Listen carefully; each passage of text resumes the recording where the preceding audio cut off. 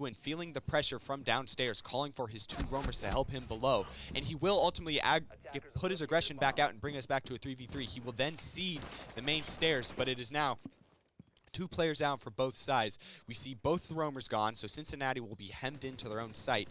But in the meantime, both frag grenades from Kutztown are off the board, so these players do not have to worry about the safety of where they are stepping for the rest of this round. Yeah, the only one highlight from there from Kutztown is at least that's 2 roamers down and 1 nitro cell. So they don't have to worry about as many explosive pieces of utility in a post-land situation. Penguin, though, getting another really good kill with that TCSG. Recently switching to the 2 times on it, and I think it's working for him really well. Yes, absolutely. All of a sudden, Kutztown, they're going to need to find some space, find some picks if they want to get to a post-plant. They still have to deal with 2 canisters from the smoke. They still have to deal with a on-land TCSG and a shotgun from the smoke. Smoke will use the last 2 of his babes to create some space for the time being. So Kutztown, with this scan, will get an idea of where these defenders are from, but they will not have any gas in their face in the coming seconds. They will have the ability to choose where they want to push next. And they will choose to push this game side of the map. Penguin taking 1 bullet for his efforts to stall them out any longer, but 30 seconds left. They get some idea on where the player's thrown. They knew the smoke was in that corner already. They're going to follow up on that Cade. Nomad's going to push into sight, fall from the crossfire from Penguin. Penguin getting his thirst on the round. So it's all up to Thundy, a player we have not seen step up regularly for Kutztown. And he's going to have to pull one out of the backs of his pockets. He's going to push deep through maps, grab, and get his own double kill. It's all down to Penguin and Thundy to decide who has this in the map. And Thundy decides to get aggressive and get his own triple of the round and take round 1 for Kutztown. That's an absolute blunder coming from UC. They just let him push in for free.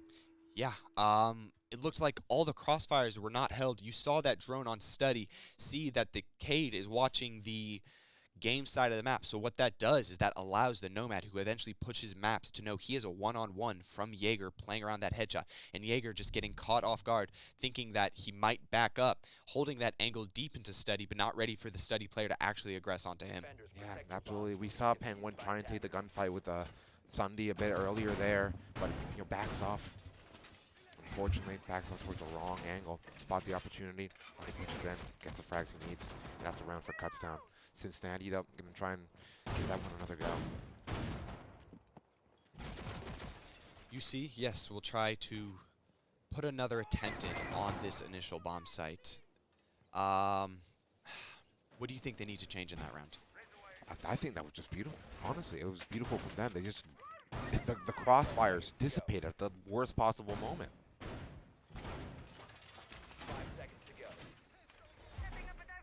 And, well, other than that, I think they were doing a pretty good job. The roam, I do want to highlight the roam. It fell apart quite quick, a little bit too quickly, wouldn't you say? Yeah, I think Kutztown, they get the first 2 opening players. If not for Penguin, they're going to be ecstatic about that roam clear. They get both the Mozzie and the Alibi, 2 of the strongest guns the defenders chose to bring, and a Nitro out from the downstairs roam quite effectively within that first minute.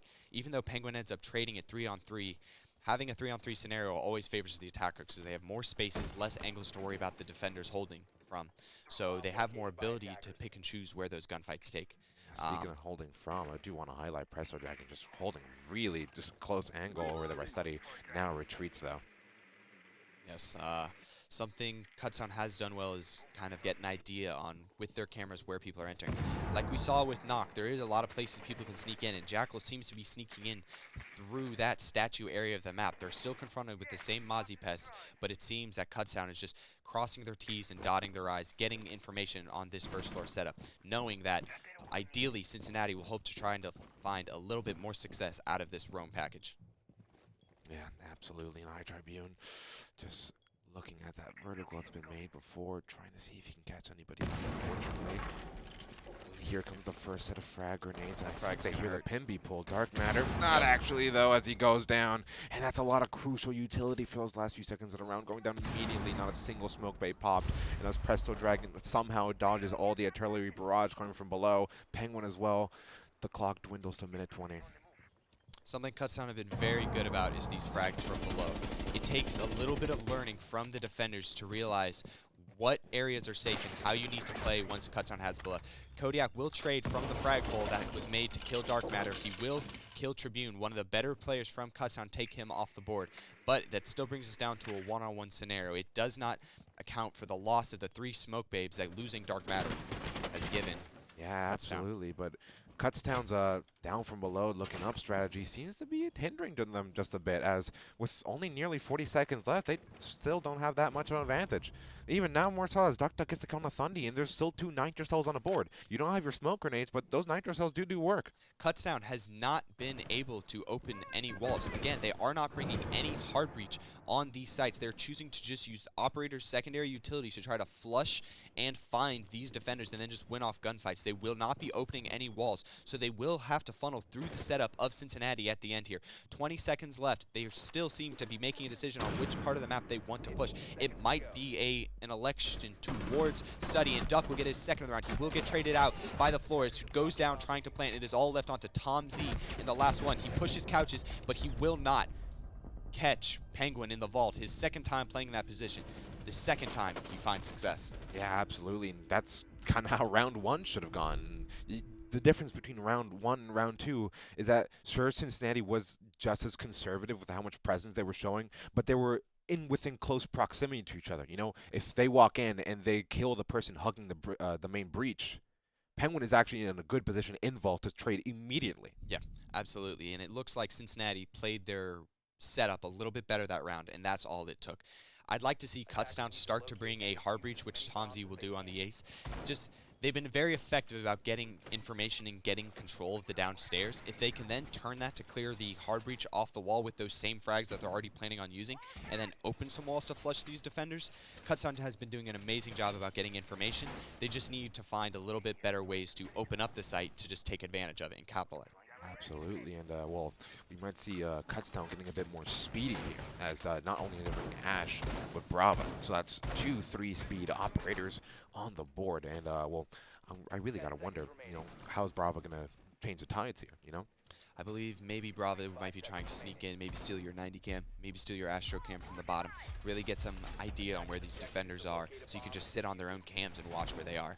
This round will be speedy. Again, Kutztown choosing to not bring a hard reach. Also, Cincinnati playing the same setup that they've been playing for a couple of months now. So with this time to VOD review, you must imagine that Kutztown, seeing this setup, has picked these operators to make a very selective counter strat, because you can already see Kutztown is about looking to enter this mudrooms area downstairs. Yeah, one thing I do want to highlight, though, you know, I've been watching a lot of Cincinnati in the regular season, and well, I don't really see the castle that much, and you know, Duck's playing him here on Villa, so I gotta wonder how those extra castle barricades can help him out. Ooh, and this might be the end of whoever's making stuff here. A little bit premature, yes. Yeah. It's a bit of and a I believe he grenade. might be safe here, sitting on top of this hard surface.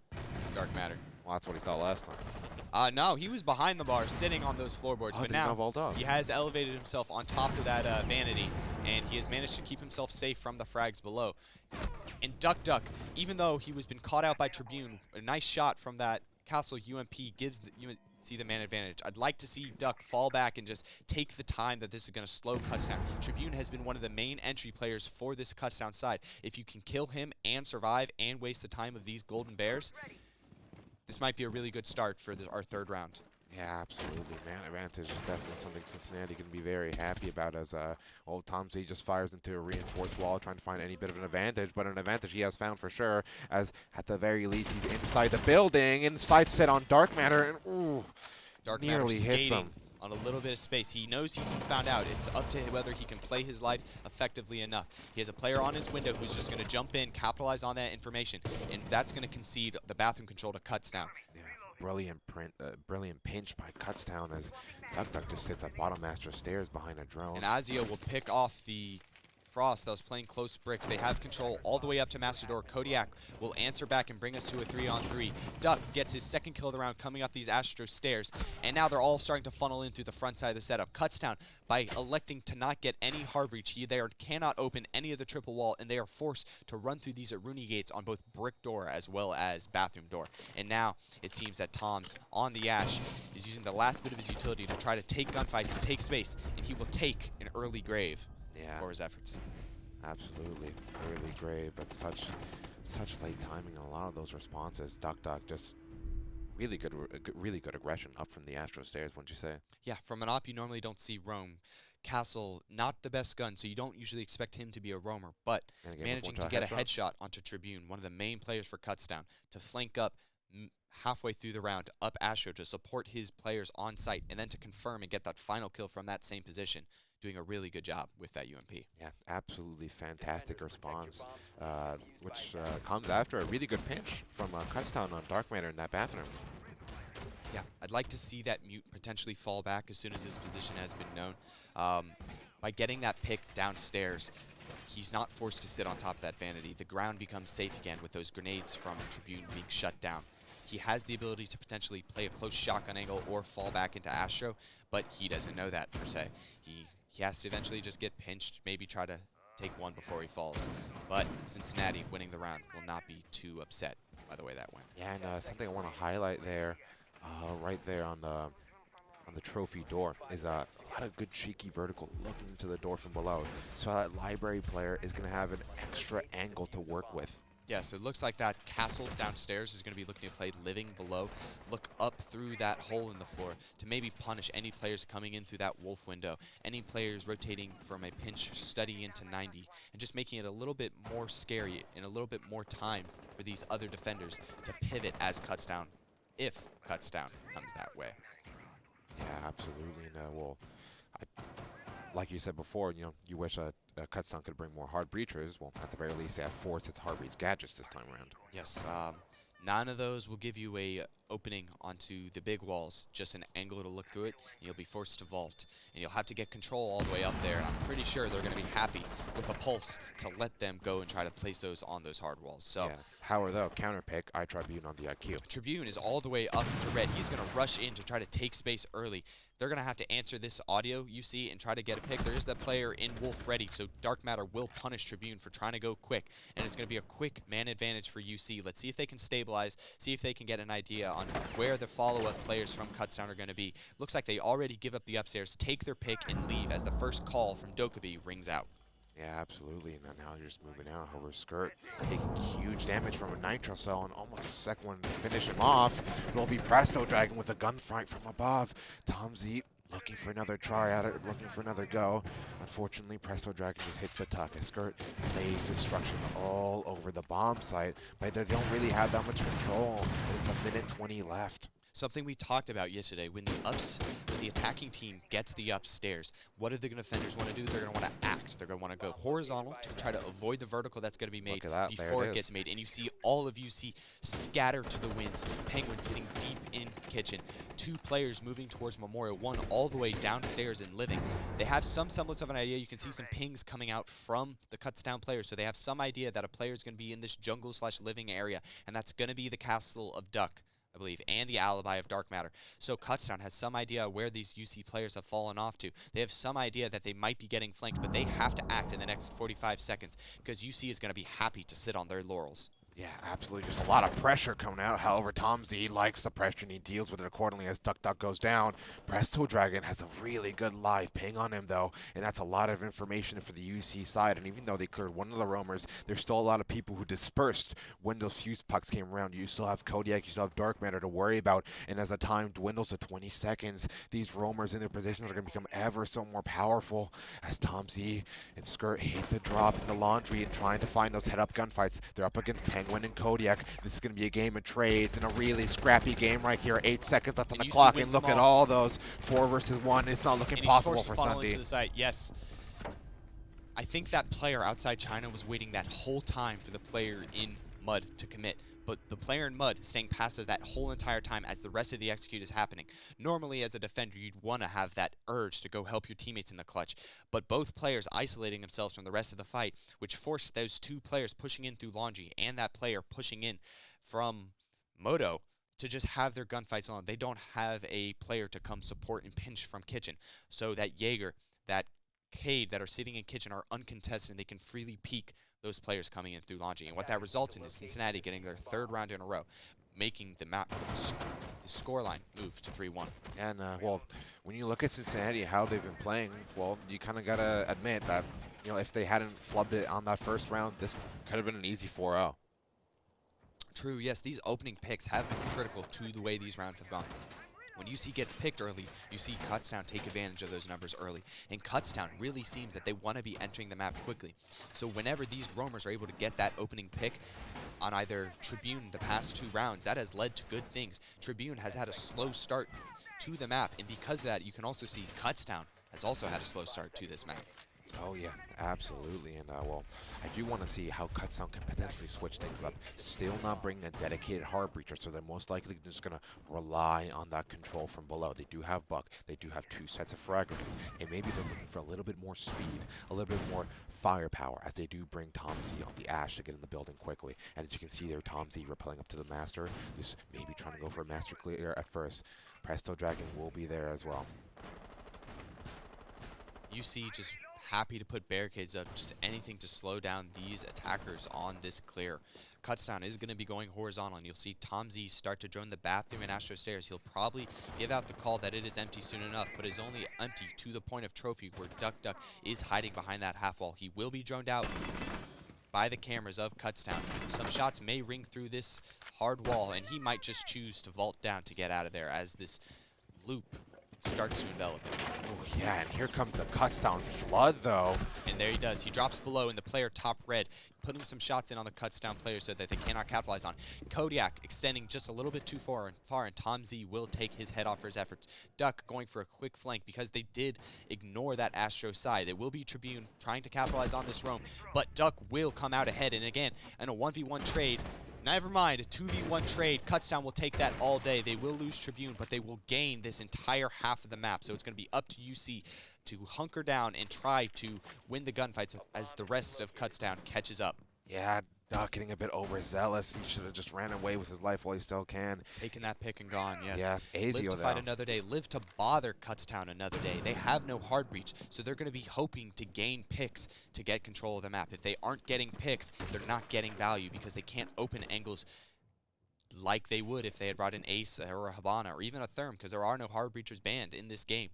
Yeah, absolutely, and now even though Kutztown had the man advantage, the health on the players they do have, and they seem to know that Presto is down here below, and they will catch him off guard, or so to speak, but Presto will be a little bit quicker. He will get a second kill on the Nitro, and we'll see Presto move to return up the main stairs as smoke gasses out Kutztown, gasses out their ability to capitalize on that information. And now they're going to have to wait behind that smoke as one of them goes study, and one of them will come from that 90 hall area. They're going to be split players, and they're going to have to win their split ones to try to get this round back into control.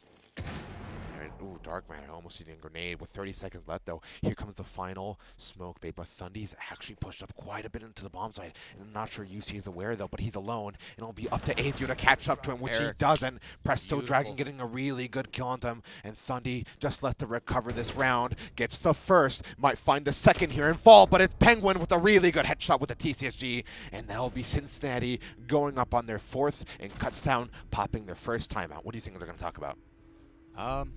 I think they need to change up. I think they need to bring a hard breach. They're getting to 90. They're getting to the point where they're going to start to transition to open up walls, but they can't. They have prepared. They've roam cleared very effectively. They get the opening duels to go in their favor, but the problem is they have to play around gunfights to win the round because they don't have the ability to play the objective.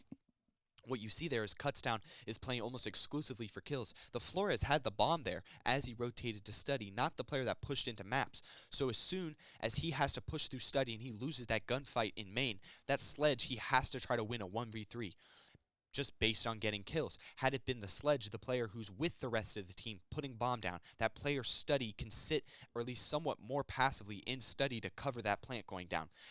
Because those smoke babes, they did not reach either to vault or to maps. Say that Case is able to go down, Kutztown can play it a little bit more passively. They don't have to just fight for these kills. Because when Eric or Presto Dragon gets 3 kills in the round, when they know where he is, that's a problem. Yeah, absolutely. And something I do want to highlight in the Flores is that while the team was trying to take 90, that shield with Dark Matter was still up. And Flores, the main person with the explosive utility, I'm sure the sledge had a frag grenade, but there was an ADX protecting it. The Flores is repelled on 90, unable to get a Rotero drone in there. Yeah, absolutely. Kutztown seemingly having a slow start today like they did yesterday.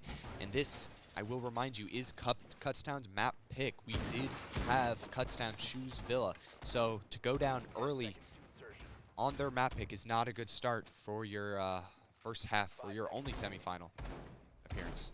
Yeah, absolutely. And, well, things look ever so more grim for Kutztown as the match proceeds. And, well, it might be a repeat of their own LAN. Well, we saw it if you see this last time. They played this same setup. Kutztown ended up funneling in through this master side, which they seem to be leaning towards doing again. They will have to deal with the frost mats and gates extended over this way. I'd like to see 1 or 2 players from Kutztown either pinch from the other side horizontally or help pinch up from Astro. They did not find success as Duck was able to pick off Tribune early last time, so they will need to find some new ideas on how to do it. And Tribune, like I said, entering in horizontal upstairs, will find Kodiak for first. Really good early pick by Kutztown there, and they'll be taking all that real estate. Only Duck really left to contest that area over there, as he can be found over by the red stairs.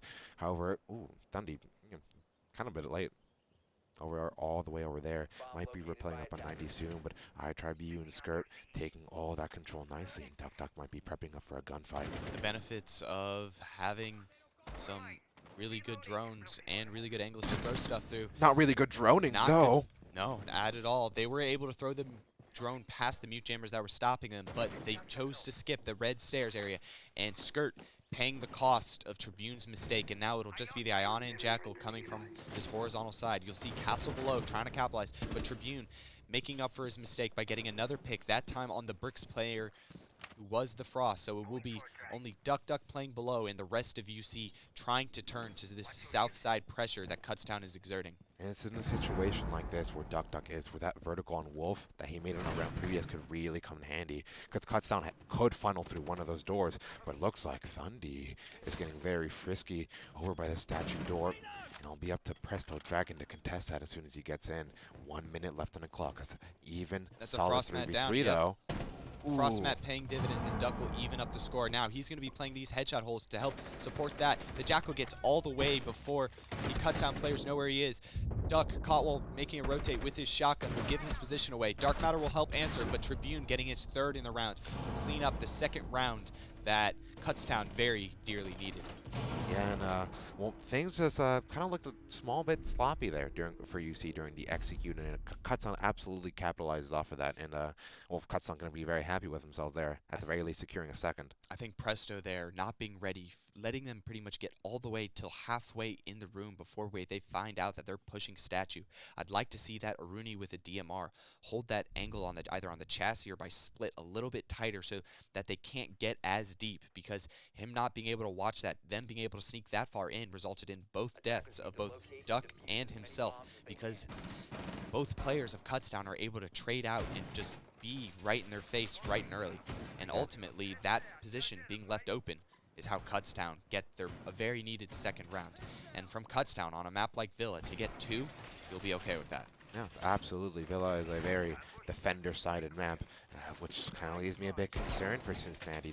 Their attacks on well, Villa during the regular season being characteristically catastrophic, for lack of better words. I'd like to see them maybe either switch some things or just be really, really on about the way they roam clear. And well, an update from our other semifinal match, Drexel versus Penn. It will be Drexel on the back foot right now, as they are 3-5 against Penn State. Nothing on what too map? Crazy. Seemingly pretty close. Cafe. On Cafe, yes. So on a Cafe, usually that first half can be really heavily leaning. The fact it's only a 2-round differential, I expect to see that game to be really close in its first map. Oh yeah, absolutely. But now as we drive focus to the main semifinal right now, we are going to see Presto Dragon on the fuse, and that will be really good for this bomb site, and I'll be very curious to see if Kutztown disperse the same way once those fuse pucks come flying. But speaking dispersing, Skirt knows he's been droned, but he's looking for that gunfight. He knows where that Jackal is, and he will get the pre-fire onto Duck. He will shut him down. Again, a problem with UC, yes, they know where the player is, but there's not a 2nd player to capitalize on that trade. There's not a 2nd person ready to punish Skirt from taking that gunfight. And because of that, Skirt is able to get the cam, get the kill, and keep up the pressure on this area of the map. There's no 2nd player to help cut off, which is a problem that Cincinnati has shown on most of their attacks on Villa. Yeah, and well, even though the camera missed it, that was a crucial kill that escaped Penguin's grasp right there. Ooh, actually, though, Skirt getting down. He will get punished for getting over-aggressive, but it looks like he might be able to get picked up safely, as UC does not know that he is safely have a 2nd player there. Kodiak dispelling, almost dispelling of a nitro cell that's still present though with the skeleton key, and Azio just waiting to pop it via way of his black eye cameras. Things seem to slow down just a little bit here for Cincinnati as the clock approaches the minute 30. Cincinnati very wary of these valve cams. These valve cams setting up traps in the floor for nitros. These Cincinnati members need to be careful about staying stationary, as these might ring out and punish them for over-aggressing. Presto will finally finish off Skirt, and Dark will take down Thundy. That will give up most of the roam presence for Cincinnati. They still have to worry about the nitros, but they will start to get to work above, as we have Fuse on Presto and a Buck for Kodiak starting to get work done. Yeah, final nitro cell goes off, and Cincinnati no longer have much to worry about unless Tom Z has something to say to Kodiak, and well, he doesn't even want a sliver of HP. What we will also see out of UC is that they are also opting to not bring a dedicated hard breach. It is just the canisters from Presto that will comprise their ability to open up these reinforced walls. So UC, like Kutztown, will be looking to funnel where these defenders are playing. As one of them goes down and one goes up these red stairs, they will hopefully have an eye on this flank to try to gain an advantage back. It will be Dark Matter on that. They will see the player move into Wolf. That player is dead now. Tom Z maybe overextending a little. Tribune also coming up the Astro stairs will even the numbers. It is now 2 defenders both in sight with 16 seconds left. UC is forced to funnel in through these gunfights, trying to win them, trying to steal this round from Kutztown, who really have every advantage. Dark Matter will take one. Tribune will answer with another trade of his own, and now UC will have to funnel in, and Presto will finally put down Tribune, giving him no more kills in the round, and UC winning their first attack on Villa. Yeah, and I mean, God, I feel like Kutztown could have won that. Honestly, I feel like Kutztown 100%. If Tribune plays his life a little bit longer there instead of being in the open, 4 seconds. 4 seconds. You're forcing UC, 1, to put a bomb down, and 2, they're putting a bomb down with 0 seconds left. If he can pick and choose who he fights, win that one-on-one engagement, that planner is not covered. Or if he can catch that planner because they don't have much time to get to a good spot, put that case down, he can play for the time. So I think he doesn't know where it's going down. He doesn't know where all the attackers are necessarily coming from. He ends up taking that fight by the pantry door. And Presto, unfortunately for him, wins it. Not to mention, I do believe Dark Matter, who had defuser, was killed near the 10-second mark, and that defuser was down. Yeah, absolutely. But that information obviously not being passed to the Kutztown players, and they were unable to take advantage. Yeah, and it's speaking of advantages right now, you know, Tom Z going on the Valkyrie, that's going to be a heavy information advantage. And look there, as they have 4 nitro cells on the board. Yes. What seems to be a downstairs extension for Kutztown, taking advantage of Mozzie's ability to stop droning, taking advantage of Tribune's punishment for not being able to check every corner, and then Tom Z making every single floorboard they step on at risk of housing some C4 explosive beneath it. Yeah, the only saving grace right now for UC is that Drexel Dragon has been allowed to choose that Jackal, so they might be able to dispel of that downstairs roam just a little bit easier. I'm a little bit worried for Cincinnati. Bringing a Thermite, it's going to be forcing Dark Matter to go up on the wall. You see a preset Nitro, hoping that Cincinnati ends up coming from this study side, which it seems that they may choose to do so. Duck going below may be calling out that preset Nitro. They have drones right beneath its position, so they might have some idea. It's going to be Thundy, surrounded by all sides by these Cincinnati players. He's going to have to either make a fight or make a decision. Dual UC4, as well, originally meant to stop any going into study, actually gives Thundy a really good vertical angle down below. UC will continue to try to put pressure below. It seems they might want to get control of this downstairs memorial area. Take advantage of this downstairs that they may want to choose. Thundy will get shot looking the wrong way by Kodiak, and that is one of the Nitros on Kutztown going down. But Skirt will try to re-aggress, retake position. He will be droned out. He will look for the fight. In the return, he will put shots into each other, but he will not escape before his head also falls. Kutztown losing 2 players very early by being very aggressive on the roam. UC seemingly still continuing that drone clear, knowing that Kutztown just wants to re-up and reassert control of the map, which they have not managed to do so. And with a minute down, Kutztown has already lost 2 players. They need to really rethink how they want to defend this upstairs bomb site. Absolutely, and this UC attack just encroaches on them ever so slowly. Presto Dragon getting a good ping on the Capcan. RIT Tribune, as the whole Kutztown defense just scraps the roam, and up to the bomb site they have to defend. 1 man left. Duck sends some good artillery flying around Frag grenade number 1, still having one in the pocket. Might be some flying soon. There it is. Doesn't find any targets though. 1 minute left remaining. It'll be RIT Tribune just trying to hit a lucky pre-fire, see anybody's there, but the entirety of Cincinnati is still downstairs below, and they might be looking to just push up red stairs right now. Be Duck with a Gemini clone, just trying to see what information they can find. Presto Dragon just making a lot of good noise over by the master side, but they're all still focused on those red stairs. Azio though, just having to hide from all the bullets that are around, flying his way on that brick shield. Kodiak still has some one frag grenade on his pocket and might hit the intended target here. And he does. Tribune falls to a frag, and now it is a 5v2. Azio answers, Duck gets another. So now it is all down to Tom Z moving into that split area with all these players around him, and he will walk straight to his death. UC move to map point. Yeah, and well, looks like it might be played 11 times. 1-3 for Cincinnati on Villa. Yes, a very needed third map, because now Kutztown using their second timeout already. They have no more mistakes to be made. They're down 6-2 on their map pick to start the day. There are a lot of players struggling to find impact. I see Azio and Skirt struggling to keep up. The rest of Kutztown doing just enough to pretty much go even. Whereas on Cincinnati, you see Duck almost double positive, and everyone except for Dark Matter going positive in their own right on UC. Yeah, absolutely. And well, what more can you really ask for? 4 players going positive, and like UC's play style and attack, just looking very, very, like, no offense, uncharacteristically refined. Yeah, they're really taking their time with their droning, really weeding out where these Kutztown players. Kutztown seemingly wants to be very aggressive on the roam. UC seeing that in the VODs, seeing that even after they get a pick, keep droning, keep droning. They're going to try to push up somewhere else. They're going to try to get it back, and you can capitalize on the trades that when they over-assert, over-aggress, they will be able to be caught off guard, and you will further have a man advantage in these rounds, which you've seen UC getting multiple picks early on and multiple rounds already going their way. Yeah, absolutely. And well, Kutztown making adaptation, maybe just trying to stop the fast roll of UC. Tomzi actually electing to go the Legion. Along with Amazi, that's a lot of good potential information for the defenders that could be on board. Interesting switch. Presto teasing the blitz. Taking a teasing page the of ability RIT's to book. go quick, and potentially taking something out of RIT's playbook. UC seemingly wanting to go fast with Blitz and a Lion and an AK and just Ash.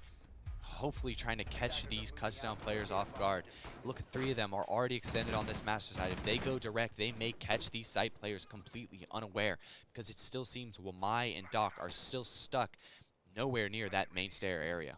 Yeah, Kutztown left expecting respect, but at this moment in the match, UC is absolutely just feeling themselves here. They know they're going to win it. They know they can win it, and they're going to show that they don't care about the defensive lineup from Kutztown at all. That defensive setup being extended mostly towards master side, and it could really just be the downfall of Kutztown on Villa.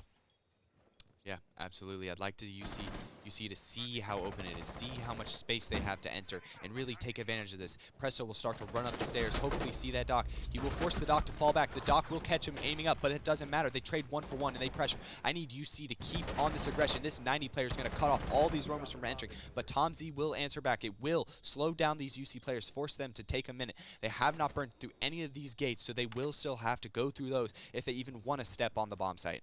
Yeah, and that was a tiny bit weird from UC. I don't think the line call and the blitz rush were timed at the same time. Yes, Duck put down to 1 HP by the DMR of Thundy. Kutztown further making UC kind of step back and rethink this strategy. They might have to redrone this entire area because they have lost almost every piece of ground that they have gained. Yeah, and well, now UC just left to recuperate, just try and see if anybody from Kutztown gets a bit overzealous, and at this point in the game, I don't think they are. Kutztown is just going to sit and hold and just gain every second they can on this clock as it dwindles down to nearly a minute, and Kodiak is just left here to wonder, please, can somebody peek me? Yes, he will hope that these Kutztown players move just enough to get into his bomb site or into his line of sight.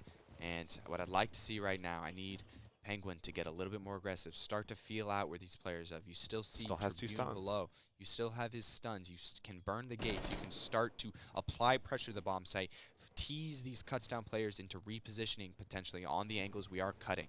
So UC, we can't expect them to just run into our line of sight. We have to initiate. We have to incentivize them to get out of the positions they're already holding, because Kutztown rightfully see how strong of a position they're in. Yeah, now as the clock hits 30, Cincinnati seems to have woken up. Now it's trying something. Kodiak tries to go for the repel 90, gets caught out instantly by Thundi. And it's only Duck Duck left, gets one for his troubles with 20 seconds on the clock. It's going to be really complicated for Penguin and Duck Duck. Penguin, though, still has the 2 stuns, as mentioned before. Let's see if he uses them. Ooh, Azio getting lit up really hard by Duck Duck. Penguin pushing through Naval. Oh, makes it a 2v1! Oh my god! They bring it out, a 2v4 to close out Villa, and Kutztown seemingly still not ready to play this morning, and they will lose their map 7-2. Kutztown, not in this lifetime. You thought you had it, but a sucker punch from UC sends them packing on Villa. 7-2. Neither timeout seemingly stopping the roll of UC. UC absolutely steamrolling Kutztown on their own map, and Kutztown will be definitely needing these 5 minutes in between maps.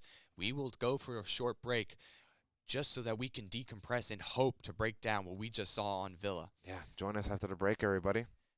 Yep.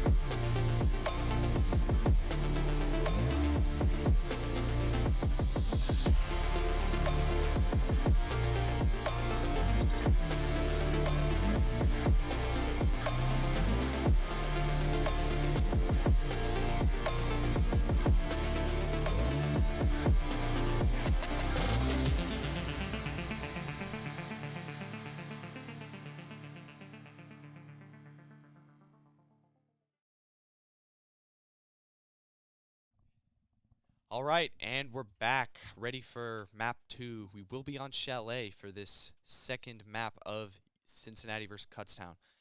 What we just saw was, what would you say, domination from UC? Absolutely. Just it's like Villa was never a problem. Yeah. Regular season be damned. We talked about how Kutztown picking Villa might be a problem for the Bearcats, but it seems that it was Kutztown themselves, again, starting slow. And on the other side, we saw Duck. He went absolutely nuclear. What was it, 14? 14, I and believe. 6? Yeah, 14 Just and 6. dropping a 2.0. We see the second entry of Penguin following up with 9 kills of his own, 9 and 4. So, and you saw it at the end there in that 2v4. Those two both got 2 kills and just completely took Kutztown players who were in position to trade. They were in the right positions to win that and capitalize on that round. But the UC players just having better aim in those engagements, being more ready to take ground and take those gunfights, which ultimately is seen in a 7-2 victory. Yeah, absolutely. And So, and we also just got word our first map for the other semifinal has finished. Drexel clutching up in another round 15 to beat Penn State. They will take the first map, and they will go 1-up in the series just like UC. So, both teams in Group B going down early. We will hopefully see if they can bounce back as we head into our second maps respectively. But, speaking of second maps, Chalet, what do you expect? I expect an absolute war on Chalet. You know, both teams having to learn a lot on both maps.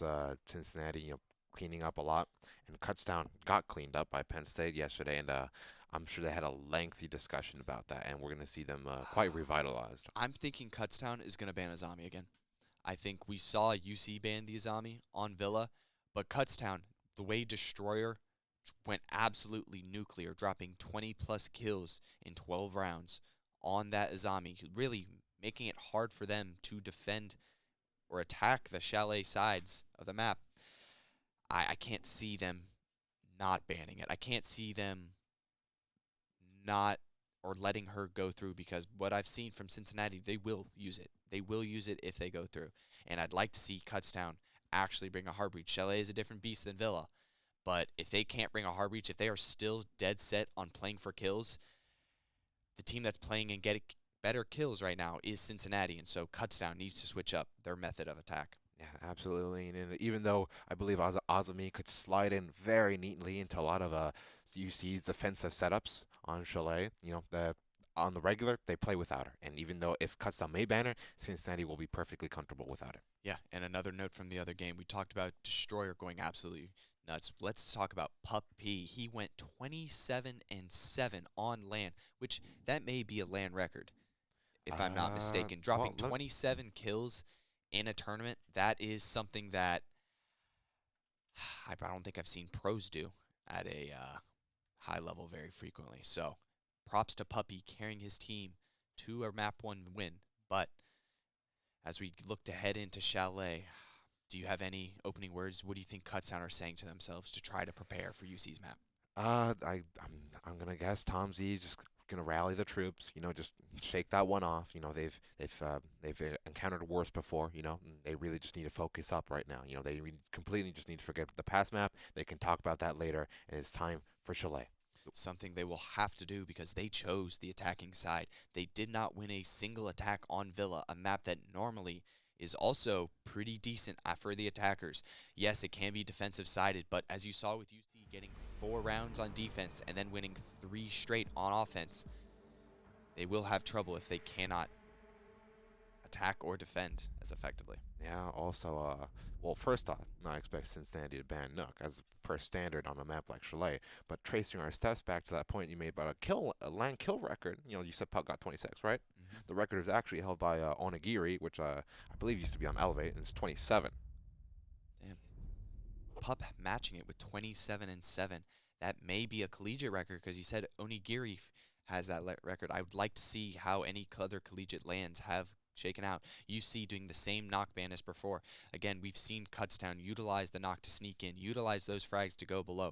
Dark Matter on the first round, getting caught off guard, learning the hard way. Kutztown will ban the Capitao. I think that's something Penn State saw.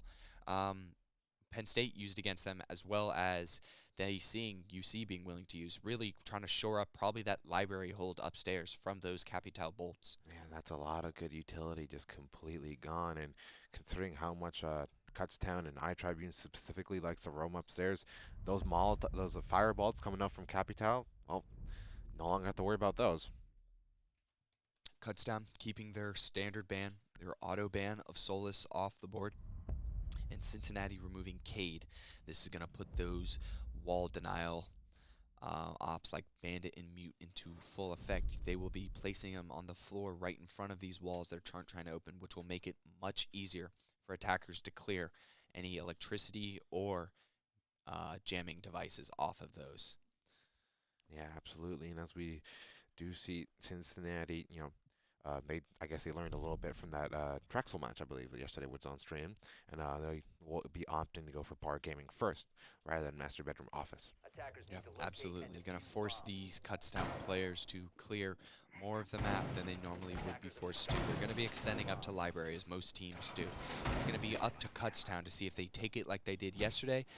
Saw them go into the basement, get really aggressive, really close to the bomb site before they start to heavy commit, or if they're going to go and opt towards the upstairs clearing wall from that office side.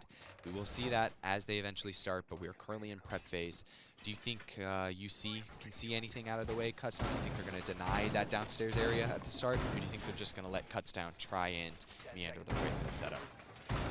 Honestly, with how the setup is looking, I think Kutztown could have an easy-ish time getting their way down below. You know, you would have a mezzanine player right there in the form of Duck Duck. You would have a Ivy player right there in the form of Kodiak. And normally, what I've seen UC do is that they like to take more control over by the solar side with their third roamer in the form of Penguin and Jaeger. But he seems to have situated himself by those main stairs, so I may be wrong.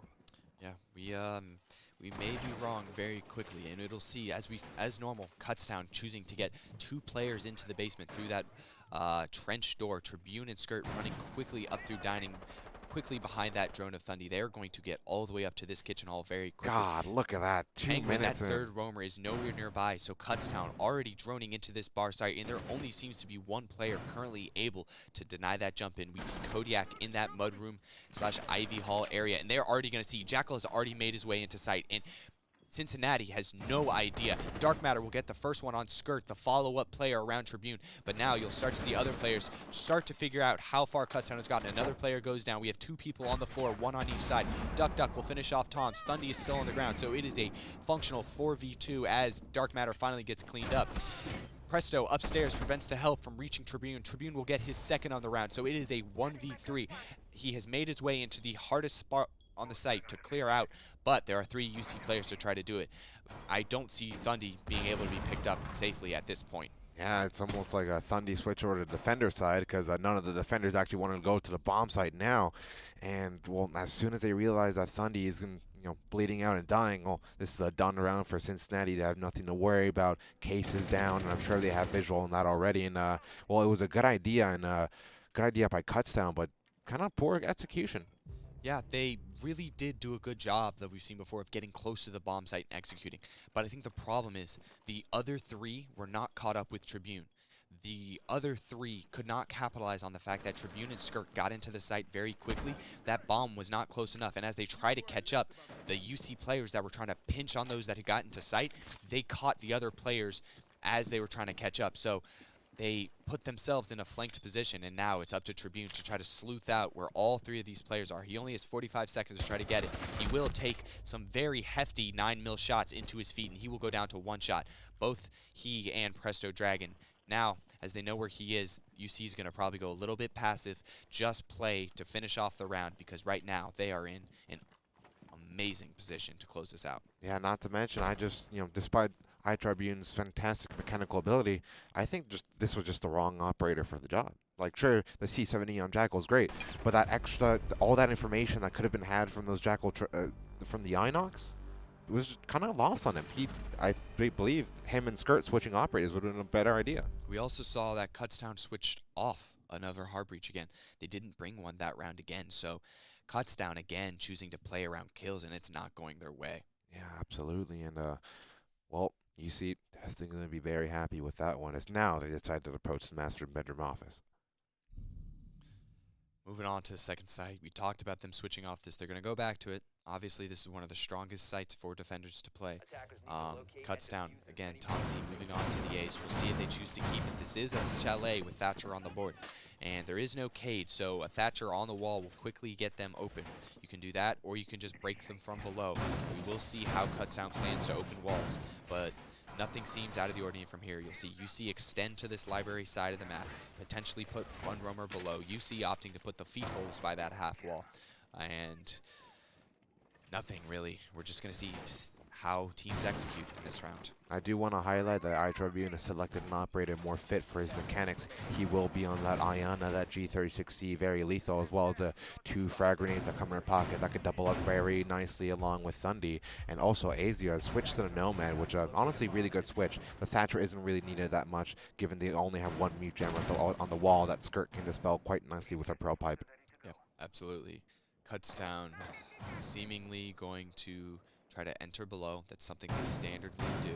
Tribune by trench door, Skirt is by the big garage. 4 of them are on that side of the map, so we've got to imagine this might be a downstairs dining take.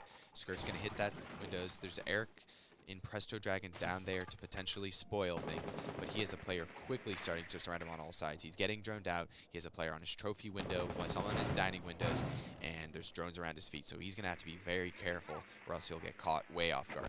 Yeah, absolutely, and Presto Dragon might have a heap of engagements coming his way a lot sooner than he might hope for, but actually Skirt decides, he thinks better of it and hits a rotate somewhere else on the map. Azio just planting a cheeky little Nomad air job there, watching off a run out. He needs to worry about somebody in kitchen. The vertical's been made. He might find the engagement sooner than later, but he doesn't actually have visual on him. Dark Matter gets a nice heap of damage into him, and Kodiak takes down Skirt. Dark Matter just waiting for another chance to peek it. Kodiak gets a good rotate onto the fireplace stairs after getting the kill on Skirt, who tries to reposition. Maybe try to take out Presto Dragon through West Main. And Presto Dragon just sitting pretty there. And the clock approaches minute 30. Kutztown not with much control of the map. Players just sitting outside trying to get an idea on where is safe to enter.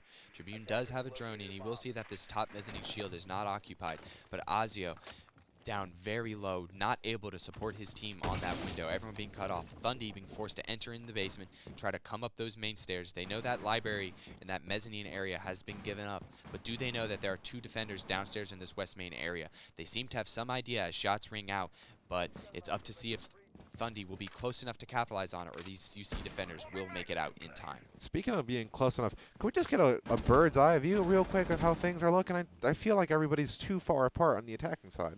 Yeah, absolutely. You can see the ace has made it all the way upstairs, and he's starting to get ready for the wall.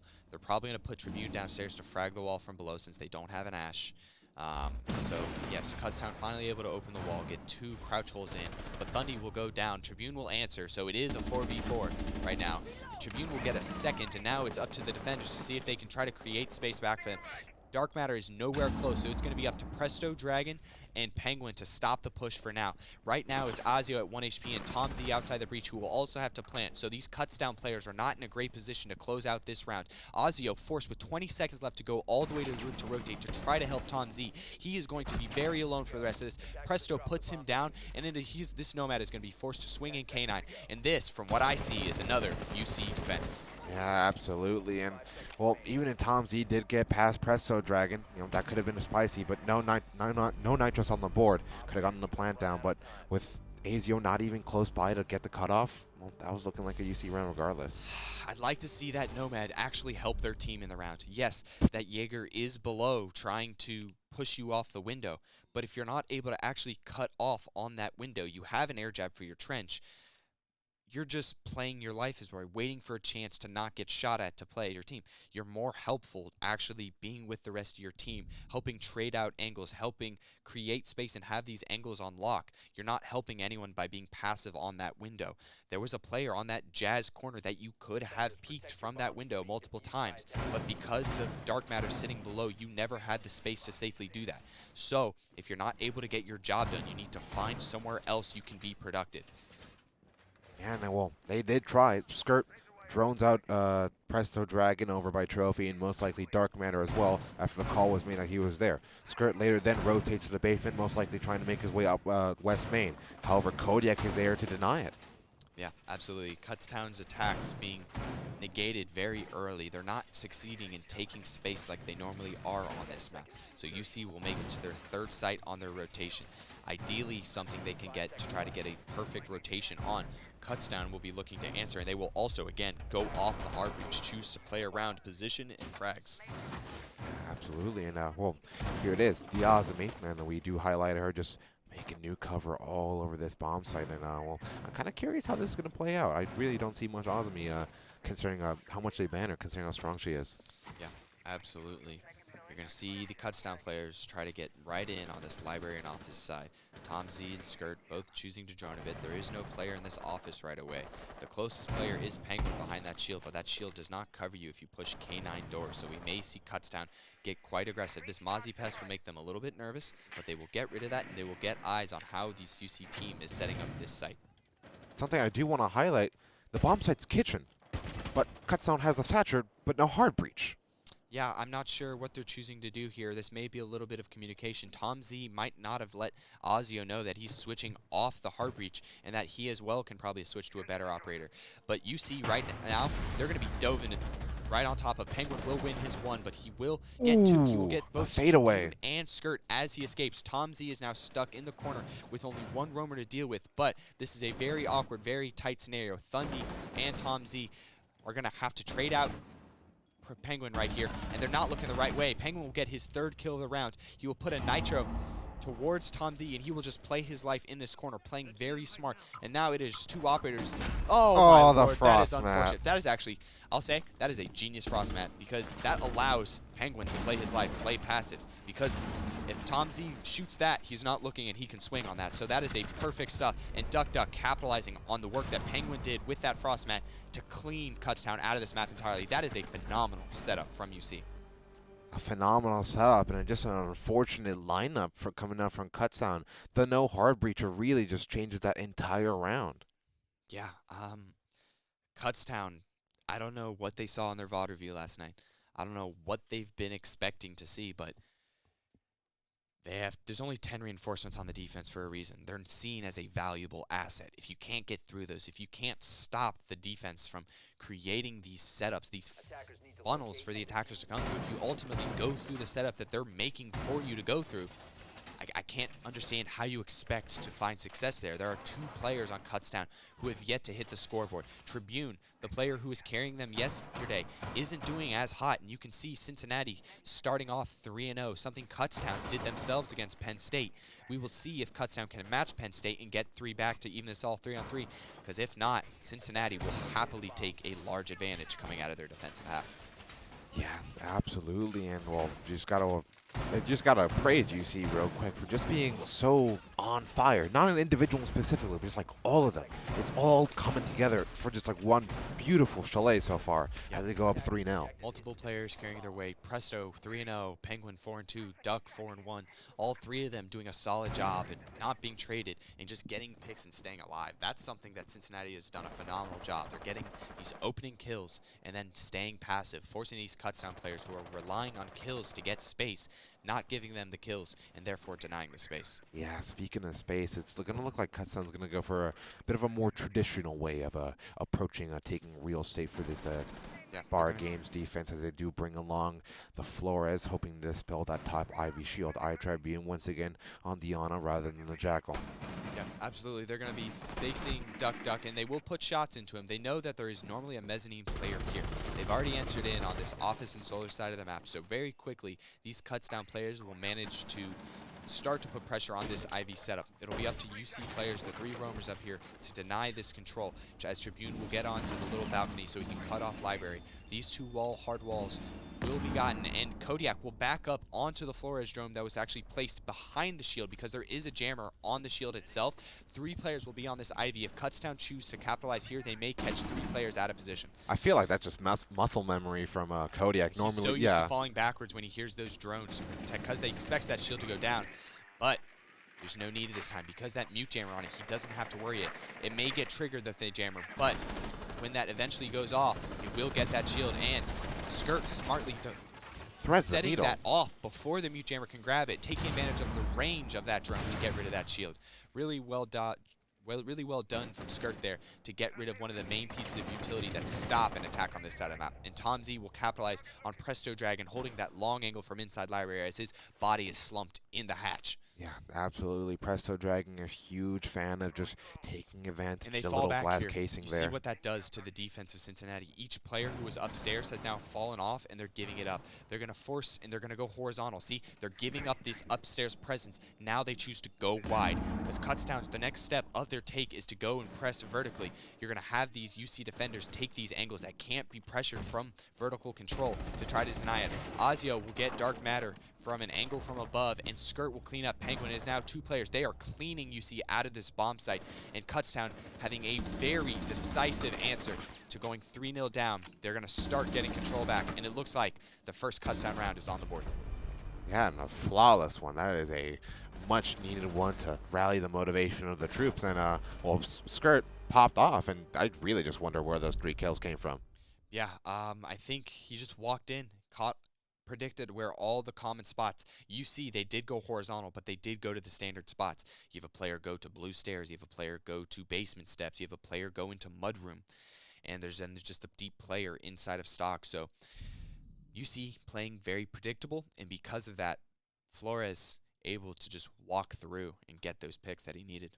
Yeah, absolutely. And Kutztown looking very methodical on that one. It's not just a direct take, it's a one by one by one. We take the space. It's a checklist of things to do.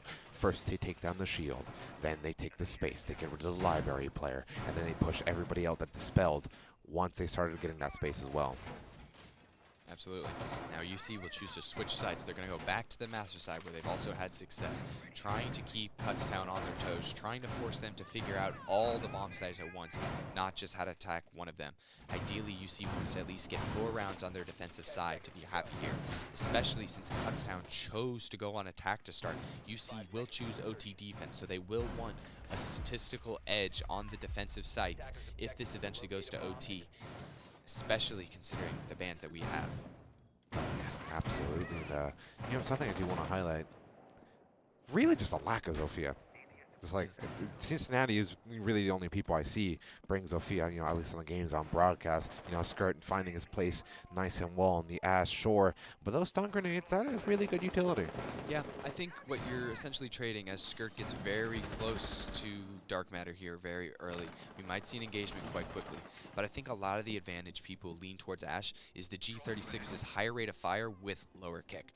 You have the same amount of soft destruction capabilities as you see 2 UC players on both levels of the steps. You'll see one of them get caught, both of them give their position away. So I'd like to see Kutztown paying the appropriate amount of heed to these players as they'll keep joining this Ivy side. But back towards Ash, I believe they prefer this quicker rate of fire in tandem with this. As this Vigil will get caught out, we will have a gunfight here as he has been caught off guard, and he will catch with a good pre-fire onto Skirt, taking down that soft destruction.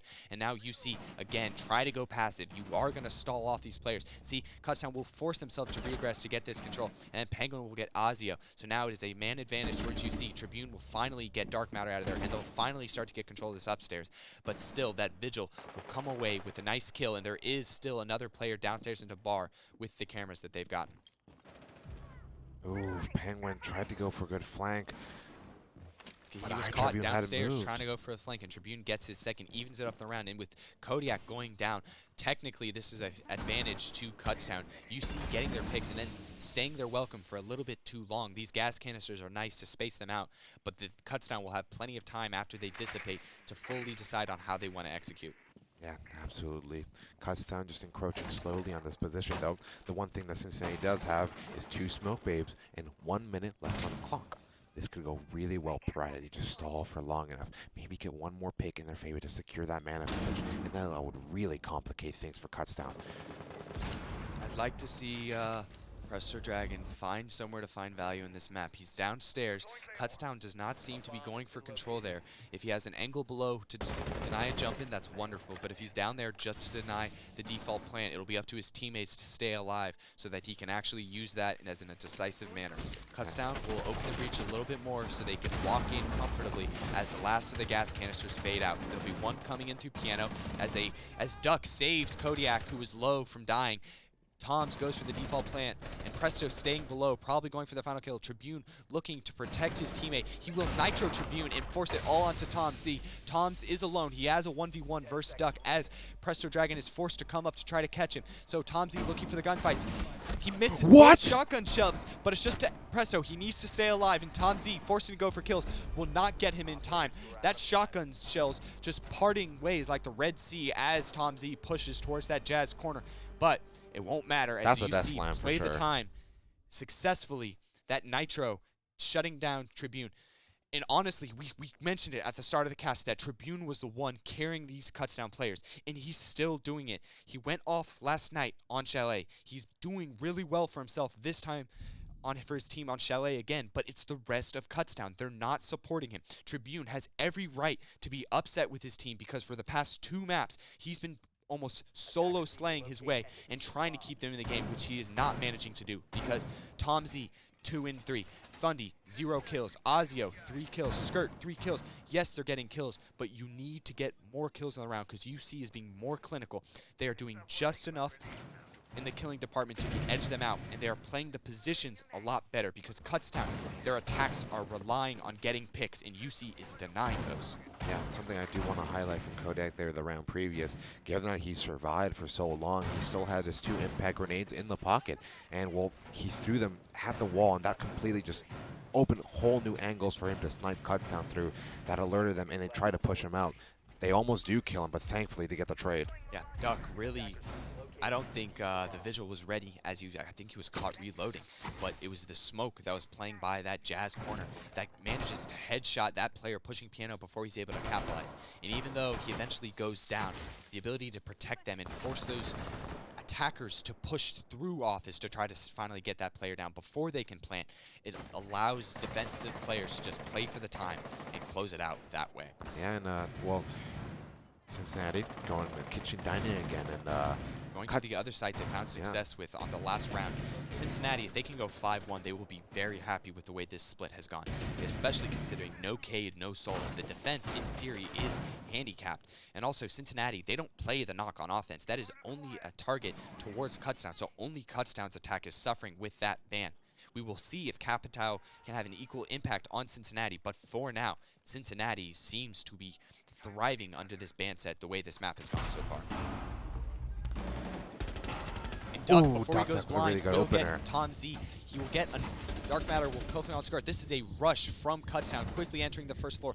All 3 players from Kutztown will answer in, and it is down quickly to Penguin as they just funnel through the site, and he's forced to come down through the main stairs. They have eyes on him, and a trade happening. They will trade out 1-for-1 in Kutztown, seeing how lightly protected this first floor was, choose to just go direct, slug it out, and win their fight. That was a great pick to get to their second round of offense. Yeah, absolutely. It's a night and day difference between their first time attacking kitchen dining and the second. This time around, despite still having no dedicated hard breacher, they still had the hard breach gadget on Buck. They didn't really care. They at least felt out the Cincinnati defense at first, and they realized how top heavy it was. Tribune choosing to bring that Finka. It's a good gun. You got flashbangs, and you can heal yourself and the entirety of your team. I think an important lesson is there. You saw the first 2 kills did not go Kutztown's way. It actually, those first 3 kills started in a 2-for-1 advantage for Cincinnati. But the benefit, the fact that all the Kutztown players committed themselves to funneling through the windows even as the fights aren't going for them, with the trades, the way you've moved those Cincinnati players, if you have everyone coordinated, you will eventually have numbers up, and you will eventually get control of the bomb site. A lot of teams, when it starts to go poorly for them, will just completely back out of the push because the start didn't go well. But what Kutztown did very well is they committed their entire roster to being close and ready to trade this out, and because of that, they got rewarded with the advantageous positions on site, which they could close it out, and that's why they did well.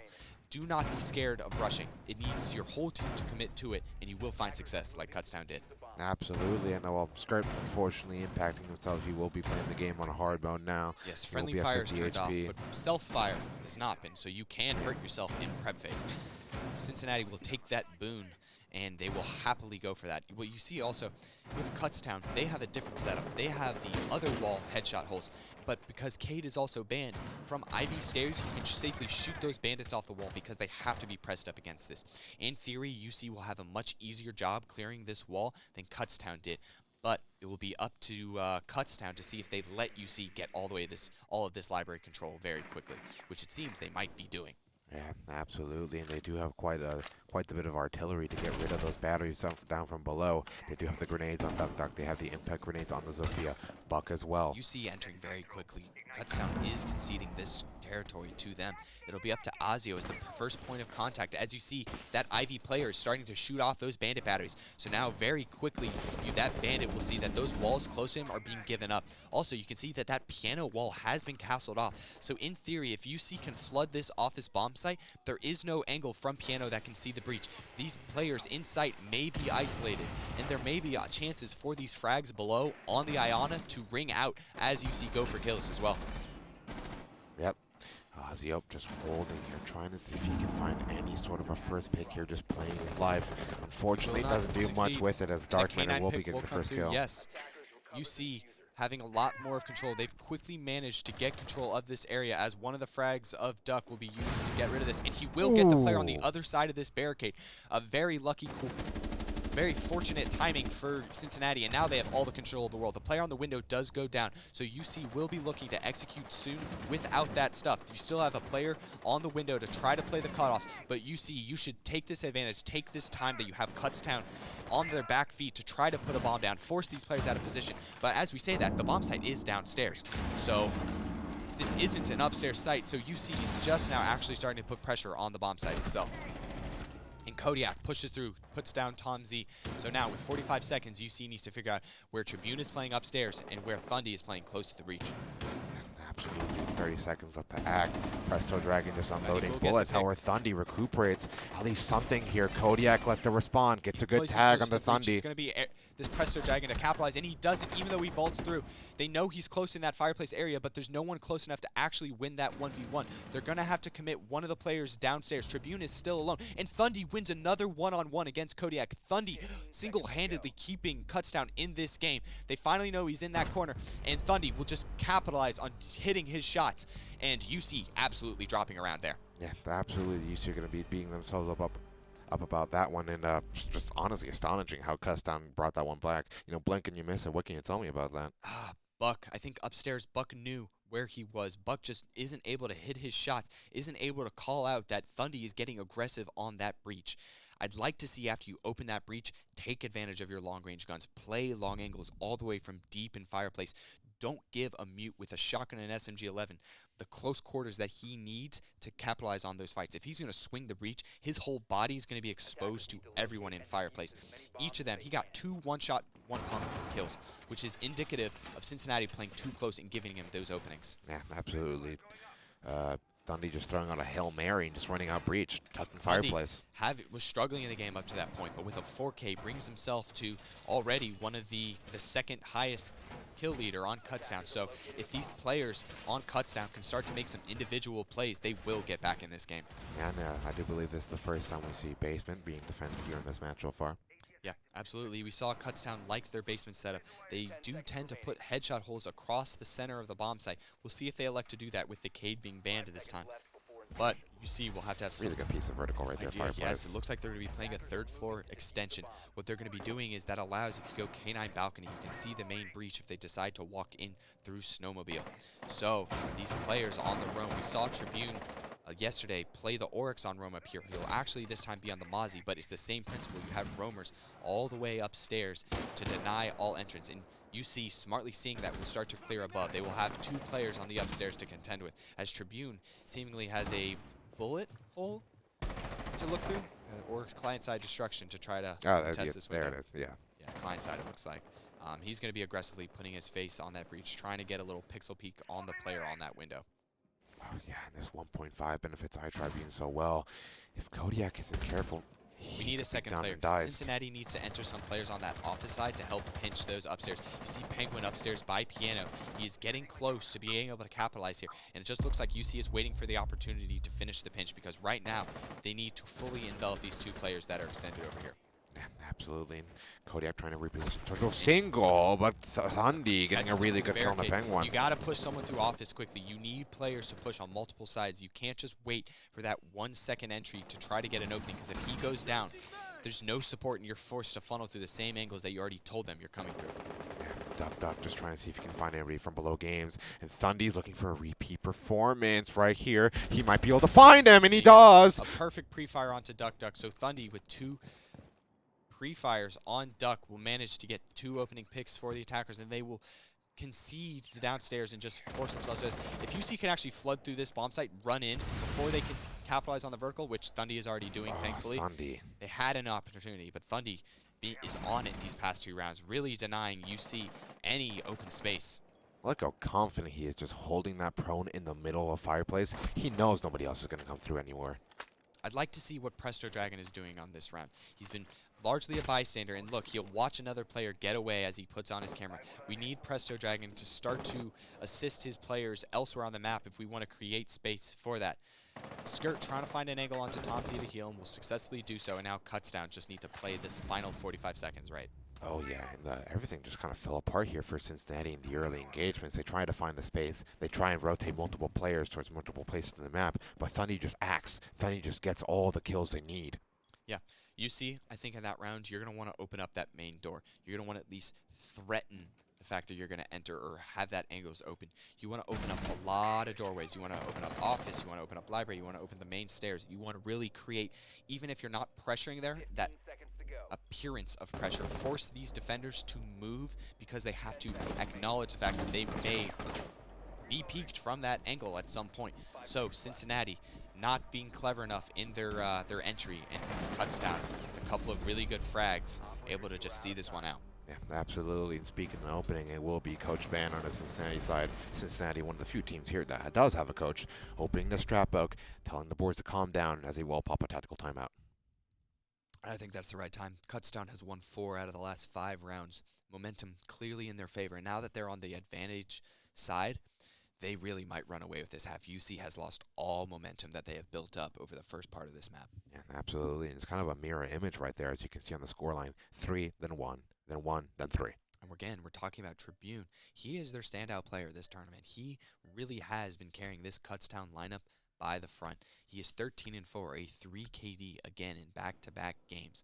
We will see if he can keep it up, or else he'll calm down like he did at the last game of yesterday. But it's going to be up to UC to find that main fragger to shut him down, because right now it looks like they've all gone quiet. While they're all keeping up and they're keeping their weight, there's no standalone fragger who can create moments for this UC side right now. Yeah, speaking of creating moments, Thundy as well, keeping good pace against the Tribune. And, well, if he keeps doing it, well, they might be able to take it. Yeah, what we said, we needed a second player from Kutztown to really step it up. Now that they have someone doing it, they are winning rounds in a row. They're being dominant. They're showing why they intentionally chose attack on Chalet, because once you get to that defensive side, you can really run up the numbers and really get those rounds to just slip away from these attackers. UC has only managed to get, what, no rounds on attack so far? One attack so far, and they're looking to replicate the success. Are we sure? I thought that was a 4-2 split from us. It was this fourth? Okay, Yes, then I'm absolutely. wrong. Cincinnati's still looking for their first round on attack. Kutztown will go to their 3rd bomb site, but what they did is they left arguably the strongest bomb site for last. So Kutztown putting themselves, at least if you play the percentages, in a good position to take their first lead of this series. Absolutely. You got to wonder what Cincinnati is going to bring out half of the time now. They're most likely going to meet a very curious setup upstairs, so they do decide to take, but actually they're sending 2 drones down below. So this could be a bit of a more direct take from the basement, and they have the lineup to do it. They have Dokkaebi and they have Lion that could completely just make them very comfortable down below with 2 types of calls right there. So you Duck sledge into the basement, get himself on those main stairs. They're really starting to try to figure out how many of these defenders are actually close to the bomb sites. They probably know that there's a standard player on Ivy, and there's usually 1 anchor. But where are the others? Where are the roamers? Toms, Tribune, and Skirt, usually the players that are going out and hunting for kills. Where are they playing? Can they stop us from going quite direct? And it's up to UC to figure out where they're playing from and if they're in. But you see Duck all the way, sneaking all the way into the stock. He will give up most of his life to get there, but he's going to have to play his bomb site. Penguin and Kodiak are going to be coming up this blue stairs, trying to catch up with him. That's the problem that we saw. UC falling for the same mistake that Kutztown did the first time. They're rushing in, but these secondary players are not close enough to capitalize. They're not rushing with their whole team, and as they try to catch up with the players that entered into site, they're being caught as the defenders enclose down. Now they're stuck to just try to get to a post-play scenario and just play the windows, because while Kutztown still has the upstairs, they're going to give up the bomb. Presto will hit one nice shot, but the planner will go down. It is a 1v3 for the Dokkaebi, and it just does not have enough life, does not have enough time, and Kutztown will take their first and a very confident lead in this series. Yeah, absolutely. And, well, near of Kutztown, as you were saying before, it was a good idea, but very poor execution.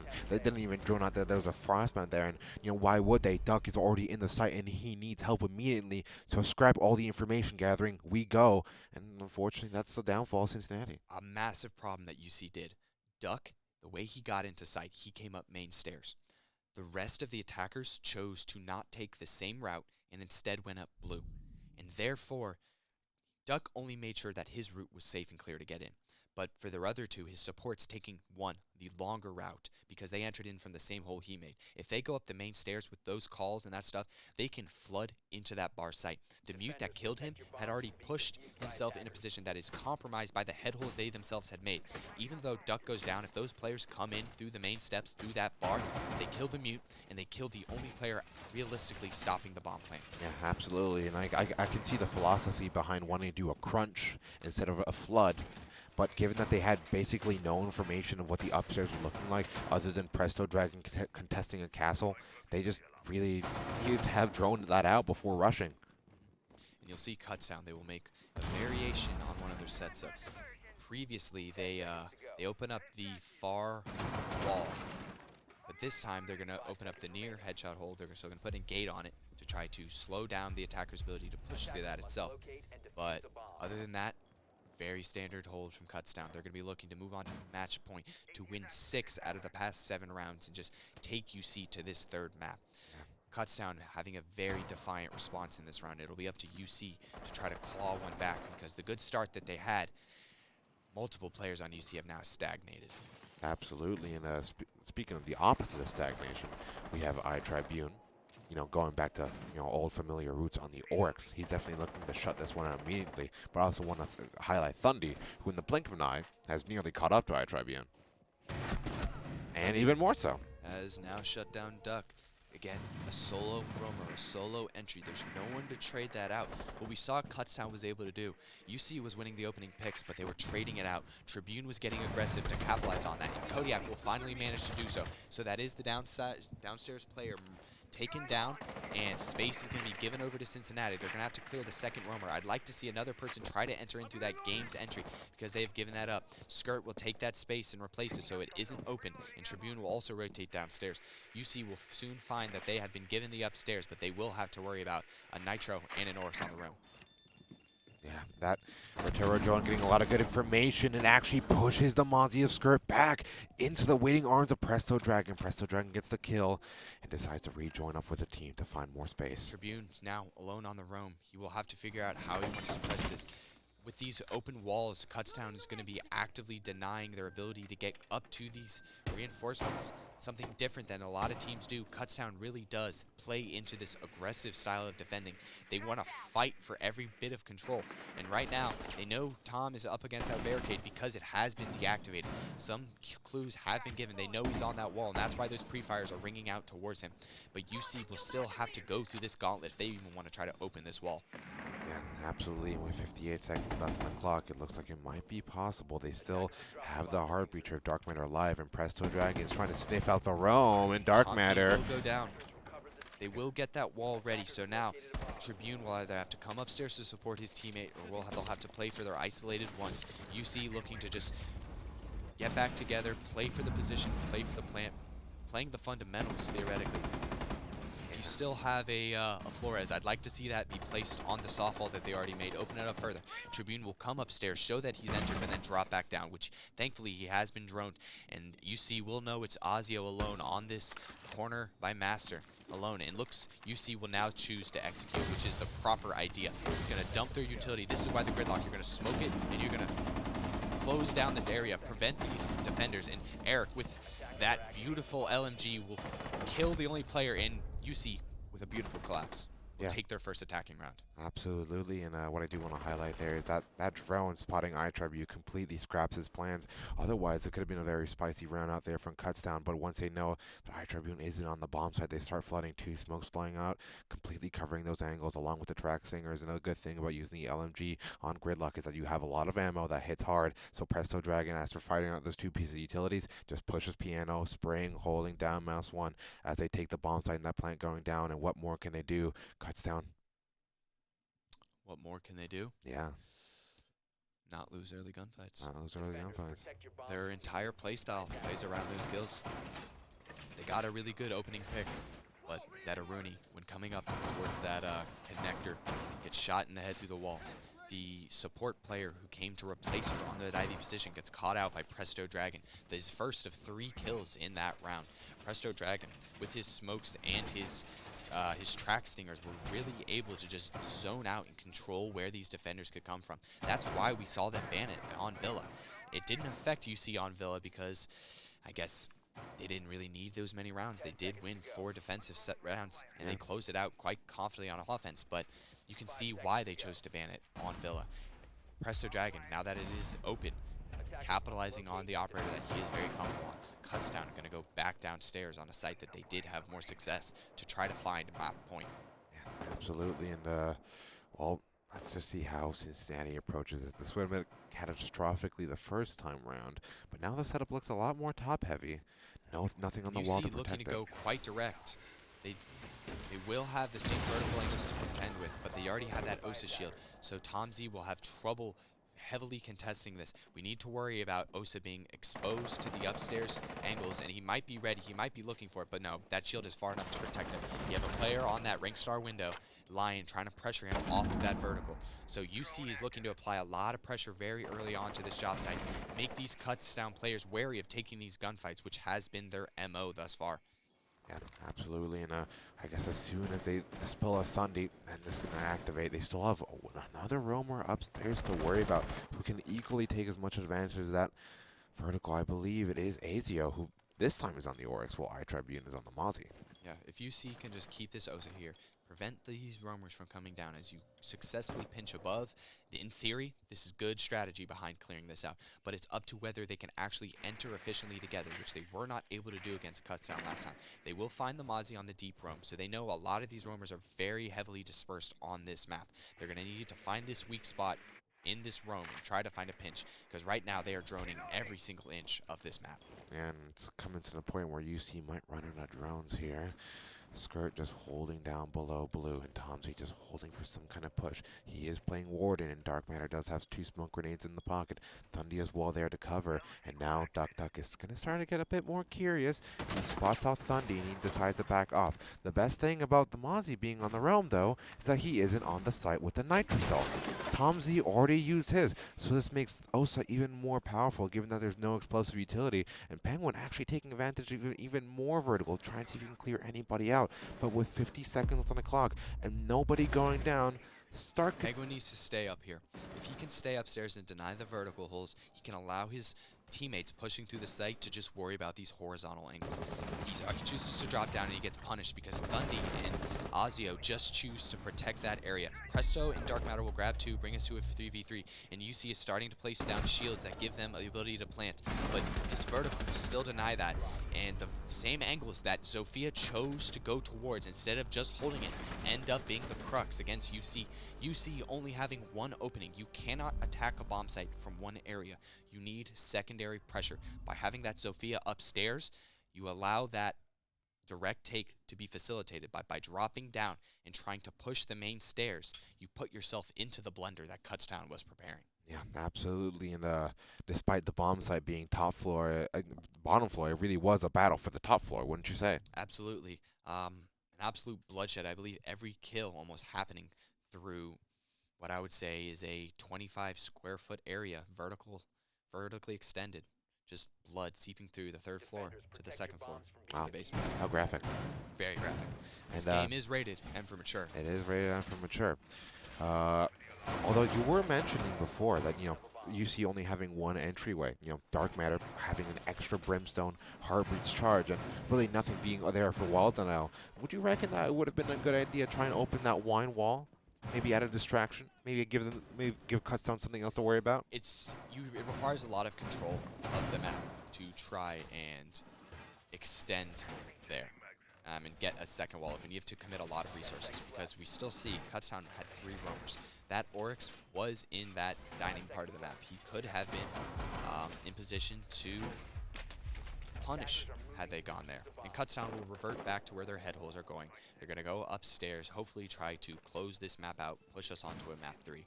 But I think altogether, you see they need to do a little bit job of understanding what space is trying to be controlled and being able to deny that. As an attacker, yes, you want to enter the bomb site, but sometimes if you just deny an area that the defenders can be, you're doing just as good of a job.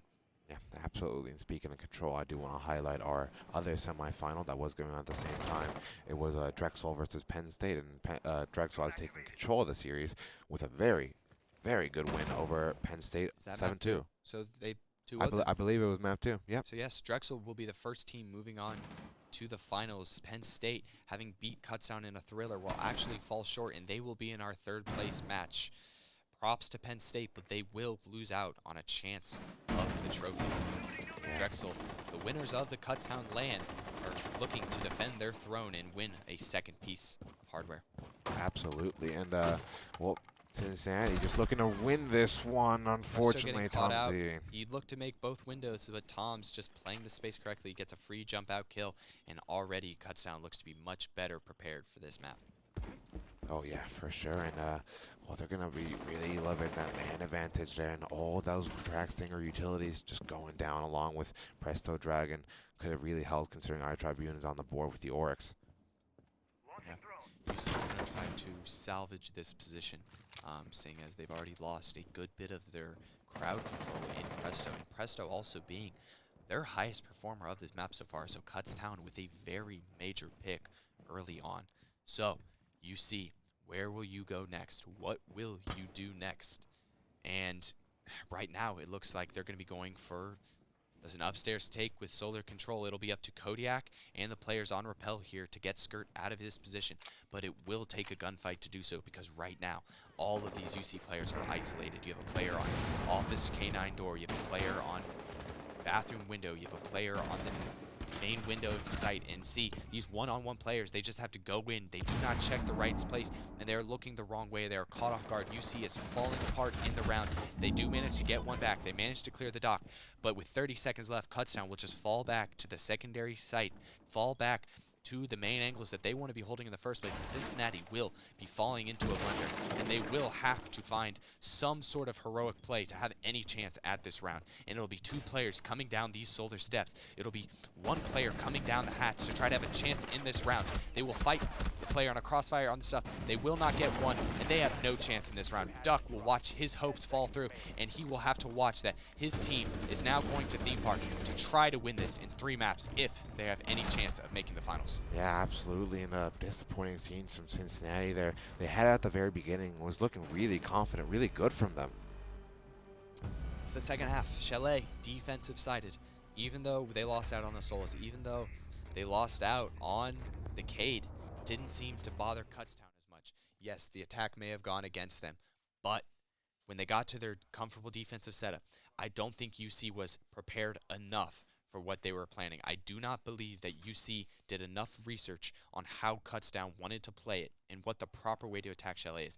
I think we were talking about Villa being a weak point for UC. Chalet looks to be, especially on the attacking side, to be a weak point for these UC players. Oh yeah, for sure. And well, Theme Park's coming up next, like you mentioned before, and it'll be very interesting. We've only seen 1 theme park so far, and that was Kutztown. Yeah, and it was Kutztown. Emphatically, they really did just sweep, I believe that was Ohio, out of that map. Yeah, I believe it was Ohio. And it 7-2 might have been affair, if Louisville, I'm not but wrong. it was very decisive. That was the only prediction I got right so far. So Kutztown, they left a good map to go to the final one.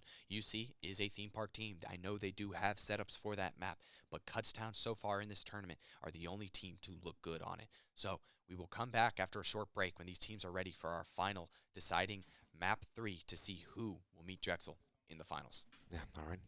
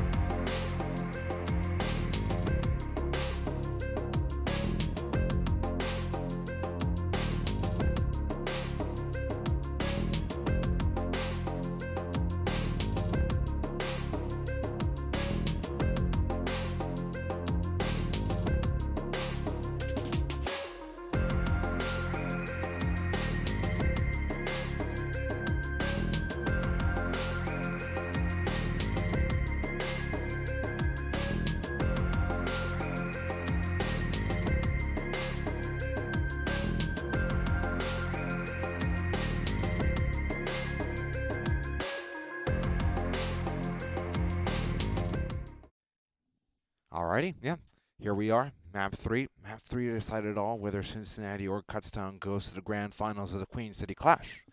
And what a more interesting map to decide such a feat than Theme Park. Absolutely. This is only the second time we have seen Theme Park this entire tournament so far. The other time was actually also a Kutztown streamed event. And I don't know if you recall, Game 4 yesterday, Kutztown 7-2'd Ohio University, showing absolute dominance on that map. However, because Map 3's side starting is dependent on round differential in the previous two maps, UC will be the one to elect to go and start on the favored defensive side. I believe Kutztown has an OT selected defense as well, so everything seems to be quite standard as we jump in. I believe we are all ready from the players, so we can jump right in and decide on who will meet the Drexel Dragons in the finals. Absolutely, and yep, we should be getting into this any moment now, as Kutztown has confirmed they are ready. We're still waiting on Cincinnati. Cincinnati now ready to go. And what kind of bans are you expecting?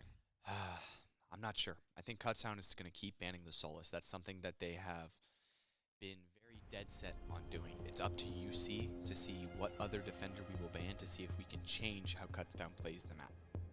I expect them to keep banning the knock because they kept bringing the knock, especially when they played Ohio here. So that's a ban you can keep consistent across the maps. It'll make it harder for Kutztown to enter because UC, when they were able to win those fights, when they found where Kutztown was coming from, Kutztown was struggling on attack. Yeah, absolutely, and we will see the first ban coming up. Thatcher, very good on this map, especially considering the thrown bomb size, so many walls you have to worry about. And honestly, it's going to look quite complicated. Maybe a gridlock ban, you reckon?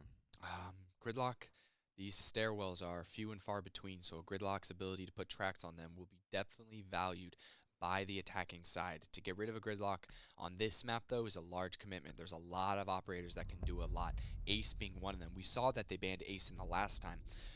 Kutztown, recall their defenses, they're going to extend very wide, and they're going to have all these soft walls, so they're going to completely devalue the ability to put a hard breach on them. So Thermite, he's not going to be any use except for that bottom floor site. Kutztown, they're going to keep their instant ban on Solus, but going back to the Ace ban, they're going to deny the ability to put a Thermite charge on the office walls just based on how they extend. They're not going to let the attacking side get there to even place it in the first place. So that's why you have Ace gone. You can't throw any hard breach stuff. You can't open these angles from a safe position, and you're going to force the attacking team to come into your crossfires, because I can guarantee this Kutztown roam is going to be very aggressive. Yeah, absolutely. We saw how much the Ace ban just crippled Ohio University yesterday, and well, final ban from Cincinnati was Warden, a very curious pick, maybe target bang Tom Z. And well, for a lot of these bomb sites, when it comes down to the thick of it, there's gonna be a lot of smokes, a lot of flashes coming down. And Theme Park is a map where it comes down to the last few seconds quite frequently. Yes, it does. Now we'll see UC go to the favored thrown bomb site first. They're going to bring in Goyo, so they're probably going to look to play a little bit more turtly. Use those canisters as the attack goes slow down. You just pop that by any of the entryways, and you really deny the ability of these attackers to even get in this bomb site before time is just dwindling down. But it'll be up to Kutztown, who has been very effective about entering the map quickly and efficiently to circumvent what these Goyos are going to be trying to achieve. You also see out of UC is 3 Nitros on Kodiak, Presto, and Penguin. I can guarantee with some of their information gathering, to try to capitalize on getting some kills on the attackers as they walk on these soft forwards. Yeah, absolutely. And well, iTribune initially was the Amaru, but maybe spots the Frost and the Frost mats being positioned, decides to switch over to the Blitz. That could go really well along with Tom Z on the Sands. And maybe this Warden ban affects Cincinnati more right now than it does Kutztown. Potentially. Warden, he's good against Blitz, but he's not great.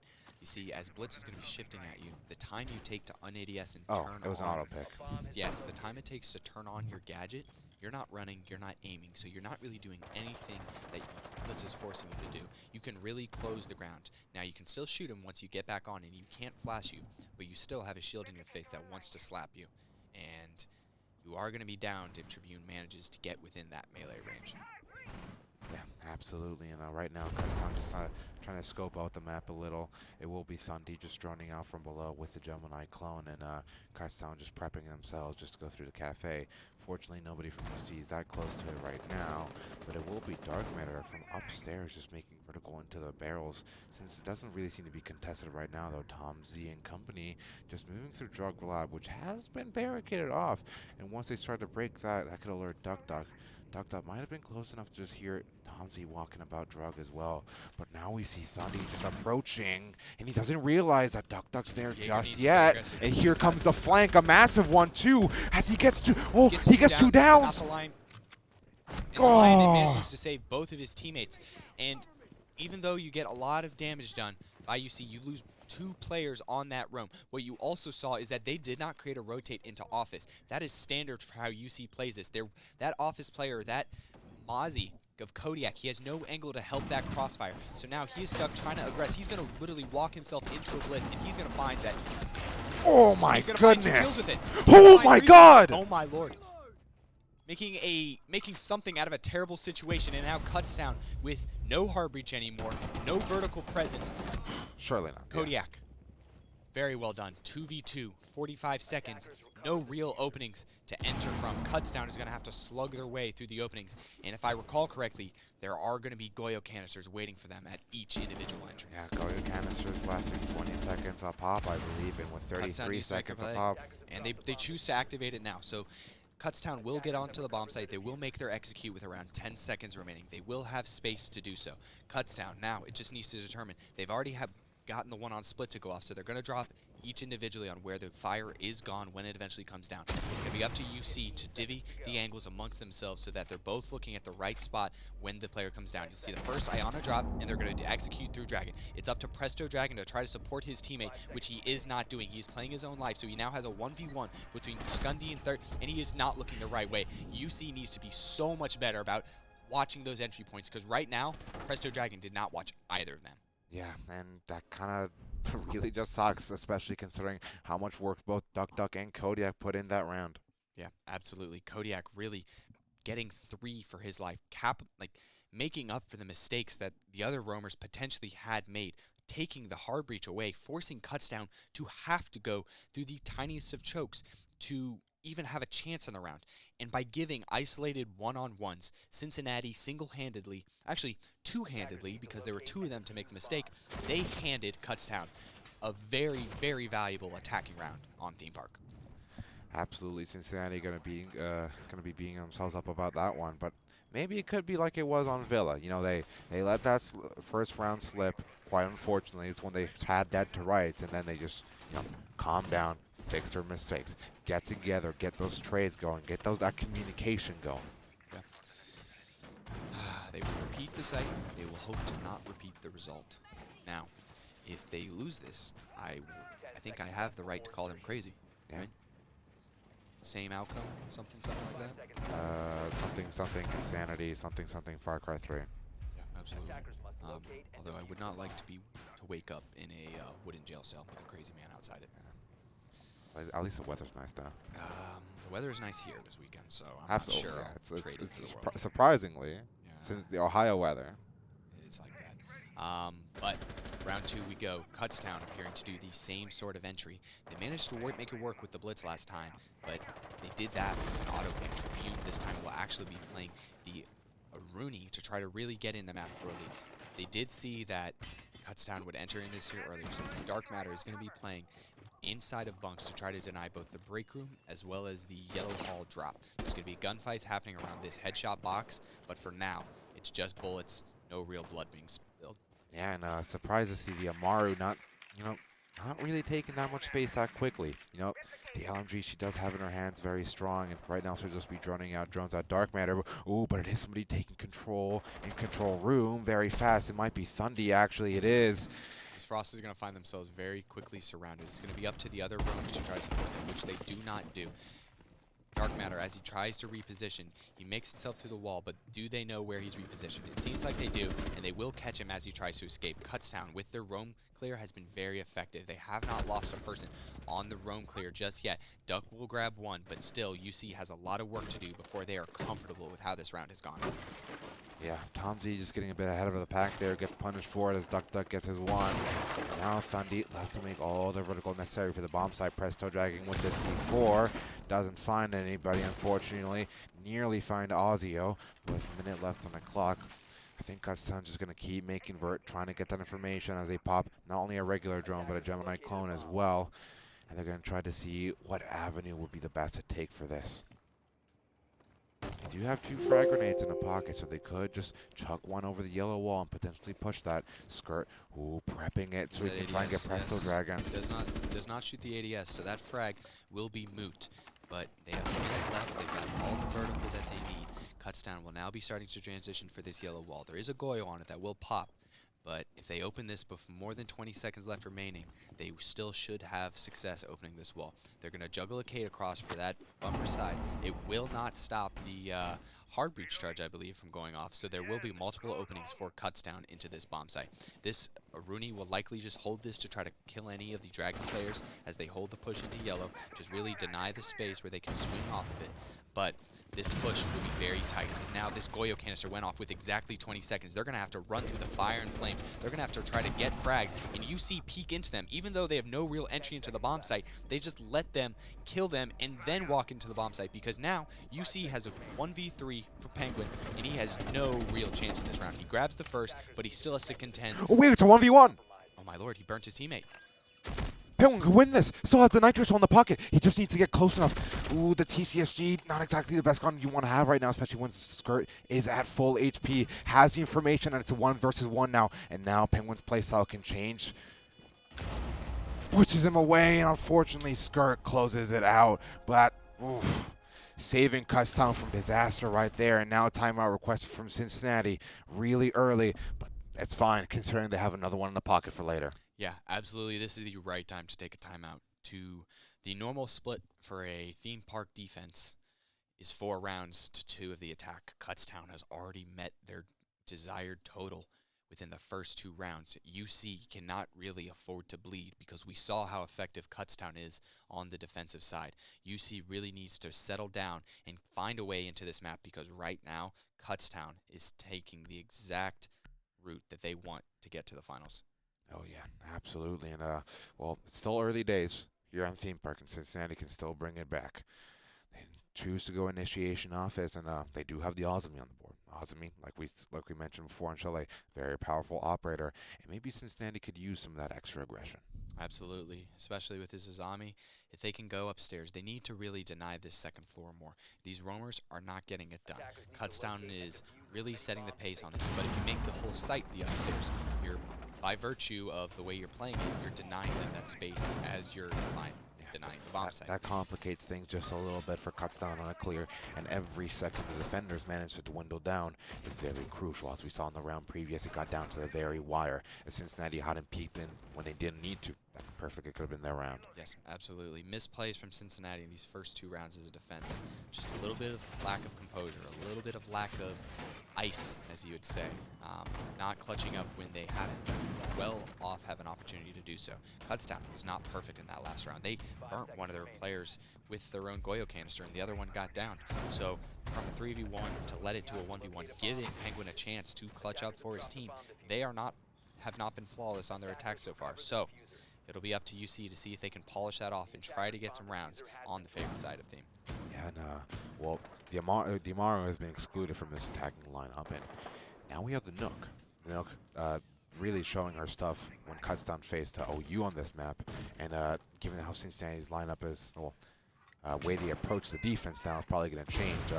I'm excited to see how much space Thunder can get with that Nook.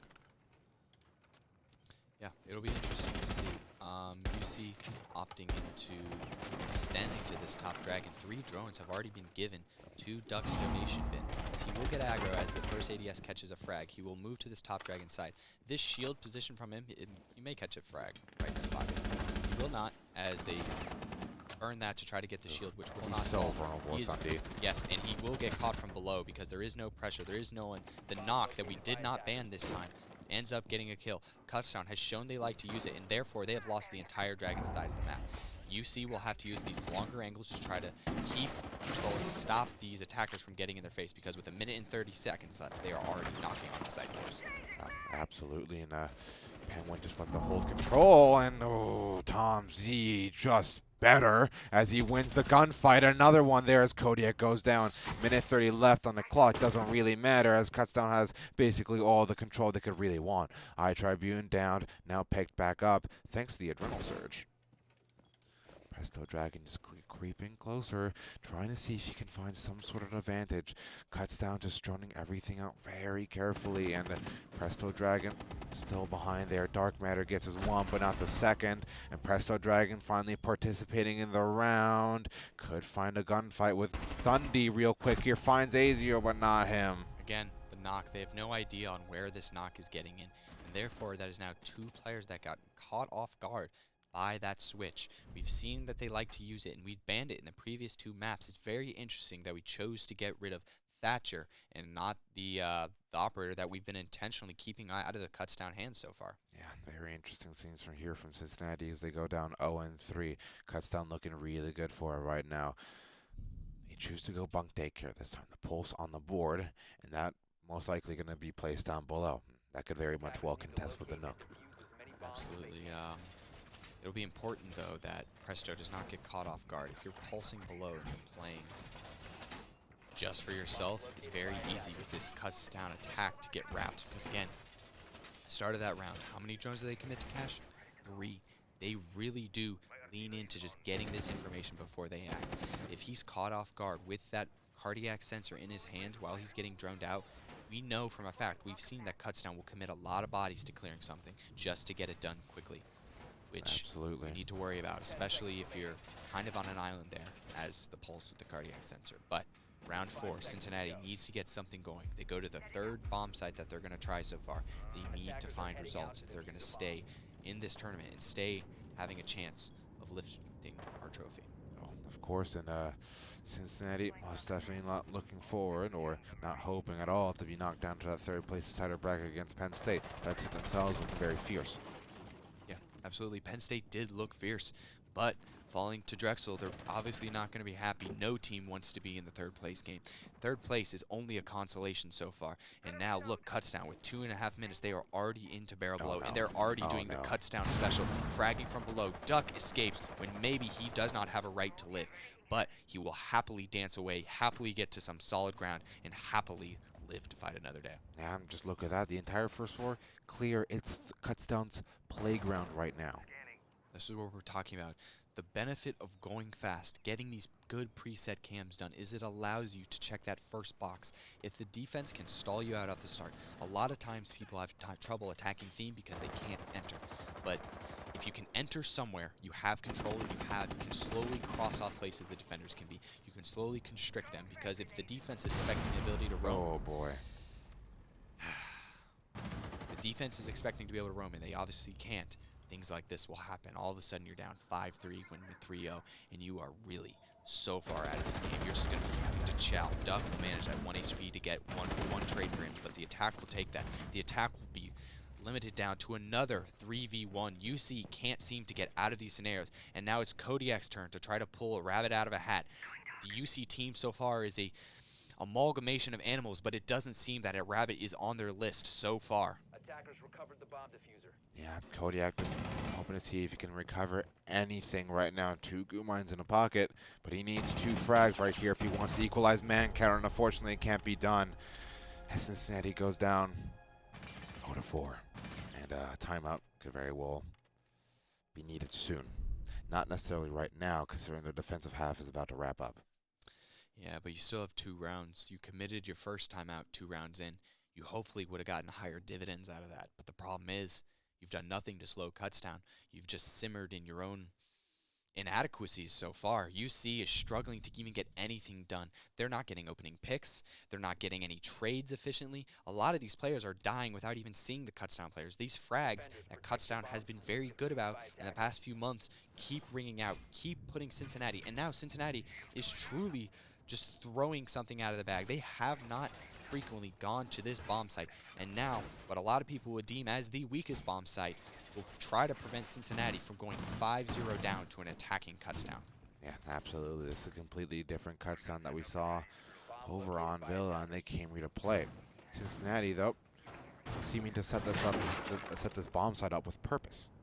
They might have something cooking. They have been practicing theme park as of recent, so I've heard. Absolutely. Kutztown showing that they're probably the best theme park team here at the tournament so far. With their the only 2 times it's been played has been under their watch, and so far they seem to be the bastions of theme park. They seem to be designing what theme the map will have, and right now this theme is red. Not UC red, but crimson, bloody red.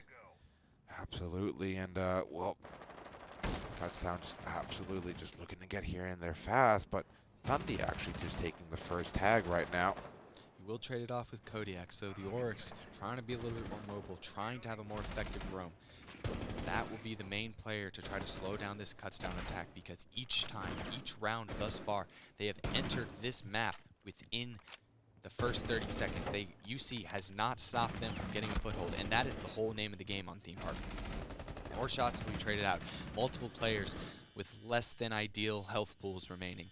But as these Dokkaebi calls ring out, as Kutztown tries to feel their way in, no one so far has fallen. Yeah, this is what you like to see from UC. They're actually putting quite a fight upstairs. As I say, that Dark Matter goes down. Unfortunately, RIT Tribune just getting in there, but a really good response. And that'll be Tom Z going down. Thundy as well. Finally, some life being breathed into Cincinnati, and Skirt almost getting taken down as well. Presto Dragon, finally. This is what we want to see. Absolutely, and the problem is they're not being scared to take these gunfights. They're not letting Kutztown dictate the pace and when these gunfights are happening. UC is choosing to swing. Look, they're holding these aggressive angles that prevent Kutztown from entering or leaving. So now, for the first time, Kutztown is in a 1vx. It is Ozio looking to try to get something done. He has a minute to work with, but he still has 4 UC defenders to get through to even find a 5th round. Oh, And yeah, he commits, absolutely. he makes the play, he knows this round is pretty much all for naught, and Duck, sporting his own mascot, will finally get the first round for UC. And like I said before, that's exactly what we want to see from Cincinnati. And the worst thing you can do when you play a match is play scared. And finally, Cincinnati don't look that scared anymore. I think UC lost their mojo. Starting off so strong as they did on Villa, they kept that up until Chalet. And then that second half of Chalet, momentum has swapped. And then Kutztown just came back and stormed it. They also honestly looked like they shocked Cincinnati, especially the way this map has started. Cincinnati really seems almost stuck that they have thrown those rounds early on theme. And Kutztown, up to this point, has had their way with Cincinnati. So if Cincinnati can claw 2 back, they have a chance. But this final round before the half swap is probably the most important one before we ultimately might see who is going to meet Drexel in the finals. Absolutely, and we do see an adaptation from Cincinnati as they do go back to Throne, one of the more competitive bomb sites we've seen so far in this match. Instead of bringing the Goyo, they choose to bring the Ozzy. Yeah, trying to make a little bit more cover, make it a little bit more defensible, this downstairs position. You can put a Kiba by that Dragon B bomb chassis. That makes it really hard. There's a lot of head holes you can hide in there. You can use that to really be safe from any direction. You can put some Kibas on the Dragon thing itself so you can safely stand behind it and deny angles. So maybe trying to make the actual bomb site a little bit more competitive, but also with an Azami on the roam, you can create some cover, slow down these attackers, and really, hopefully, manage to do what you did in the last round, which is stall Kutztown from entering. Because Theme Park starts on the outside. If you can get in, you have a good chance of winning.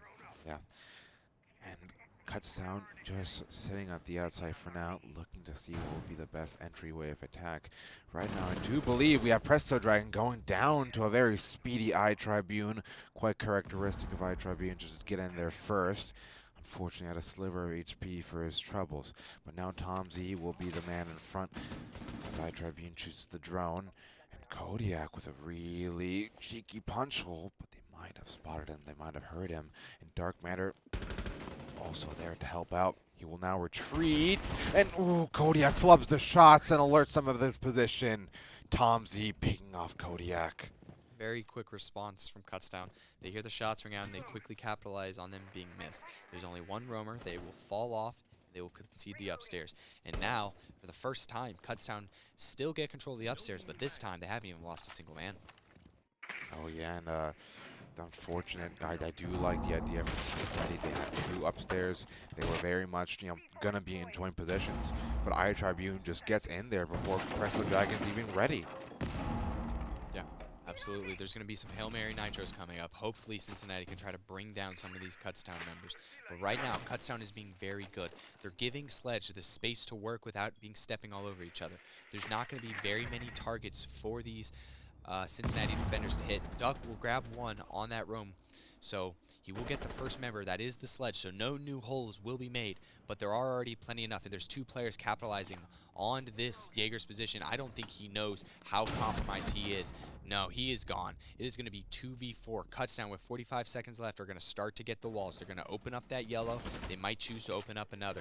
But for now, with all the vertical that they ever could have wanted, they are now in position to really start. A really good aggressive play from Duck. He's going to hit the air jab, and he's going to make the Kutztown attackers worry about him flanking them. But for now, it looks like they're just going to forward themselves onto site. There'll be a second down. It's down to a 2v2. Duck may elect to go aggressive here. He needs to be careful because the cover of Tom's is in the right he's position. not watching. Yes, but is he? Doesn't He goes matter. down as well. They get to the post plant. We need Duck to flank here and get it out. It doesn't matter. Penguin hits his shots. 2 rounds onto Cincinnati. They are still in this game. Yeah, and as Duck just faces on the drone, mocking a little bit, getting that energy high, he will get the defuse, and this is exactly what Cincinnati needed. Out of the hat, they bring on a round. Absolutely. That TCSG 2 times, doing work, about time. Yes, but they have a large task ahead of them. They need at the very least to match Kutztown's effort of 4 rounds on the offense to take it even to OT. Kutztown, for the rest of this game, they will be on much of the defensive side. Even if it gets to OT, they only need to do 1 attack, and they show they are very competent with it. So still, I would favor Kutztown in this scenario. UC has a lot of work to do before anyone feels comfortable about them moving on. Absolutely, I wouldn't put UC out just yet, though. They do have a track record of pulling a lot of comebacks out. Yes, absolutely. Chris Pratt's on something about that. Nice. Okay, let's see how Tribune will extend. We saw that the Capcan, Mozzie, and what now seems to be the Legion, those were the main roamers. Tom Z, last time he was roaming when they were playing, but he looks to be on a little bit more of a passive mute setup, although we did see in that last round the mute was roaming for Cincinnati, so there could genuinely be 4 roamers here for Kutztown on their first throne defense. What I'd like to see, though, is UC, we need to kind of do what Kutztown did, have some really good presets, get in this map quickly, make those defenders worry about where these attackers can come from so they can't just pick and choose fights. They can't just chow as they want. They can't dictate the entire pace of this game. And right now, it's looking like Kutztown don't want to give this up. They're going to go for a run out. They're going to put some shots into Dark Matter. He's going to scurry back, but he does not seem that he is fully done with this. Oh, yeah, now he barricades in. Something I do want to highlight, though, speaking of Kutztown picking fights, is that little vertical angle there in control room that was opened up with an impact grenade could help them watch directly into the hatch from maintenance. Yeah, absolutely. Kutztown making more and more holes in the floor, so from all these different roaming positions, they can control parts of the map. You'll see Kodiak finally get the vertical, but that angle from the hatch will not do him anything. That angle is only good when you're sitting right on top of it, so the defenders are not going to be sad to concede that. They're not going to be playing by that maintenance window with any regularity. So Kutztown will be happy. They'll fall back to the secondary angles. They still have 3 players extended up here in this office site. There's going to be a lot of gunfights needed to even get a control of this map. They're going to first see someone top dragon. They're next going to see that there's someone in this bathroom shower downstairs. You really need to find a way to pressure these players. The frag's going to bank off there, and it's not going to catch Wamai, but the bullets following it up will. UC gets 2 picks in quick succession. This is how you start to do it. They know the Capcan is upstairs. Tribune, it has been his MO to fight you right away. He has been a roamer. As this Tom Z will also just pop shots at the Oso, who's just choosing to play passive. The rest is the upstairs take. It's going to be up to Cincinnati above to finish this off. Thundy falls back. Tribune falls back. So for now, UC has succeeded in their roam clear. It's their job now to work with it. Utilize the sledge of Kodiak. Utilize potentially breach charges from Penguin. And prepare for the next phase of the attack, which is most certainly to get through Dragon. Absolutely, 1 minute left and 1 minute to do. A lot of the things are still on the checklist, like you mentioned before, the vertical. They're taking their time, really. Open the wall. They know all the way up to bunk is clear, but it seems there's some hesitancy to move forward.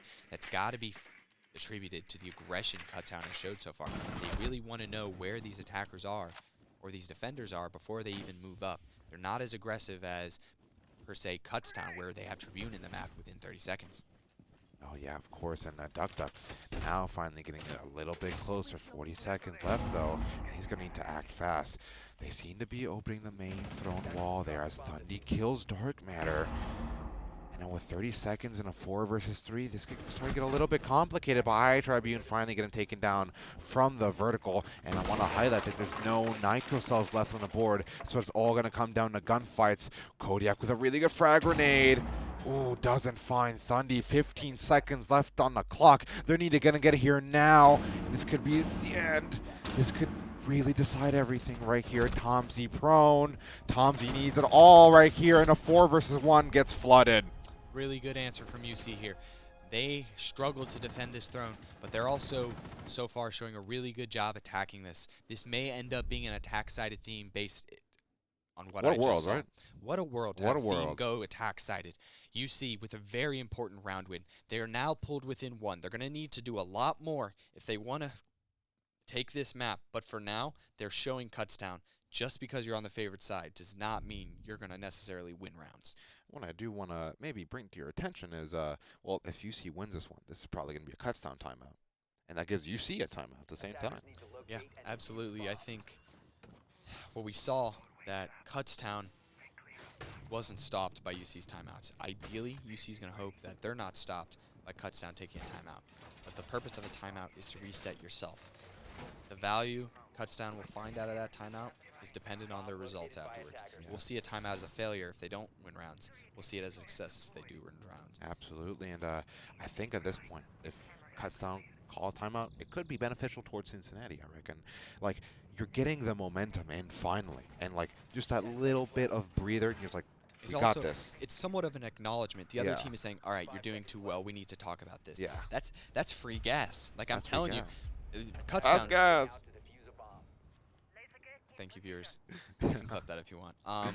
Kutztown already going on to that last bomb site. They're already in drug lab, which is something Cincinnati probably wasn't prepared for. This is something that not a lot of teams go to right away, but we saw with Cincinnati that they did find success winning this bomb site. Kutztown may elect to do the same. There are a lot of roamers. A lot of those Kutztown players are upstairs when there's only actually really just that Valkyrie downstairs below stopping them from entering. And you can see already she's committed her nitro to entering Cafe. If UC decides to go quick, go direct, this may be a rush where they just find success going right at the bomb site, which they are not ready for. Oh no! Azio, the team kill too! What is going on? I think the Ying hit their own teammates. I think the Ying's Candelas hit the players inside of bathroom.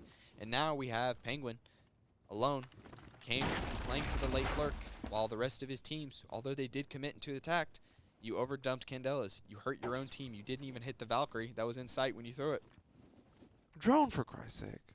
I think they did drone. It was the right call to rush. It's just they didn't kill the only player in sight, and they gave him 2 kills. That's true. It's Azio kind of sad, man. Yeah. Azio just fleeing at the right time catches the people jumping into bathroom window who aren't looking in that direction. I know the rush. Like the player, he's running across the most exposed part of sight, looking at bottom yellow, not even looking at the player trying to escape the site. And then the other player is busy meleeing barbed wire, doesn't have his gun up, and that presents the most free 2 kills of arguably Valkyrie's day. If there's after this all over and That's one you're gonna look back on and hate. You go from a good chance to be 4-4 up, then you're down 3-5, and what you did have momentum-wise is now gone. Kutztown no longer gonna need that timeout. Absolutely. Kutztown still has everything they want. UC still has one of their timeouts. They have kept it, but they're gonna have to start to think: do we use it if we lose this round? Do we, if we go 3-6, use our last timeout? Because there's no point leaving it before you go home. Yeah, it's quite sad, but it's not over yet. Cincinnati 3-5. They still have a few rounds to work with here. Presto Dragon, originally going on the Monty, now choosing to be a bit more active, be a bit more dangerous, going on the Osa instead. They're looking to attack this Ignition bomb site. All silent on Western Front for now. UC still needs to decide where they want to enter. Theme Park's still hard to enter. They have 4 active drones on the map, which means they got 4 presets successfully into the map, which is a big part of entering Theme Park. It's just to see if they'll have success now. They've already droned into Cafe, there's 2 players here ready and waiting to get there. And it looks like Kutztown has extended exactly for this type of push. UC get duck in below, which is the main part of attacking. Looking like this map. iTry being with how fast that was. Absolutely. And maybe, just like Kutztown, they can start to frag below. Which, speaking of iTribune, he sings. He sings with that new 1.5 on the MP5. So, Drexel UC for Dragon now, on this lifetime. stuck even. Duck is below in a great position. If they can start to get some pings for him to frag below, he may capitalize on his good positioning. But it's going to be up to the drone work of the supports to facilitate this work. Yeah, and it's just Thundy there.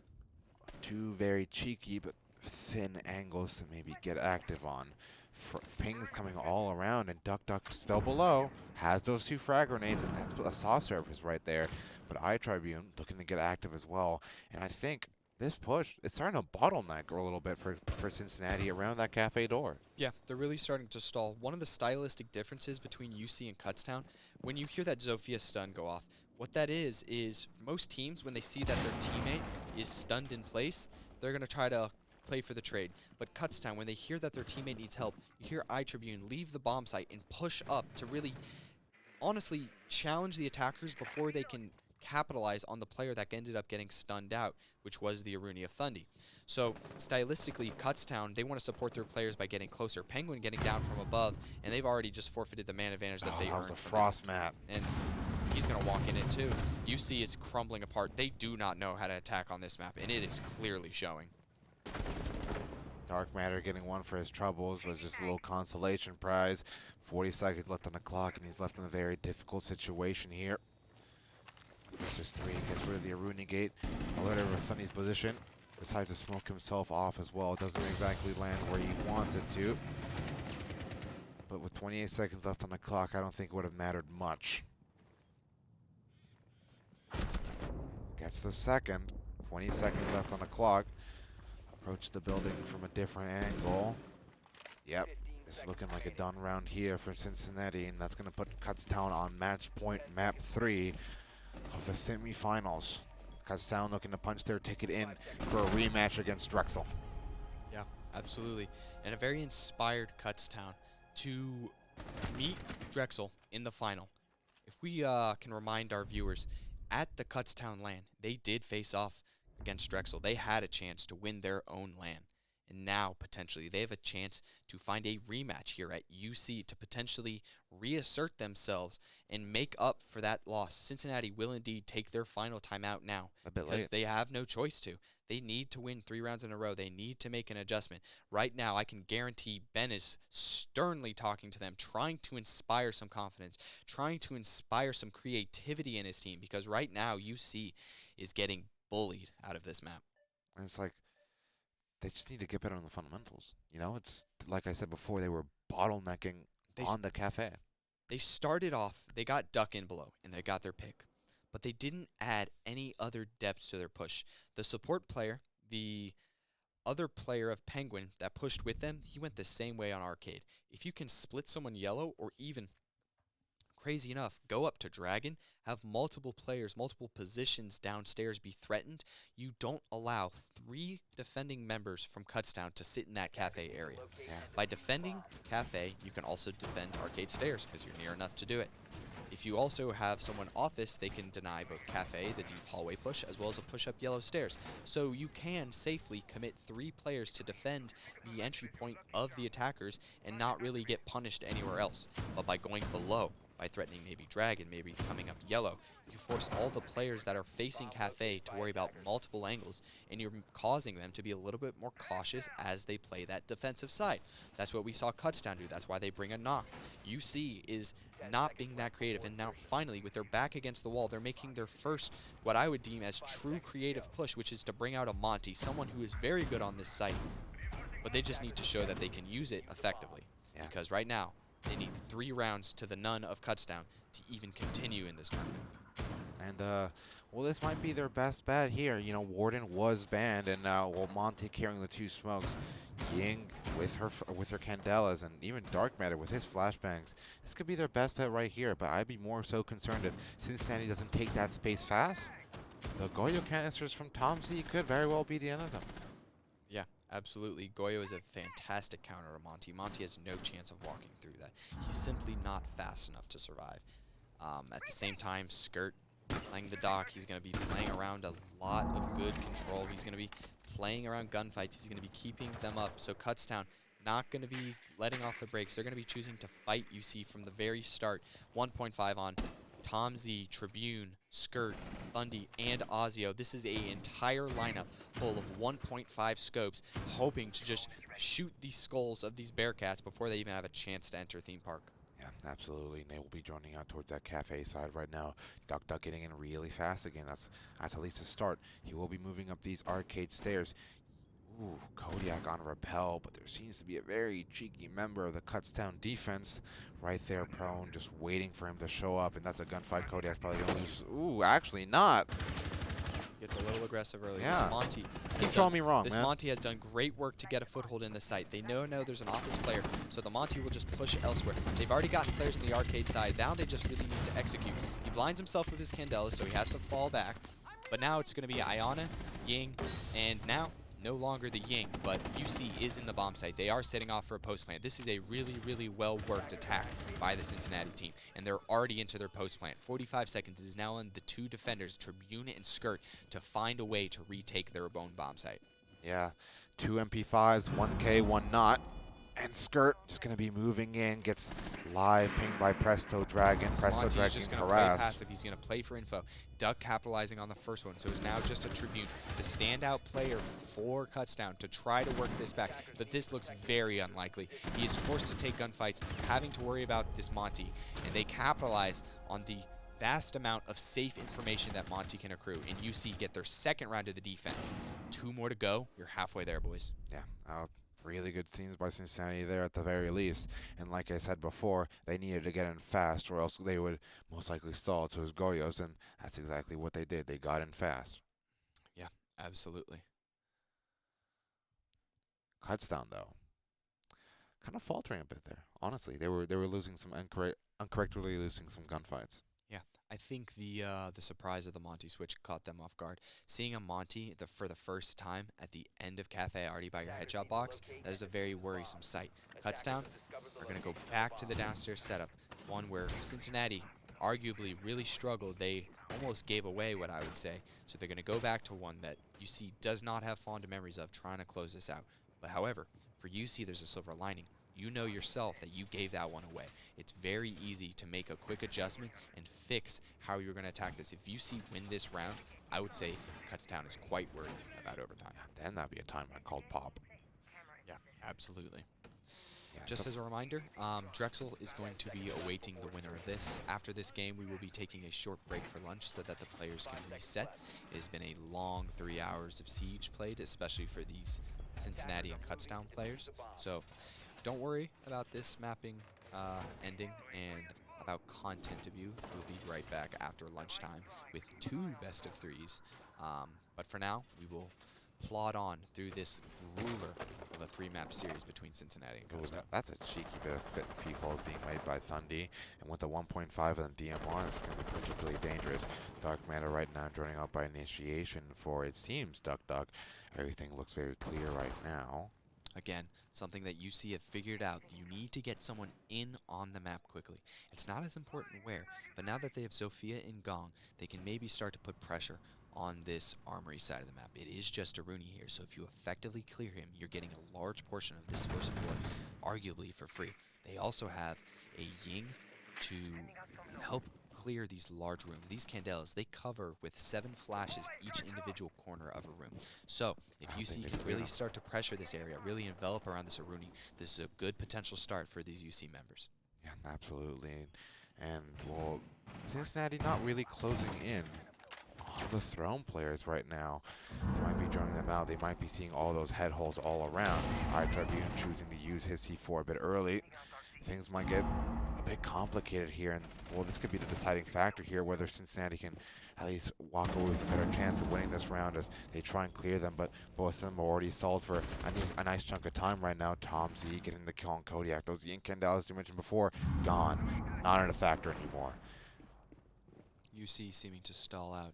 They had a good idea where they wanted to start, but seeing all these soft balls, there's no real rotates like a lot of teams do when they're extending into throne. Kutztown not creating those openings, so it's going to be UC that has to create those openings. You already see that Penguin has not used any of his gadgets to open up these rotates. They're just raw chowing through these angles and skirt. The nice shot takes down Duck. Penguin is able to answer, so he only brings it to a one-man disadvantage, which is now none. So with a minute left, UC getting some semblance of control, but they don't have any real way to enter the site. Now they are crossing through the same angles that these defenders have prepared. So now it's going to be isolated ones, which Thundy is going to continue to take and win. So now it's all on to Presto to have any chance of winning our own homeland. He gets the first, he gets the second, and now can he find the third, which he cannot. Thundy punches Kutztown's return to the finals. They will return to face Drexel. It will be a grudge match. It will be a grudge match for jewelry, for the grand prize, and UC at their own major might have to be forced to contend for third. Yeah, and well, they gave it their best shot. Presto Dragon almost bringing it back there, and well, I do want to highlight just really good effort, and well, really good run in general, going 5-1 in the main group stage, and well, this wouldn't be possible without them, of course. Absolutely. We're gonna take a probably 2-minute break. We're gonna grab for lunch. We're gonna do some interviews from the two teams that we will be seeing in the finals. I believe we'll be speaking with Thundy and Pup P from Kutztown and Drexel respectively. After that, we'll be heading into a short break so our players can eat lunch, and then we will continue with 2 best-of-3s, our third place and our grand final match. Stick with us. We will not be gone long.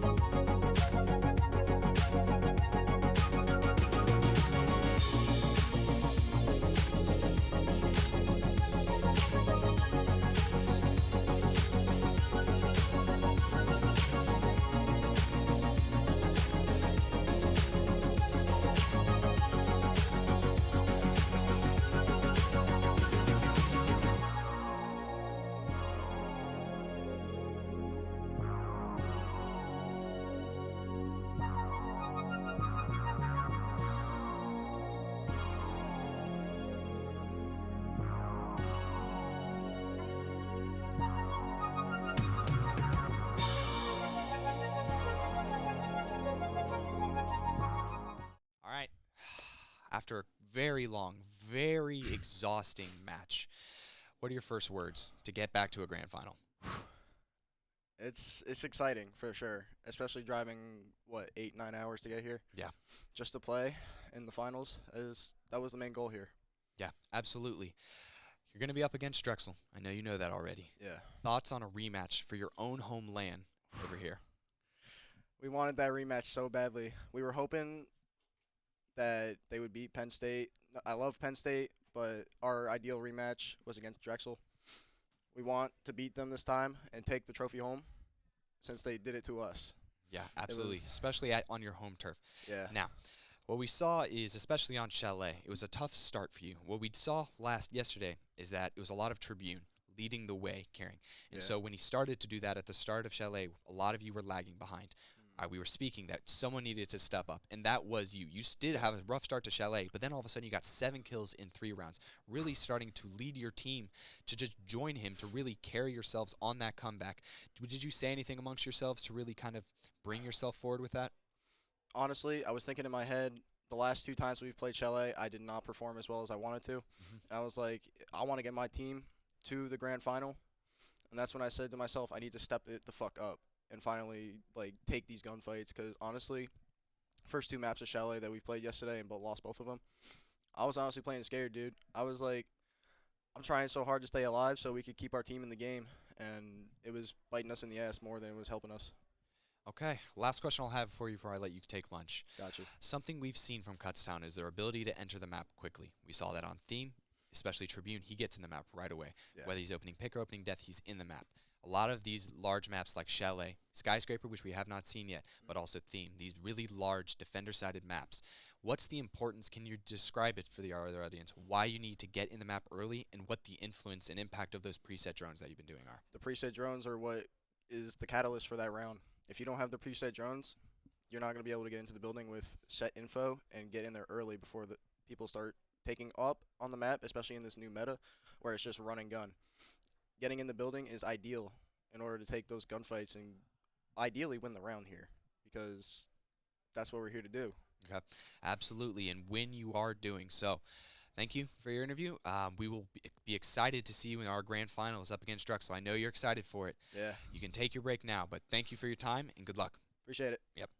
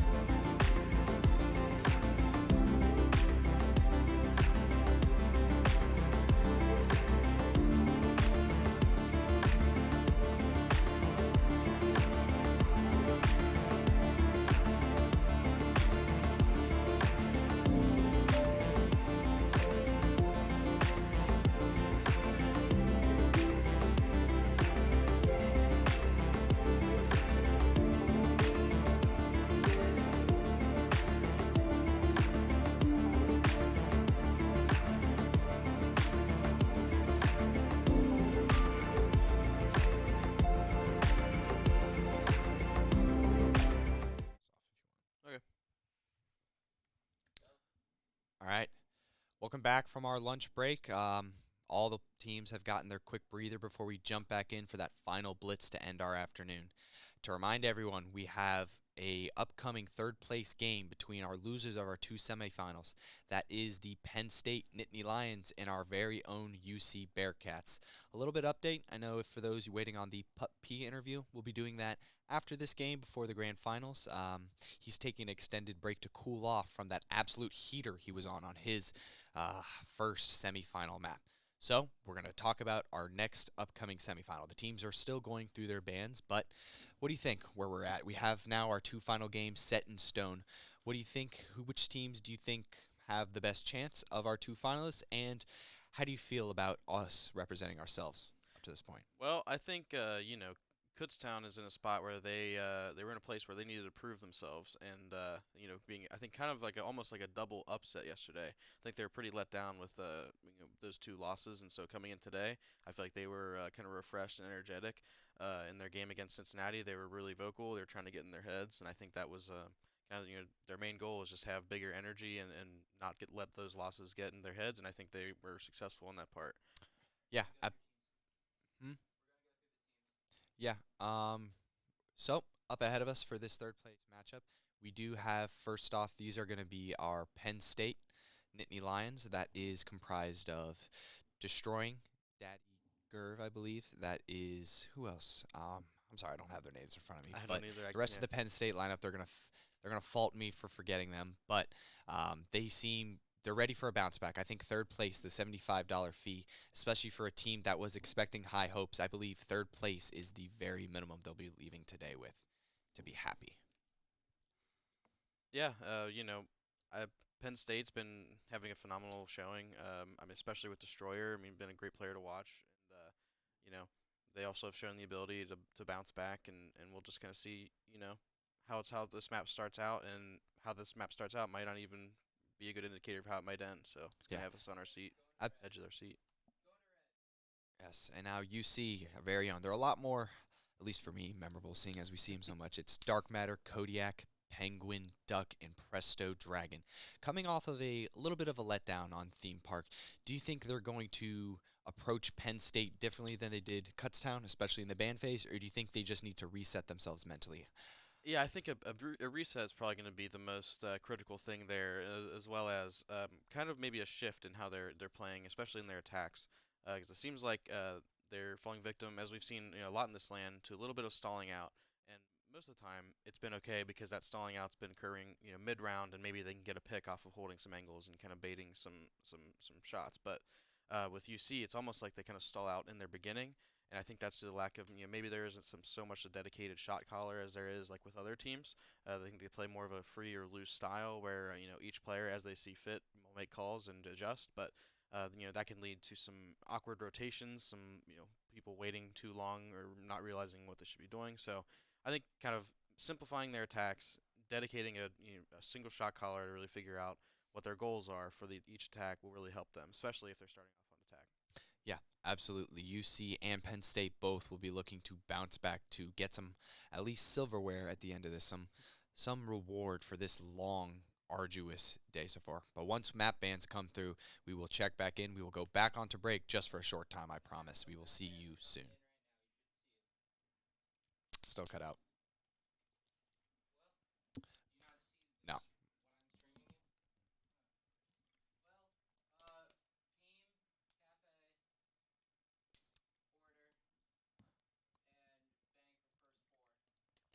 Out. Okay, so based on that, I think I'd like to see Penn State go to either Clubhouse or ideally onto either a villa or maybe even a chalet. They saw that UC is not as comfortable on chalet as they are.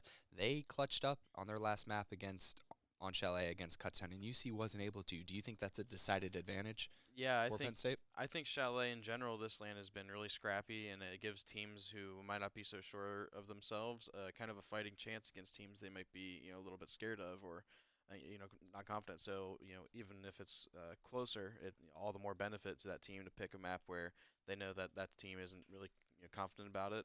I mean, anything can happen with Chalet. So Yeah, I think UC, their map pick pick. I know they won 7-3 against Kutztown on Villa, but I'm not sure with a 3-8 record in their last 11 that they want to go back to Villa so soon. That might be an outlier, especially coming off of a loss. Game like Villa could be risky, but ultimately what these two teams end up picking were what, John?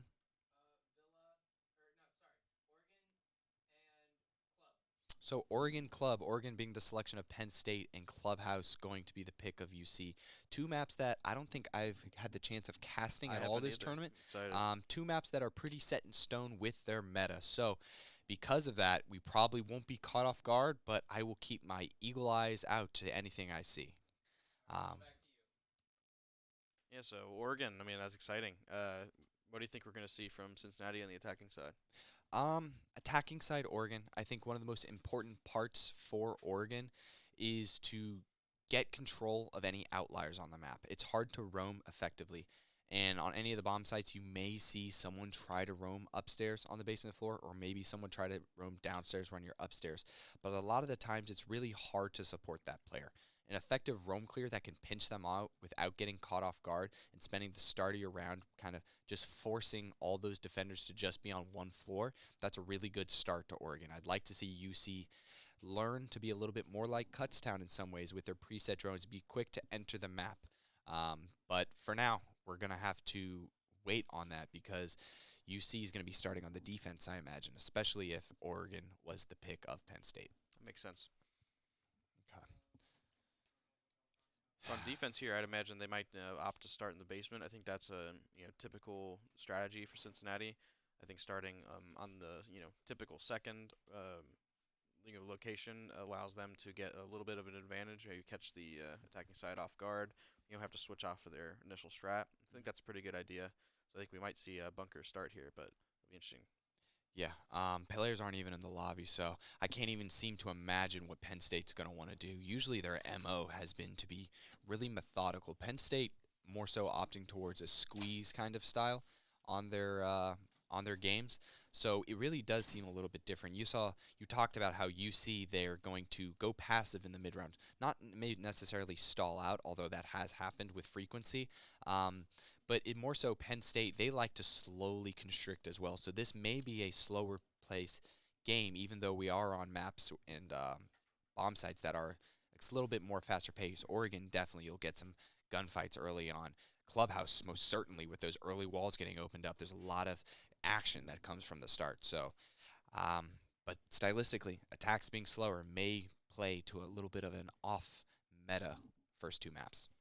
Yeah, I think we're going to be seeing a lot of round counts getting pretty low, maybe hitting the 0 timer, and it's going to just be, it's going to be a fight, and that's makes it more exciting for viewing for us, I think. So, excited to see it. Absolutely. The players are starting to go into the lobby. What is your prediction for what would be Oregon first? For Oregon, I think I'm going to have to go, just because I don't have experience with Penn State, I'm going to have to go with Cincinnati here. I think it's a map that they've vetted out extremely.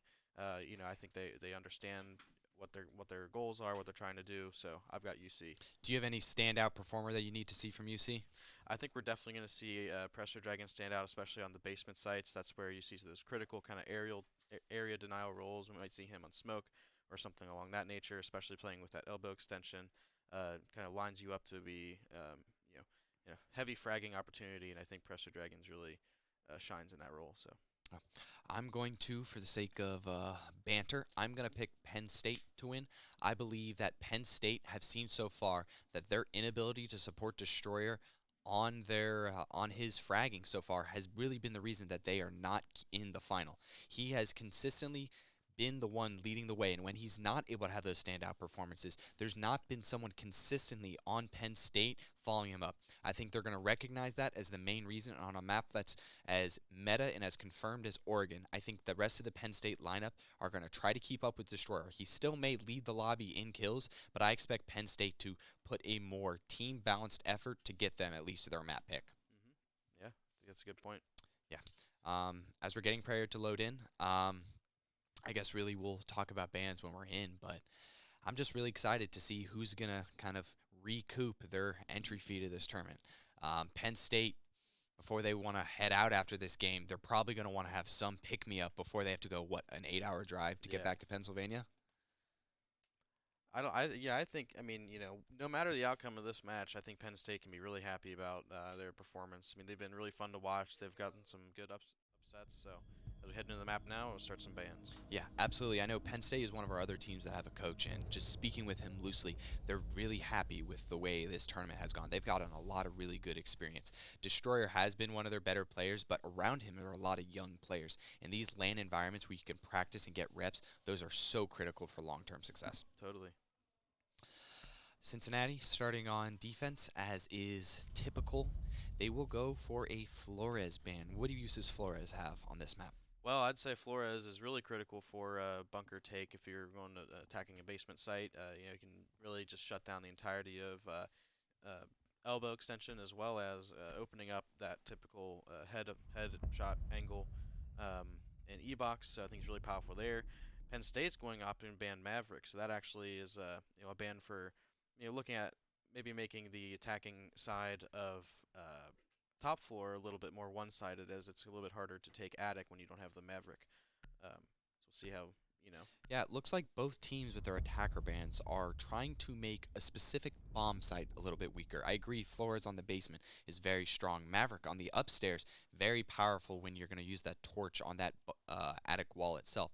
So both teams trying to make these defensive setups a little bit weaker. Cade, very common, and Wamai, newly crowned in this meta, has been having a very good showing this tournament. Tribune himself, that we saw from Kutztown, has been exclusively running that 1.5, as well as when he was playing on Iana. So getting that out of there, getting a lot of that catch that's protecting both bunker and on the upstairs sites. These are some pretty solid bans and pretty well-rounded for Oregon itself. But Cincinnati, starting on the defense, they will elect to go to kids' dorms first, and they will show us how they plan to defend Oregon. Looking at this attacker side from Penn State, I mean, they've got a lot of fragging potential there, and they're bringing a lot of, seems like redundancy in those kind of entry ops. Iana, Zofia, and Sledge, I think this is going to be really, this is going to be a very powerful take. I'm not sure where it will occur, but yeah. I see that lineup on attack side, I'm pretty scared. Yeah, when we say redundancy, I think that's a critical term, because a lot of teams, they like to bring one of anything. They have their operator and their gadgetry. They have gadgetry for each individual purpose. But say you lose that opening engagement, you lose your ability to react to any type of something that you see later. So if you only have one operator with frags and you lose that operator, you'll have no frags for the rest of it. So bringing two ops with frags so you can replace that need, that loss, is really good. You have two info getters in Dokkaebi and Iana. Redundancy again, so even if you maybe lose out on a trade or you go 1 for 1, you still have enough utility to flex it around for each individual purpose. And UC will lean into their standard upstairs bomb setup with an Aruni extension into Trophy. What you'll see a lot of is a secondary player by this pit area chowing around those head holes to help support him from that both that main side, as well as if that Aruni eventually falls back to site. Looks like they are going for an attic-sided take here, as well as maybe something going on main breach with a two-player squad, but let's see how they go about this. So there is no Maverick, but with the exclusion of Cade, that will make just a regular hard breach able to effectively open up that wall. Ace will use the first of his 3 Selmas to get a crouch opening by that blue box, and Penn State will start to apply pressure to this site. A safe little spot to drop down if any of you want to use it in the future. You can actually get off the roof without having to rappel down if you land on the crown of that wall. So thank you for showing us, Penn State. I didn't know that. Yes. Gerv below going to try to frag any player that extends on the wall, but at the same time remove any mute things protecting this master wall. See, Oregon has been in the map pool for so long that you can already see how efficient Penn State is at getting the early parts of this round done with. And UC is already relegated back to their site. You have a player all the way up Armory Stairs. You've already cleared the wall. They have not seen that frost mat right inside the doorway, but that's one of the only real wild cards that Penn State has to go with. A couple shots traded between our Dokkaebi and Castles through the floorboards, as both Dark Matter and Castle are playing downstairs below to try to keep control of this static site. Yeah, I'm a little bit nervous here for UC just because it seems like they opted not to bring any denial on the wall, and they have a lot of angles set up, so I think Penn State slowed down just for that fact, make sure, hey, let's not rush into the site too quickly before we see what they got set up. But then UC's also got people roaming, so I think players on site might be in a little bit of danger. As I say that, Kodiak frags out even while stunned from the Zofia and Attic. He's going to be a really hard mainstay to get uproot position now. I'd like to see one of those main stair players from Penn State swing up a little bit more, start to disallow Kodiak from swinging into that trade. When you get stunned, you have to expect that they're going to try to push off that information. You're stunned, so Kodiak only needs to hold the window. If the player main stairs gets a little bit more tight on the angle, he can shoot the side of Kodiak as he swings into that. He does not manage to do so, and Kodiak will get one. Penguin will fall, so we're still on a 4v4, but Penn State has very little control with only 30 seconds left. What looked bad for UC is starting to look a little bit better as Kodiak gets his second of the round. It denies in its entirety a push onto this attic side.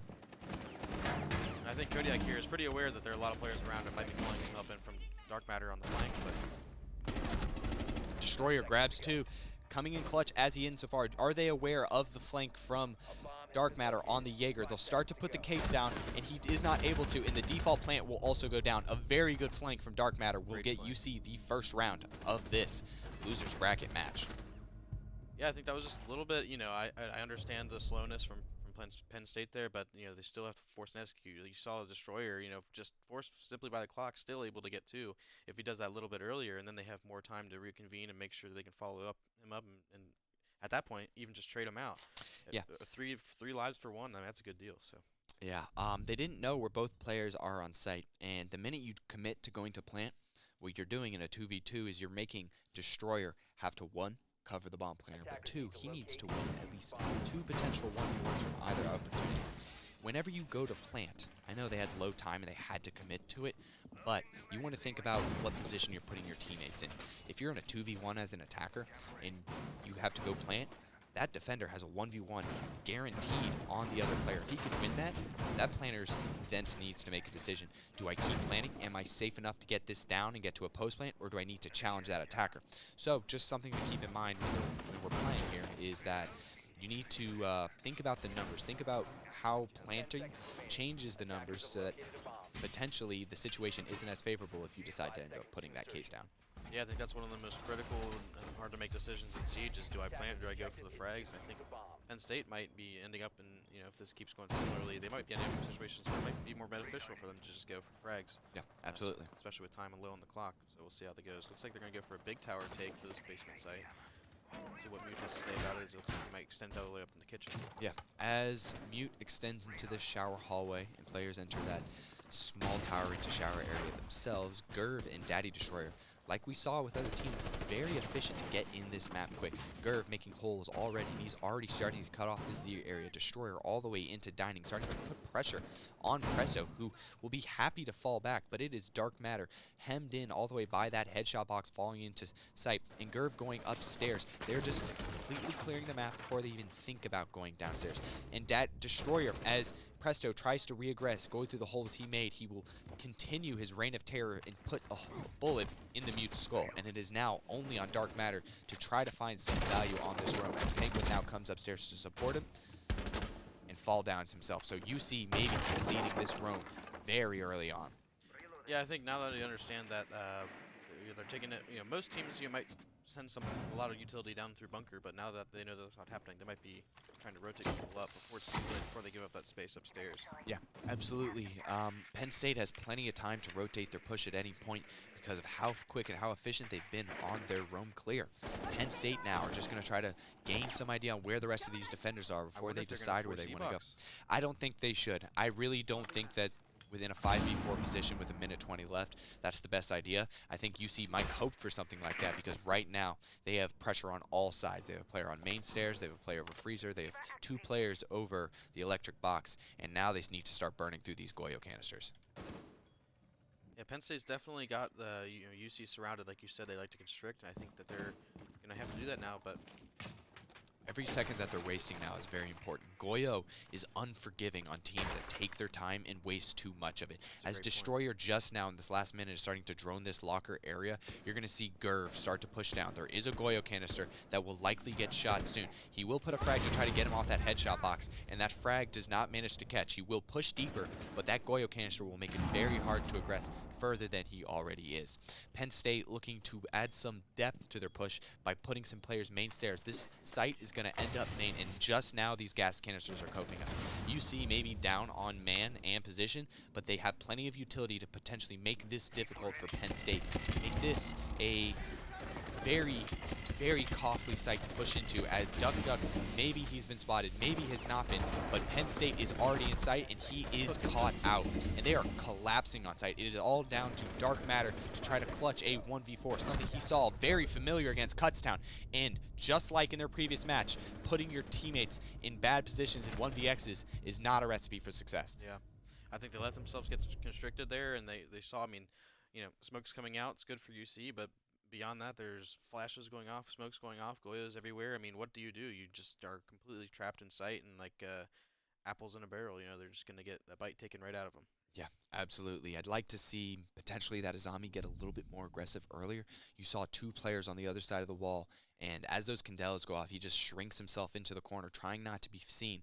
But as Penn State collapse, they check all their corners, and he's only really good for 1 before he gets put down. And now you see, tied up 1-1. They're going to change their bomb site, which I love to see. And Penn State, coming off a round win, looking good. Destroyer, as usual, leading the way.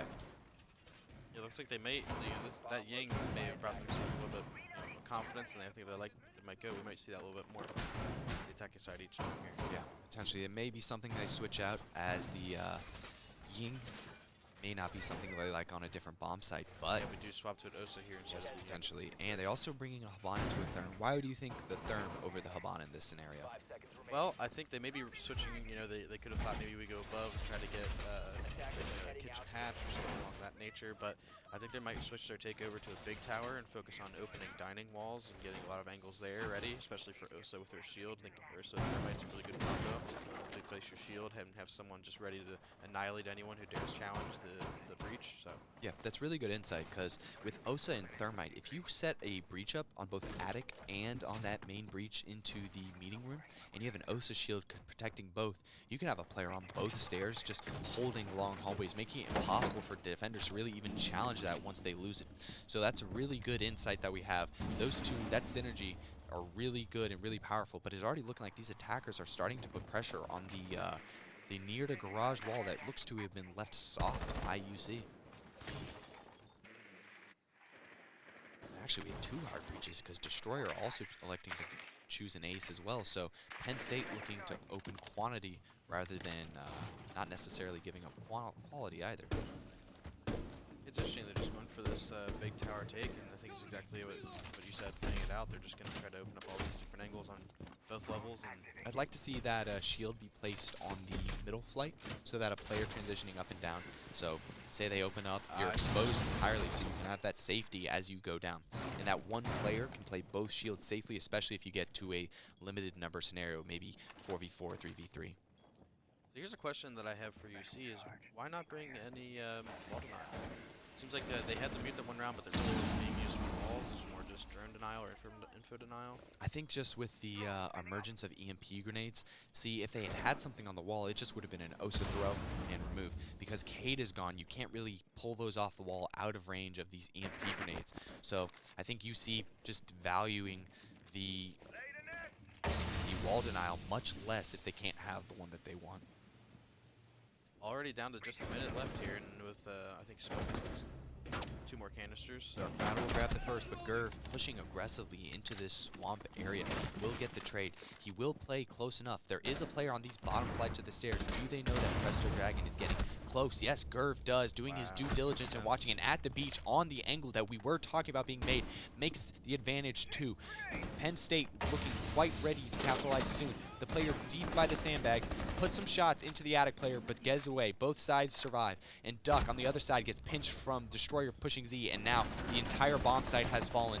Olympus has fallen, and Penn State will win their second attack. There's just too much for UC to even think about being able to handle there. I mean, all these angles being opened up, anyone who moves an inch just gets lit up. You know, they have sights on their head through walls. There's nothing they can do about it. Yeah, I like Gerv there. He really did get aggressive. His teammate goes down, and he still commits himself. He gets a trade on the TCSG of Penguin, puts him down, and gets himself into Swamp.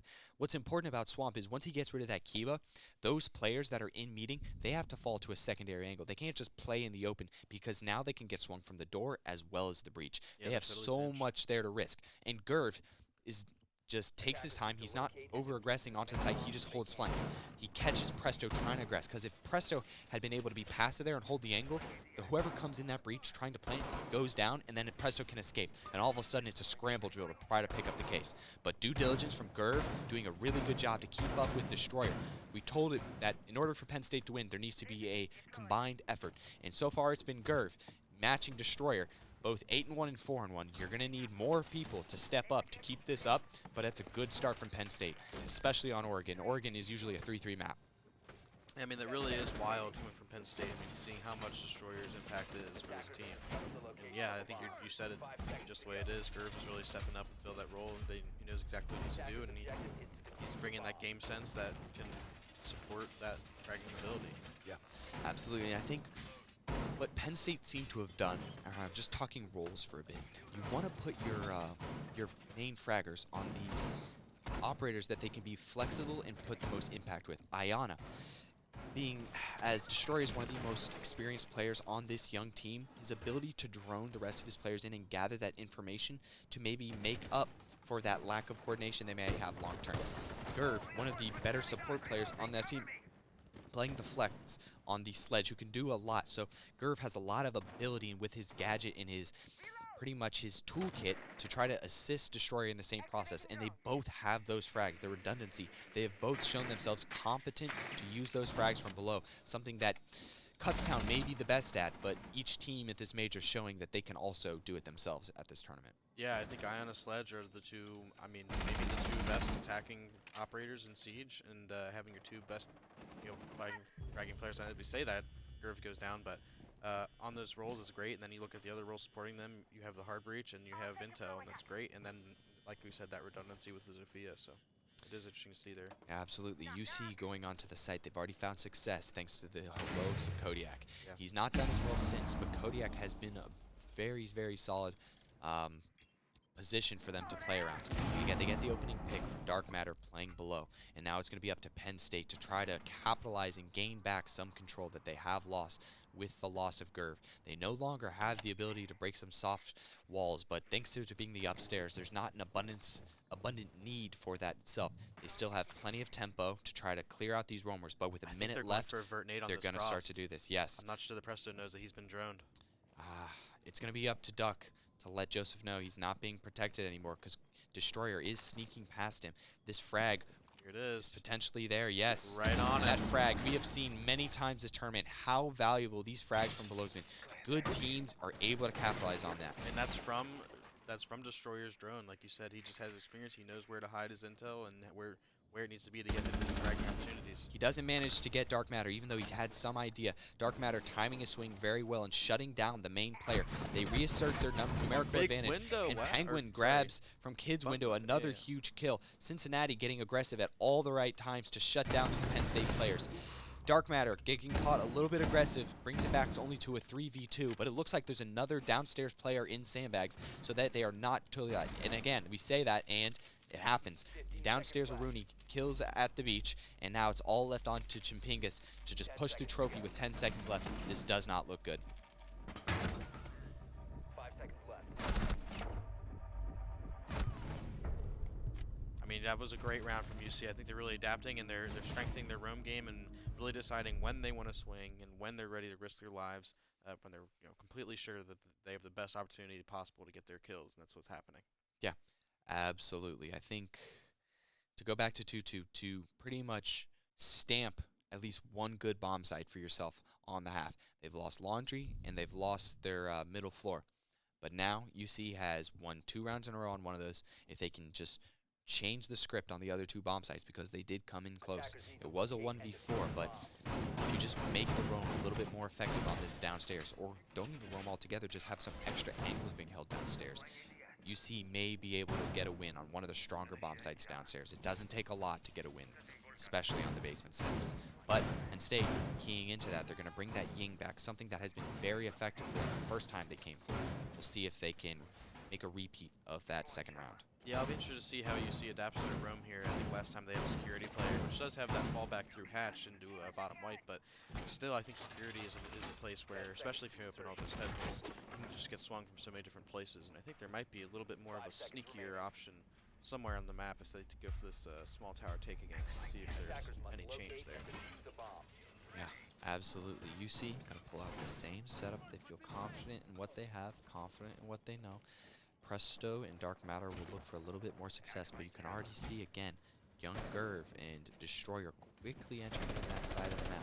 A little bit more pop shots. Dark Matter will get tagged. I'm not sure he knows how bad he's in danger. He's going to try to get up White Stairs, but he is quite lit, and there is no quick escape up there. He may be joining Presto Dragon, but he is not necessarily joining him in safety. Penguin on the roam as well, so UC really leaning heavily into their roam game. It will find success as Penguin, who was playing Anchor last time above, will punish Destroyer, the main player for Penn State, from getting a little bit too aggressive too early. It's a very good start for UC as Gerv repeats by going upstairs. But does he know there are 3 UC members here? Yeah, I think they got a little excited. They saw that Jaeger fall back quickly, and last time there was really only one person on that hard roam, and they were able to clear him out. So they're thinking, okay, we've got the roam cleared now, but I don't think they understand that they had all these people surrounding them. Now they do, and they're able to get that pick onto Penguin. Eric this time, or Presto, sorry, on mute, opting to reinforce every wall in security. He's really going to be a mainstay here for them, or are they going to decide to really push him? They will start to push him and pressure. He'll throw up a Nitro to create space enough for him to fall back. Dark Matter will slink back into sight, and I imagine Presto Dragon will join him shortly. A 1-for-1 trade about equal damage. Do you think it's worth it? I think that's totally worth it. I mean, you're taking out Destroyer, who's been this star player of this team. They've wasted time. It's down to 1:30, and they're able to keep it clean. I'm really good to Dark Matter for staying alive. I mean, he's getting shot through the wall. He's taking swings, and he's able to get away and make it back to sight. That's incredible for a player. Yeah, especially by killing the Ionic, you're killing some of the information. You're going to slow down Penn State just indirectly determined based on what ops they have left. Screaming Serpent hasn't been doing much as the entry, so you really only have to worry about Gerv and the rest of the supports hitting their shots all of a sudden. Sledge on the bottom floor, which is very soft. Going to give his teammate a quick entrance into sight. Not sure At the Beach was ready, but he has 80 bullets in that magazine. He has enough bullets to buy himself some safety. But, again, that Sledge isn't going to be as valuable outside of his gun. And Screaming Serpent gets onto the board. He punishes Duck Duck for swinging. Duck Duck dying in almost 80+% of the rounds UC has played. So, again, the aggression of UC getting punished. Penn State with only 30 seconds left. They have the numbers up advantage, and they are entering from a bunch of different states. This is going to be a very scrappy end of the round. Yeah, I think Ying is just going to start launching over stuns and just praying that they land, but Mute here, able to get that freezer push stop, so now it's just 2 sides that they need to stop. 1 side left, I believe, it's bottom main, and they're supposed to deny it. This is really poor for Penn State. Penn State, they come in from all these different directions, but they don't coordinate which directions each of them are going to be looking. They all get caught looking the wrong way on all 4 of their entry points. Yeah, I mean, UC being in the right position just shut them out of that round. That's the total risk of them doing their surround and constrict, is as soon as they start not really realizing they don't have enough time to find what they're actually constricting, they slip out and then they have good flanks on them. So yeah, once you start to lose a couple fingers on grasping something, it's really hard to hold on to the constriction. Yeah, I'd say so. Yeah, absolutely. UC get to the bare minimum, 3 rounds on defense. How we view this half is going to be determined on how this final round comes across. UC going to another bomb site that they haven't found success with. They have been there, but they have not won it. Penn State already have a recipe on how to attack this. Do you think Penn State come with a little bit more aggression, or do you think they slow it down a bit, try to keep Destroyer up a little bit longer? Well, I think we're going to see probably a very similar take where they open up a lot of angles, but one difference is with Kodiak. I think we're going to see, especially since they're bringing Osa, and they can, UC kind of knows that, is hopefully aware of that, which may bring EMPs. We might see Kodiak keep 2 bandit charges in his pocket and try to trick one of the most important walls, what they deem to be most important, which I think might be that stage wall. And then, that allows Attic players to be a little bit more safe, and I think it will slow down Penn State maybe to what they need to be. So we'll see how this gets played out. Yeah, absolutely. So the swap from the Azami to the Bandit, putting some more emphasis on these reinforced walls. At the same time, the Sledge of Gerv is going to be happy across any castle barricades he comes to find. The frags of Sledge, the explosives of Zofia should be enough to maybe destroy some of the Goyo canisters. Penn State has the materials they need to get through this setup. It's up to them to determine if they will allocate them properly. That Osa and that Thermite were very massive in the last round. If they can find the same value out of those two, they may find a very similar outcome. Yeah, there's one EMP gone, and that's the That's bottom both. main side. That's both. So they're really not going to be able to get anything going in main and big If they can tower. open main, they can put a Zofia charge on the bottom of the attic, since that is soft, and then you can open up both walls. Yeah. But if they can't get any of the walls open up at this point, that is a very, very difficult start to the round for Penn State. So they are rotating to this big tower push, similar to what we saw earlier. Yes, absolutely.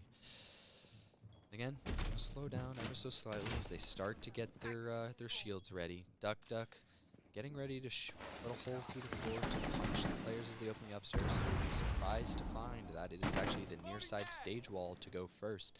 And now Penn State, they have the first step to taking this site.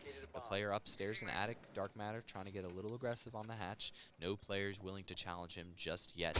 It's so Penn State going to be still setting the pace. And again, Presto, Yeah, we have perhaps teasing going up to the basement. Will Penn State be ready for it again?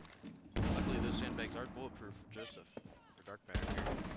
Yeah, absolutely. Now that floor hole, the same hole they make to try to break this wall and get that. I'd like to see Dark Matter stay aggressive, stay hidden behind this blue box. Instead, he'll take the passive route, what some would call the scholarly route, to keep his life up, because he probably knows Presto Dragon is going to be on the flank again. It'll be up to Gerv to see if he can capitalize again. But this time, a player has snuck through their crossfire. The Cade that is watching it does not hit the shots. It's a trade from Kodiak, so Destroyer only grabs one, but the rest of this push is going to start to come to fruition. I And think it's this up. is exactly what UC wanted, man. I think it's 40 seconds left, and they were just recently able to get that top range open, which has been their whole attacking goal Duck here. Duck gets a little aggressive. Chimpingus is able to take his head off, and again, Young Gerv catches Presto Dragon on the flank. They're not able to slow it down. They throw a Nitro, hoping that they're pushing through the breach there, and they are not just yet. Penn State, this slow, suffocating pull. There's no players close enough to support Kodiak, and now it's going to be Dark Matter pushing it alone. He is able to get one, Oh my. two, second down.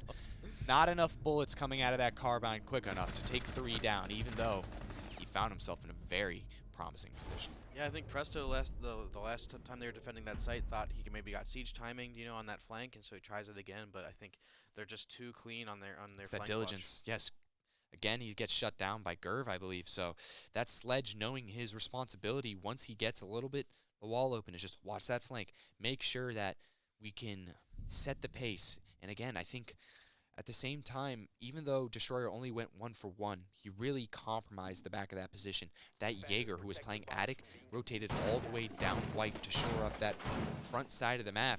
And then there wasn't that body holding the hatch from above. When that reinforcement went off, they were able to just control the attic, control the push, and just pace themselves with that Osa and Thermite to subsequently or ultimately find success. Yeah, I think with that position, it was just trading out was way more beneficial for attackers because they were able to loosen the grip from UC head from all the angles they'd opened up. So Yeah, absolutely. Penn State doing a very methodical half.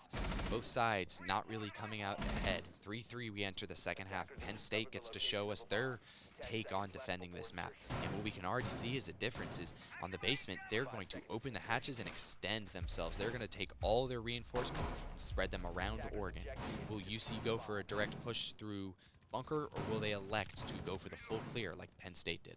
yeah, I think UC is going to go bunk because I think Kodiak was on his drone there in the round. He saw that the elbow wasn't even reinforced yet. And I think that might give a little bit of a clue. There aren't really a lot of people on the site right now at all. And here we go. Gerv is the first sprung to challenge them. He grabs 1, grabs 2, so UC trying to go fast, get punished. The Sense not throwing his gadget to obscure the angle, so his players still have to run through the open. And he may have made himself into barrels or into bunker in the elbow itself, but he has lost 2 of his teammates behind him. The Glass, set to capitalize on his gadget, is no longer alive to do so. The Lion, where Penguin has been finding success this tournament, is not alive anymore. Dark Matter will grab 1. There will be another one inside a pillar who will take some warning shots, but Penn State is very aware on where UC is, and they just need to play these next 2 minutes out cautiously, play it coordinated, which they do not do. Duck manages to even up, and now these roamers are going to have to start to fall back. Destroyer somewhere got a knife onto Presto. That could have been a Just down a and a down, finish. yeah. However, Destroyer finding success on all parts of the map because it looks like Presto Dragon was, again, not with the rest of his team, entering in on what looked like the main side of the map for not the first time I've seen, being isolated from the rest of his team. Yeah, this has been such a strange It's both just attack and defense. Bringing a Thatcher again, but there's no hard breach. like relying on just the hard reach gadget of Penguin to be your only saving grace. If you lose that operator, Lion's not necessarily going to be playing passive. He's a crowd control. He's going to be somewhat capitalizing on roamers. If you lose him, you only have a Thatcher for the gun, which I don't think I've ever said, hey man, we need a good gun, play Thatcher. Yeah, I'm just a little bit confused. I think UC's just a little bit staggered and out. I think at this point they really need to be going for elbow with the remaining option utility they had left. And now they lose that option, trying to hold an angle too long in pillar. And now we're just using Sen's device for one player that's left, rather than being able to use its full extent. Yep, absolutely. He's going to try to find, he has a minute to work with and some wiggle room to try to work with, but it's going to be up to Penn State if they give him the openings to do so. There's a nitro prep as soon as he walks over, so he makes enough noise, and that is definitely coming his way. Bandit is likely just going to run over. He's going to probably put it down. He's going to walk. He scared him away. Yeah, it worked. And Oh, he the gets line up, very though. fortunate It's a timing. 1v1. Nitro's gone. Yeah, and this Bandit is on a shotgun. He knows I don't think he exactly knows where how he close he is. Oh! And that M870 really just forcing Duck to involuntarily lay down. Wow, he has time there. I think maybe a rotate. Try I think to get he it in the heard already freezer the or- shotgun. I would have loved to see him go to the hallway, Yeah. take that gunfight from a position As that far as shotgun is less possible. favored for. He got very fortunate with both of those players going in the kitchen hall, swinging and just reacting to the bait plant very fortunately, but thankfully for Penn State, they have one of those players who or else needed to step up, and they do so. They come up clutch, and they close out that 3v1 like they should. Yeah, I think that was another round of just really bad missed timing for droning there. I think Kodiak got his drone in and said, hey, there's nothing in sight. Right as he gets off his drone to reposition, as he comes to life, they're able to actually set up an elbow and maybe put some more players there than UC was expecting. So I think they were thinking they could get in for free and save their utility for a later date, which is a good thought, but really, do you want to be taking that risk at this point in this tournament? Do you want to? That's a question that both sides are going to be asking themselves. Penn State going to the bomb site that Cincinnati showed to be very successful, especially with that map ban. We have to wonder if this top site is going to be becoming a fortress for attackers to try to go into. Penn State hoping it is so to try to create a 2-round gap between them and our attacking home side. UC bringing again the Sens and Glaz combo makes me wonder, is this going to be a big window angle they're going to be peeking? I'm not quite sure where this will be very effective. This feels a little bit like cheese to me, and again, the Glaz goes down, making that Sens even less valuable. They have the Sens and the Capitao for smokes, which that Glaz can play off of. The Glaz going down is a real big heartbreak. It feels gimmicky, to be honest. Like Cincinnati, yes, you may have found success doing these setups, but is there a more efficient operator lineup to run? Is there a more efficient and balanced way to kind of play these setups? I'm not sure you're going to find the opportunities to get these long angles through Sens anymore. At this point, Sens is more of just an entry frag with that Force 17, and I'm not sure you have a games window peak there, but I'm not sure you have much utility either to clear it out. You have just the impacts of Zofia to help clear some stuff. Derv gets a little bit aggressive, but Jaeger's passive utility, you're fine to lose that fight. You do trade it out 1-to-1, Destroyer finishing off Penguin. So you reassess your man advantage, and Duck is still quite low, so I'm sure Penn State is not going to be complaining about the state of affairs heading into those last 90 seconds. So they're going to get a hard breach off, and that probably is the main wall. I think they're going to try to go for a main wall big window swing. Absolutely. Especially with the amount of smokes that are still on board. Yeah, absolutely. And now Throw a lot of Cincinnati, smokes and mirrors towards Cincinnati the has window. idea where all these players are coming from. Shots came from Presto. The wall just got opened up. Penn State has some idea that this is going to be a big window and a main take. A very clever angle coming out of the Sens. And he gets the down! And now it looks like we might go for an execute from UC. This is an off plan, so they might not be prepared for this. And Presto also manages to get another kill elsewhere. He does not jump in, and UC, with some clever usage of the utility with the operators, they're bringing themselves down to a 2v3 post-plant scenario where Duck really has complete say on where these guys are going to be. And there's Destroyer going down. Duck sees the other in attic. This is a great round from UC to answer. They might have lost the opening pick, but this operator lineup and the way they took it is clever enough where these Penn State defenders were not ready for it. This is a very unique execute from UC. Even props Destroyer coming from commenting on Destroyer, it, yeah. catching them off guard. Those Sens lines really cutting off the angles that attic wanted to hold onto that breach. Yeah, I think that was just a really good, utility mental rotation from saying, hey, we lost our glass, so maybe we don't use our smokes early and try to get a cheeky pick, but rather we use, our smokes as a distraction, or rather to bait out some movement, and we'll just put guys on windows, a guy on breach, and watch for however they react to all these smokes being thrown. UC finding success, showing that upstairs is attackable, seeing as Penn State wasn't able to. But hopefully UC is able to capitalize. So Penn State going back to the site, what do you think they'll do differently to try to hold onto it? I think they're going to go that mute. If you put a mute jammer by that window, by that wall, it's going to be any of those sends gadgets as they get rolled out. Those holographic windows that go up, those are an electronic that can be stopped by the mute jammers. If UC is not able to clear all of those, they may not be able to get those panels to all come up, and angles might open up. But I think that biggest change is to use his gadget to just straight up watch the breach. You will have to worry still about that game's player holding that long angle, but if he can keep himself alive and just isolate those gunfights to be the ones of the breach being pushed through, they may find a lot more success. I think UC drones out Warden there and just completely decides to opt away from the smokes, and they swap to more of an intel gathering and flex and pop. Bot following to a spawn peak this time. I think UC's probably gonna be very happy about that, as they've lost some man advantage so early in most of these rounds. So looks like we're actually gonna get a clean fight here. And UC planning to get in the map quickly from this small tower side. You'll see a pair of drones move through dining in this shower hallway. Really gaining ground for Penguin to catch up on. Gerv is going to be his first challenge. Gerv looking to challenge at the bottom of his white stairs. Gerv, known to peek, he will put some shots and then he'll smartly fall back. They know where this attack is starting to come from, and we're not sure that UC also knows that there are 2 more roamers on the map to contend with. Valkyrie, she'll get the cam and she'll fall back smartly. So UC, they have control, but they have conceded 6 cameras in only 30 I think seconds. UC inevitably is going to stall out here. They're going to slow down and really get worried. Hey, we just lost all of this intel. Are we going to get flanked? And so I think they're going to see a lot of holding angles here, as well as some little bit more increased aggressiveness from Penn State. Capitalize on it. Push. Just raw push. Never mind. Lost the chance. Yeah, absolutely. Presto. Going to use the added benefit of Osa, being able to break barricades instantly. Not really going to stall or scare Spots out Penn top State. white. But the big part about having that shield there is that you cannot get swung from attic. So you can safely put a player on this kid's window and play around it and play the cutoff. It's going to be very hard for this smoke to find a position enough to challenge. But at the same time, with that Osa shield on there, he doesn't have to worry about being jumped in on. So if that smoke plays passive, plays his life, plays the long push, he may be able to find some success without being too at risk. I think they need to be taking attic here. They have the call. I know that they might be afraid that they're standing on a mute, not getting called. But They still have to contend with Destroyer below. If they can push in the next second, the smoke has left. That Warden is playing a deep angle. They may find some success pushing up. They will get a down on Serpent. So that smoke's canisters, if they can finish him off, that very valuable utility is potentially out of the round, and Destroyer is going to play his life. He knows he's been compromised by the call. He's going to wait to see if it's safe before he capitalizes.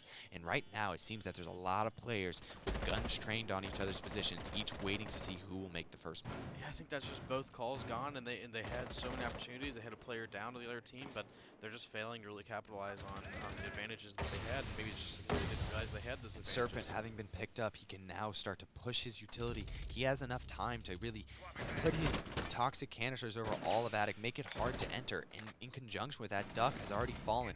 That Destroyer gets a second pick onto Penguin, and now it is all starting to fall apart. UC going for a constriction themselves, but they have been stopped at every hurdle. And right now, Presto, something he's all too familiar with, in a 1vx, he is not able to. Again, and Penn State will have flawless. our first flawless round of the day to get within 1 of map point, and they're finally creating the difference between the two so far. I mean, that's just killer for UC. You know, they're trying to enter in these places and work together, but their intel is just getting absolutely destroyed, and then they fall back on their separate utility, like their Dokubi calls and such, and they aren't really making capitalizing off of that. So there's nothing left. At the end, you just have to run in, and when they're running into a site that they haven't even been able to fully drone, they're going to lose that fight. Yeah, absolutely. I'd love to see the attack start to enter in downstairs. We talked at the start of this cast for this map that it's really important to corral those players that are solo roaming downstairs. We saw Destroyer on the Valkyrie get 2 picks just roaming around downstairs, and he ultimately was able to get back to site and help the smoke who had gone down. Destroyer, who is 15-6, again, he is perpetually carrying Penn State from the front, being as a true leader does, leading by example how to play this map. I'd like to see UC be a little bit more effective on the roam clear. They entered the map a little bit quicker last round, but they didn't find any picks off of it. If UC can manage to corral these solo players on different parts of the map and start to leverage a man advantage instead of being against it early on, they might start to find success, which they will need to find in order to, at the very least, push this map to OT, because Penn State is much closer to that than they are. Looks like UC is going to try the same OSA Thermite strats for this site, and we'll see if they can attack Big Tower, or if they go for a different side. Looks like they're going to try to enter towards lobby, or maybe take a vert down approach. Yeah, absolutely. It looks like they're going to be going for a master side take. There are the soft walls here. It's going to be Destroyer, as usual, the first contact. He likes to be that front line, really challenging those attackers that they like to enter. They're going to probably start to commit some soft breach onto that master wall, start to push this game's area from multiple directions. But for now, it looks like they're just going to continue their own. OSA has already managed to put herself in the middle of the lobby area, trying to isolate this lobby area from the rest. They may choose to open that garage into meeting wall instead of going to this back tower side. We will see soon enough. Yeah, I think Destroyer had a really big missed opportunity there, where Drone drives in and drives away from him, and he shoots at it, doesn't get the drone, and now reveals his location, whereas he could have ninja'd it and gotten some picks on UC like he's been doing. Kodiak making the biggest mistake, impacts in the pocket of Maestro, destroying the shield instantly, doing damage, and then the follow-up bullets from that Alda, killing the OSA, and dropping that defuser. That defuser is now down in a potentially precarious position that now gas canisters can prevent from entering. UC, on the other side, has fully gotten control of that Z area, some track stingers on both ends of that hallways. They'll start to try to get an idea of where these defenders are, but to find out that 2 defenders are going to be challenging you in meeting, as well as not having any attic control, is going to be a daunting sign for these attackers. Yeah, I think we almost certainly need to see a rotate now. We need some upstairs presence from UC. Yeah, if they can start to pressure attic. And they have all the Z control, but what do they do with Z control? It's really, there's still like 1 door into sight, and they have to push through split, which has 2 defender angles they can get swung from. And coming up, Freezer steps. Duck will go down to Gerv. So here goes all this utility. It's just gone. Yep, and then falling back off of it, so there's no one to reaggress. Presto will kill Destroyer finally. The main frag, they are still behind with a minute left. Now, just upstairs, they're starting to pressure Trophy. Now they see the value of having attic, see how they can pressure the player out of meeting, but do they have the time to capitalize on it? And do they have the shots needed or required to get these defenders out of these power positions? It's going to be hard to say, because right now, Penn State look very good. Yeah, second call coming through, and they're still just trying to clear above, but I think above has fallen back as far as I'm aware. Yeah, absolutely. They just now get the hatch. They go 1 for 1. They're going to have to drop through the hatch. It's just the player in Z and the player on the hatch. There's players all around. Chimpingas will shut it down, and Penn State goes to map point.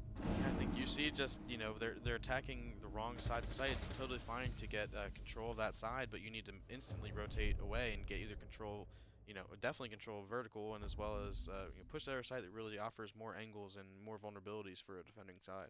One of the main things I've tried to talk about a lot on this weekend is you can't pressure a site from one position.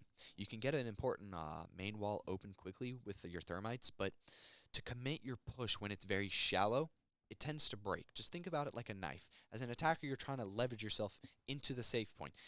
If you have your knife too thin, it'll break off at the point when the outside leverage comes in. But if you have a really large wedge, the whole purpose of a wedge is to get in on a small point and then drive more area behind it. So you want multiple areas you can enter these defender sites, have multiple angles where you can create crossfires from. Because if you just enter from one point, UC was contesting a Maestro LMG up close, who I can guarantee had cameras, a smoke gas canister, and then also a Warden.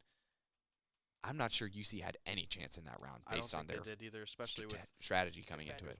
Yeah, I think they just have to be a little bit more clear, and that might be what they just discussed during the technical timeout, is say, hey, we have a pretty one-dimensional push on these attacking rounds, and I think that's why we're losing. see if they change up their angles and work more together in different squads. I don't want to see them, I think Penn State's constricting method is, I think UC would view that as, hey, each person's playing by themselves. That's not good. So I maybe wouldn't necessarily be able to want to see Cincinnati doing that kind of play style, but maybe just splitting it apart into 2 separate teams with very clear goals and taking 2 different attacking sides of this map and making quick and decisive rotation. 10 seconds left. Some really good inside. Penn State going to their 3rd bomb site. They're going to go to their 2nd downstairs setup. They're actually not electing to go to the basement, unlike UC. With that Flores gone, with that Cave gone, with that Wamai gone, they may just lean out of the setups that they have for the downstairs and feel it's a good site.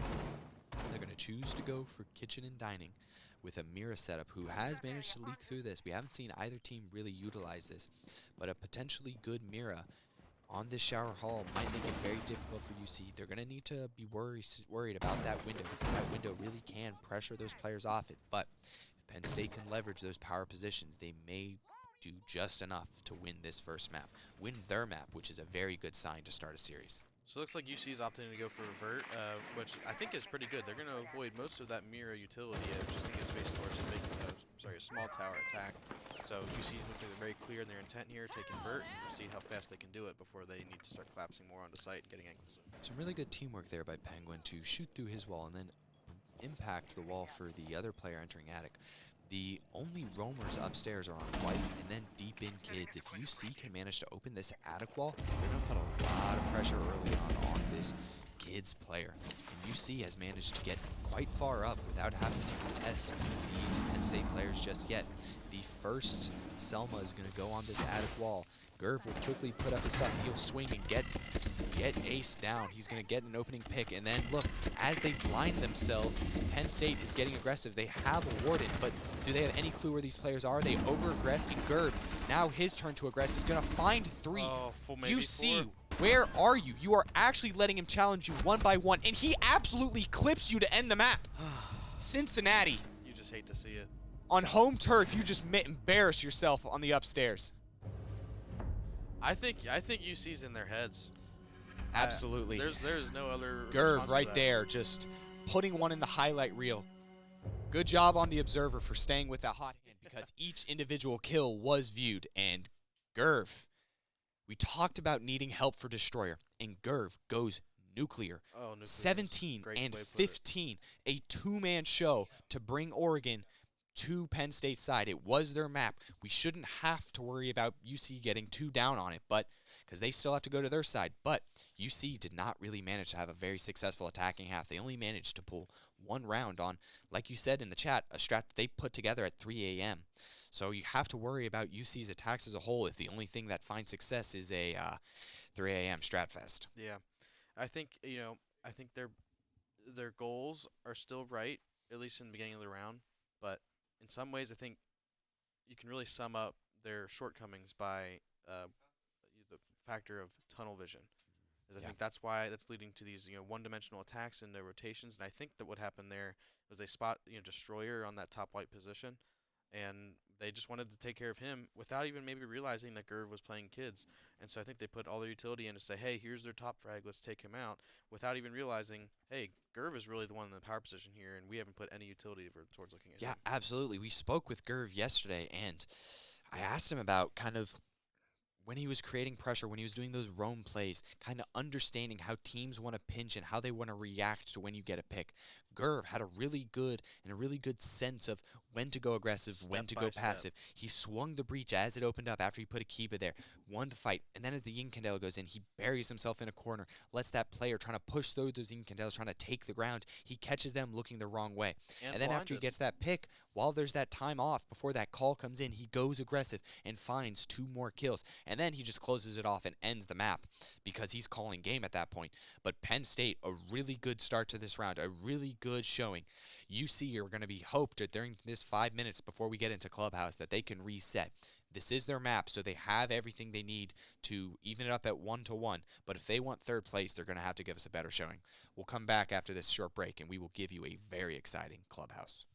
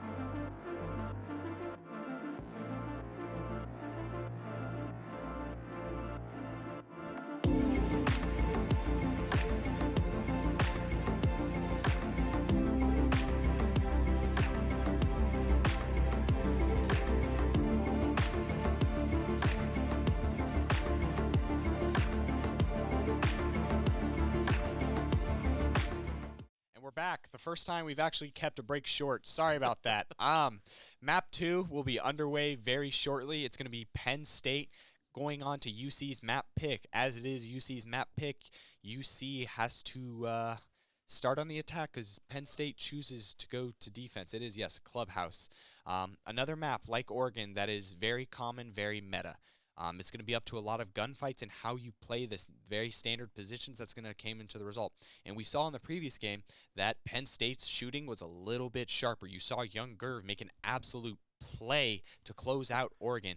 If Penn State can keep that momentum, they will take home third place. UC hoping on their bat pick to try to bounce back, try to change how things are going, try to instill some momentum, some confidence that you will hopefully want to carry into a map 3 if you're even going to have a chance to win. So UC on their back, they've lost 3 straight maps now. They really need to turn it up or else they will be going home in 4th place with nothing to show for it. Yeah. Yeah, I think that's one way you described Gerv last match was or last round was the nuclear, and I think that's a really good way to describe what the Penn State's kind of been doing. They have a multi-dimensional attack. They're working together. They're playing to their strengths, and I think they understand their strengths, and that's really good. UC on the other hand, I think they played a lot of Siege yesterday, and then they also had their NACE playoffs. Yes, they did against which Davenport, and that didn't go well, did it? That did not go well. Yeah, so and they chose to keep playing that game. I was talking to some other teams, and they were they're saying, man, yeah, if I was Red, I would have forfeit that game. That's way too much Siege, and playing against Davenport, it's one of the really premier teams, really good team. If you don't have hope, and it's just going to serve to make your day tomorrow harder, why even go through with it? Yeah. So a very I think tough. UC's taken some lessons, especially this semester being in 3 leagues. They've gone through a lot of Siege, and I think they just might be a little bit burnt out. And I think that's what we're kind of seeing is them playing a little bit more on autopilot, being a little bit more one-dimensional, not having fully thought out plans. Kind of just we have this idea, let's try it, let's devote everything to it. And so hopefully we'll see Clubhouse, which is I would say a similar map to Oregon. We'll have to see a little bit more planning and thought out and decisiveness from UC side. Yes, it's been a very exhausting 24 hours here in Cincinnati. All teams playing a lot of Siege, but UC kind of starting to feel this is the culmination of your season. You have to say, as a coach, as a captain, can you guys give me 5 more hours of Siege, 5 more good hours of quality Siege, and then we can leave this season with our head held high. We can bring home the $75 of 3rd place. We can bring home some earnings. Say that, hey, we beat a quality team in Penn State. We came back when we were 1-0 down. But they'll have to do exactly that, or it'll be Penn State coming home in 3rd place with a very, very happy drive home on a Sunday night. Absolutely. And with that, we'll be starting our map here, starting in bans. What do you think we'll be seeing? I think it'll be a lot of the same. I think we might see another Cade ban. I think UC might ban either a Hibana or an Iana. They know that Iana is something they've locked. Penn State keeping the Maverick ban. It worked for them once before. It'll work again. UC, again, it might be the Hibana just to make the hatches a little bit stronger. I know they like to impact trick the hatch instead of electrify it with Cade, so I assume they might ban Cade, but it's actually an OSA. Makes a lot of sense to me. Yeah, OSA really, Penn State showed that they can use the OSA in combination as a tandem with Thermite to really get control of it. If you put one outside that CC wall, you can get a lot of good control, make it hard for these defenders. But then again, Cincinnati, yes, they ban the Cade. They make it hard for these attackers to, or make it easier for the attackers to get these hatches, seeing as these really good Cade claws can be placed in many different positions. And on that OSA topic, I think UC also, they tried to replicate it and try to get the same effect, but they were really shut down with aggro plays from people with impact nades. And I think, when you see that one team's getting more use out of an operator than another, that's when you ban it. Yep, absolutely. They're going to get rid of Mira. She did sneak through on Oregon, but I believe on Clubhouse she might be a little bit better, just enough so that you can justify banning her. But you see, starting on the attack, this is another map that can go around 3-3 normal, so I wouldn't say either side is favored from the start. But if you look at this lineup, you will see something very, very familiar. You'll see an Oryx from Penn State, something that they have been very consistent about using. You see another Maestro out of them, something they showed us on Oregon. So if Penn State is currently in a comfortable spot with the same ops that they normally run, you have to think that they're going to be playing very comfortably into this round, especially since all the pressure is on UC. Tell you what, as an attacker, I would not want to see Destroyer on Vigil. That just means he's going to be everywhere at once, and yeah, we got to be have eyes in the back of our heads, and that's something that Penn State's demonstrated. Shutting down Presto on the flank several times. But I don't know about UC. We'll have to see, because they really, for flank watch, don't have a lot. Yeah, UC, something that they might have tended to do. This is going to be a run out from Destroyer. Going for an early pick. Something Penn State does a lot, go for these picks. But something Cincinnati sometimes fails to do, they heavily drone at their entry to the point where there's no one following their entry. You see, there'll be 2 drones droning in that entry player, but there's not a second person to trade out that gunfight. And what you'll see now is that sometimes if you lose that opening duel, you're kind of at a loss, because you, one, have to re-drone. Because if you kill the player, you're free to kill the drones. Then you can either re-aggress, take back that controller, back off, but no matter what, Cincinnati will have to re-drone it. And that's what we saw. There were 6 drones killed at the start of some Oregon games, and it looked, as you can see already, UC doing a really efficient job about clearing upstairs. They're all the way into cache. This is a downstairs, so they're not necessarily the most stiff defense downstairs. Looks like they're trying to catch Gerv out here. He might not be aware that he's getting surrounded slowly as his power position in Logi. He does really have help from Destroyer here, so it will be the duo from Penn State last time. Combining for 32 kills, they will be doing a very, very large stand upstairs, actually, as Destroyer is supporting him downstairs. And it looks like Penn State has found an out from the upstairs, just escaping down the main stairs, getting towards this first floor before they fully commit outward. But UC seems to have gotten at least the top floor of Clubhouse under their control. Minute and a half left. We'll see how UC transitions here. Gerv and Destroyer looking to fight these main steps. UC has not opened anything by the kitchen hall, so there's no real pressure for them to give it up entirely yet. UC seems to be entirely coming down the main stairs. See again, multiple drones droning in the same player. There's no one really around Iona to help support them, which this abundance of information will give him the necessary stuff to get Destroyer peeking through the basement. So that is one of the 2 main players from Penn State going down early. UC taking the time with their push. Do they know that this Oryx is hidden here in the freezer? I assume they do not, considering they are not looking that way. I'll tell you what, hiding in freezer is one of the most ratty places to hide. I mean, I love doing it in my ranked games, because it seems like they know. Double checks that? It seems that they know. Presto with his hesitancy, and look, yes, they are droning it out. They're soon going to find out. This Oryx is going to have a conundrum ahead of him. He now is finding himself completely wrapped. The problem is, if he just stays alive here, UC's going to have less than 30 seconds left just to commit, and he's done a great job, even though he might not get a kill, which he does ultimately, even though he trades out. This is 30 seconds. UC has done no vertical. They've opened no hatches. Penn State, even though they have come on the losing side of this trade, they are, in theory, in a good spot, although Kodiak will get a second pick on the Ying, and now it's a 4v2. They just need to slug it out, and potentially they have the first round. They have 10 seconds. They're just going to have to drop. They know where the Maestro is, and they're just going to have to commit to this. Maestro does go down, and there, Case will start to get planted. It's up to At the Beach to see if he can drop the defuser, or he will have to have a heroic 1v3 ahead of him. Oh, that's always scary if he's shooting towards their planter, but it looks like they know where he is at this point. Yeah, and UC content to set up for the crossfires. There is no real rotate into blue. This has been conceded by the defenders if they've gone there, but now it's been reversed against these defenders. And UC doesn't have to worry about a wrap. It's going to be almost exclusively coming through the hallway.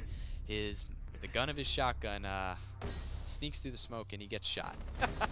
Love to see it. It was a good try. Absolutely. Really well done. UC showing patience. Even though they didn't really prepare the site for an execute, they got their numbers high enough to favor them where they can just execute with bodies. There's not enough defenders to look every direction, and if you collapse together from that position, you're going to come out ahead. Yeah, the third pick, I think, coming from Kodiak was really crucial there. Yeah, I think he managed to slip his way into site, getting really far into that church area to just cut off everyone else. He made his way all the way down to dummies as well, and that pretty much gave the entire armory bomb site to the attackers. And they're going to go away from it. Yeah, absolutely. And this is one of the sites that can be harder to hold. Azami is on the board, so Penn State will rely on her to keep the Raptors under their control. But and the Solus this time too. That definitely will, because I think that was the biggest point from last match is we take the drones away from UC. They stutter. So with Solus here, we'll see how efficient she can dispatch of any drones that might be a little bit too courageous driving the site here. 10 seconds to go. Penn State doing relatively standard, nothing crazy. They're going to extend into garage. They're going to Attackers must on the main locate and wall. defuse the bomb. It's not going to keep it alive for the entire thing. They're going to expect garage wall to get open, the main wall to get open ultimately. One thing I would hope to notice as you see is that there is no catch on rafters, so while they do have these zombie barricades, they could get a well-placed nade up there to really get control of garage quickly, which is crucial to this site. Yeah, absolutely. Penn State early on in this game, as well as in Oregon, they want to peek, they want to take gunfights from running out. Destroyer sitting here in strip, he may try to find an opening where he can pick off the attackers from safety, but it's going to be up to UC if they stay together, if they stay on this roof, seeing what they want to do. But it looks like UC happy opening up that main wall, putting 2 breaches there. Then going to rotate over to Master. They may ultimately be deciding to end up in con, doing kind of a pinch from the outside breach as well as into con. They already have a lot of control, so these defenders might have to be satisfied going back up the main stairs up red, or they're going to try to flank up main. Hey, here's another thing with how UC plays with, using drones so much. Solus has an idea of where everyone is just following the drones. So we'll see if Solus is able to time flank up red. And then out of there will be 2 players on red. Sorry, up main. Sorry. On red, so Penn State is going to have to see that their walls are going to be open quite soon.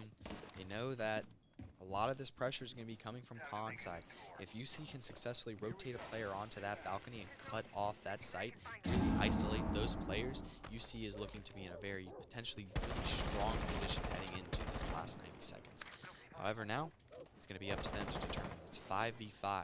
This next pick is going to really determine where this next round goes, because this Maestro is stuck in a very precarious position. His Stuck on cover is site. slowly blowing its way around him, and Destroyer might try to get aggressive on this repelled player. I think UC. Ooh. And he doesn't manage to. Nice. Presto has his pistol out, but he doesn't. That detection on Destroyer just enough in time so that they can see him. And now a 2-man advantage. These Flores drones flushing these defenders out of sight, and UC is going to go for the execute. They have all the positioning in the world. They're probably going to want to step into sight, force these defenders up, and right now it's all collapsing around Penn State. A really good attack coming out of UC. I think Penn State wanted UC to come onto site quickly and intentionally leaving site open. And I think UC kind of smelled the trap there and said, hey, let's really slow it down and find where all these defenders are, because there was really only Maestro on site. And I think that's exactly what they did. They waited, they baited, they found the angles, they droned them out, and they got their picks for it.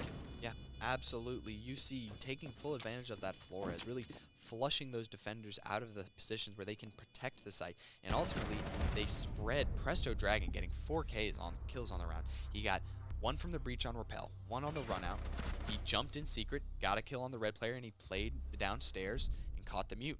Presto positioning himself perfectly for every kill. That's why they opened that breach at the start of the round. Yeah. Even though they didn't use it for about a minute, they opened up that breach, and eventually they put Presto back there, because him being in that position cuts off those players from supporting that con side breach. If no one can play the chassis, if no one can throw a nitro safely to deny plant, it's all up to those red players to try to deny it, and they don't have much room there to work with, especially as Flores are coming in and moving them around. I think we're finally seeing UC utilize breaches to their full potential and really saying, we're not opening this right now so that we can aim through it and walk through it. We're opening it just to deny space and allow for opportunities to move elsewhere while we hold this space. And that's exactly what they did that round, and it really worked out well for them. Because what you also see from them is they're putting up pressure on site.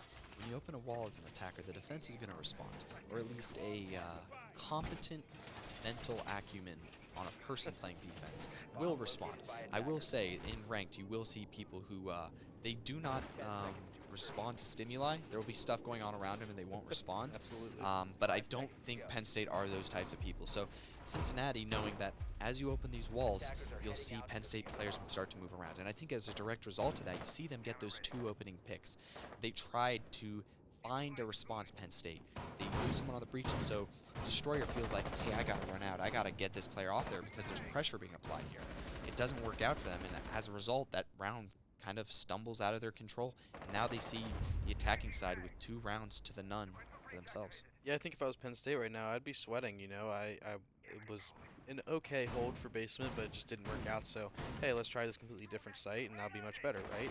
Long, UC completely runs over them on that side as well. So really, they have no options. They're trying to figure out what's going to work best for them for this hold. Yep. Penn State going for a SSG style roam extending upwards on the downstairs site. You're going to have some hard breaches, and that's why a lot of the times on Clubhouse you want to bring two hard breaches like that. There's a lot of external walls that might get reinforced that you don't want to give up all of your hard breach early because you might need a wall later. So that's why you kind of bring two. You don't want to have to worry about losing out on certain stuff. And now this time you'll see one of those chains repel players really cutting off the downstairs. We saw in the first round at Penn State, they really kind of backed their way down slowly. Those roamers really wanted to survive long, even though Duck this time does not win the opening kill. It's actually Gerv to sound off and give Penn State their first opening kill of this match. Cincinnati may stall down. They have a lot of really good angles, and they have the upstairs control. It's up to them to see if they can cut off the rest of these defenders. Yeah, I think they noticed that there are two players in bar. Oh man, I think they're losing down, but I think that their goal is to pinch these players in bar because that's a really hard position to stay in for a long period of time, as there's so many different angles you can swing from. Penguin will get two. He'll them. bring it up even. A minute left. You still have your heart breach. You still have an entry with two of his utilities, and you still have the Candelas to create space. Cincinnati has enough time and utility to really be creative and have enough utility to create the space and advantageous positions in order to actually win rounds. I'd like to see them not go to commit to this kitchen setup because they do have to contend with the impacts from Maestro, and this is the last thermite charge, and UC will not be able to get any walls. By Presto going down, now we have no hard breach, and UC is going to have to funnel through the moto side of the map. There is a softball. We'll probably see Penguin open up that breach so that they can go from the doorway and through that breach. And now that jail Maestro, he's going to get the kill, and now he'll also give Penn State a man advantage with 30 seconds left. Kodiak will try to sneak in again with Candelas to give space, and this is going to be a moto split. He will not find the player dirt as Penguin falls to Destroyer as well, and it's going to be a 3v1. Not enough time, and Kodiak is going to fall to the setup because remember, those feet holes are designed to punish anyone who went into blue. Yeah, I think maybe, using all those Candelas in blue is a good idea if someone's playing blue, but I don't think there was anyone there. And so that just is a loud, blaring alarm. So, hey, here's where the Ying is. Then you try to get the hatch as thermite, which really, are you going to be using that placement that late in the round? And you're, again, giving away the location of that player. So in a 3v3 scenario, really Penn State had an idea of where each single one was and how split they really were, so they just take their ones and beat them. I'd like to see UC be a little bit more coordinated there together. See, how do you think? I say Kodiak is with them on Moto. He throws his Candelas, which they roll if they hit the ground and they're not popped off Absolutely. yet. He can throw that through the Moto hatch. It can roll through into Church. That'll isolate Church. He can then throw it down the hallway, maybe get the hallway blinded. He can throw it through the feet holes that were by that jail wall. UC could potentially, with those Yin Candelas, create the space, and then Kodiak is close enough to trade with the players. The problem is that Thermite is alone when he goes down and drops the hatch. That case is then dropped, and then that Zofia has to pick it up and put herself in an equally disadvantageous position, and then it's just Kodiak trying to make a hero play on his own on a different part of the map, which is why they all lose each individual one. Yeah, I think you said it. If they could really combine their efforts onto that Moto hatch, I think that would have been, the best option for taking that site. And it's so hard to have the wherewithal to really say, hey, I have this thermite charge that could be used to try to open this hatch, but do I really want to do that? And is that really what's going to offer us, my team, the best chance to win? So yeah, maybe moving forward, we'll see that from the hard breach. Yep, we will have to remake the lobby as it seems some technical errors. So unfortunately, you will not be looking at the game. You'll be looking at our beautiful faces while we entertain you in the meantime. 2-1, UC still having the advantage on the attack, but Penn State got a very much needed round. What do you expect to see out of Penn State for the time being, and what do you expect UC to respond with?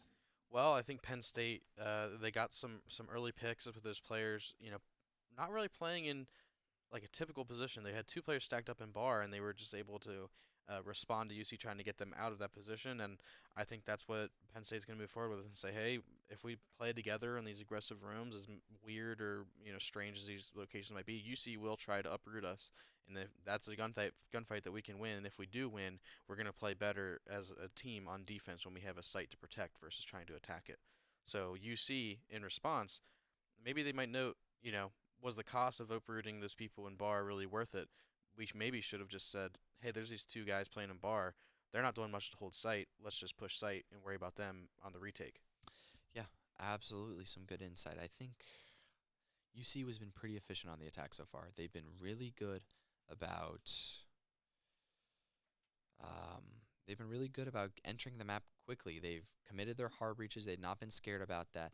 Although Penn State did just win the downstairs, they should not be able to go down there. That'll be the only locked site. They can go upstairs to the top floor by CC. They can go by gym as well, or to the bar. We've seen UC pull out bar already this tournament, but it's going to be up to Penn State what they prefer as their second option, as they have everything but the downstairs to their disposal. Yeah, I'm interested to see what site they pick here.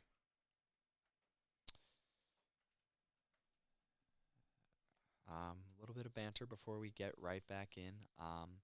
It's going to be a very quick break. I think all teams are ready to get right back into it. UC, they're going to find out where they're attacking.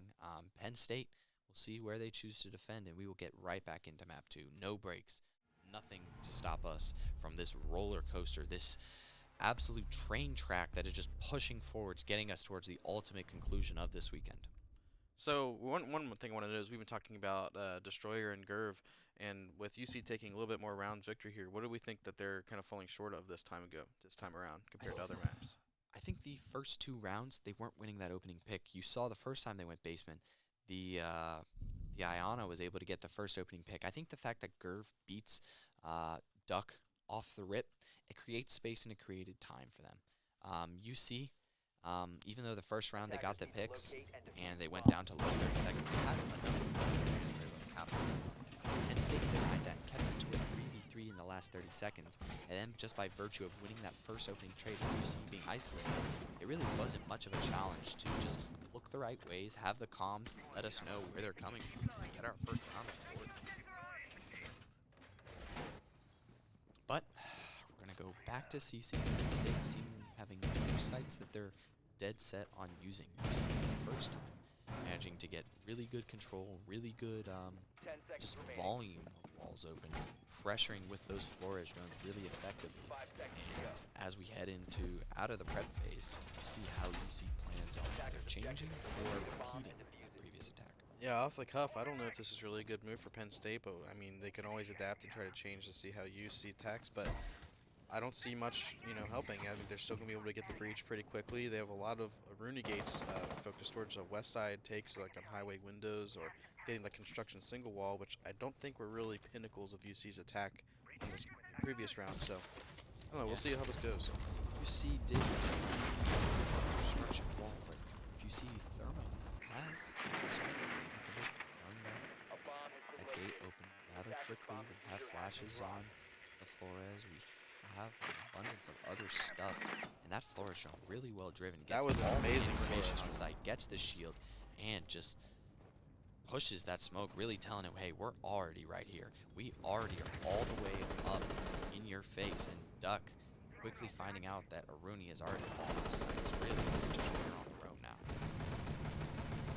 I think they're taking Logi and Jacuzzi side with Duck just waiting on highway windows for his team to push up and get. Then they can kind of coordinate their pressure. I really like to see it. Destroyer down below on his scanner, really just seeing all these little buzzing drones. Not going to commit himself, not going to give away his position, just going to keep his team updated as to the progress of Cincinnati. Kodiak's going to go back on his Flores drones, going to go a little bit of a meander, use half his information to try to get there. Unfortunately, he will come across a mute jammer, but if that mute jammer eventually goes off, it will go off as well at the same time.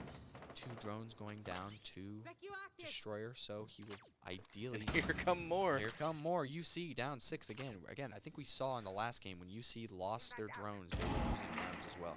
And I don't think that anything has changed, as you'll see Kodiak will commit an entire Rotero, which actually might die before he can get it in position. It will be used to get that gate just in time before it goes. And There's a nade. A down will happen onto I'm Gerb. not sure how that's just a down. That's pretty wild. Yeah, you still have to worry about Destroyer down below from the hatch shooting off the hard breach. Gerv will get picked up, but so far a much better round out of Penn State as he eventually That was a flushed great out. bait. Yes, Dark Matter baiting it below, then putting his pretty much his gun up ready for him to peek. And Still by baiting. I'm not sure what. by I think stopping Ghost at this the point. impacts, I think, Gerv tried to throw impacts on it to stop the plant the first time once Destroyer goes down. Teases the audio. And another gets it. frag. Yes, another. Duck is popping off with these. Absolutely. Gerv will grab one. He is low, but he still manages to grab Presso. It's a 4-3 advantage for Cincinnati. Cincinnati looking ready to get executed. Kodiak does not check his post corner. The problem is that's the corner that they also want to breach. Duck jumps in the window, goes 1-for-1, but what that does is it gives enough space for Dark Matter to get into a post. He has a 1v2 to fight, and as Penguin goes down, he'll have to reposition. This will be very difficult. He'll have to get 2 members from Penn State, but it's now up to Penn State because they now need to reclaim site, and this is a very exposed plant. Yeah, with Conwall open, just Dark Matter could be playing. Now they know where he is, but he could have been, on Highway Window or still in Master, and that's what looks like still to be concerned. Screaming Serpent. He definitely looks pretty nervous about trying to get this plant killed. Screaming Serpent has not actually had any real involvement in this game, seeing as we reposted, and he does not read position. The benefit of that plant from UC is they can get so passive. They don't have to commit any bodies anywhere near it because you can only defuse that from a very exposed position. Yeah. You can play all the way back in Master behind that cover by what I call Tetris, and he got both of his kills from there, just holding the angles as these defenders try to get back to site. He picks them off one by one because they did challenge him one by one.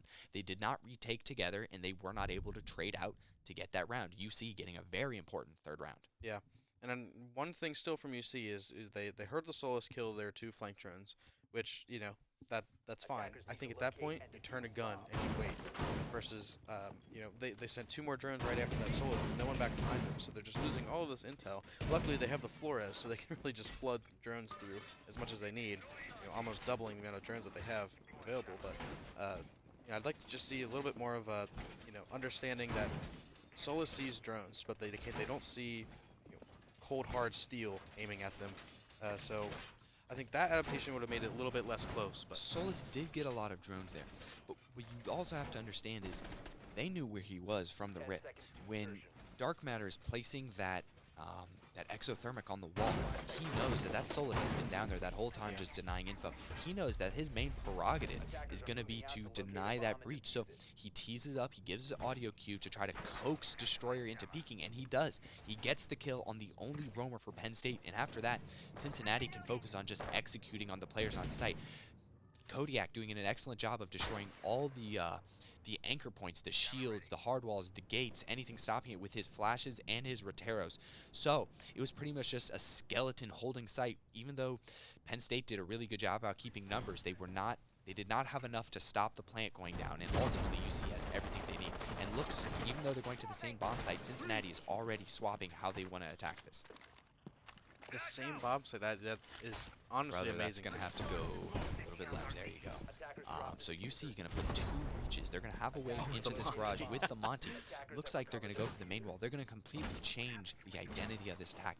They see that it is now in Aruni extending into Master, and there's still the player down by bar. So they're going to see a very small amount of presence to protect this garage. And with this breach already open, they're going to quickly flush out this garage player. They're going to even it out. They're going to get the Monty all the way into sight, and Gerv's going to get 2 already. So they're going to slow down UC. UC does not have everything they want. They still have a Capitao. Capitao is going to be doing a really good job about preventing them from losing Garage. If this Monty can get in and get set to plant, it'll be Dark Matter and Duck protecting him in the post plant. But the hard part is getting there, because they don't have anything to open the hard wall on Garage. It's going to have to be a vault through the window. And if Smoke just denies that from the start, or if they just deny from below, it might be very hard for Penn State. Flores being gone at this point is There's no pressure below. so They're crucial. not nitroing Monty. Destroyer And may they got go a now. plant? Yes, Destroyer may try to get the nitro, but Presto smartly moved, and now he's just pressuring the bomb site. He's pressuring at the beach from being down there, and now there's 2 players below that really don't have much value. And now Monty can just come out through the breach, hitting off that shield. It'll just bounce off. It won't get anywhere. And then I think there was a little bit of an aggressive highway run out there that gets Duck punished.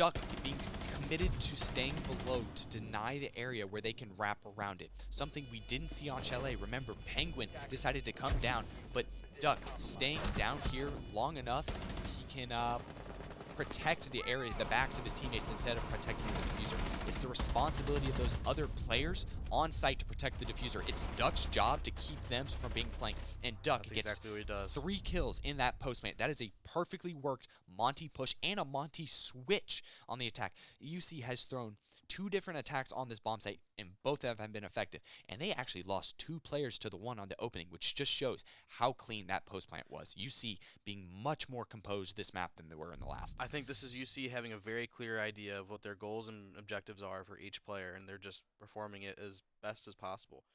And I think Penn State finally, begrudgingly, gives up that site, opting more for a gym hold this time. We'll see how this might change things up. 4 on the attack, though. Penn State is not going to be happy with how this first half of Clubhouse has gone. UC with all this momentum in the world. And that's what I'm saying. Look, they brought 2 sources of hard breach. They only had 1 thermite. And then they brought the Capital with the hard breach, and that allowed them to create the angles in the downstairs to get in and get control of garage. You want to have all this hard breach, this abundance of it, so that you can open up all these different angles that make the garage hard. That Monty, there was no one to support the Azami and the gate, and once that wall was quickly opened, they were quickly found themselves pressured. UC got so much control right away, and it was difficult, and actually it was impossible for Penn State to reclaim it, seeing as they weren't able to retake afterwards. This is remarkably strange. I'm seeing the warden is setting up a basement for something. It seems that they may be trying to trick UC as to what site. Is this a potentially, site? because they reinforced the Swindle. hatch below and they castled off. This may be an attempt That's to exactly trick. They are setting this. Okay, this is, and UC Oh, might be UC's falling for the falling bait. for it. UC might be falling for the bait. Dark Matter is going to drone downstairs. He might see, hey, this is not the bomb Oh, site. drive the drone in. He might see, hey, there is no chassis here. This is not the bomb site. This is just a fake. I This think is that's the what he's upstairs. seeing. And what they'll Oh, quickly so much time wasted. I mean, it's only been 30 seconds so far. They'll see that, hey, this isn't the bomb But site. they're There's all at no dirt. one They're down gonna here. have to rotate up. Yes, that's fine, but again, all these reinforcements are committed to the downstairs. That's There's a nothing lot. to stop the upstairs.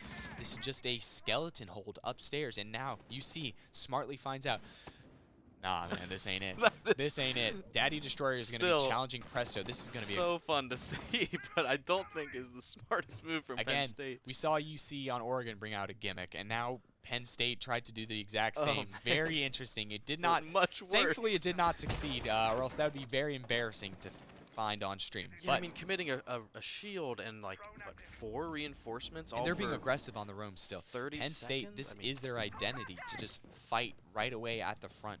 They're going to find there's a mute on this wall. They're going to try to put someone highway. Kodiak gets the There opening goes pick on Destroyer. Destroyer, who goes down. Destroyer's having a very rough game so Yeah. far. 0-3 to start, which is not a good look, to say the least. And because there's less reinforcements, they have these soft breaches they can use. They're going to have to worry about someone sneaking up red. This boy. looks to be a free They kill know for he's Kodiak. there. Oh! And I goodbye. don't know he's there. Good night. Oh, And they even up the odds. Duck gets Serpent, and it seems to realize that there are players around here, and they're just going to have to figure out where all these roamers are. I And- think if they can get Gerv, then they win this site. That's it. Yeah, Gerv, absolutely the anchor, probably the highest performer behind Destroyer, and Oh, getting you caught hate through to the feed see holes. You it. can't really do that. Ugh. Again, another benefit. This one might be slipping through UC's fingers here. It's hard to say. 3v3, they have plenty of time. They have not many holes. Dark Matter will get another pick. Like, this is such a because they tried faking him It's so out. It's such a sloppy. sloppy Yeah. setup. It's just going to be based around timings and openings. As you see, There goes there's Gerv. just all these little holes that these attackers have to look through, and now it is down just at the beach. He has a kill in the round already, but Cal have to make it 4 to clutch up and bring this a second round to Penn State. They really did make it a gamble by just trying to fake out the bomb site. Now it's going to be up to them to see if they can actually find all these 1v1s before these attackers. You will get maybe the first, but no. Okay, I was a little bit Presto. worried because with the positioning of UC, they were all around, so they needed to surround this player as soon as they could, and luckily they were able to do that. UC with a 5-win attack side, showing dominance on this map. It may be both teams heading into map 3 having won their map pick. I can't help but think this is Penn State just being a little bit overconfident.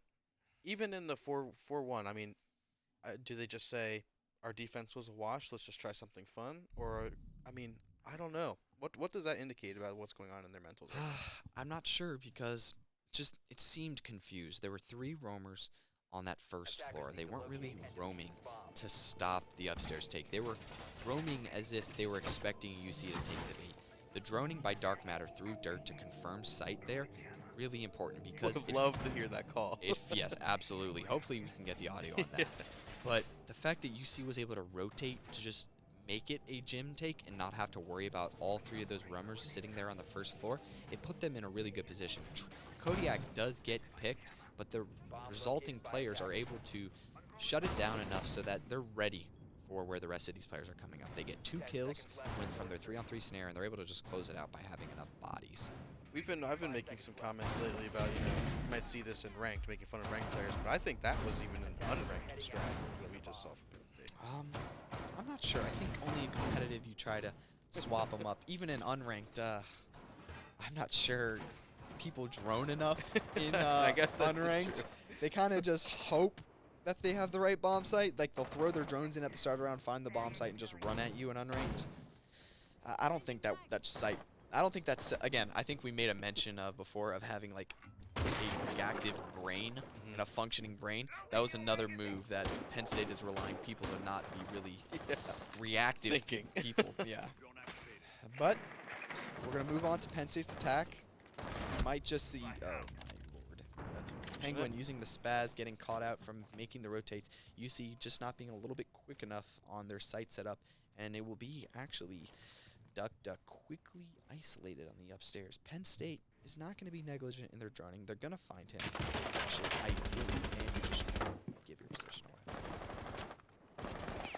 Is this lost? I'm trying to figure out, what is the site here? This is the basement, but they're going for a top floor extension. Okay. You'll start to see Buck and Blodgy create these angles below to deny the impact trick. Gerv has no help clearing this Jaeger upstairs, even though the Jaeger has shot out some bullets. Not able to capitalize on it. As he drops the hatch at the beach, entering in from that strip side, will finish him off. So you see, failing on that run, they will go down 5-3, but a minute and a half, it's up to Penn State to see if they will capitalize on this abundance of space, because you see they're going to go passive now, and they do have a lot of this vertical that can deny this impact tricking from the Maestro. Yeah, I asked what the site was because I was just so confused about the positioning of both sides here. I think it's UC is a little bit, unsure of what they're really doing here, as well as Penn State.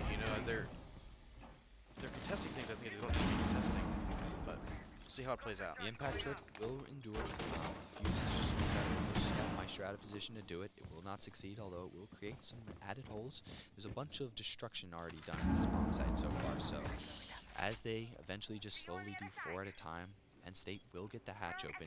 This seems to indicate that it's going to be a flood through the kitchen, but Penn State knows, seeing UC last game, that you can't have a one-dimensional push through the hatch. They will find pressure elsewhere, and it looks that it might be that bottom main stairs. They have managed to get Gerv to the bottom of there. If he's able to stay there and cut off this site, Penn State will ideally be able to execute through this bomb site. Oh, they're thinking about it. Yes, and there is not much destroying. It's actually, they're putting the bomb site down. They're going to stay the cover behind the Yinks. They will get the bomb site down. So UC is going to have a very tough retake, and it actually might not even start. This may be a flawless round from Penn State because this has been a very clean and coordinated take. Oh, they didn't know there was one just sitting on the defuser. Yep, absolutely. Very aware of the players Penn above. State with but 3 players above and just enough insight to deny a push.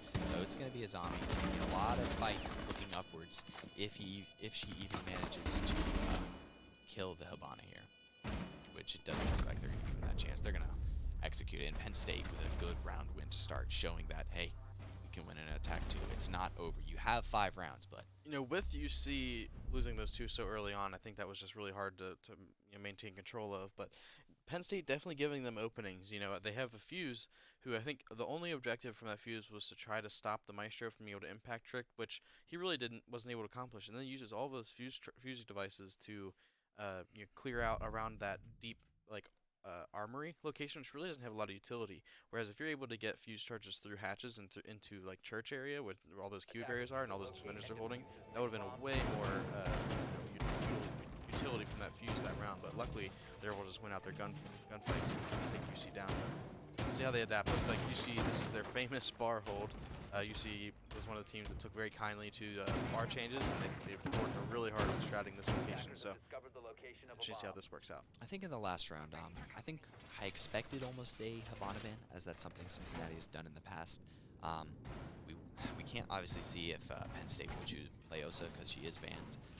But if you have a Habana available, that impact trick, because you have the ability to just slowly let out your pellets, with 2 impacts, that's not enough to stop Kitchen Hatch from being gotten.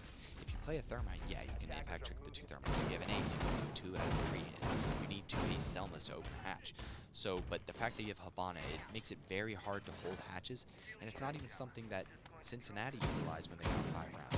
But if they had banned that, imagine how bad of a situation Penn State would be in if they couldn't open any hatches and they were forced to play Clubhouse just like UC did. Which they might be doing because they chose to bring out a Monty. But as we go into the bar hold, something that Penn State may not have as much experience up against. It'll be up to be determined if they can effectively clear this upstairs. Penn State, the good first step, the good first idea is to get control of the upstairs, because what you're going to want to do in a bar hold, you have a lot of holes in the floor below. You can hold these entrances downstairs from the above. So this really is an extension upstairs. You have to treat this almost like a gym bed site, which Penn State will start to do. They'll start to get in garage. They will get into CC. They will start to put pressure on a lot of different places at once. With 2 minutes, UC will find a lot of their setup has been compromised. And Penn State, they're going to get really close to the bomb site quickly. They're going to put a lot of pressure early, and they may flood either the upstairs or the downstairs with a lot of force. It seems like they're pretty slow on their upstairs take. I don't know if that's just because they don't have the intel or drones to really be able to push forward fast enough, but most of UC's defensive upstairs is located kind of towards the master side, and so really haven't been able to even reach over that area yet. So we'll see how UC starts to deal with it as they finally make it their way up to that number of players. All dead. Destroyer almost getting taken down by a savage cross from Penguin playing Logi. And they do manage to get rid of that shield. Destroyer using his utility with the Zofia to compromise that strong position. And now they've pushed UC out of construction. They've gotten the next step. They did risk a little bit, but they were successfully able to deny that next push. What's the strip going? Is there, do you think there's someone repel on Jacuzzi? I'm not sure. I think they did leave the wall soft. They may be just breaking it down and creating a long angle, denying it potentially. Well, here goes Duck rotating all the way down in the basement. And that is, look, that is a supernova. They're choosing to bring a shotgun on Every round, I think he brings it. It's very surprising, seeing as they already have 2 shotguns in their setup. I think that there's so much destruction required in the setup that it's almost imperative for them to bring it. I know they have, well, they've Castle secondary shotgun, Mute primary shotgun, Frost secondary shotgun. They're bringing 4 shotguns in this setup. You have to wonder whether ultimately that will be the right play, considering they have minimal ranged options, especially on a bomb site that is pretty wide. Yeah, I've actually subbed in for this site setup before, and just getting this angle, which Frost is holding, to be able to shotgun both sides of that. Look at this! 10 seconds What, left. does he know one was there? Finally committing to site. They don't have really much time to figure out where all these players are, and they just funnel through the bomb site. Penn State, they got control, but the problem is they didn't have enough time afterwards to actually commit onto the site. It didn't seem that they had a coordinated effort. They just said, hey, we're going to pinch the kitchen, but they don't really understand the angles they need to clear for that. Monty is just pushing through lounge, and just you see someone suplex down onto their chest from the hatch, and that really never goes well. You might see someone yell Gibby as they come down, but Gibby did not survive that drop either, as did the Nomad. So, yeah. Yeah, that's it's, you know, if the site was master, that would have worked out a little better, but they just did not have the time. Gibby! You'll get a clip out of that one. But you see, they move on to match point, they've already seemingly matched Penn State's first half. So if they can get just a single round win, and they switch it up. They go to gym. They don't go downstairs to kitchen again. They don't go back to CC. They're keeping it fresh. They're going to these different bomb sites that Penn State spinning. They've definitely attacked before, but they may not have as many reps. And if Penn State doesn't have momentum, and they're also being challenged to kind of coordinate more than normal, they may have trouble.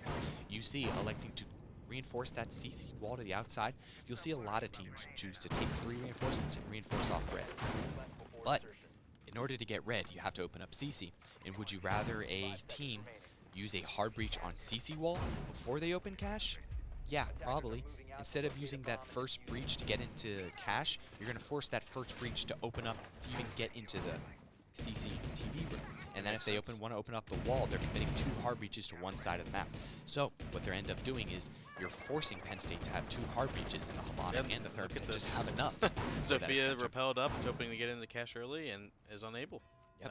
It's just reinforced, and at the cost of 2 reinforcements, I think that's probably a worthwhile investment. Yeah, absolutely. With this setup, UC looking to potentially just bleed some time from Penn State. They're probably going to just try to sneak a drone through the drone hole. Gerv's going to probably put pressure from the window. There is no castle to protect Kodiak, so he might be compromised if Gerv ends up shooting through that doorway. He might find himself getting shot because he seems ready to trick on that wall. Attackers have located a bomb. Actually, do no, have there's that the Azami. Kiba. There's that Kiba. That will protect him. But I don't know if there's the you can ADS there. arc And- above it. It's a very hard angle. You can do it. Yeah, absolutely. And he's just probably just going to burn and break it. Yep, they're treating that like a castle, and they're going to get the Kodiak off the wall. there But it that goes. Azami right there Right gets back up. replaced. And now they're going to try to shoot. And there goes Gerv. They get the wall, but Gerv goes down elsewhere on the map. They're going to concede that main wall open, but they will do that. That's all of Zophia's utility. She can't clear anything else out. And what you've done is they've gotten rid of the hard breach. They've gotten rid of 2 operators' utility just to concede a wall that's normally you're fine giving up. Yeah. And look at that. Habana rotates over again to CC, try to open up, and now it's electrified. Yep, because what you're doing is you're forcing them.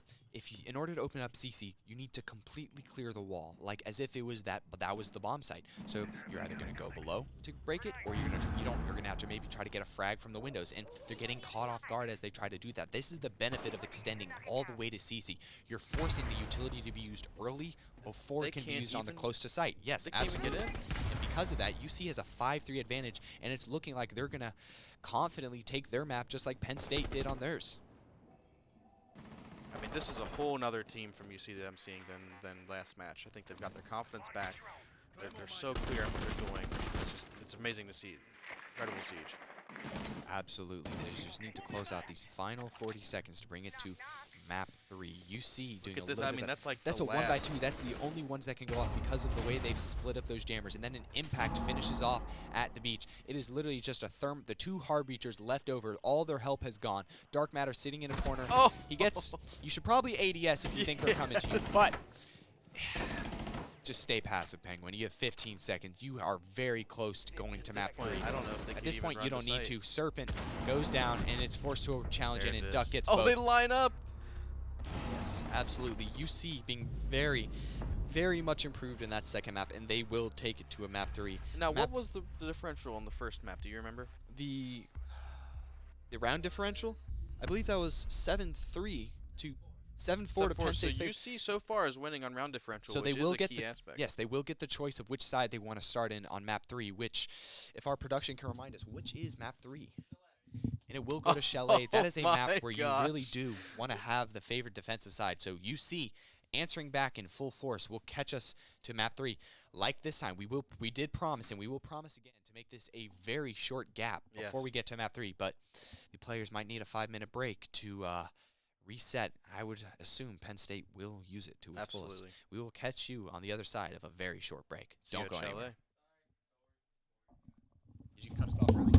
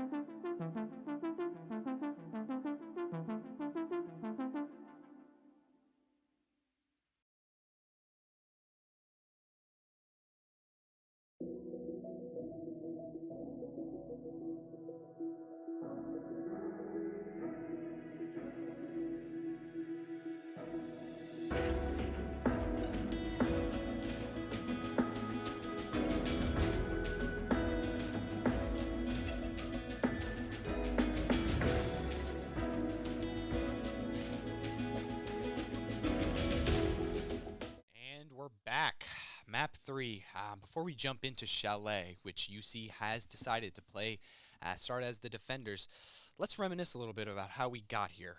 Map 1, Oregon, Penn State, 7-4. Not as much of a statement as on Clubhouse, but they really did get it done. But here, UC in that last game, the highest player after our rehost was, who is it? At the beach for At the Penn beach, State. Penn State, 5 kills. That's it. The top frag. 5 kills. So UC found success. They shut down Destroyer. They shut down Gerv. And what they did is they shut Penn State out of that game. Cincinnati finding a way to get 5 rounds on the attack of Clubhouse. And then they only really gave Penn State 1 defense, and then they close it out. UC looking very strong on Clubhouse. Now, what we saw in that first game is that we saw UC grab Villa early. But then we saw Kutztown win 2 games in a row. Do you think UC will flip it and win their second and third and then take third place? Or do you think Penn State answer back? I think UC has all the momentum here and all of the good energy, especially being able to start on defense. I think it's going to be really hard for Penn State to grab a hold of them. But, you know, anything that Penn State can do early in the round, I think UC, you know, I think they get they're tired. They played so much Siege. They're vulnerable. They're not invincible here. And we also have seen Chalet is a map that Penn State's main fraggers have exploded on. Yeah. UC has shown weakness on this map already today. We can see if UC can make the adjustments in the short hours between when they played Kutztown on this map and when they showed Penn State. We saw that Kutztown and Penn State were neck and neck, with actually Penn State beating Kutztown on Chalet. So that says, in theory, that Penn State is an even stronger team than Kutztown on Chalet. So if Cincinnati falls short playing Kutztown here, is that just the transitive property saying Cincinnati is also not better than Penn State? You know, I don't think so. I think Kutztown has a certain way of playing where it's kind of all in and they're fast and decisive. And you know, I think for some reason or not, Penn State was just able to use their constricting strats to really mitigate that kind of play style. So you think this is more of a matchup? Penn State is a little bit better at defending against Kutztown's style of attack than UC is? I think so. So we'll have to hope then Cincinnati is really good at defending against Penn State's style of attack, which they did show in the limited rounds we saw in Clubhouse that they can do it. UC, because of their round differential, will get to start on defense, and because of that, they will dictate where we start. And it's looking like we're going to master bedroom. Anything you see out of the band phase that you want to shout out? I think a lot of teams lately have been taking advantage of Solus, and I think it's nice to see that UC is bringing that out as well. I think they haven't played it as much, and Solus on this map, with all the verticality, is super useful.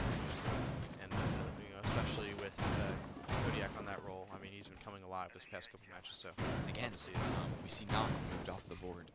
Something UC has done with regularity. Penn State keeping the Flores. I believe it was Kutztown that banned the Flores last time, and Penn State saw that it worked against Cincinnati. So especially with how horrible the Flores was for Penn State on Clubhouse. Previous map. So yes, it's a really smart ban for Penn State. Also, the Valkyrie, something they had to go against on Clubhouse. Penn State choosing to use 2 target bans instead of some standard ones for their Chalet. That's what I always love to see, a little bit of adjustment. That's what makes Siege important, the little adjustments you can make between maps. The strategy, which is probably why everyone here is at the LAN, because they love this environment. But as we get out of prep phase and into the attack, it's going to be Penn State dictating which parts of the map they are trying to steal from the defenders. You'll see Solus extended downstairs in the bar, probably with the hatch open into library to support. You'll see he's droned out by At the Beach, so it'll be up to Penn State to try to flush out this roamer below. Dark Matter is his support on those ivy stairs, but a lot of pressure is going to be coming into this billiards area in the coming seconds. Yeah, I think initially they were going to go for a library side take, but they're seeing that the Solus is looking below, so now they're focused on that. And now it's up to the Solus to see how much they can back up the attacker's clock. And these shots will ring out right above the head of Solus, playing this very close. And Kodiak will get flushed out. There really was no support to help him. He's exposed to the player jumping in Mudroom before the Ivy Stairs player can cover him. So a little bit of a mistake on the amount of cover you had down there. I'd like to see them play a little bit closer together to try to survive and find success in that room. But for now, UC starting off behind the gun. I think Jaeger there just needs to make his presence more known. You know, not necessarily having to swing, but pre-firing, shooting, making sure Making to say, those attackers scared yeah, to we go into have that space. We have to commit everything to get this soulless. Yeah, absolutely. Maybe not being as on the same page at the start of this defense. That's a good start for Penn State, considering the lack of success they had on the other side. But they still have a lot of ground to cover, and they still have a bunch of players to weed out on this extension horizontal. Zero will start to place cams into the Ivy itself, just to secure some information, watch a flank as well as keep some eyes. Gerv's probably going to get control of this Ivy Hall, then rotate around onto the windows. Serpent's going to start to wonder. They're going to have to go down below, probably use one of their Sophias or these EMPs to clear the wall, and that's what it's going to be. UC is going to have their walls opened up, and now they have a minute left to defend. 5 Penn State players to find. Yeah, this is UC just kind of sitting in sight, not really doing much in the way of roaming or flanking. They're just confident in their setup, and we'll see if that confidence is warranted. And a lot of pressure coming onto Dark Matter here. The Sophia is going to burn her utility and get that shield right above him. He's going to be stunned, and when he stands up, he's going to have much less cover than he started with. 40 seconds left, and Penn State has managed to get most of the utility away from these defenders. Now, Daddy Destroyer, he's going to rotate onto this bathroom window. Oh, wow! Duck with a 180 flick on the jump out will stop that. It'll make this attack much more one-dimensional. If he has any gases left, I'd love to see him use it now. He will deny the plan, but the rest of Penn State is going to be pushing for control. This is going to be an execute around bodies rather than as much of control. As I say that, Screaming Serpent will plant in the doorway of the breach, away from the gas, safely doing it, and he will get Penn State into a post-plant scenario. And now all they have to do is go passive, because now it is Cincinnati's job to attack this position. It's so hard, especially with that OSA online, able to do exactly that, hold all these different angles from In a really good defenders. post-plant It's just scenario. nothing they can do, yeah. Really good post-plant position. See, the plant by Screaming Serpent, we don't talk about him a lot in this game. He sees that that gas canister, it landed only Too on the short. plant, just enough, so he just wiggled his way into the breach. But because of the way UC set up that bomb site, they had no one able to aggress because they'd been pushed so far out of piano. That piano player can't use the feed holes to shoot the planter, so they have to raw chow, and that Zofia of Younger got just enough kills there. He killed the player swinging on him by the corner. He did survive just long enough until the plant goes down before he goes down to the shotgun of the smoke. He does just enough to give his position enough space to get to the post plant before they fall off. Penn State with a really good opening round on Chalet. Yeah, Destroyer, you know, falling down to a little bit of that cheese, the rumor that run out right as he breaks the barricade. But that's just Gerv stepping right up, as he's been doing this, this whole day, stepping up into the shoes of Destroyer and doing what he needs to do to secure that round win. Yeah, And Screaming Serpent. I absolutely. mean, they're all doing their role. Hear me out. The site. This might sound a little bit psychotic. The smoke hears that he moves to the side. He throws a gas canister on the ledge, because remember, that ledge ends. You gas where the ledge ends, and you force that player to either run across through the smoke where you can shoot him, or quite literally jump off the garage and land below and down. That's a little bit of a psychotic thing to do to someone, is it not? No, I think it's a good call, because just myself in ranked about a week ago, I fell off of that, not forgetting completely that kills you. So Yeah, I myself, interesting play. in this past week as well, I have also fallen off that off that balcony. That's what I'm thinking. Like, it's a little bit maniacal to literally force someone to go through what is actually a war crime to be using, yeah. or just jump to your death. So back into round 2 after a little bit of banter. UC is going to elect to go to the bar games. We've seen that Penn State loves to go quite direct. They like to go straight into library instead of clearing from this office side. What that'll be on is Presto Dragon, Kodiak, and the Jaeger up above to try to deny this information. These are tight angles, but they are semi-defensible. We will have to see how these interactions go as Screaming Serpent rotates around to give a little bit more of a wrap. The start of this Penn State stranglehold. Yeah, I think they're now aware of Presto's kind of suicide position in here. He's ready to fall through the hatch if he needs to. He always likes to try to get a pick while falling here. But another concern is if they are able to enter through K9 quietly and get this angle on Presto, that he's, fully aware of just this double window. Oh, and that There he my drops. disc. It started to pull between them, but yeah, he drops safely. You can actually, if you prone/crouch as you get that near corner, you can escape before anyone can see you. These were my disc catching a lot of this destruction, although Penn State will see that even though their utility has been caught, these Cincinnati players have given up control. And what you'll now see out of these Cincinnati roamers, they'll start to fall back to sight. They'll start to go wide because now Penn State has the vertical.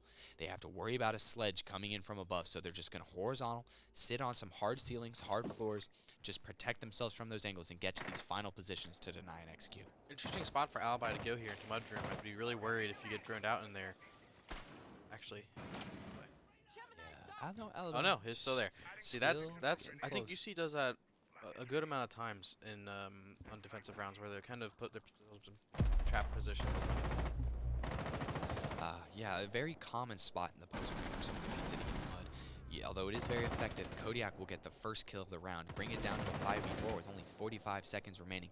Penn State is going to have to quickly respond to this, even though it's going to dissuade them from entering now. They're going to have to do it soon. A little bit more of a hatch play that is left soft, so Presto will have to contend with multiple players coming up and potentially dropping his hatch. At the beach is going to start to creep down the stairs. He will get a cheeky little angle through the head holes, and he will grab Presto Dragon. That is one of the main site players. This will facilitate a drop for Penn State.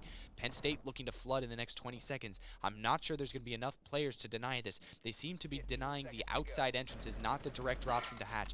They might have enough presence here for UC to just stop them, but And the Nitro reaches! multiple kills will go UC's way, and they will claim this round. It'll be Daddy Destroyer trying to make a play, but no. Wow. He does not have enough time to kill all three players, and he doesn't even have the shots as Dark Matter will pump him right in the chest. Yeah, that was a little bit worrying. Yeah, UC's kind of paying attention to what could have been all the wrong things, but luckily they're able to swing and get their picks before they're able to get any site control or the plant down. Good response for Cincinnati, not letting Penn State get many rounds accrued for themselves on the attack. Again, Chalet is defensively favored.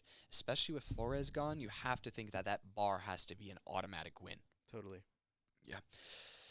All right, we stay neck and neck. Map 3, as we would expect in a tournament as competitive as we've had. UC going across the first floor. They're going to go towards kitchen. They're going to extend above. We saw that Penn State liked to leave some of the walls here soft as they extended above. Challenging on this stuff, but UC going to reinforce all of dining to the fireplace. They're going to reinforce all of pillbox to mezzanine. And what UC is going to hope that they do, Penn State horizontal clearance. But what we saw Penn State do yesterday, they are perfectly fine flooding in through trophy. Well, you see what I just see the team, for Penn State swapping to. They go from Thermite to Hibana, Iona to Buck, and Lion to Fuse. That has to say that they said, hey, let's not go, direct on, let's take Vert. So they're going to have to try to get top control, which is exactly what UC wants them to do. So see how they address this. Yeah, absolutely. Penguin and Kodiak spending just a little bit of time in our library. Not committing. It seems like they're going to focus their defensive efforts around that piano. Almost treat this as if this was a master bomb site, correct? I think so. And as we saw yesterday, that frost mat, very clever spot. Remember, Tom Z was vaulting as Penguin was in that tight corner trying to capitalize on knowing where Penguin was fighting. Let's see if Penn State did their VOD, see if they know to check for that frost mat in that position. But for now, it's looking like Penn State wants to flood this solar side. 4 players will go right there as these pucks come in across and put some pressure on this upstairs solar side. Fusing solar, I'm not sure what that accomplishes really. I think Unless they're they're setting up aware of vertical angles for trophy. later, because remember, Destroyer goes into the bottom floor, gets these bottom stuff, so he will grab one, but duck through the same angles that gets created. He will shoot him and shut him down. Now he still has to worry about those holes that were created below. Screaming Serpent replacing Destroyer down there, and now this solar take seems seemingly effective now that those fuse charges have gone off. There's all these holes in the floor, so once they get into the top floor, they can leverage this rest of this trophy position and ideally push from there, because now they have 1 minute and 45, and they've already taken 2 of the defenders to the grave. Yeah, we're seeing just a lot of droning going on right now from Penn State. I'm going to see they're going to move to either rotate to pinch on those, or if they're still going to force Solarium. Yeah, they might keep 1 or 2 players to make sure that UC doesn't retake it, but I imagine some of their attackers, look, already in. They're pushing in. They know he's falling back as the only roamer. They know they don't have to worry and check any other angles. So now they've been conceded the top 4. It's going to be up to just the sledge to get done because Destroyer on the buck has fallen, and they know where he is. This Kodiak is in a lot of danger here. They know where he is. He may just need to go. I would say live to fight another day. There's only one operator that can create holes. If you can maybe get 1 bullet in Gerv, you can survive this. But for now, don't let this get to a 4v2. They have a minute to work with. Force them to be efficient. Force them to do everything right. There's no need to give them any advantage in this round. Yeah, I think with the HP left on Frost there, we might need to just not even be able to hold top Ivy, but just play a really, really passive role in sight, being that last man And needed. they still know he's there. They know he's not committed to leaving all the way. And they're also setting these cams for when he falls off, they know where he's going. I would like to see Kodiak go all the way to the base. And actually, he doesn't have time to do that anymore. It's going to be all dark matter. It's going to be all Penguin to deny this kitchen execute. They're going to have to try to shoot them very quick as they drop the hatch and maybe nitro them. That nitro will not find anyone, and now they're going to drop. Now that they've burnt the utility, they're going to drop the hatch. They're going to come down solar, and this is going to be a flood. Kodiak needs to get back. Does he do the draw? Here's one. He does not get the other. Chimpingus, the case, drops first, so they don't have to worry about that as much, and it's all onto dark matter to try to deny anything. Now, Kodiak, with 1 HP, is forced to salvage a post-plant scenario, and again, Penn State doing a really good job in their plants to get to these positions where it's damn near impossible for any Cincinnati member to even approach the bomb site. I think UC takes a timeout after this one. I think Penn State's getting up some momentum that just needs to be stopped. No matter if you have anything important to say to UC or not, this is a timeout scenario in my opinion. Absolutely. A good round out of Penn State and a good reason to pause. UC, again, has 2 timeouts. You don't have to be ultra conservative. You have some to spare. I would like to see them take a timeout or at least make some changes because they need rounds. They can't keep hemorrhaging rounds to Penn State. If Penn State gets 3 rounds on offense before they head to the favored side, you got to think Penn State is favored in this map 3. Looks like they might opt to just hold off on a timeout, you know, save it for later rounds. It is only 1-2, so Yeah, some time absolutely. to make up that difference. Choosing to go back to the master bedroom, a site that they did not find success with the last time they went there. Penn State did get a good post-plant scenario here. So you see waiting till bar unlocks. They're going to go back upstairs, try to change their fortunes, and maybe change the outcome. Yeah, I think the most critical thing here will be for Duck to get his smoke placements just on, just right. I mean, it's so critical. Too far and they can just extend forward, or too short, then they can get the plant off like they did. So that's one critical thing. And another thing too is, like we said, they were holding this for the previous site in almost the same way, and they lost top floor pretty quickly. So it makes me wonder what they're going to be doing differently if Penn State opts for a similar take. Yes, Penn State, they showed that they're willing to put 4 bodies on those solar windows. It'll be up to UC to catch it if they decide to do the same. But from what I've seen from both sides, it really seems that no one's really outpacing the other. Really, the only person straggling so far in this game is Presto. Both teams having players just go about even. It's showing why it's just a 1-2 scoreline. We'll see if any players pop off, if that can change the scoreline with it. But for now, no one seems to be taking over on Chalet. And Presto Dragon right here, getting shot damn close, and he will catch off Chimpingus, and that's the Osa. That's an operator that did find a lot of success against them. Although, we will also see that there is information on Penguin, and that those downstairs frags, we saw that there's been almost a coming of age around Collegiate at this tournament where all these teams are able to frag from below, and Gerv in an amazing position to cover his player, holding that that looked like long a VOD angle. review or something. Absolutely. I think they knew that those footholds were going to be there. They knew that that player would prone there, and they capitalized on it. And Kodiak double dipping in the spot where Presto already got 1 cone from. Yeah, that looks really like gets shut down. Kodiak not being aware that that was open, or that Pesto had been peeking that earlier. So yeah, I think UC's just kind of running around like a bunch of crazy chickens in a coop, and Penn State's just waiting. And it seems that their heads have been cut off. So, Penn State, a minute and a half They don't need to rush. They have mana advantage. They have utility advantage. If they start putting pressure on sites, Just they're another gonna vert nade. they're going to start to pull these toxic babes. They're going to use the frag to clear the mute jammer off the wall. They're going to start to let Scream and Serpent open the wall like they did last time. And the benefit this time is they have all this Sophia utility, all these zero cams, all these Geminis they can use And to all the figure time in the out. world. Yeah, absolutely. This smoke, if he starts to use his gas now, he's going to be at a disadvantage because he can't deny it all. If he starts to get to 45 seconds, maybe. It'll be dependent on timing and when Penn State try to execute and if they go through the smoke. But right now, Penn State has all the timing in the world. They have all the advantage in the world.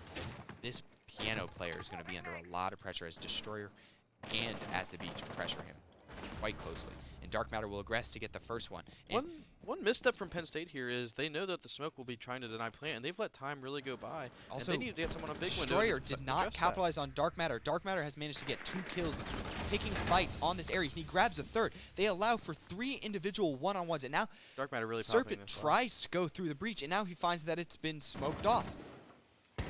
Smoke will gas Piano again, and now they both know he's pushing through sight. Screaming going for Serpent will get the kills. first. And Dark Matter, even though his position has been known, he has to find another kill in the round. Serpent, Just play time. I don't think he can. And Serpent, with no scope, headshots Dark Matter. That's a mistake from Smoke. Ugh, yeah. Absolutely. Dark Matter has a gun up. He's holding his own piano push. If Smoke gasses the breach, that's both entrances Screaming Serpent has to work with taken off. But because Duck chose to smoke the same angle his teammate was covering, he gets caught out and he gets brought into a 1v1. And you can't expect Dark Matter to win 4 1v1s in one round. Right. And Serpent clutches up. Again, we're talking about when Penn State is able to have players step up and support Gerv and Destroyer.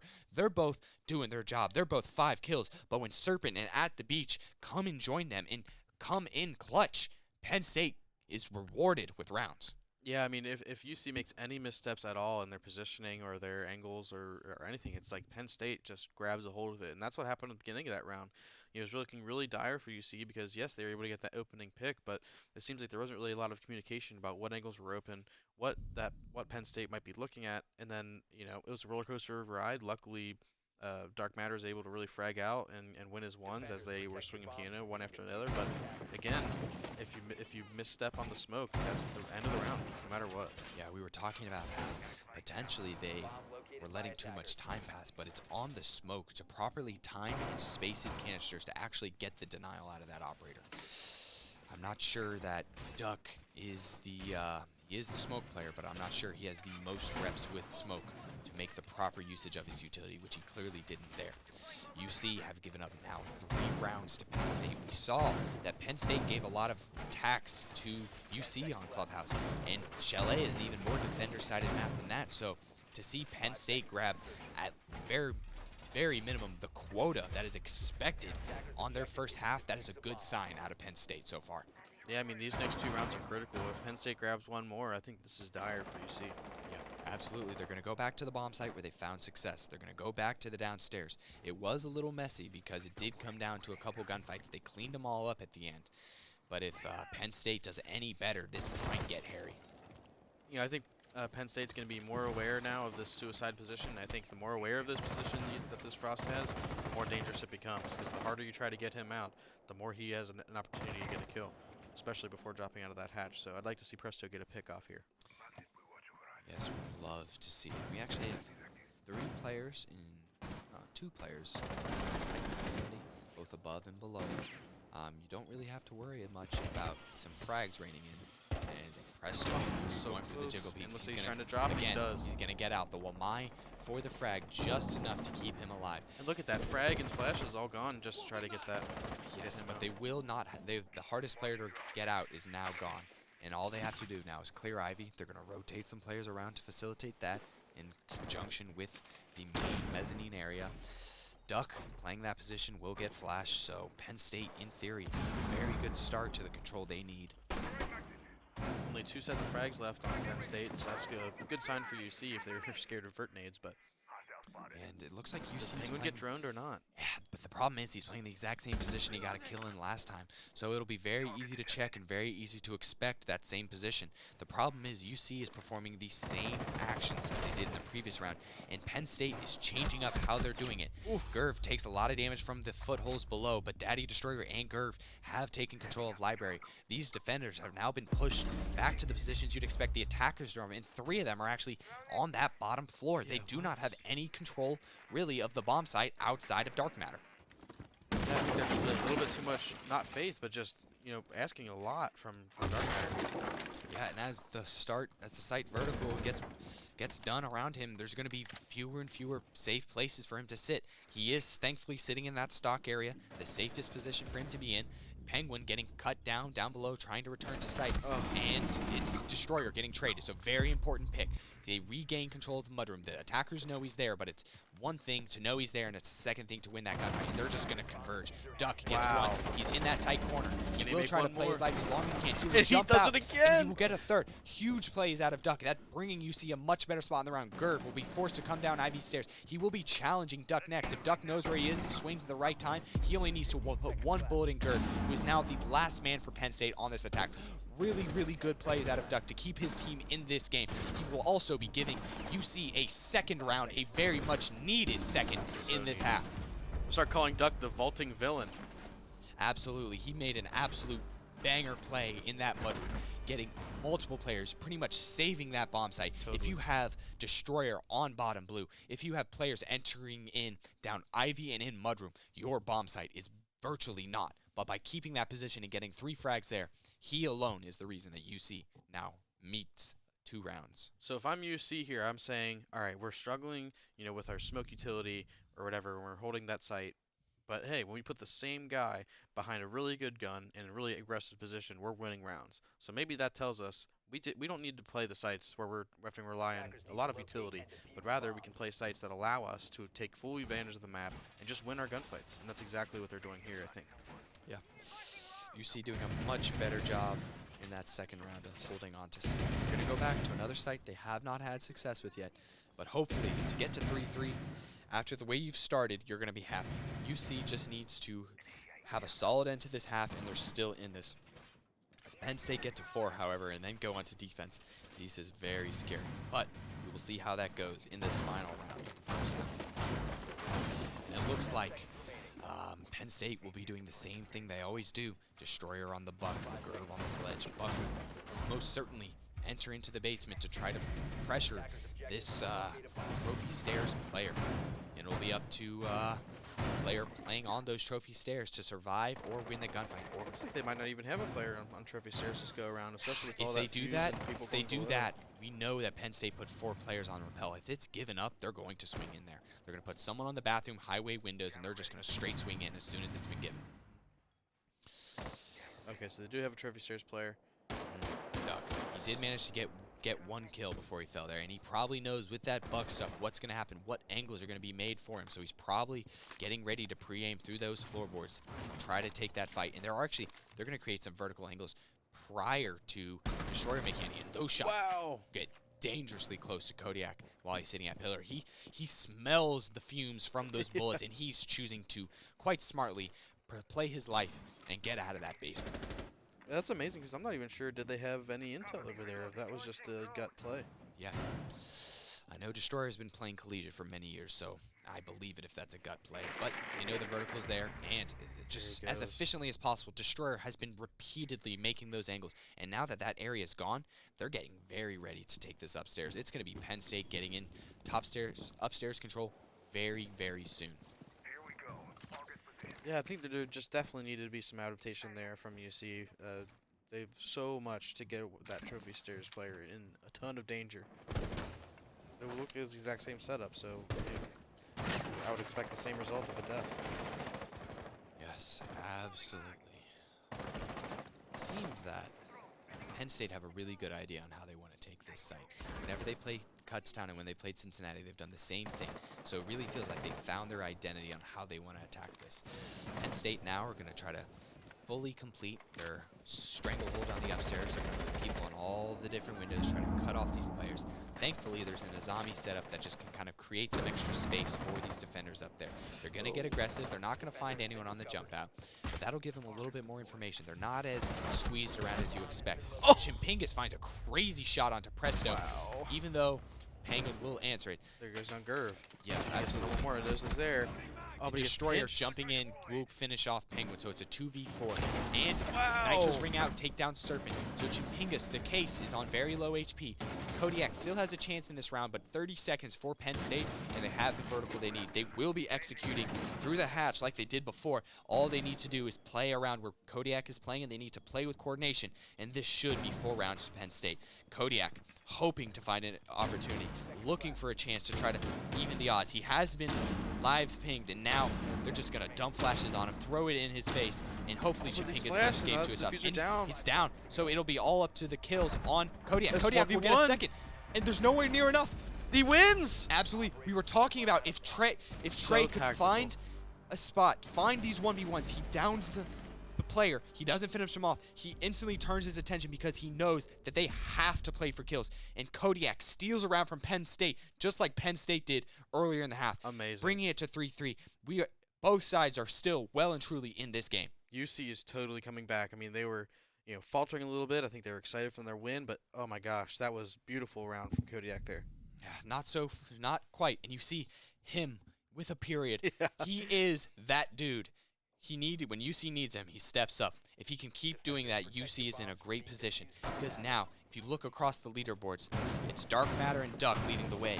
But whenever you can have these players who are normally struggling a little bit step up, just like Penn State has had for their players, you can start to find rounds. It's when the rest of the team steps up that real teams win rounds. Team play is more important than anything else in Siege, and we've seen that the rounds where the team is more coordinated, those teams are winning. Yeah, totally. Something from Penn State there to realize is that, hey, Habana really has, a tiny amount of health. We really want that to be the person going down to the plan. I think that was a little bit of a misstep there. Also to go down first, that's insane. really Usually, something. if you expect them to drop the hatch, you don't want the most valuable person that you can't really afford to die to go first. He didn't utilize this, but Kodiak also had 2 impact nades left. He was also fully blind, And- so yeah. I fully imagine just dumping those flashes and then just ignoring the player. Here's my philosophy on it. You know where the player is, 3v1. Because he went for the plant, he wasn't going for a kill. Right. Because he went for the plant, Kodiak was able to shoot him in the back and down him, and then it's a 1v2. It actually a 1v1 because the rest of the players were entering from another site. Quick tip for any of these lesser teams or just less experienced teams, if you know where the player is and you have like 2v1, 3v1, always play for the kills. Do not give players the opportunity to have 1v1 engagements that could influence the round. You want to take advantage, you want to trade it out, you want to keep it simple. Stop trying to go for plant, get your kills, because now what you're doing is you're rushing, and Dark Matter is already in, and he already got Did the you see most what they did valuable there? player. It was baiting out a vert nade, forcing him to drop, I think. Yep. And then just And what being we've ready seen to catch him. is on this the is kill. the extension for the shield into stuff.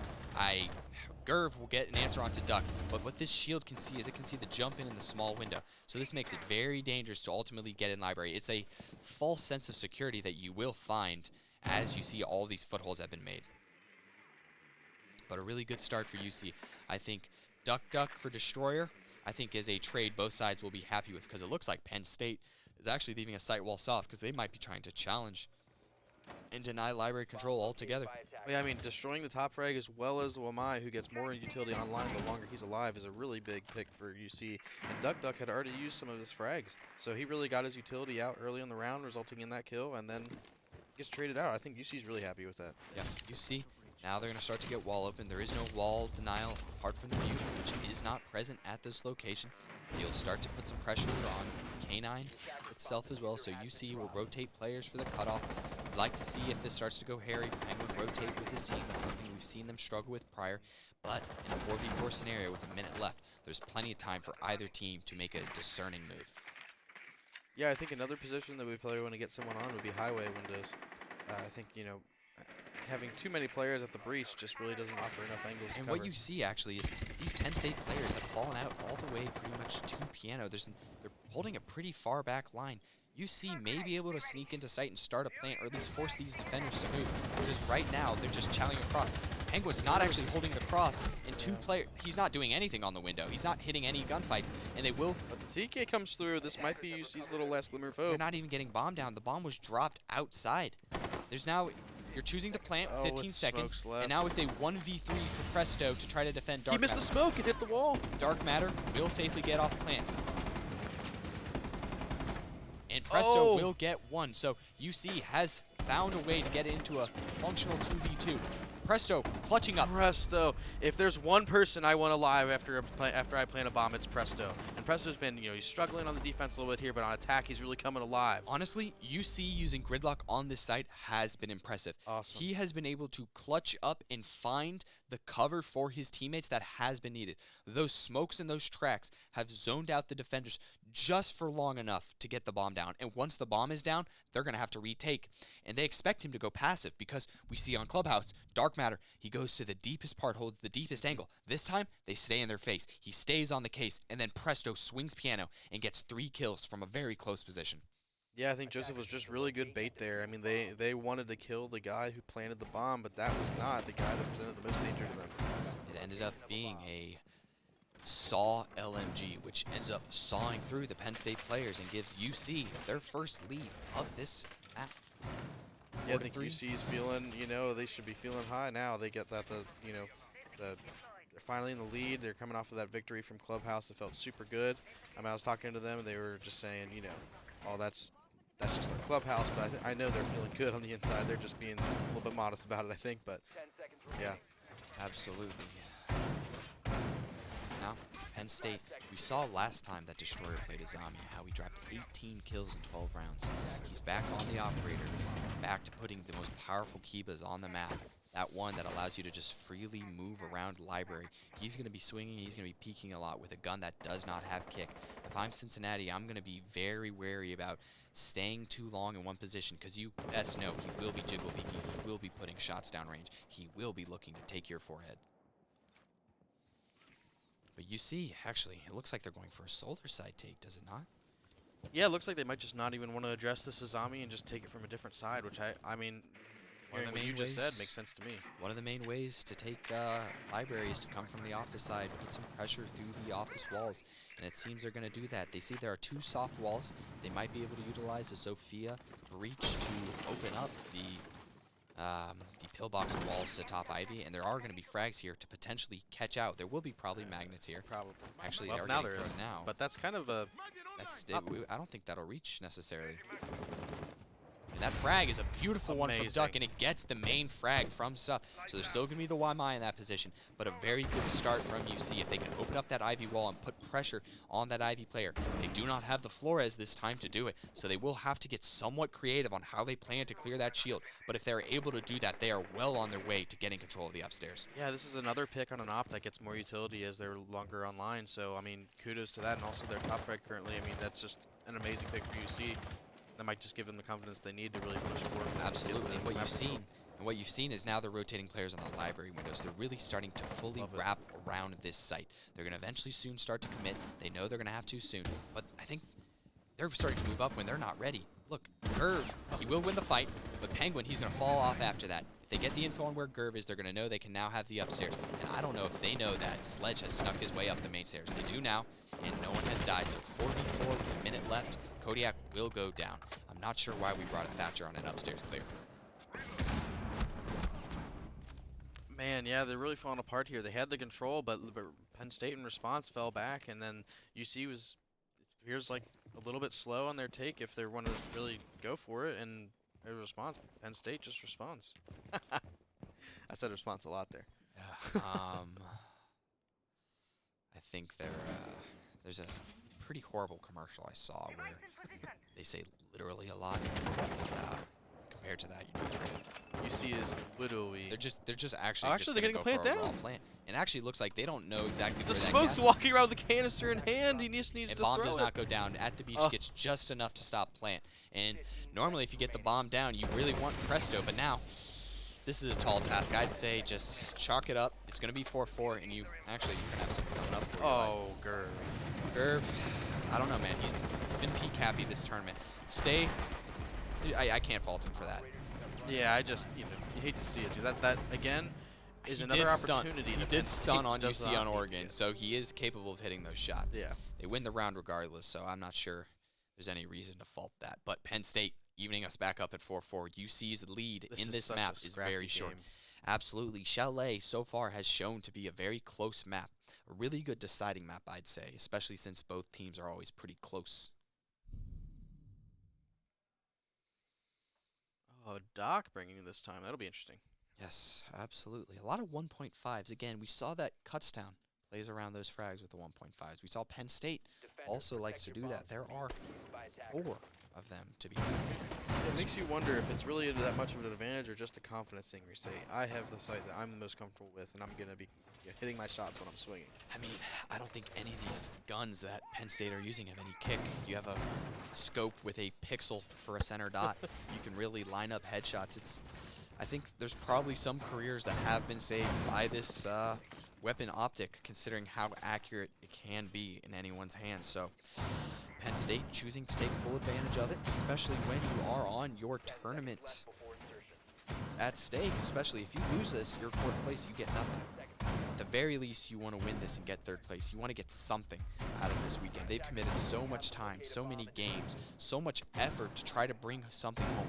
It'd be a shame for either of these teams to come home empty-handed. And a question for me, on, or at least for UC, would be, so they don't bring the Thatcher here, where there could actually be some utility. I mean, it's fairly easy to get things off the wall from below, but it's interesting that they just completely ignore the Thatcher. I guess they just don't want it. Yeah, it's a little bit interesting. I think they should ideally put focus on getting control of the upstairs again. They might not be able to pin Destroyer like they did last time, catching him as he falls to the hash, because right now he's just falling all the way back right away. Playing it a little bit safer, which, depending on how the last round went, is going to be good for Penn State. So Cincinnati, I'd like to see them try to find some creativity, find a way to get in that map, because entering is the first step. Getting a way to put some pressure is important, because Penn State also, they've extended downward.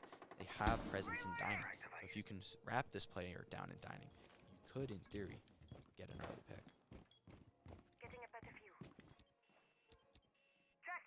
So yeah, just kind of waiting with bated breath here to see what side makes the first move. Yeah, there's not gonna be a lot of talking here, because I think both sides are unsure on what's next. They're actually So they're taking that shield. relocating that shield.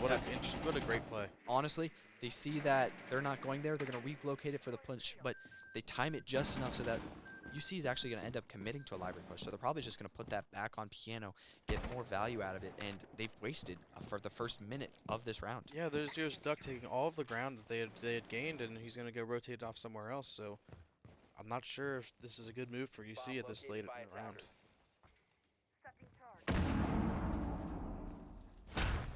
Oh, It happens to the best of us. Frost really has seen a huge influx of usage. That's why they're tempted to take that 1.5 away, because you get put in so many scenarios where you can't afford to load down. especially with the extended barrel buff. Yeah, absolutely. I almost thought another. I thought that was another. We swapped to it, but you see, you have one player on low health. You have a player on the highway windows, so you have players in positions to have success, but you still have to win these gunfights. The Yin Candelas will only flash his teammates because the top eye will Midas. And Trey, as he dumps these Candelas, you need to move in. You can't just throw all 4 and then go past it. That is not going to cut it. You're not actually getting any value out of Ying, because now the site is now, they've regained their site and you have no utility. If you're going to play Ying, you're going to take advantage of the openings you give yourself. Penguins create one opening, but now look, there's a little bit of a mistake on the hard breach, and now they're gonna have to vault through. As they vault through, they will get the opening picks, and now UC has forced these defenders very far back. They will lose the trades, and the planter will go down. And presto, the only one left on the window will be left alone, and he has no chance of winning it. Yeah, it's just utility usage. It just has a big question mark above my head, you know? I mean, Like- they're trying to get the guy out of piano, so why not use the Candelas into piano to either I get rid of the worry catch if and all that? Cincinnati actually knows how to play Ying. You saw all 4 Candelas get thrown to the same spot. It was just If you're so going to dump your strange. Candelas, throw it into each individual area. You throw 3 Candelas to one room, and you expect to wait 5 seconds for them to not be able to challenge you again. I'm not sure what we were ready for, and that was what I see probably the worst mistake and the worst round we've seen out of Cincinnati attacking so far. Yeah, I think it just, I'm not sure if it's, someone telling Kodiak what to play, and that's just, an ops he's uncomfortable on. But, yeah, I'd like to see something different, quite frankly. Also, there's more that went wrong in that round than just that. The breach had to be vaulted. That player was not able to be covered, and so UC was not able to get to a post plant. They were at some point in a 3v3 with bomb going down. Had the potential of that going down. You have Presto still alive to play the post plant. I think they feel good about that, and this could be 5-4 Cincinnati, but it does not pan out that way, and it's going to be Penn State, one round off map point, feeling a lot better, retaking again the map of the lead. So now we're moving down to basement, which I think is a much more winnable site on attack side. Hopefully they will go, get the breach off the main wall. Looks like they may not. They'll have to use a zero cam to get the denial off, but after that, we'll see a rotate towards trench. Hope that no one roams down the west main or in big garage. That would be a big fault for UC. Absolutely, and I see, this is again, we saw Penn State was the only team to do this. They're going to reinforce big garage. They're going to try to extend into this larger area. That's why we have these head holes all the way inside. They're going to try to play these longer angles, deny this trench hall by having players on both sides. It's going to be a little bit more aggressive because, again, Penn State plays around kills. They like to swing. They like to take gunfights ahead of it because, again, the two-man duo of Destroyer and Gerv combining for 20 kills in the map. There is no pair on UC comparable. The closest you can get is 16 with Duck and Dark Matter, and those two are playing support. So UC is very much struggling to find success. And again, an impact trick through the hatch. I'm not sure UC has had that tried against them at some point, but they have not had it successfully done. They will find themselves. I would give up. They will find themselves with only one true effective hard breach. If you put it on the right side wall, you will be able to survive an impact trick. They won't be able to get it. But since they placed it on the left. Man, they're wasting so much time here. They need to be having that wall open and over to trench at this point. I think UC feels a little bit, they see the setup from Penn State on the extension. They feel scared about it. I think you should actually challenge them on that side of the map. You see, yes, they've reinforced into garage.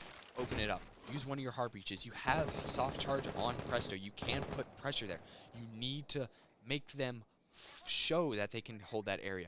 UC has, you saw against Kutztown, they tried to brute force their way in through that opening breach, and they got ripped apart from vertical control. And now it seems that Penn State is taking key to that, and they're going to just repeat that. Cincinnati needs some creativity because now they have 90 seconds and no real control on the map.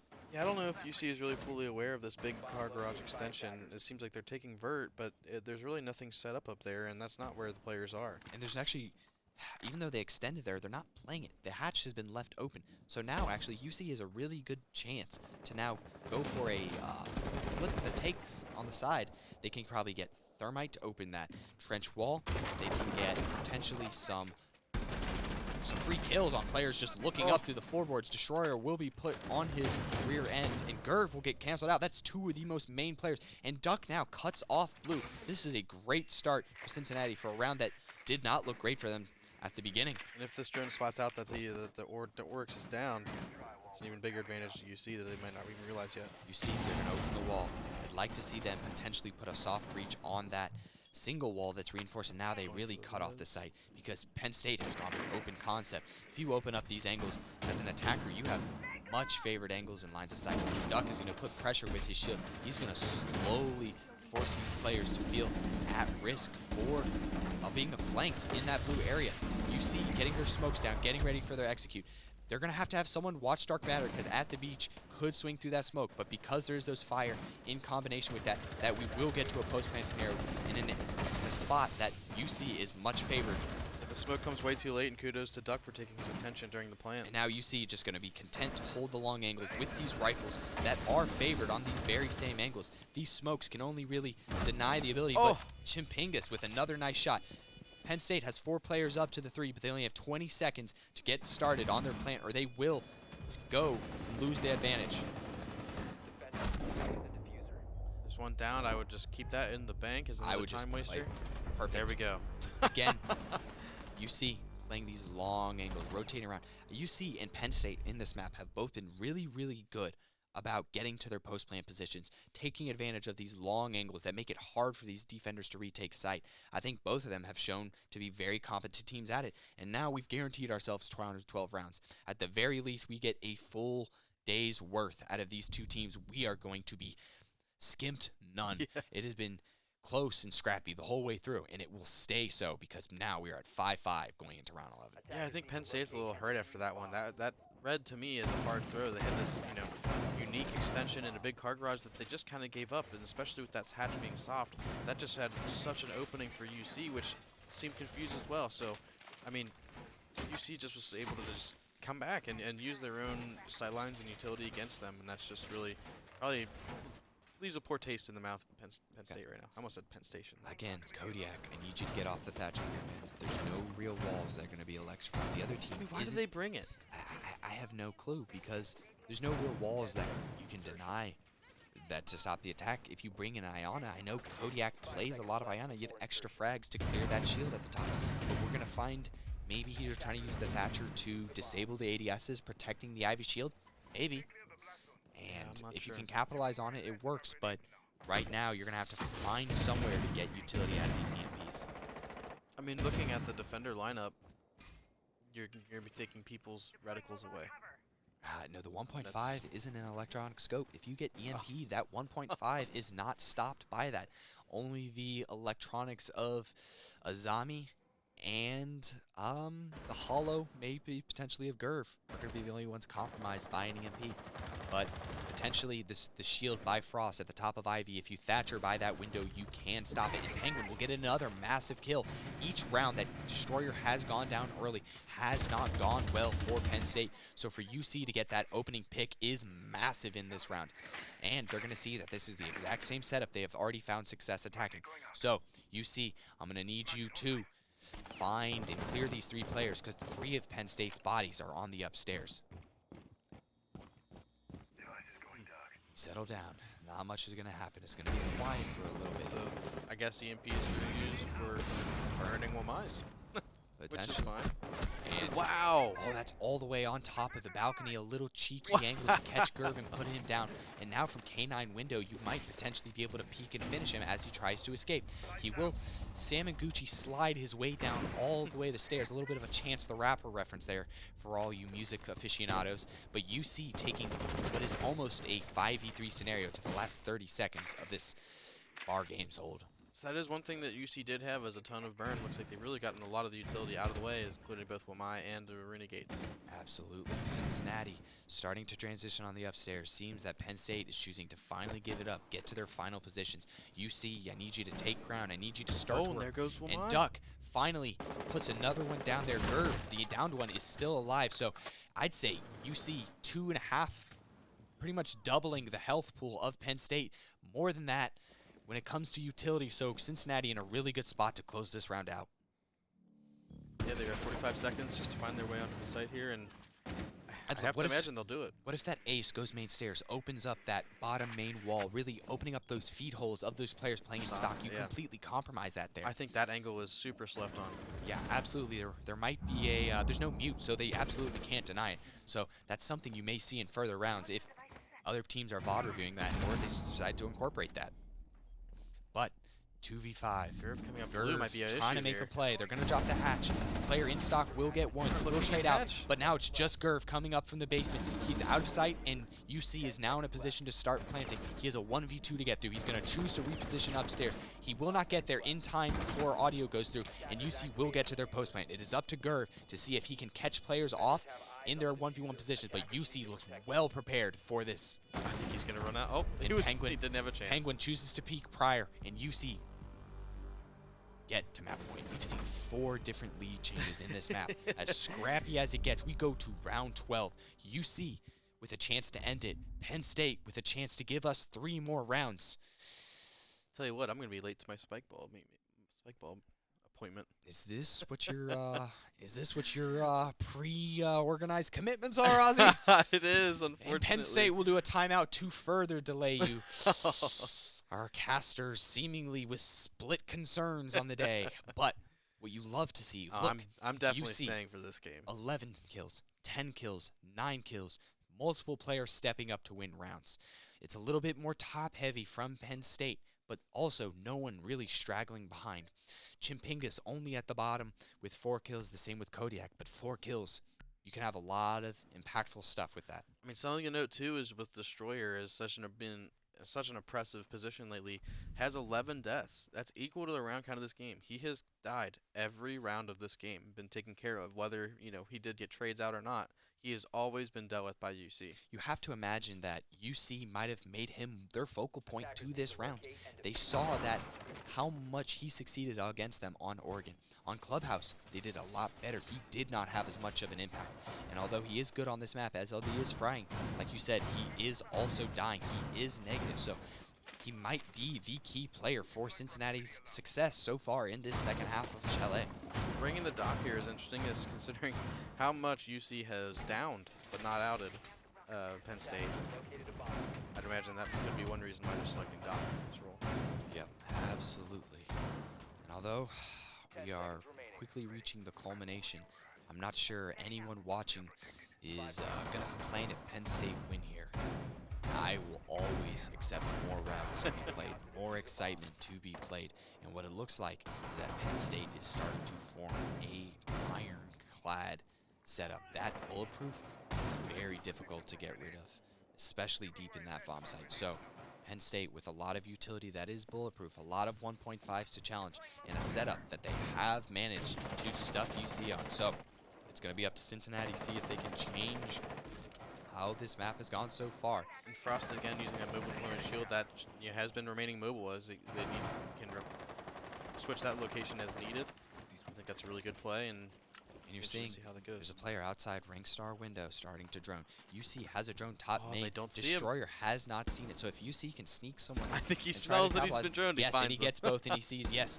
I hope that My wasn't a spidey red senses ping. have indeed been tingling, and he actually starts with multiple drone kills, and now UC has to either get new information or choose to capitalize on this old stuff. Oh! And Destroyer choosing when to fight. That is the hard reach of Dark Matter, and Presto will quickly fall behind it. UC has now lost a majority of their most impactful players in the round. 2 of their main 3 players slaying out have now gone down, and Penn State with a 5-3 advantage.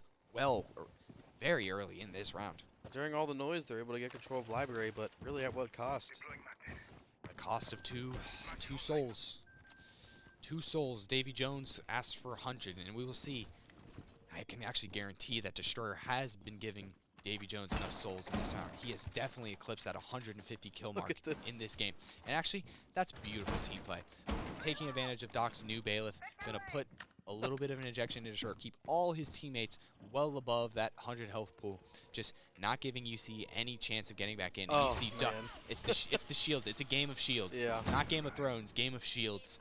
I think 3v5, they're going to have to be a little bit more aggro than just placing one shield down. I'd and like to having see a 3 people Zofia on this soft wall really do something different. If you can put a Osa shield on the cross, you can have a player kind of deny any of these piano players from swinging. You can prevent them from getting aggressive to stop this pressure because they don't have hard reaches. They need to find a way to get into sight. The way they're going to choose to do that, it looks like, is actually going to be through K9 door. Osa is going to break that door. I hope not, because that would be a nitro to the face, I'd have to think. Yeah, absolutely. They're running out of options, and they're running out of time to decide on them. UC. Sorry, where was that mute playing? I think that may have been below the nitro. Duck will go down because as you're placing that shield, you can be shot from below. That's the benefit of that extension downstairs. That mute is down in dining, and UC frankly has no real entrance to sight, and it will be Kodiak shift W into his demise. 6-6. Rounds, boys. It's a best of 3. The best of 3 in the map pool has turned to a best of 3 in the round count. Chalet will be decided not in this next round, but over the next 3, and we will find over these next 3 seeming to be a magical number to find 3rd place. What do you think? Who's your bet here? Penn State, they get the defensive side, and although both teams have gone 3-3 on both halves, I don't think I have any right to predict. I am 1-3 on predictions on the day. I'm cool from here, man. Yeah, I'm not sure what I even feel at this point. It's been so tumultuous back and forth, and you see really good things and shining moments, and then just like really big misplays and throw moments. So I'm not sure. I mean, I'm always rooting for my boys to be clear, but In Penn State, they just get a flawless round, so clearly they're going to go back to that bomb site. I think Cincinnati, they see what bomb site is, you need to switch it up entirely. I want to see UC completely commit to clearing that downstairs. Work on flushing those players out below, try to get your man advantage, and then commit to the upstairs. You may also want to switch it up entirely and go for solo, because what Penn State has shown is a complete mastery of the ability to defend a library push. yeah, especially if Destroyer is able to swing some people there. I mean, that was the first round he stayed alive, and he kills so many. It's just, he needs to be dealt with. He's a force to be If reckoned with. Destroyer survives, it's flawless, so it's hard to argue with that logic, especially considering it's working. Again, duck, maybe sneak into the basement, maybe come up with me, maybe try to find something, because look, there's 3 Penn State players It's extended really into ripe library. for a vertical nade. They want you to enter in there, so why are you giving them exactly what they want? Destroyer is now on the bottom flight of basement steps. I think he does get a drone, so he has found out that UC might be changing their entry point just a bit. As UC does manage to get into games, they do have a foothold in this site, but they will need to find a way to wrap around these Penn State players if they're going to want to get that man advantage. Looks like Penn State's really just going to figure out where the push is happening. I think UC's trying to figure out the same thing. Yeah, absolutely. I think they're still deciding amongst themselves. You start to see them put some pressure downstairs. They're entering in bar games. They're shooting off that West Main camp. So it looks like Cincinnati wants to change their attack point. They might try to clear below. There are angles from above to below that Penn State can use to help their players extend it down there. However, they have yet to show that they can protect those players. UC is making a lot of openings, a lot of pressure down there. So what happens next is about to unfold before us, and UC at least looks to be starting this round from a much better position. Is Duck aware of this bathroom player? Surely he must. It's such a standard position, but you can't really assume anything. And they are Yeah, fragging so he's towards trying that. to frag that, So but they do he's have an long idea. gone. He does fall off. UC, in theory, could repel in here because they have castled it off. It's just Destroyer playing in this tight area in a very tight angle. This window player needs to be very careful about what he commits and exposes himself to, because now there's only a minute left in this round. UC only has a minute left to decide if everyone is alive. I think this is all individual plays from UC right now. I think they're not I'd really like to working see a together. player come up West Main, because now they're just challenging through the openings. They will get the dock. They will successfully clear the downstairs. Now they need to transition up solar. One player will go outside and go for the highway windows. This Zofia needs to stay over here and stay cutting off these attackers as the rest flood in upstairs to get to their planning positions. But right now, they need to go fast and they need to be efficient, because it's looking like it's all split up. UC that grabs was the another, master and right player. now they're actually entering from all these different sides. Penn State still has no idea where all these players are coming from. They're starting to get one. You can hear Destroyer hears these players around him, but I think you might need to have someone swing in on the window, because right now he misses his shots. And you Destroyer. see, now with needs the to hit 3v1 those. advantage, it's all 1v1. Swing in from the window, Penguin. falling apart. Are and we gonna be able to protect your plant or planter. not? Dark Matter finds a position to plant. It's up to if Penguin can cover in the right spot. It is a very safe position, so he will have to commit all the way to stop the plant, and we will get into a post plant. Both teams have shown that they can get to that position.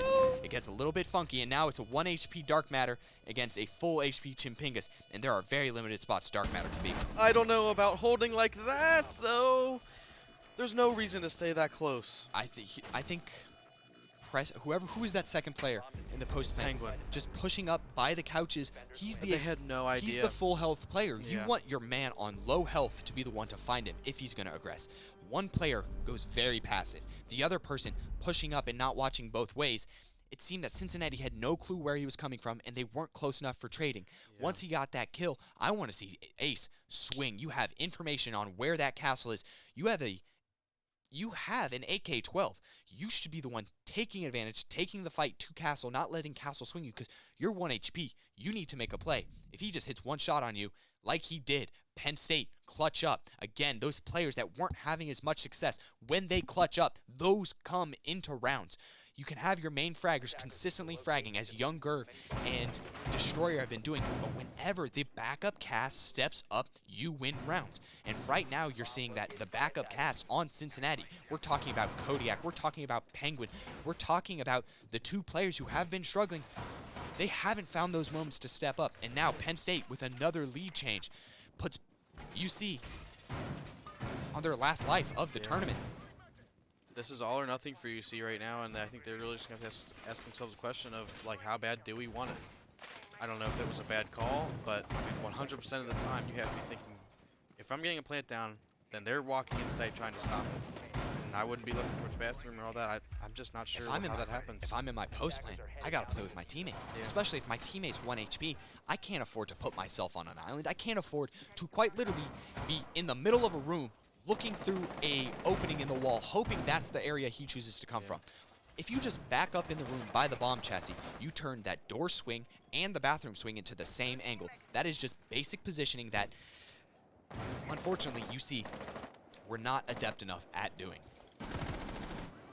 So here, you see Presto here in the suicide position. He has not yet gotten a pick off of this position yet, but I would love to see it at some But point. the benefit has been each individual round, Penn State has committed flashes and frags just to get him out of that And he position. has 2 ADSs here now as well. And so they're committing even more. So he may be able to stay here even longer and fully deny Penn State's ability. He's getting real aggressive. Yeah, I think Presto is willing to try to take the team right onto his back and carry them out of this hole that they found themselves in. Presto, love to see a moment for him to stop, and they're going to keep burning. They're going to Look find at that, this. look at all these ADSs. And he will just get drops. He'll That's just so get out. much gone. Both frags 4 from the sledge. frags? There's no more frags in the round. He has protected the rest of his team Amazing. from frags. If actually UC can get active elsewhere, retake different parts of the map, because there are 4 players around Library, they're not necessarily having cleared this office side of the map, which Serpent seems to be the only person over there able to do so. And if they get the frag on Serpent, there's no way they can even open the wall. They have Chimpingus on the Habana. Well, I'm just saying there's no way to clear the mutes off the wall. Absolutely, that is correct. And more, Wamai keeps doing it. Oh! Again, Caught with the That's- 0 cam he out. hears the utility being caught. That's amazing. A lot of players, especially with 0, they're going to let for that chamber to revolve. Yep. So as soon as you hear that go off, if you swing, they don't have their gun out, they have their gadget. So a beautiful timing from Kodiak to get that pick, and that gives a UC a major advantage in this round. Great thinking on his feet. Duck, And then they Penguin, pop answer off in. on all their enters. 4v2, UC, you are in a beautiful spot to get to round 15, and you have almost all the control in the world. It's going to be up to Gerv and Chimpingus to really just brute force their way to create space, create moments for themselves to even try to be in this round. Kodiak feels the pressure from Gerv. He's not going to fall back on the way, and because of that, he will fall himself. Yeah, Down Gerv to a with the same 3-on-2. way knows he's 40 reloading. seconds left. This is doable for Penn State, but UC still in a really good spot. Do they know where the UC players have re-extended to? Do Looks they like know not. They must Presto drown. Dragon has fallen back into dining and created new angles to hold from? This is something they did not show in the rest of the game. This is something that may catch Penn State off guard. Penguin all the way in the basement, keeping his life valuable. Presto from those dining angles will grab he's both of them. too good. What a reposition from him. Pulling something new out in Look at OT these to angles. really catch that other team off guard. Now, round 15. Wow. We've seen that Penn State has clutched one of them before, but right now, To the very end. you know, we saw that maybe that both these teams would maybe not bring everything. Maybe they'd be disheartened in the fact that they're in the 3rd place game. Penn State going to take their time out. You can't carry it over.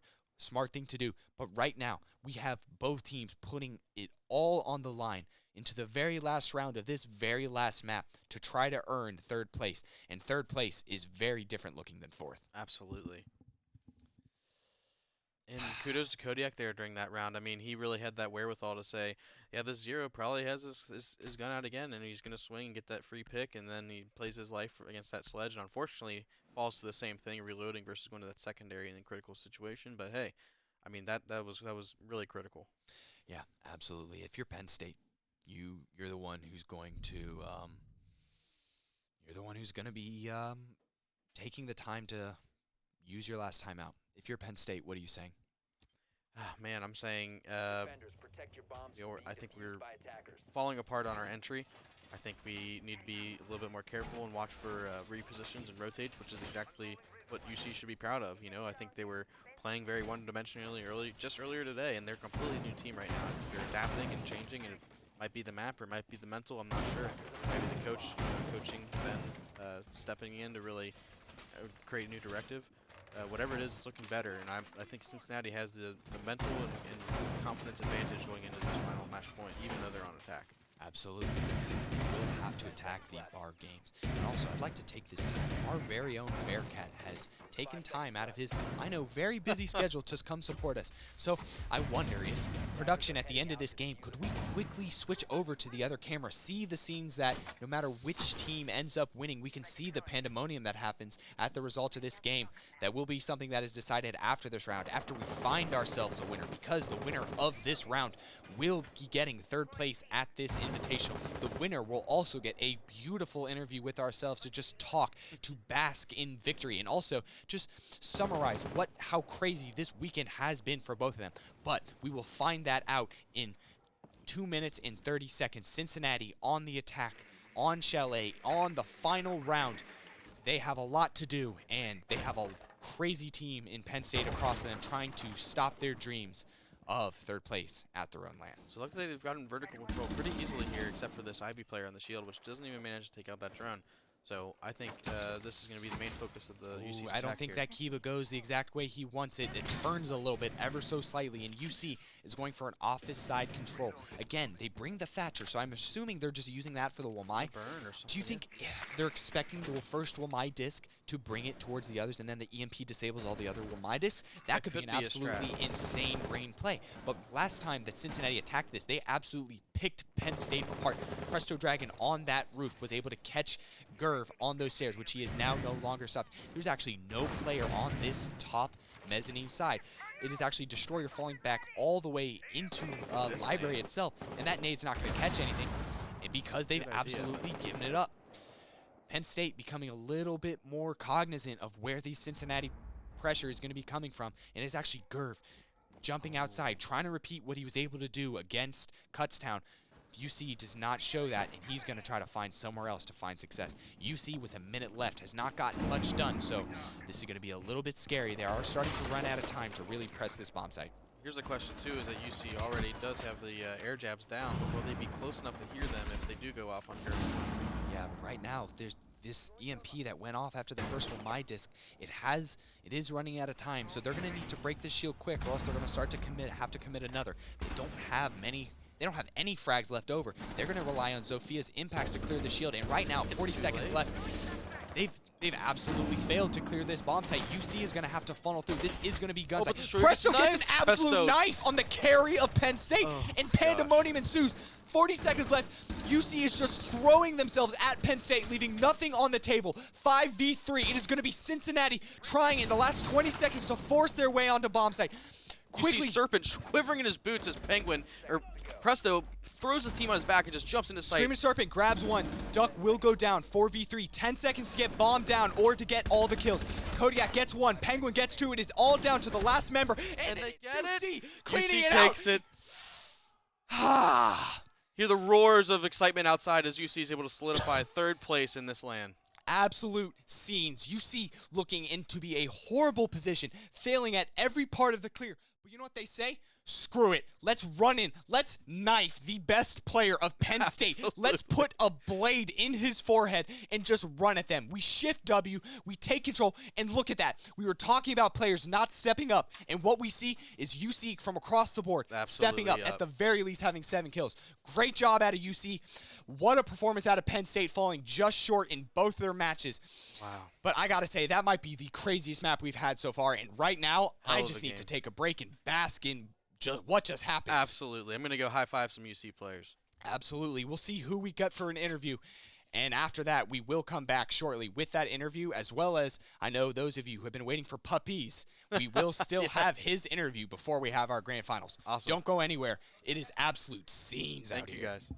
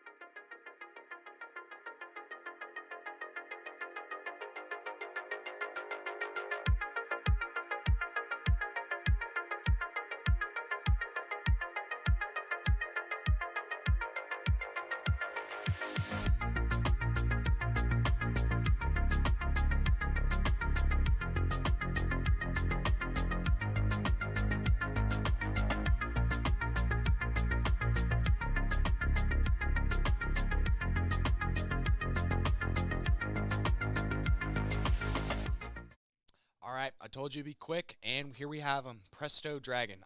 We don't often get a chance to talk to our own players and break down who they are. Eric, you've been playing at UC for a number of years. Would you say this is probably one of the most electric events you've had the opportunities of being in? Well, seeing as this is our first LAN that we've hosted, it certainly is. There's a lot more personality to it when it's, the own LAN that you've been setting up for a few weeks and months now. So it's definitely electric, and the team that I've been playing with, it's definitely the best team that I've been playing on since UC, and that's been since like 2020. Yeah, absolutely. So we saw it on the stream. We see a Nomad just running at Destroying, who is the kill leader of our tournament. You chose to take bullets out of the equation and just run at them. 40 seconds left. Bring us back into that moment. Show us what was going through the comms where all of a sudden nothing's looking right, and all of a sudden, go. What did you say amongst yourselves, and what made you have the decision to just run at them? Well, I saw that my team was pretty stuck over there. They were struggling with the guy on Mez, and the zombie player. I'm pretty sure that was Destroyer. Yep. He's a really good player.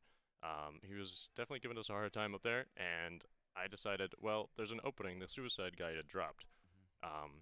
And I said, just make noise. And I flashbanged, shot the frostmat, and then I realized he went prone underneath the table, and I ran out of ammo.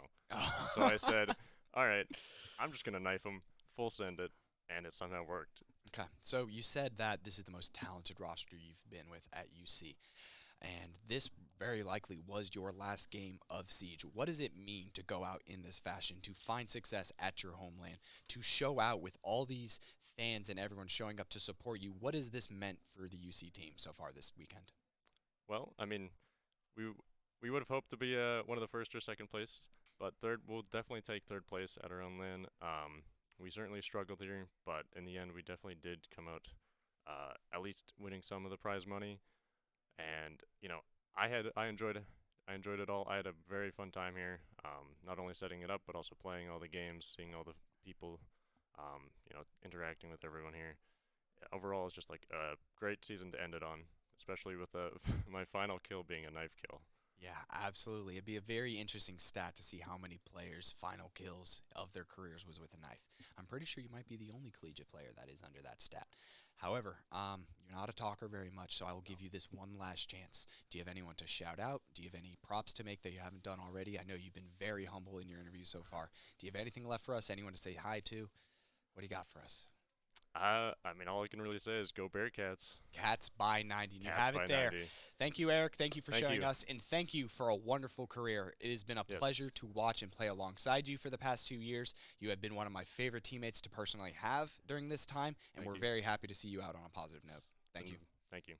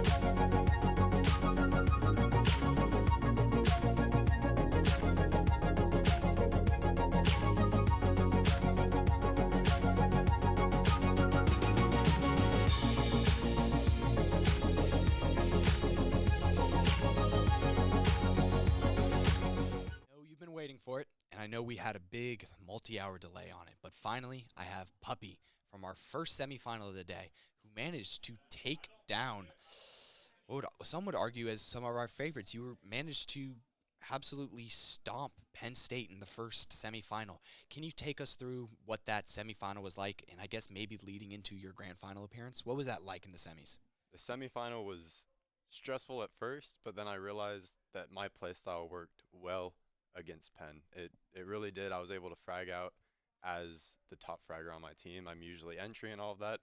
So I held my ground on defense, and then on attack, I just went in. Yeah, I would definitely say that considering you dropped 27 kills in one map. I believe that is a LAN record, by the way. So Awesome. we are very happy to have someone in our own building to set records, and that will definitely be spread around. Now, going into Kutztown, this is a rematch from their own tournament, and you heard from the Kutztown players in their own interview that they are very excited. Is that an energy that Drexel is matching? We are definitely matching that. We are excited to get back at it. Absolutely. They say they want revenge. Are you prepared to deny them a second time? I am prepared to deny them. A second yes. time. If you have to say, what is one thing about Kutztown that they do well, and what's thing that you're going to have to plan for playing them? Honestly, I don't know. I wasn't there for the first LAN. I haven't played Kutztown yet. Oh, it is interesting. So maybe you'll be the wild card in this series. You've Yes. already shown that you can frag.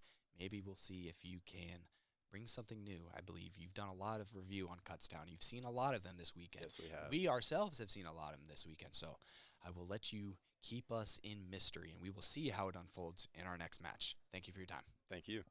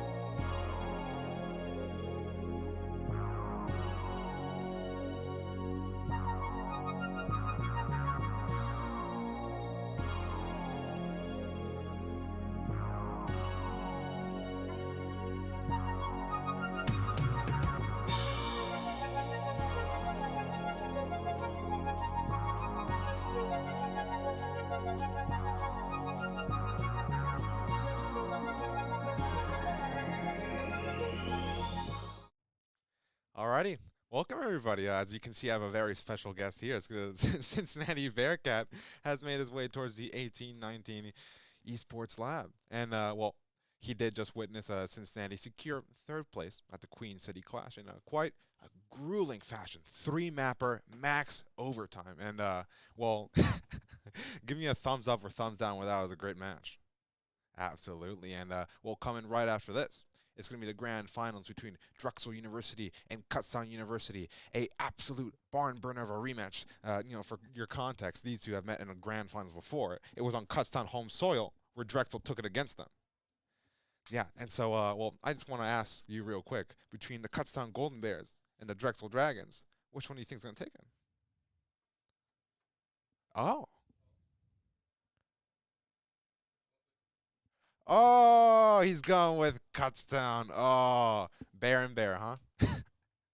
Yeah, makes sense. And well, give me a thumbs up or thumbs down. What do you think? What do you think of the whole venue so far? Like, what do you think? Absolutely, yeah, of course. We thank you so much. We really just absolutely appreciate you coming here today. Absolutely, and well, do you want to wait? Do you want to wait? Wait. He's going crazy. Yeah, and well, we'll catch you guys after this for the grand final match. Yeah.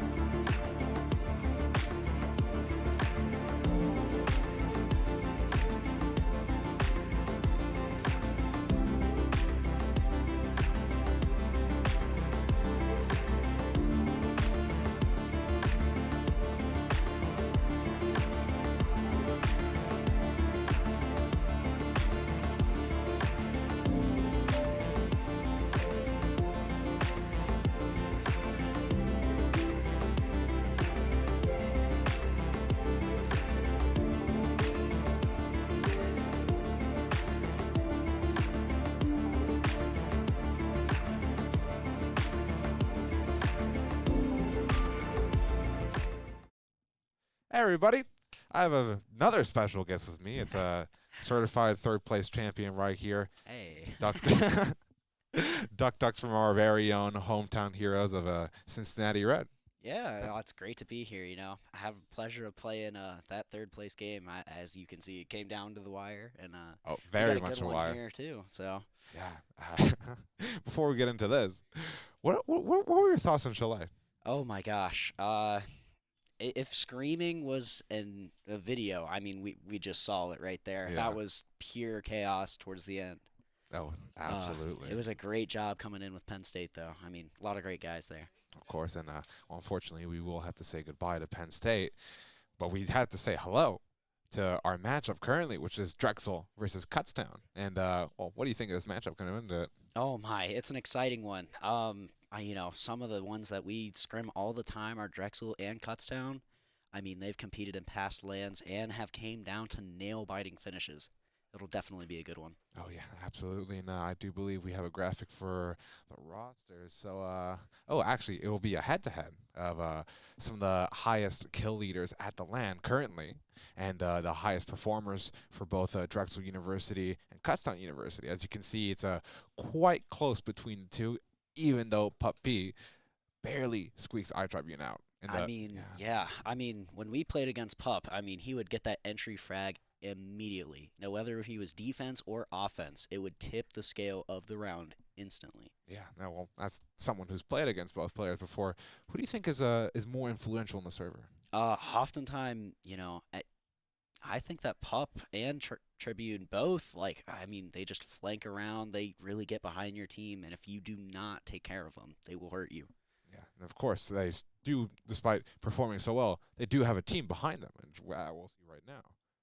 Very much so. I mean, Dux is a notable key figure on that board, often gets some main kills and some much-needed things, while Wi-Fi Guy definitely puts this team together and makes sure it goes according to plan. Yeah, absolutely, and I mean, Pup himself, you can see there, I mean, Dux kind of carries him, but, I mean, that is a graphic and a half. They just know what to do. Graphic design is my passion. Wow, look at that. And any other player? Oh, I guess we'll be going on to Kutztown now, as we do have their roster with the legendary Tom Z, the OG, and of course iTribune by him as well, Golden and Thundy as well, and Skirt too. And a very important player to highlight right there is iTribune. Look at him, so happy. Hopefully he can carry that momentum into the match. I know he has a lot of momentum going into this from the match against Cincinnati in the semifinals. There was a lot of screaming going both ways, wasn't there? Oh my gosh, yeah, that's all you heard. You knew instantly who won by every round. Oh yeah, and speaking of the game itself, we should be going into the map bans here right now. So first up, it should be, there it is. It's going to be a clubhouse ban, a border ban, Oregon ban, theme park ban. No theme park for Kutztown, unfortunately. Ooh, it's going to be Drexel on the defender side of Villa first. What do you think of that? I mean, honestly, it makes a lot of sense. I mean, they really like to run around that Villa. I mean, you can tell that they prepared for everything when it comes to Villa. Yeah. Ooh, Cafe, your least favorite map. Ooh, I know there's a lot of people on Drexel that really do not like this map. I mean, it is going to be a nail-biter here. Good counter pick, you reckon? Oh, definitely. Ooh, bank ban, chalet ban, Skyscraper. Where it ended last time for these two. Oh, they knew it was going to come down to a nail-biting finish, and God, Skyscraper was definitely going to be that one. Oh, boy. What a match and a half this is going to be, wouldn't you say? Oh, no kidding. Yeah, absolutely. And, well, before we get into this, we do have to announce our predictions. So while I find the right one here real quick, hold on. Unbelievable. All right, what are you voting for? Come on up. Here. There we go. What are you going? Who are you picking? Let's go.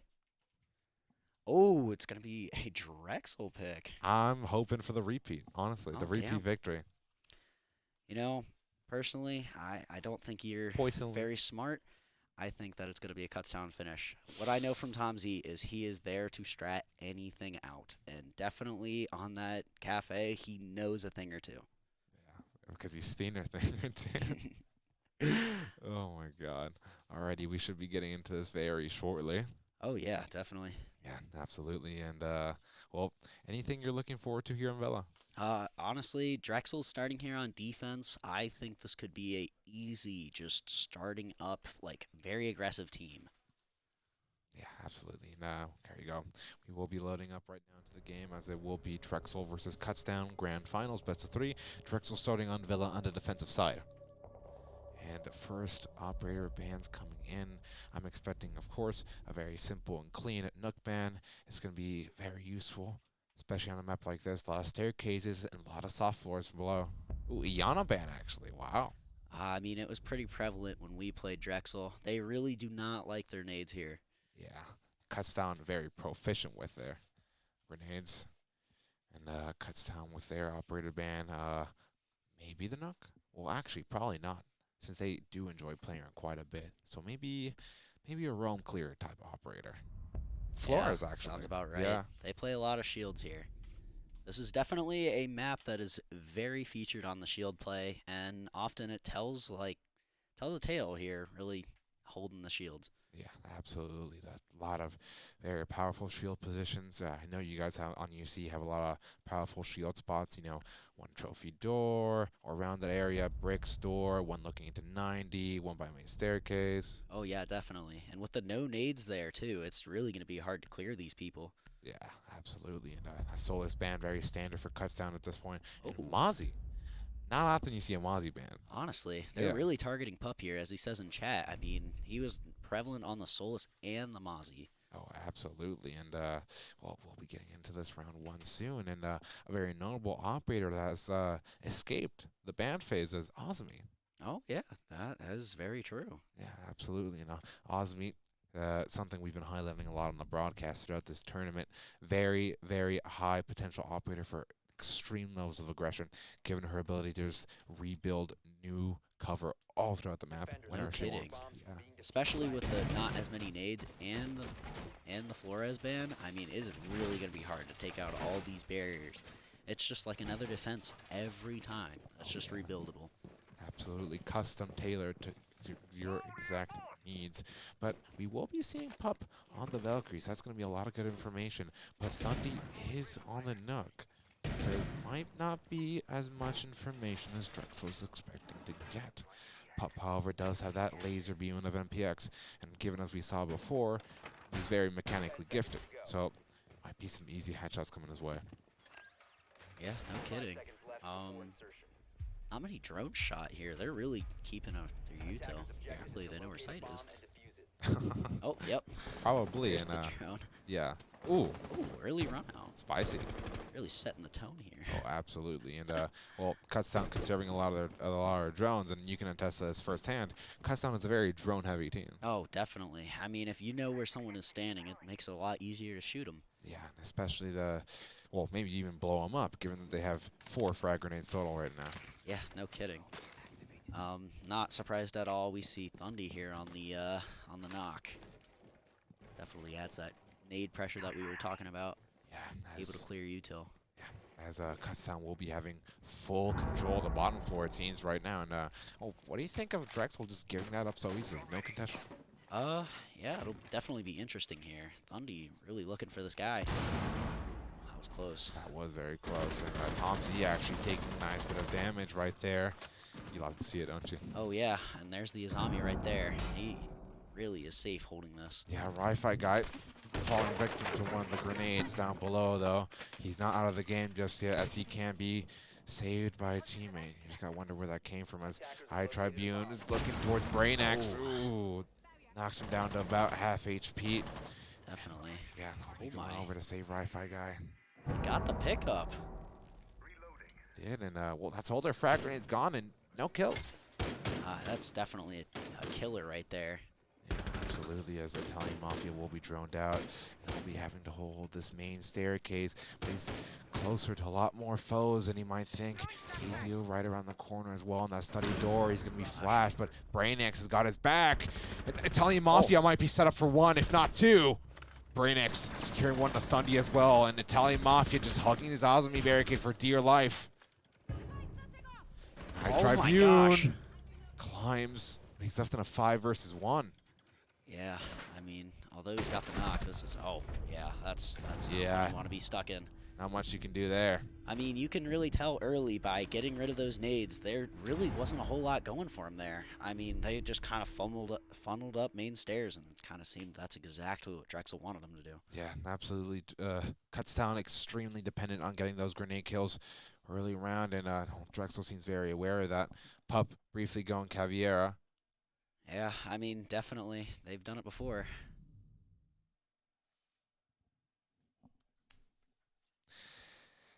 And absolutely just brilliant first round coming out from Drexel, keeping everybody alive even despite that artillery barrage coming from down below from Kutztown. And now they'll be moving over to the trophy statuary bomb site.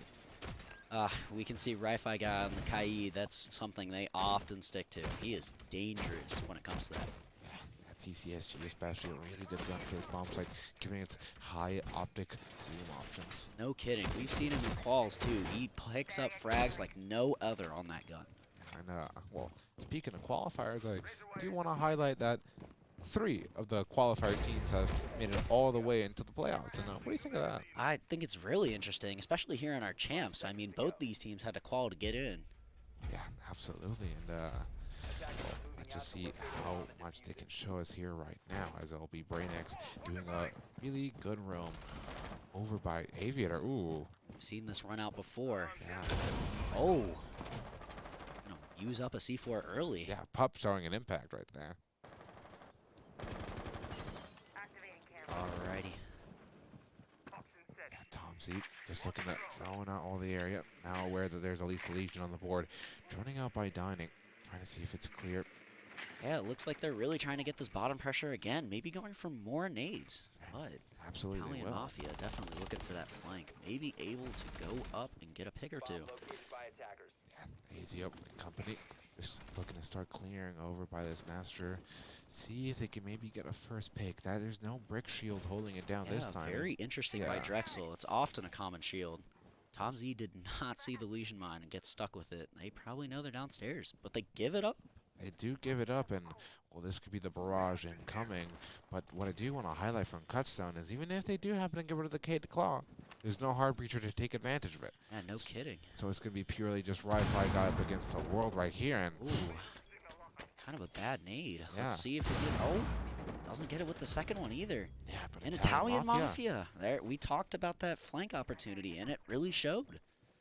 You can definitely tell Kutztown came in with the idea of nading below, but it is not shown true. It's absolutely just not working out for them right now. Azio's just having second thoughts about this, jumping in here. But he does have drones in the pocket, which he could very much use. Skirt just checking down below, see if Italian Mafia's still there. And Azio jumps in, and Ri-Fi will be taking him down. Pup getting one for his troubles as well. Ri-Fi with another good one with a TCSG. And even before the round ends, there'll be a timeout requested by Kutztown. Skirt just left to recover this. Maybe pad out the stats a little. And no kidding. I mean, it is clear that Kutztown is not having their nades work. I would often talk about this too. No way. And there's another one for Ri-Fi guy. We talked about this gun. It is insane what he does with it. Absolutely, and I can see why every kid player and their mothers likes running this gun. I mean, it's nasty. 2 shots, 2 gone. Yeah. And call out timed by Kutztown will be their first of 2 available to them. And what do you think is going on in the Kutztown camp right now? I mean, they really got to talk about how to get a footing into this building. I mean, they have not even touched that second floor. They have gone in bottom every time. I mean, not to mention, like, notably, Tribune, you know, he usually gets a pick or 2, but we're held to 0 here for all of Kutztown. That's surprising, isn't it? Yeah, it's something you don't normally see. Yeah, and even then, he pops 1 kill, and, well, it does seem to be another kill leader on the board. Brainax, I believe, is taking the forefront of this right now. Yeah, no kidding. You see the knock play again, and Sledge, it looks like they're still going to... Oh, I don't know. They still might be going for these nades, but it looks like Tom Z's taking it upon himself to do it himself. Yeah, well, let's see how many nades they can get, given the bomb site is first floor kitchen dining. Pup on the Echo, something you don't normally see by him. You know, usually a fragger, kind of interesting. Oh, and might be just well, just rubbing a bit of that previous history into Kutztown's faces. Yeah, no kidding. I mean, as we can see here on the scoreboard, Doc's over here 0-0-0. You'd think he didn't even play the game right now. Yeah, you like, come on, wake up. He's got to represent here. Yeah, it's time for school. Oh my. Wi-Fi guy put some vertical on bathroom. That's often a prevalent take, you know. We often see people take bathroom here when they're going for the site. Oh boy. Ooh, prepping the run out here too. He's going with the same thing. Just tosses Doesn't it. even throw his second echo drone out. Here we go. Nothing there. Doesn't even look like someone spawned there. Oh, yeah, he did. He knew it was coming. Thundy came in a bit late. And now Pup will have the chance to utilize his echo drones. You know, he's really confident if he runs out, then puts down the drones. Yeah, no kidding. I mean, to even keep one pocketed still is just unbelievable. Oh yeah, you gotta wonder what's going on in Drexel camp right now. Other than a lot of smiles, given they do have the lead, going up 2-0. Tom Z and company joining out by hunting, is trying to see if it's clear, which it very much is. I mean, the only good part here is Skirt is IQ, and that Echo will definitely have some problems with these drones. Oh yeah, but given that it is Pop, you gotta wonder how much time he's gonna spend on his drones. I mean, even then, it's just a free cam that's like almost Valk, but, you know, maybe he's running for the gun. You never know. It is a good gun. Some pressure here in Master, we see. Yeah, and it will be Thundy just trying to take some space. Destroys one of the Aruni barricades over by bathroom, but not much space taken after that. I think it was very much was aware of the vertical made by the bathroom window, so he chooses to go in by the closet side. Dux is still here. It's his time to represent, as you mentioned before, holding very much of a goose egg right now. Hold that out, yeah.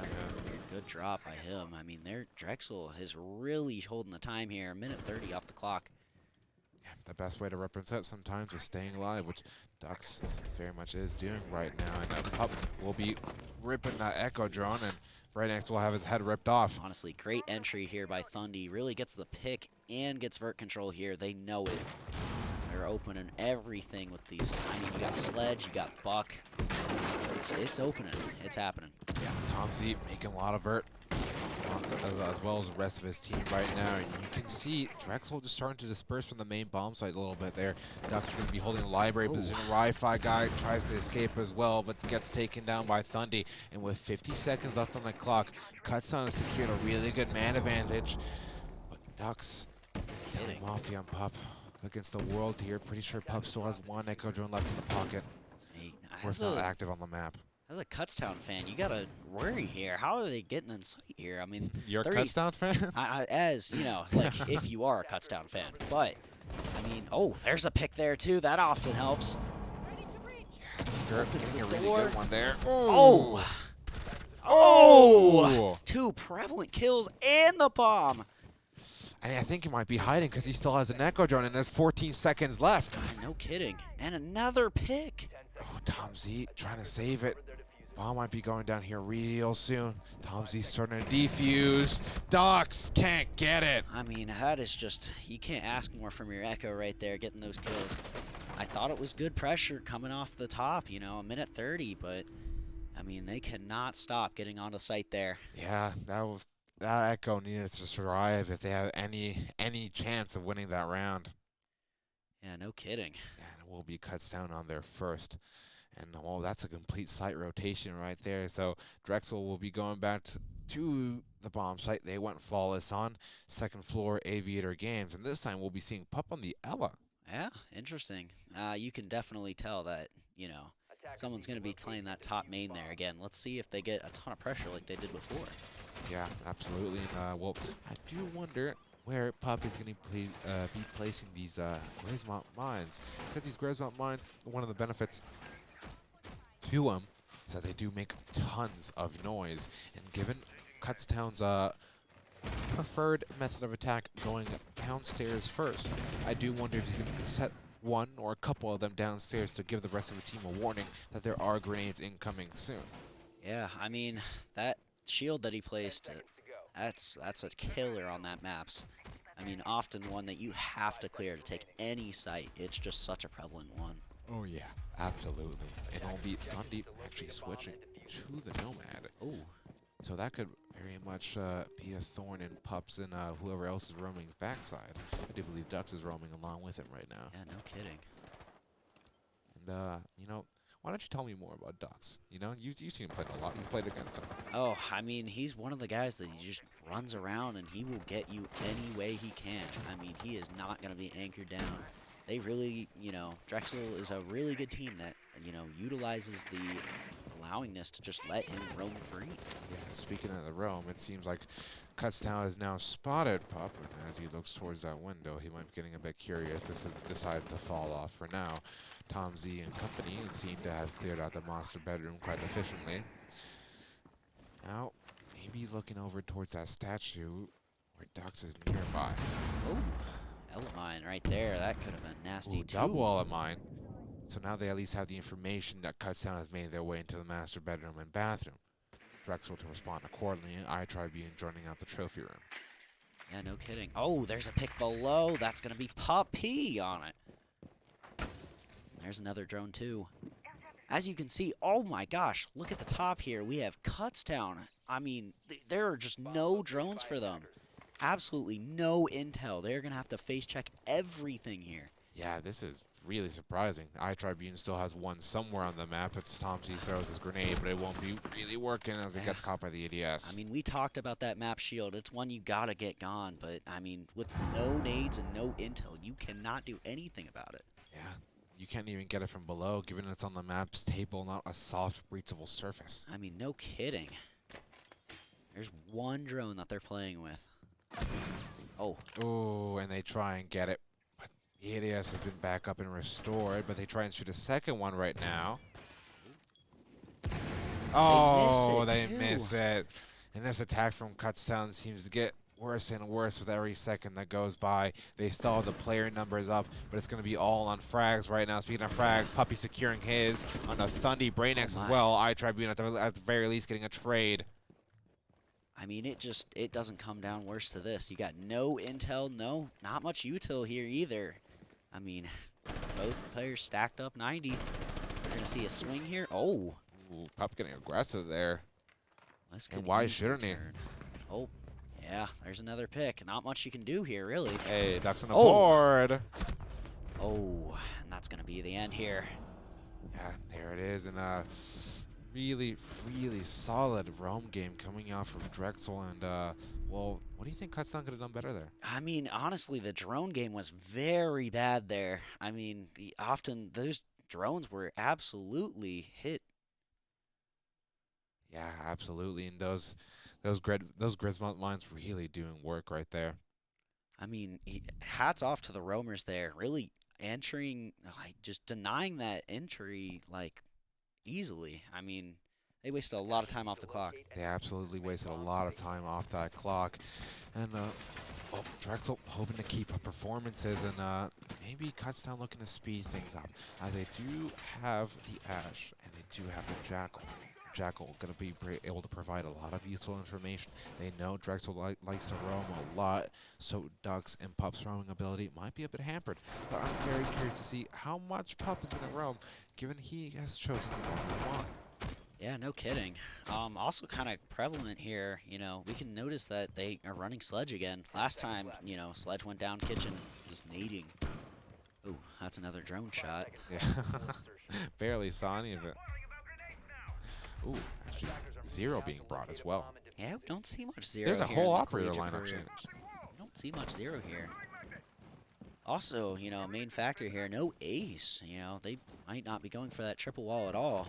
Yeah, they might just be going for control elsewhere around the map.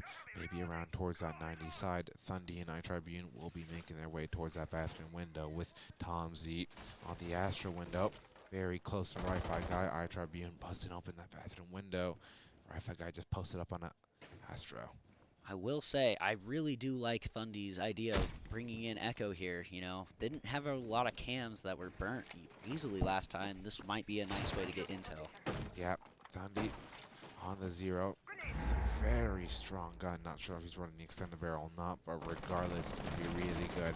And those Zero cameras, apart from getting the info, could help just burn all this catch around the brick shield, a very strong shield, which they're now using this time.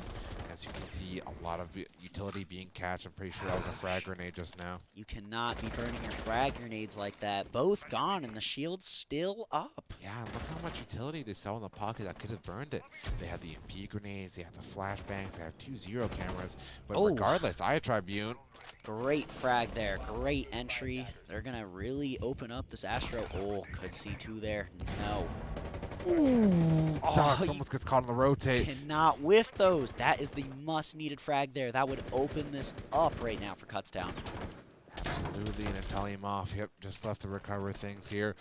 Still at a man disadvantage, but minute left on the clock right now. Activates his smart glasses, and he'll keep holding this angle aggressively, trying to see if he can get one of the Kutztown players. And he found himself by Tribune, who gets a double both on him and Ducks. It'll be Ozzy in a gunfight himself right now. Really took Astro here really well. Pup, last one. Team on his back. Oh my gosh, what a great flawless round by Kutztown. Absolutely amazing. Yeah, that's kind of really what you need right now to motivate the troops. And it'll be Kutztown equalizing things against Drexel. 2-2, and well, what more could you? Oh, not 2-2. They're 3-2 right now. And well, what more could you expect from Kutztown getting themselves back into it? I mean, we said it pregame, when Tribune gets going, it gets going. It does get going. He really puts that team on his back sometimes. Absolutely. You know, not all the time. It's a team effort. It's a team effort. And well, we will be going into our last round of Drexel defensive half, which I do believe they will be going to first floor kitchen dining. I mean, we often saw a great roam here, you know, really holding that top floor down. But, you know, when it came down to the wire, I mean, the vertical was still there, and they got that site. They very much did. And, well, kind of interested to see how much Rit's going to be made this time around. Oh, there we go. Thundy initially on the 0. Decides to now switch over to the Buck, and that along with Skirt is going to go really well. Ooh, Skirt actually switching to... Ooh. Okay, there's a lot of operator switches here. Looks like as we approach 10 seconds, our final operator lineup will be looking like Jackal, Sledge, Brava, Ace, and IQ. What do you think of the Brava? I think it's a really smart play. I mean, as I said before, often a lot of drones are being shot. I mean, Brava brings that utility with extra droning, even if they don't use the util. Yeah, absolutely. And we'll be seeing Thundy throw his first clutch drone. Just kind of going to try and see what kind of utility he can find, but I don't think there's much of it on the Drexel side that's at least worth the effort right now. You got Castle, you got Frost, those Legion Mines, sure, and those Capcan traps, maybe. Ooh, I mean, kind of just an interesting drone there. You know, not really much action to build on. I can guarantee he was going for those Capcan traps, probably trying to get one early. Yeah, and well, maybe given Drexel's roaming proficiency, Thundy could try and snipe some of those default cans for himself. There we go. That's that shield that they've wanted to get for the past. You know, that'll really help droning this up top. And a minimal amount of catch allows him to bust through it. Wi-Fi guy situating himself once more over by Astro, watching a long angle into bathroom. Ducks and keep holding by the bricks, regardless if the shield is there or not. I mean, you can really tell that, you know, they're bringing the pressure here. Yeah, I would also back up there, too. Oh. Ooh, Thundy getting caught off by a Frostman, and it's Wi-Fi had to push up and respond. Yeah, that's not what you needed right now. I mean, that is a tough opening pick there. Yeah, and Skirt left to respond, and he very much does. Tribune securing the kill after Skirt's down. I mean, you can tell by Kutztown, like, the Brava there was very much needed. I mean, that was a pick that they cannot afford to have. Overall, they did get the trade, though, but I mean, we can look at the drone economy again, and only 2 drones left. Jeez. Drexel really proficient of just roaming, taking out these drones, and continue to roam, not go back to the bomb site once they've been found out. I mean, you gotta think that Drexel knows that they have a lot of these drones gone too. I mean, you can really sit in like corners like this. This is what I'm talking about. He can't drone this guy out very effectively if he doesn't have anything to drone him. Pup Pete just waiting for that hop in. Brainiacs taking advantage of those footies. Trying to see if you can find anybody who wants to get frisky towards the laundry as the clock dwindles down to 35 seconds. Skirp just trying to see if you can find any of those defenders, and he seems so close yet so far as that vertical almost finds them. I mean, Kutztown is really wrangling them. I mean, there's 2 of them in Mem right here. This would, if they hold them off here, there's nothing they can do to get back on site. Yeah, Ooh, that's a scary nade. Kutztown right now. There's 15 seconds left on the clock. Ooh, and Tom Z and company getting very curious by those footholds, but it doesn't matter much. As Kutztown will be making their way into the bomb site, but for what? As there's 3 seconds left on the clock. 2 versus 2 right now, going into Mem. Oh, comes down to the wire there. As we talked about before, that Mem was just the difference right there. I could see that way at that.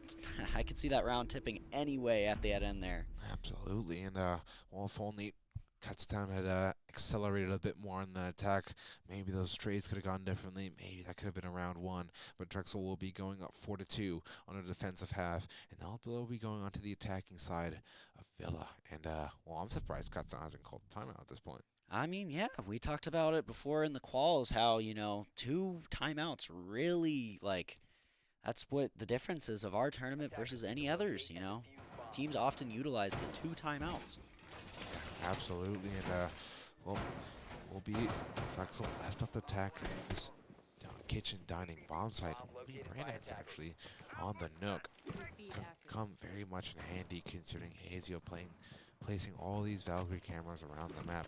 Pup Pete going on the Buck rather than the IQ, and giving Buck's very good rifle. I think he'll do just fine, especially given the bomb site. Actually, he'll be switching back to IQ. Wi-Fi guy on the gridlock, which is going to be really good, considering those track stingers will most definitely be a thorn on iTarBean's side as he will be picking Oryx. Now, I know it's 4-2 on the scoreboard here, but do not count Kutztown out. Tom Z pulls out a strat for everything and counters everyone. Often, really good at counter-stratting, so probably has seen a thing or 2 here from Drexel and probably has a way around it. Yeah, absolutely. There's most definitely have been a lot of team talks in the past regarding Drexel over in the Kutztown camp, and well, now's the time for Kutztown to show Drexel what they're truly made of. This will be Brainiacs roaming. Oh, okay. Tom Z killing Wi-Fi guy over there, as it will be Skirt resing himself. I mean, that's crazy that Skirt got that res off. I mean, it really just shows you the difference that Doc, that Doc buff has done. Yeah, absolutely. And well, Wi-Fi guy being the first one to go down, unfortunately, telling Mafia to follow his unfortunate ways. Really interesting here how they have 1 reinforcement on this triple wall. Oftentimes you see 2. I mean, Tribune is holding this down like no other. Yeah, and very curious to see they have 1, especially given that the defending side of Kutztown still has more reinforcement stuff in the pocket to use. But to each their own, I guess. As it will be Doc's just upside down rappel on this angle. We've seen it work very good before on previous matches, but nothing to find this time as the minute 30 approaches, and Kutztown's defense is looking really solid right now. Yeah, it's kind of interesting to see how they rotated everyone over here in this master side. Oh, except for Brain. My bad on that. But yeah, I mean, they've really slowed down here. Ooh, there's a nice flank here. Ooh, not the operator you expect to be sneaky. Oh my gosh, that could be the difference here with a drop. I mean, they have top control here. Only a minute left. Do they know it? Yeah, that Nitrocell unfortunately missing his target. And if Thundy hit that Nitrocell, that most likely could have been the decider of the round right there. Yeah, no kidding. I got another pre-place one, though. This could still be good. Oh, yep, there it is. There it is. And things looking very, very not good for Drexel right now. I mean, you often don't see this pitch in first sight, but, I mean, Kutztown has owned it. Absolutely, as 30 seconds left on the clock. Pup getting downed, and with the defuser as well. Looking a bit disconnected from his teammate right there. And Brainiacs, I think, tagging himself with the fuse pucks, will be going down to Thundy. And now be Kutztown looking really happy with it right now. gosh, that was a defensive clinic right there. I mean, Absolutely. they just played with teamwork and everyone did their part there. Oh, yeah. And, well, Kutztown slowly clawing their way back into this one. And, ooh, what do you think, Drexel was lacking that round? I definitely think just, some coordination there. I mean, there was a lot of times they were often fighting a lot of 1v1 fights, and, they might have been winning them before, but definitely not there now. Yeah, and, Pup choosing to go on the Jackal right there. Hopefully should help dispel and Kutztown roam a little bit. Tribune is doing really good in the Oryx, and he'll actually be going with Alibi this time. It's often really, apparent that we can see the double shield here from Skirt and Tribune. We don't have many nades, and Flores is off the board. It'll definitely be hard to get rid of these. Absolutely, and actually 0 nades right now, as Yeah, no there's kidding. really not that many pieces of explosive utility for that attacking side. Really, only Italian Mafia will be able to dispel of it. Well, I mean, this shield's a really nice shield to have, but when you can't find out how to place it, it doesn't really help. It's a bit complicated right there, isn't it? Oh, I think he no, they're managed. just going to give up on it. Okay. Jeez. I mean, Okay. that's It's not for everybody. gotta be a shield you gotta have. No Frostmat there either. Yeah, he just can't make up his mind right now what he wants to do. Grand Finals got a bit frisky. I mean, you gotta talk about the pressure here that, both teams probably have coming into this game. Yeah, absolutely, and it will be Drexel choosing to come into the building. Ooh, actually, wait, is that a run out? Was that a run out? No, it must have been an X-ray screwing me up right there. Almost. Good thing, you're not playing right now because you got those cheats on, but they're not helping. I'm not like Presto Dragon. Oh my, yeah, he's a great guy. He is very much love him. But it will be Drexel moving quite swiftly through this trophy statuary room. A really good pick here by Brainax, getting that IQ down. Yeah, you can see all those Valk cams and that C4. Geez, that's one of them that you need. Oh yeah, and Thundy just be down by that basement. Could be very much dangerous. Man, that's crazy. They even saw that with the IQ scanner and pinged it. That's How? not one that you can afford to get rid of. And a really important operator in the form of, okay, Ducks, just, go off, pop off, as they'll be Skirt just placing a Frostmat, well, actually picking a Frostmat up in the middle of in the room. I mean, that's just one of those deaths you cannot afford to have after getting that opening pick. Oh, yeah, definitely going to be beating themselves up with about that one, both Wi-Fi guy and Skirt. But Thundy Gets creeping droned around. out. I mean, oh my Ooh. gosh. I mean, he is known to go on those flanks, but gosh, he picks up a kill every single time, it seems.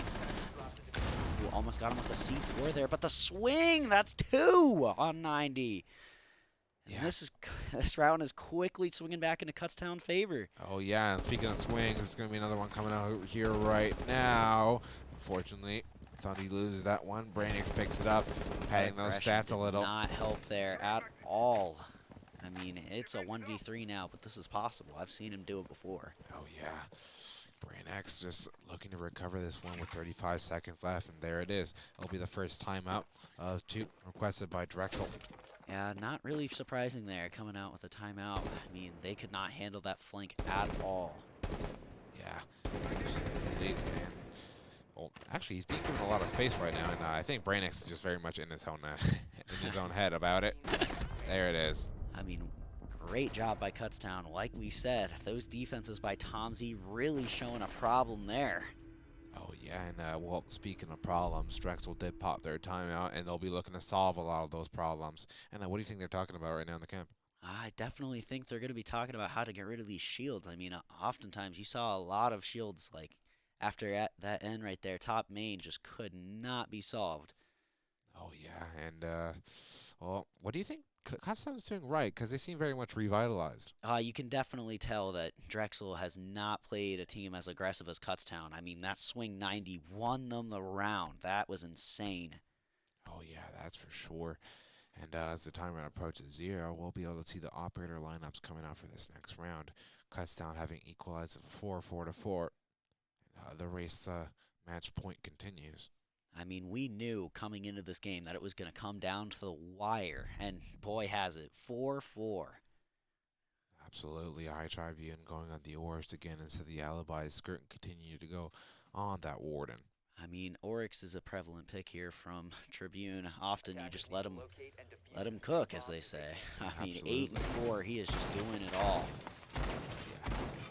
That will be Ducks initially going out of that fink up, deciding to switch over to that Dokkaebi. I wonder if they'll be bringing EMP grains along, because Italian Mafia is on that ace, and I do believe they fully reinforced the triple wall over by statue side Drexel. Kutztown. I mean, it's really interesting here to see Drexel bringing out the double nades. It'll be definitely interesting, you know, with the kitchen drone right here, if they go below and really try and take care of this triple wall. Yeah, Even though there's nothing on it. yeah, Wow. wow. This is a bit perplexing by the Kutztown side, but hey, I'm not in the grand finals. They are, so surely they know a thing or two. I mean, no kidding. I can't really talk. We secured third, but it's definitely not first or second here. Yeah. Moment of silence. Yeah, it definitely looks like they're going to go a below push here. Definitely working those nades. Yeah, it'll be Pup just to drown out Memo and Bicycle, trying to see if you can find anybody. Look, make sure his Nook path is clear to go, and what he doesn't know is that Thundy's actually pretty close by. Oh, there we go. There it is. Oh, takes out a couple drones there. That's pretty good for him, but they know they're going below now, and they will be ready. They're still droning him out. Oh my, they want to make sure he is gone from that kitchen. Yeah, absolutely. And Thundy, at least doing really good on minimizing Drexel's drone economy, as now Wi-Fi guy has stayed long enough in the round to be able to safely deploy those track stingers and at least complicate Thundy's life just a little bit. And Pup is going to go, oh, that's such a rat angle over by Pup. Yeah, I mean, that's definitely a pick you gotta have. There's nowhere else he can go there. Yeah, and well, Drexel doing a good job of securing man advantage with plenty of time left in the round. It's about 1:40 left on the clock. And now, well, after taking out the 90 camera, Ducks and company will be looking to see how they can converge over by 90. It'll be interesting here to see what the end game plan is. I mean, they seem very spread out here, trying to get any picks they possibly can. Oh yes, Italian Mafia safely enters into the closet, just hugging the reinforced wall. I Tribune versus Pup. This is the head-to-head we've been wanting to see. I Tribune securing this duel for today, as he'll be moving up by 90. Ooh, almost into the loving arms gosh! of Ducks, but unfortunately, High Tribune isn't one for hugs, as he will be taking out Ducks, securing man advantage for Kutztown this time around. And with 50 seconds left on the clock right here, the wall will be open.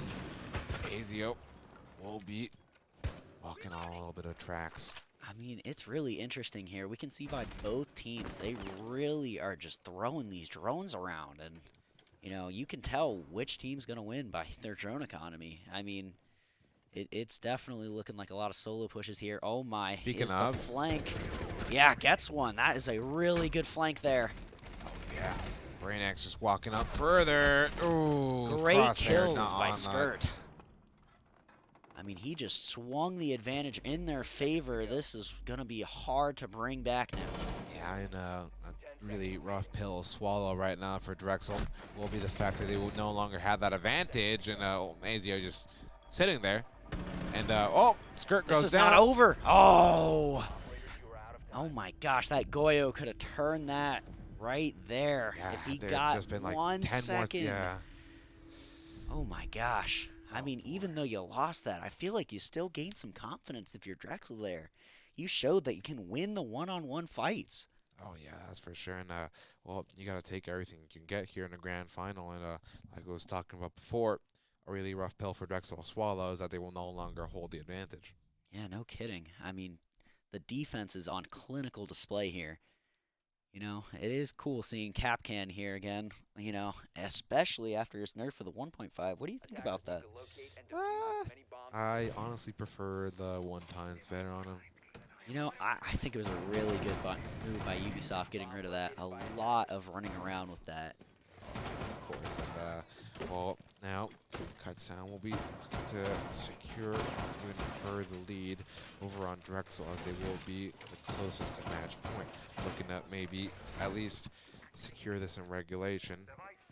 You know, I think it is really interesting, though, too. I mean, Tribune over on Oryx has 10-4, a lot of kills, and he's played Oryx a lot of the game here. You know, 1.5 got taken from him, too, but it does not seem to affect him at all. It has not seemed to affect them at all. And speaking of kills, it's actually Azio and Script, close behind him. Only 4 kills a pop each behind him. Yeah, no kidding. Tom Z on the cap can here. Those bathroom ones might be a little dangerous. Of course, and will be Drexel looking to secure some kind of a foothold over here by the top floor, taking out the Astra window. Italian Mafia. Pup just trying to see how it's looking over by Bricks, trying to go for a cheeky little refire on both the Bricks wall, the Bricks door, and those headies over by the main wall. You know, it's really interesting. Kutztown playing with double reinforcements on triple wall now. You know, something they didn't have last time.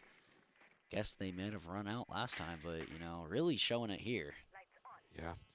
Still one reinforcement in the pocket as Kutztown, though. I think will go very much unused. Ying Kendall is flying around by Branax. I wonder where he popped him.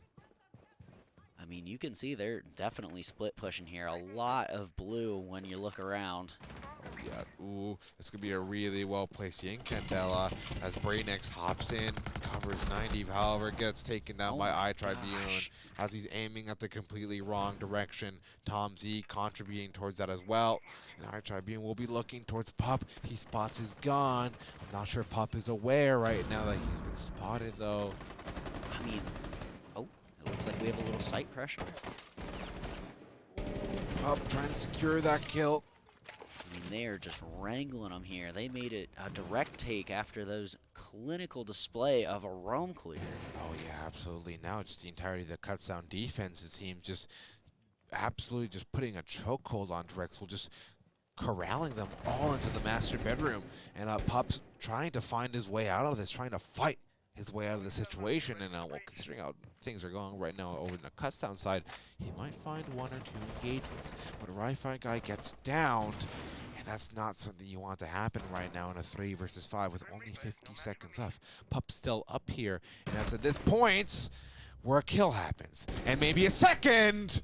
2 as Pup kills finds there. not an advantage, an equalizer out of nothing, but Tom Z securing the advantage. I mean, a 2v3 here with 30 seconds left is not something you want, but it is possible. It is possible. Especially with a kill right. Oh. Yeah, that's definitely a shutdown kills right there. Oh, yeah, absolutely. Really good work over there by Azio. And there's the second timeout here by Drexel. We talked about the 2 earlier. Yeah, Drexel on match point. No better time to pop their timeout than right now.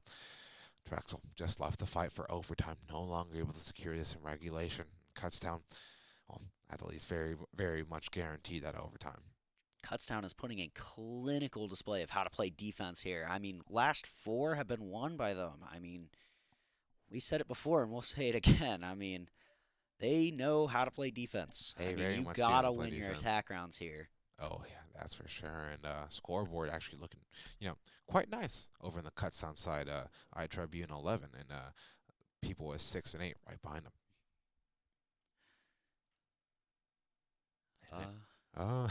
Knock seems to be a common pick here for both teams. Very much so a common pick, but it will be I Tribune still sticking on that Oryx. So you got to wonder how soon Ducks and I Tribune are going to make contact with one another. Yeah, no kidding. Defenders, protect your bombs from being defused Absolutely. by attackers. Tom Z still sticking on that cap can. Was doing some work, and well, hopefully Drexel's droning is good enough to snuff out some of these cap can traps. Pop actually switching to a bit of a more conservative operator, given how good his mechanical ability, and will be going on the Nomad. Yeah, definitely. I think the big thing to take away here is Drexel is not playing the IQ for once. They've been playing it, round after round, but Tom Z might actually get a couple with these cap can traps. Yeah, well, they weren't really getting that much mileage out of the electronic scanner, would you say? Yeah, no kidding. I mean, if you can pick up a kill or two with these cap cans, even some damage, that's just a win. Yeah, absolutely. Oh, there's the IQ. There it is. We thought we could escape it, but this time it's on Brainax. Yeah, no kidding. I mean, it just seems to be something they really need. Absolutely. We have the Drexel to save themselves from disaster, initially holding the lead. This half started 4-2, now it's 4-6. Drexel not winning a single attack. And cuts down 4 in a row. I mean, Tom Z here on the roam again. Him and Tribune have been really good in these past rounds. We'll see if how it goes here today. Yeah, absolutely. No, Tribune and company just trying to hold the fort down on this master bedroom side. Brainax successfully drowning them out. So now Kutztown has a better idea of where they are. Pup Pete just opening a lot more angles onto these eddies, but if he doesn't take the space in the master bedroom, it won't be worth much, as there might be an engagement right here. Up against iTribune soon. Thundy holding by the bricks door, looking to maybe secure a trade if iTribune, by some miracle of God, happens to go down. I mean, what we can really notice here is Kutztown is holding very aggressively. They've got a couple drones here that they've shot, but they are just, oh, as I say that, oh. Dashing right into line of fire, a Wi-Fi guy who activates with the LMG. And now Kutztown very much aware that they're kind of pinched in this, and Thundy going down as well, and Tom Z can't fight his way out of it. Drexel securing really quick advantage here right now, and well, gotta give props to Wi-Fi guy on that cutoff. Not only gets a kill, but essentially locks Tom Z into the trophy room as well. Pup Pete getting a kill on the Azio, and it's just skirt against the world right now as he gets briefly stuck. Oh my gosh, I mean, talk about a comeback.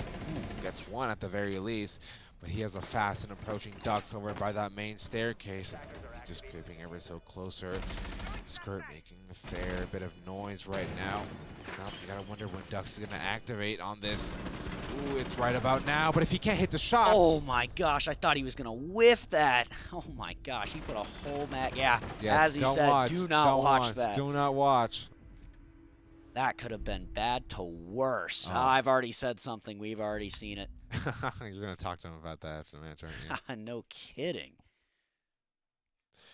Yeah, and well, Drexel one away from at least going to overtime, and that gives him a bit more breathing room. Kutztown one chance to secure it in regulation, and well, after this, they might be having to call their timeout. I mean, it's really interesting here by Kutztown on not calling a timeout, not wanting to talk it over and, you know, get on the right page. Another thing that's interesting here, that Mira pick by Tom Z, something we haven't seen much here in these opening rounds. Yeah, Mira escaping the ban phase was really surprising because she is absolutely really strong on a map like Villa. There's tons of long angles and just how focused to put those mirror windows on. Definitely interesting here. We can see the rotate here on triple wall, something that's not very known, you know, in collegiate. We often don't see this at all. Oh yeah, and that's something really interesting too, is that double frostmat over by the bathroom window. No kidding. They do not want them entering them in there. Oh yeah, combined with the castle as well. This is going to be a really, really difficult defense to approach that Kutztown has laid out for Drexel right here. Last mirror window could be coming out by that Astro side, and well, I think as we can see over by Drexel's operator lineup, it could be a bit more of a direct take as they do have the Thatcher and the A's. Maybe Drexel expecting a bit more of a traditional defender lineup coming into this, but it's anything but traditional for the Kutztown side. Ducks as well on the nook once again, and well, could find some success depending on how far they creep up. Geez, that is not something you want to see when you put your drone in. 2 castles and a Mira holding you. Oh yeah, those castles are definitely going to combine very well with the setup that's going on right now on the triple wall and the brick shield as well. Pup P and company burning those ADSs, and frag grenade could be coming in shortly. Miss. Oh, I was about to say, I almost let that miss, but It's the player, but got the shield. yeah. I mean, could have been worse for Kutztown there. And, ooh, these castle barricades falling, and so does Thundy, as Brainix is just in there, and there's not much triple wall to protect Tom Z, but it doesn't matter because he sinks a few good shots into Brainix. He's actually pushed up himself. Tom Z looking to wrangle control of this back. I mean, what an entry there by Brainax. That is the one you need. Oh, yeah, and Italian Mafia creeping ever so closer. In that closet, Doc's still down below, and Tribune as well, and Tom Z's securing a nice goal on the Pup Pete. That's definitely a pick you need to get this match back even. Giving up bathroom control, but, you know, they seem to be holding them in there, to be honest. Yeah, and Tom Z still just being very aggressive and on angle. Unfortunately, meets his demise because of it. And ooh, Dogs could be approaching an unsuspecting What kills there? I mean, this right here is the play you need. If you can get this pick here, this is all that's going to come. Yeah, 50 seconds left on the clock and no grenades left for Ducks. That could be very handy right now, but unfortunately, they were used to get rid of that brick shield. And Wi-Fi guy and Ducks a little bit disconnected right now. And at the very least, Wi-Fi guy has secured some control into that master bedroom. He could try and pop the mirror window. Maybe really interesting flank here. There it is, mirror window popped. Skirt getting down initially, but thank God he has 2 stims of the pocket. He's able to res himself. Wi-Fi guy getting some good live pings right now. Tossing the drone on himself, but Docs comes from the back lines, gets Azio. Wi-Fi getting his kill into Tribune, and it's all on the skirts, and he's looking the wrong way. That is definitely the flank you needed. I mean, 2 pivotal picks to end it. We are going to OT, round 13. I'm surprised Kutztown let it slip like that. I mean, that is just one you cannot afford to give up. Everything going for you. Yeah, absolutely. And the Drexel camp is going to be definitely all smiles after that one. And well, as each round goes by, you know, it becomes ever so more apparent. Well, Kutztown might have to call a timeout soon. No, I don't think they will after, you know, not calling one previously. But, however, Kutztown has been really good on this kitchen site. We'll see how it goes now. Oh yeah, absolutely. Thundeep going on the Goya slipped in my mind there for a second. Yeah. You know, something that's definitely been a pivotal part of this Kutztown team has been these Valk cams. I mean, they get kills. I mean, the C4s that they play with them on kitchen are insane. Yeah, speaking of C4s in kitchen, the defenders will be having 4 C4s at their disposal. As long as 2 proximity mines coming out from Tribune, which along with those Valkyrie cameras could come very much in handy. I mean, a great switch over here by Pup. I mean, you Valk cams, you got 4 C4s. That is, an IQ is very much needed here. Oh yeah, and thankfully, Pup Pete choosing to pick that IQ. Ducks once again on the Nook, which could come very much in handy. You know, it's kind of interesting. You know, we see the push over from south side, not something that Drexel normally does for a kitchen attack. And just be Pup Pete scouting out the area, see what kind of electronics he can find. Thundy just baiting a little bit with a single punch hole on that aviator wall now has been droned out. You know, already we can see the drone economy getting kind of low to start. I mean, 2 minutes 20 and already 4 drone shots. Kind of insane, not gonna lie. Yeah, and well, things could get more and more complicated right now for the Drexel attack on their first round of overtime. But no drones, no problem. They still have Pup P up on the board, and well, you can have all the information you want, but if you're dead, you can't really capitalize it up. Yeah, I mean, they cleared out that south side pretty well, though. Definitely taking up 90 and possibly even into trophy. Yeah, Skirt securing that pick on the drone, and it'll be him and Tribune up to defend this top floor, and it could be Tribune finding an engagement very quickly, and he seems to be a bit of a tricky situation as he fortunately flees away from it with his Oryx dash, and ooh, Azio getting a beautiful kill on the Italian Mafia, and there goes your hard breacher down for the round, which is going to complicate things, but brain axing and get a response in the Skirt. Ooh, another one. Those are the picks that you need. Can it be 3? No! Tribune denies the 3rd. Yeah, and well, That equalizes the game right now. And it left. Not a lot of execute utility left over on that Drexel side. Wi-Fi guy electing to bring the EMP grenades rather than smoke grenades, and Duck's just making his way through living room. He's getting a lot of good space and a lot of good information right now of how the Kutztown realm is looking, if there's even a realm for Kutztown right now. Yeah, I mean, that Valk camp's scary, even though that it's shot. I mean, you could be walking up on a C4 and have no clue. Good thing that pub pick IQ there. Oh yeah, and Duck expanding a little bit, destroying that barricade from within the map, and oh, it could be a grenade flying out here real soon. And I do believe that does tag up Tom Z quite a bit, forcing him to retreat over by bicycle side. Ooh, frag grenade close, and that's Tom Z downed. I'm not sure if he's aware though, but Tribune in the back lines. 2 versus 2 though. Tribune stepping on some gridlock mines right now and secures the kill on the pup P. Ducks left alone in the bomb site to plant. 6 seconds left on the clock. Might find it, and he does, but unfortunately from above. What a crazy round. I mean, coming from basement, getting a pick red, going up top and getting defuser. That is what you need from an Oryx. Yeah, and a really good by Tribune, knowing that Ducks was going for that default plan over from Tetris. I mean, no kidding asking Tom where that nade was from. I feel like it went through 4 walls to get him. Yeah, absolutely. You know, Ducks quite good with those grenades. As actually will be Thundy now on the Kutztown side to show him how Nook is really meant to be played. Kind of a funny answer here. It's a secret. It's no a secret, kidding. yeah. I mean, it felt like that thing came like just through the wall for him. Oh yeah, and well now Drexel once again on the back foot. Not a concept that's unfamiliar to them, as they did have to come back from 4 to 6 to 6 to 6 to even push to overtime. I mean, we see the Azami here again. I mean, it's one of those you just are gonna have a tough time countering. Yeah, Yazami barricade over by Maps, replacing the shield. Yeah, and a couple of reinforcements and barricades over by Master side. They really are trying to slow them down.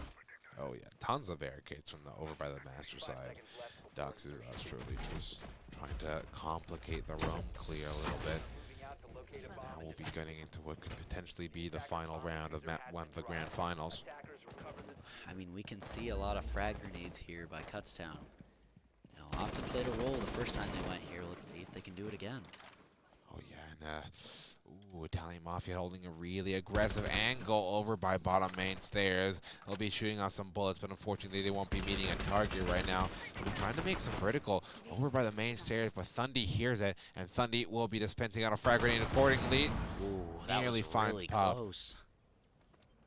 Also, Pop just going. is that 10 kills, 10 deaths, or is that 10 kills and assists? 10 kills, 10 deaths right there. He definitely does not seem to be as much of a factor as he is other games. Yeah. Still going even. Well, if they want a chance in this, he's going to need to go above and beyond. I mean, honestly, it seems to be a real team play here by Drexel. You know, often, a lot of them are just there.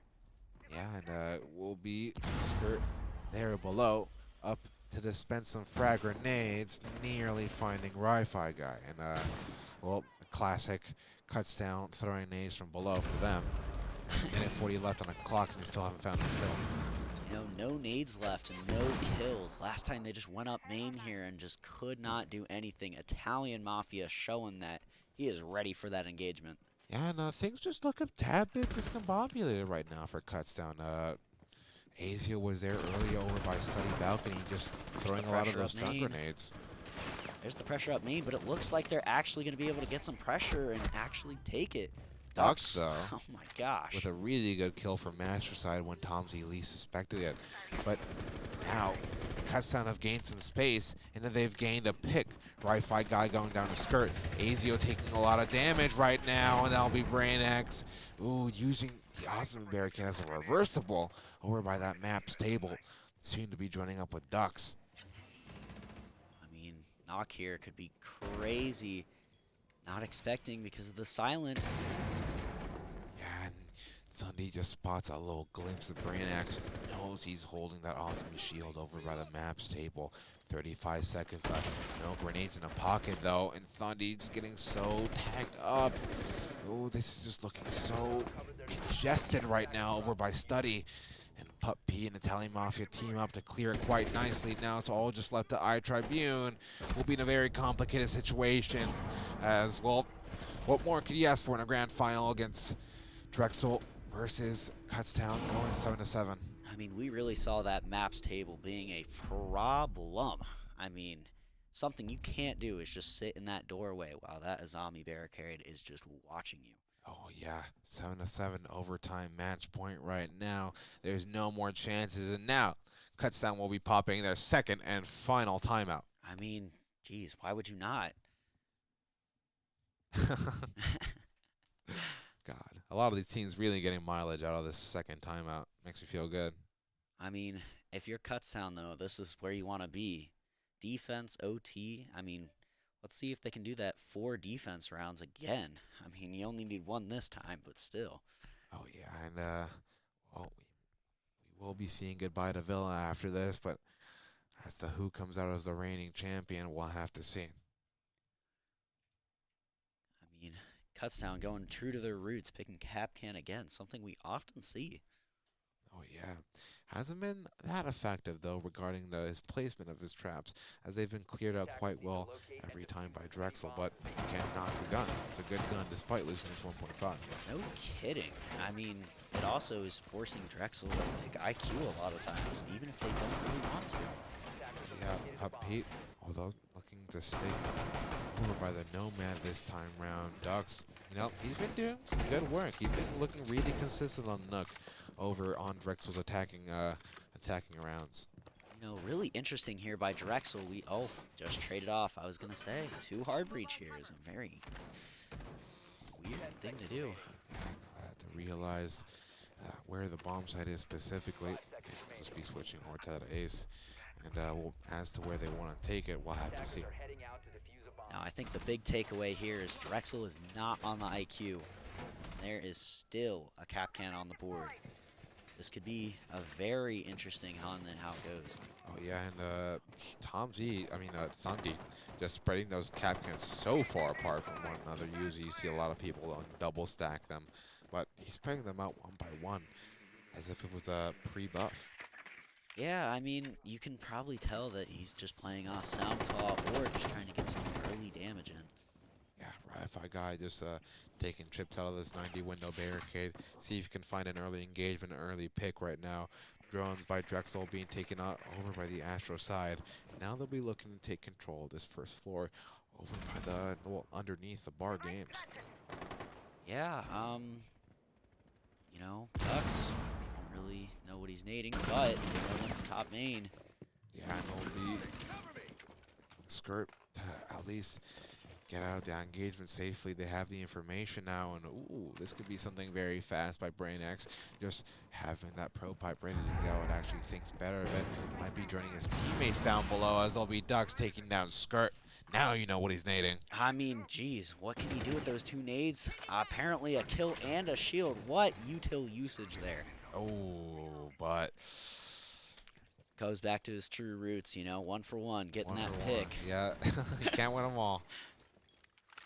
I mean, Kutztown doesn't really seem to be able to act upon this. He might be able to get out of this alive. Yeah, minute 20 left. And securing the man advantage at the very least right now. They're going to need every man they can get as this final site execute on the final round of play draws ever so closer. Really interesting to see a direct take here. Ooh. What a pick by Pup. When you need him most. Going that main side, opening up bar. Tom Z not really a place to play, but just kind of weaseling himself around. Oh, gets picked by Pup again. The sight. 40 seconds left, and it's a 4 versus 1. Azio, oh! What picks Fry Duck to get down on the frost mat and then get 2 there. That's crazy. Ducks with a killer round. 3 on the board. Talk about when you need him most. Ducks coming up there clutch with those 3 picks. Yeah, can't forget about Pup too, just weaseling his way into the bomb site at the best time. Just I would have thought he was playing Buck because he just skeleton keyed his way, just completely opening up that bomb site for business. I mean, no kidding. Yeah. Do not go anywhere. We are here. Yeah, 8-7 the score on Villa. We are here 8-7. We are here in Cincinnati, grind finals of Queen City Clash. And we'll be joining you guys after the break.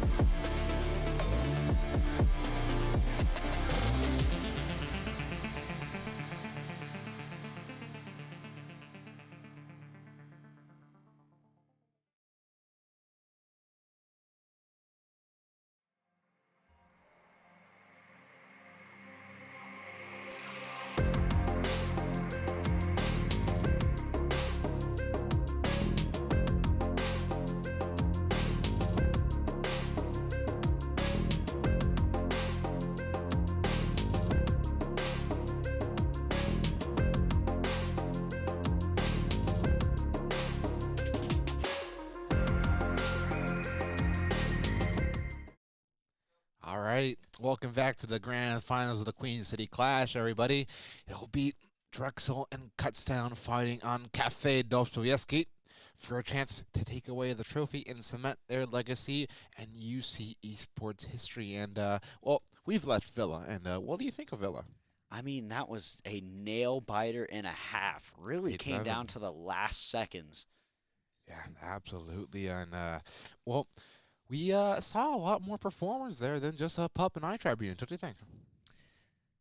I definitely think this cafe game will be very interesting here.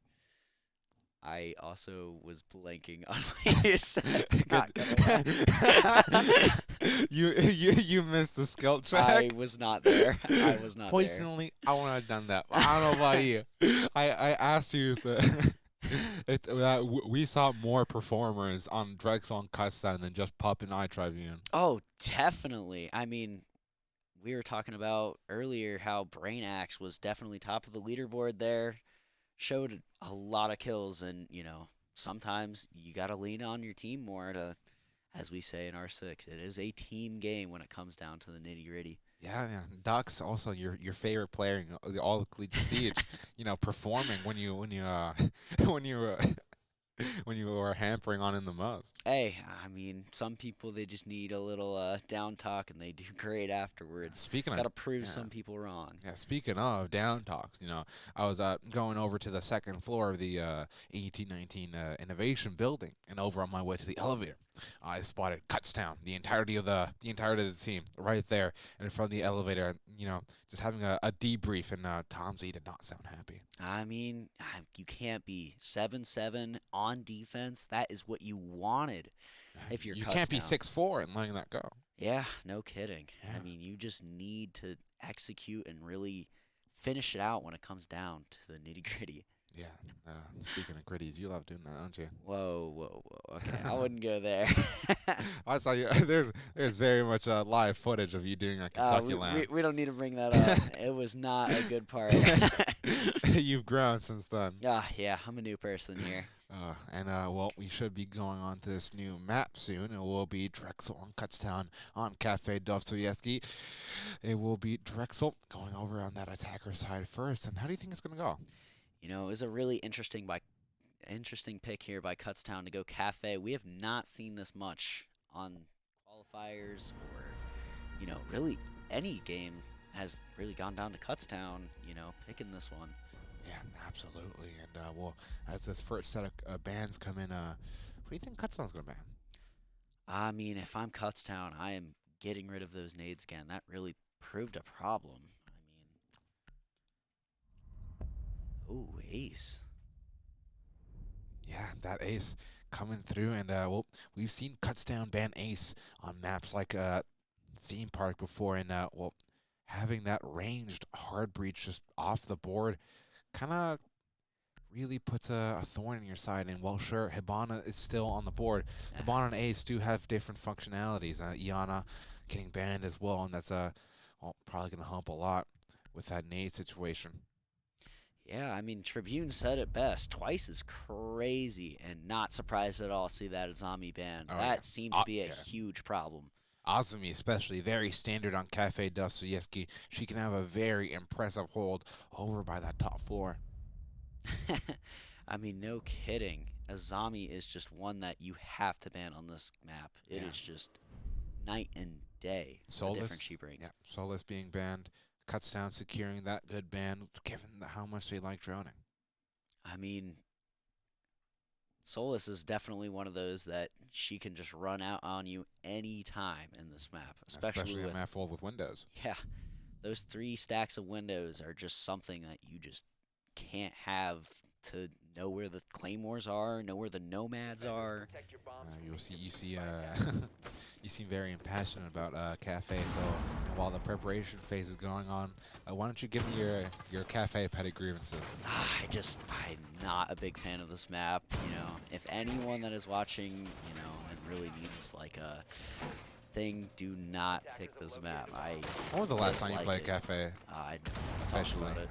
I think it's Auburn, right? Yeah, I think. You won that one, though. We did, though. I did not play well. You know, very interesting to see feet holes here on Red. I mean, often something teams have to reinforce and, you know, get the utility off the wall and often worry about the runouts there. But, you know, with feet holes here, it'll still be interesting to see the drop and, you know, really have to still open it up. Absolutely, and well, this will be a perfect opportunity for Italian Mafia's buck to shine, given that red wall has been left completely soft for set feet holes. I mean, you can just see the respect they have for that run out, you know, someone just holding it with the, just holding and making sure no one's going to run out while his team goes up. Yeah, Tom Z in this entire tournament has shown high levels of aggression, and, well, especially on a map like Theme Park and a map like Cafe that share the common factor of having tons of windows. This would be a perfect territory for him to shine. Drone slipping by shot. Italian Mafia gets some good information on where Tom Z is right now. Gets a glimpse into this fascinating setup by Kutztown. Ooh, the hatch reinforced as well. Really interesting shield here. We often don't see this one in the collegiate scene, but wow, that Flores is going to get working. Oh my, get the shield early. Tom Z, you know, the castle's all around him. He really doesn't have a whole lot of places to go here. Yeah, but given that those castles are around him, he is protected from a lot of sides, at least for now, because one of those castle barricades will be going down quite quickly. Now only the Ozumi barricade standing in between him and Tom Z. You know, Tom Z here really making some room and holding the 3 smokes are already gone, but a lot of util and a lot of time wasted by him. Mark 14 DMR side by side. Thundy and Ducks. Thundy forced to back up a little bit, given that red wall is soft. It does give the attackers a really good angle from the hatch. I mean, it's really interesting how he plans on getting out of this one. He's got 2 people. Yeah, no kidding. He's got 2 people on both windows and just right in the middle of them. Yeah, still though, we've been hampering all about this space that's been created, but what hasn't been created is an advantage for either side. 56 seconds left, and now only Pup goes down, Skirt securing that advantage, and well, things are going to look friskier and friskier for that Drexel side, but Wi-Fi guy has something to say about it. Securing an advantage from that upside down rappel, activating just a little bit. And it will be Tribune just backing off before he goes down. Tom Z still holding this top red position. Very deadly, especially with the SAS shotgun. But Brain X and Italian Mafia doubling up, securing kills on both Tom Z and Skirt. 27 seconds. It's a 2 versus 4 right now. And Italian Mafia creeping into that bomb site. But the long angles made by Tribune unfortunately gets straight out by Wi-Fi guy. Only Azio left in the clutch. 16 seconds left in the round. Ducks pursuing fast, but he gives it away to Azio. Bomb going down by Wi-Fi. Azio just tries to spray through, try and find him on a random spray, but he secures it into 1 versus 1. Brain X going down, and it's all left on Wi-Fi guy. No smokes in the pockets, all gonna come to bullets, and Wi-Fi guy secures it. I mean, that was just back and forth to the very end. I mean, left to a swing. That is just the ending decider. That could have gone either way. That could have gone either way, and well, compliments to Azio for making it so close. I mean, really just interesting play there by Drexel, just getting into the Christmas site, you know, really pushing their way in there. Yeah. The swing getting Tom Z and someone on main balk, you know. Yeah, at some point, time dwindles low enough where you can't bother with trying to safely find advantages. You have to get in there. You know, going to the first floor here, definitely didn't like what they had upstairs. Yeah, Drexel, at least securing an advantage round-wise, and oof, I do like this shield setup coming out from Tom Z. Yeah, I mean, extending that way is definitely something you have to do in this site, making sure you have a lot of first floor control. Oftentimes when you do this, you can't hold upstairs. You really gotta just go out, and you can see they're getting hatched in there. Oh, they're gonna have one roam too. This seems to be a very much of a extended hole over on this downstairs bomb site, both the freezer wall and the bakery wall having parts of them open for easy access in between the outside of the bomb site and the inside of the bomb site. It'll be very fascinating to see how Drexel can handle this one. Puppy actually going on fuse, something I wouldn't very much expect given his skill set. I mean, fuse is definitely one of the main ops on this site. Really fusing down those puck charges, making people disperse from sight is often what you need in this kitchen. Oh yeah, for sure. Yeah, he is a kill leader right now with an impressive performance on that last round. He will be helping open those hatches right now, as it'll be BrainX securing at least a little bit of information on RIT Tribune right now. Deciding not to go on the Oryx, instead going on the Legion. It'll be Drexel getting a lot of good information on the top floor. It is very much clear for them right now. And it'll be Ducks securing at least a solid defense state. You know, a really good roam there by Tribune. Just shooting that one drone made them slow up a little bit and really find him, even though he's on first floor. I mean, look how much they slowed down just making sure they got him out of there. Yeah, a roamer's #1 job is to show presence, and to have that presence delay the attackers as much as they can. And it's just really interesting here. Still on third floor while Sight's on first. Really showing that they're taking diligence and just overall making sure everything's drone, not trying to lose any member early. Yeah, and speaking of members, Kutztown still has all there is left standing. And only now does Drexel get active and messing up some of the sites set up for Kutztown. Tom Z runs away towards the big bakery, keeping himself safe from all the fuse pucks going around. Saying can be said for Azio as he takes a nice chip of damage, even in the closet. Now what's really interesting is how much like pressure they have away from sight, really giving it up, but not letting them get anywhere near in it. Yeah, RIT Tribune getting droned, but still holding sturdy. 47 seconds left on the clock, and no kills have gone either way. Wi-Fi guy looking to change it though, like he did in the round previous, as I do believe that is Skirp just holding by. You know, advantage definitely going here towards Kutztown. The time is dwindling. All they have to do. BrainX. Wi-Fi guy getting taken down. Not in this lifetime.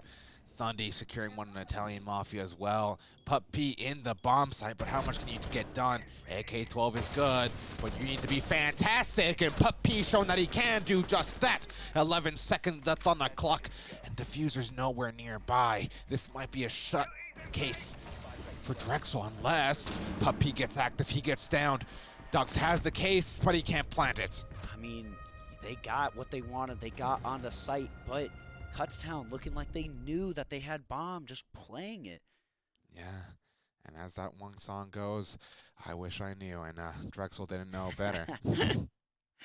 Yeah, I mean, Kutztown really showed that they can just disperse off site there, and they were ready to get back once they knew all the pucks were gone after Vert. Yeah, absolutely. Once those pucks start coming in, well, you know, the top floor attackers are going to be at least dedicated to that for a while, so might as well disperse so that you can secure other points in the map before they can take it.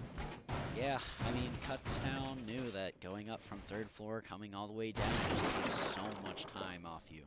Even just shooting that one drone and leaving made them have to drone out the rest of site, drone out the rest of top floor. And, you know, with Cafe being 3 levels, you know, you can't afford to do that. Yeah, absolutely. BrainX opting to switch over to the Flores instead of the Thermite. That also definitely will come in handy here. No shield to destroy though, but those extra drones are going to come in very much handy for information, as Kutztown seem to have a top-heavy roam. That's weird. It looks like, yeah, that library wall is not reinforced at all. You know, that could be a very interesting thing later on. Yeah, Kutztown, still 2 reinforcements left in the pocket. And, well, if they act on this information quickly, BrainX could open a sightline onto that wall with one of his Votero drones. I mean, I feel like there's just a lot of detail that could open that wall there. Yeah, Zoe charges, Box Skeleton Key. Flores. Yeah. I mean, that 2 ping shows. There, oh, there we go. Now the reinforcements have been used. Ah, yeah, there it is. Yep. And it is BrainX just securing at least a solid bit of information over by this top floor. Pup Pete dispelling of 2 Capcan traps quite nicely and making his presence known by mining window. Attackers have dropped the bomb diffuser. Tom Z will just be going on his phone to see what is going on from these camps. I do believe that was Brandix with a Rotero drone, the first one out of the bunch, getting rid of that Christmas hatch. Now he's over by new hatch drop. I mean, kind of a traditional take here, taking red side for kitchen. But that time is dwindling down, a minute 30. They've gotten some space, but oh! Despite so much droning, still not even clearing the cap cantrip. Nearly gets caught by a C4. Unfortunately, crawls away fast enough. Wi-Fi guy, in the meantime, has secured an advantage. He's looking really good in these opening picks. I mean, they showed it before. Why? Oh, Wi-Fi guy, another pick. But Fortunately, not a third. He's gonna trade it out. Yeah, I think he overstayed his welcome there, but yeah. Brandix now making his presence known. yeah, no kidding. Tom Z looking to secure some sort of advantage here. Unfortunately, he's forced to back off and has 55 seconds. It's looking very good for Cuts. Vertical control is what changes this site. But this Soph is getting. Oh, what about the swing? He is stuck here, folks. Oh yeah, Tom Z has no choice but to fight his way out of it. And Thundy upstairs, so close to Brandix, but so unaware what's going on. Tom Z with the shot he very much needs to fight his way out of it, and Pup P with a pistol. I mean, that's just kind of disrespectful. Yeah. If you can hit it, you can hit it. Doesn't matter what gun. I mean, the amount of trust that Drexel had for Pup getting that kill on Tom Z was insane. Oh yeah, that's for sure. And I do want to highlight Wi-Fi guy just getting those picks, opening that space up for business. And well, it might be Drexel walking away with an early lead again, and on the attacking side of Cafe too. Yeah, I mean, Cafe kind of known for its defensive side. Kind of interesting to see the attackers get on the upside. That's for sure. And, well, now we will see Kutztown return to the top floor, this time with a bit more of a traditional setup. Top red being reinforced, new jammers all about as well. Yeah, they really do not want to let up that red pressure. You know, especially good move, you know, reinforcing those walls now, especially since they went there last time to really get their entry in the footing of the building. Oh, yeah. And we'll be seeing more other walls being reinforced, looking into that Christmas side. You know, we've seen a lot of Warden being playing here. Definitely in this championship match. You can really see the 1.5 coming into effect here. Oh, yeah. And, well, still no smokes. Well, actually, Brandix does have the flashbang, so that'll come in handy if it ever comes down to it. Yeah. It will be Skirt just on those cameras, just trying to see what's going on. If you don't shoot the defaults fast enough, that gives away a lot of information. Yeah, and oftentimes for some maps, you know, a lot of util is rotated based on, like, which side they spawn on. Oh, yeah. Skirt, just jiggle peeking there, trying to see if you can find anybody. Tribune looking very closely for any drones that want to drop their way on the red. He does find one, but now he's been droned out. The question is, how much longer is he going to stay here before he gets barraged by utility? Look, soon be getting into the building. Maybe crawl their way up. As he misses multiple times on the barricade. There it is. Brandix, time to use those Rotero Johns, my friend, as I believe that'll be the second one to be deployed.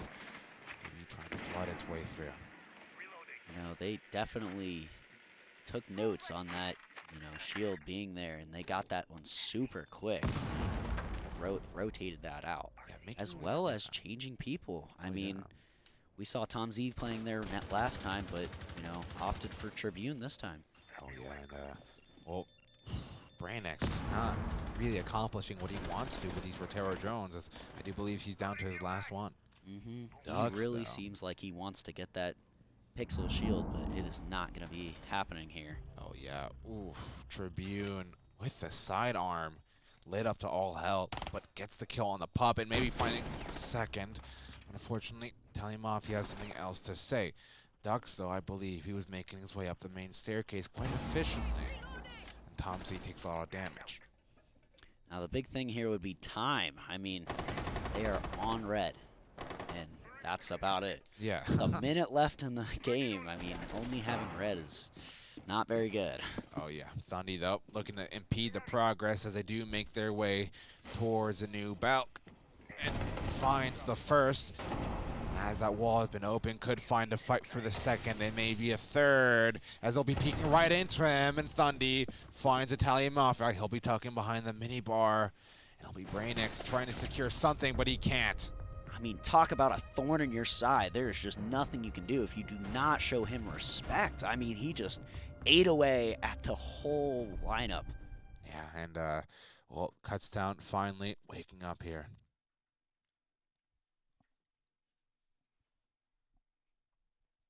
Well, what do you think Kutztown did differently on that defense? I definitely thought it was very interesting to see Warden, sitting there, making it so they can't throw any flashes, any smokes at him.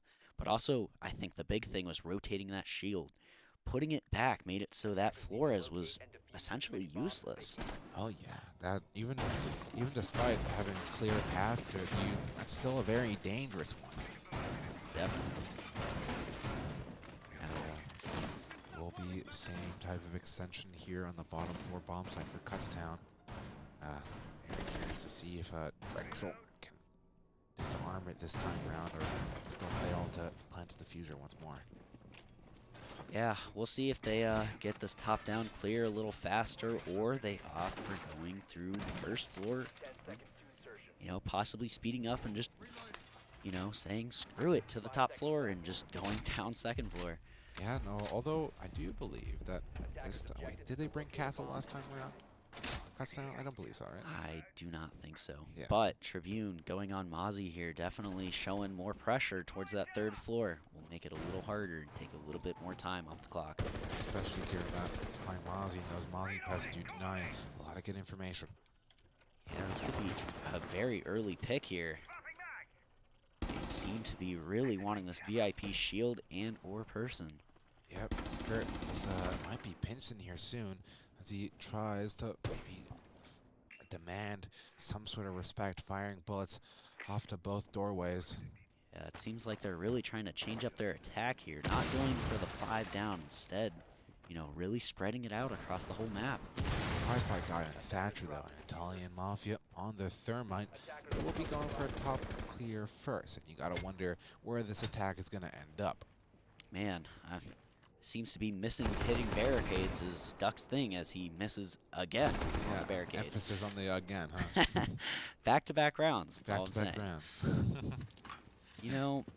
The Wi-Fi guy going with the Thatcher here is also pretty interesting, as this, obviously we can see it a lot better than he can. This first floor seems to be a lot of head holes that are opened. Pup getting frisky with it up. Almost gets a good wall bang in the prep. It seems like they're kind of backed off the initial presence downstairs, and they're really going for this top-down clear now. Yeah, but once again, time dwindling. And at 30, nothing's really happened. He's floating every second at that, and now Pup gets active. And he starts to make plenty of vertical in the mining room, looking straight into the bomb side, though. But Azio hugging those red stairs, and after Pup is done with his vertical, he could come down there, and that could be a shotgun shot straight into the chest. Yeah, I mean, it cuts down again, getting off site very early, just able to hold all the entrance points to actually get into the site. I mean, they keep clearing them off, but until you do something about it, there's just nothing to do.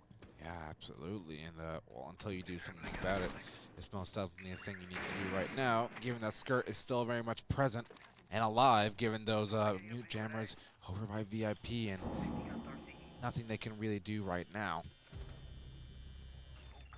Ooh, that have might slipped just by. be close enough. No, doesn't get it. You can see Ri-Fi was really trying to use that extra length of the Thatcher to try and get the mute jammer so they could get the shield. Yeah, but now it's looking quite complicated for Drexel, as Wi-Fi guy says, yep, straight, yeah, I'll just go. What an angle that he took to get that shield guy, too.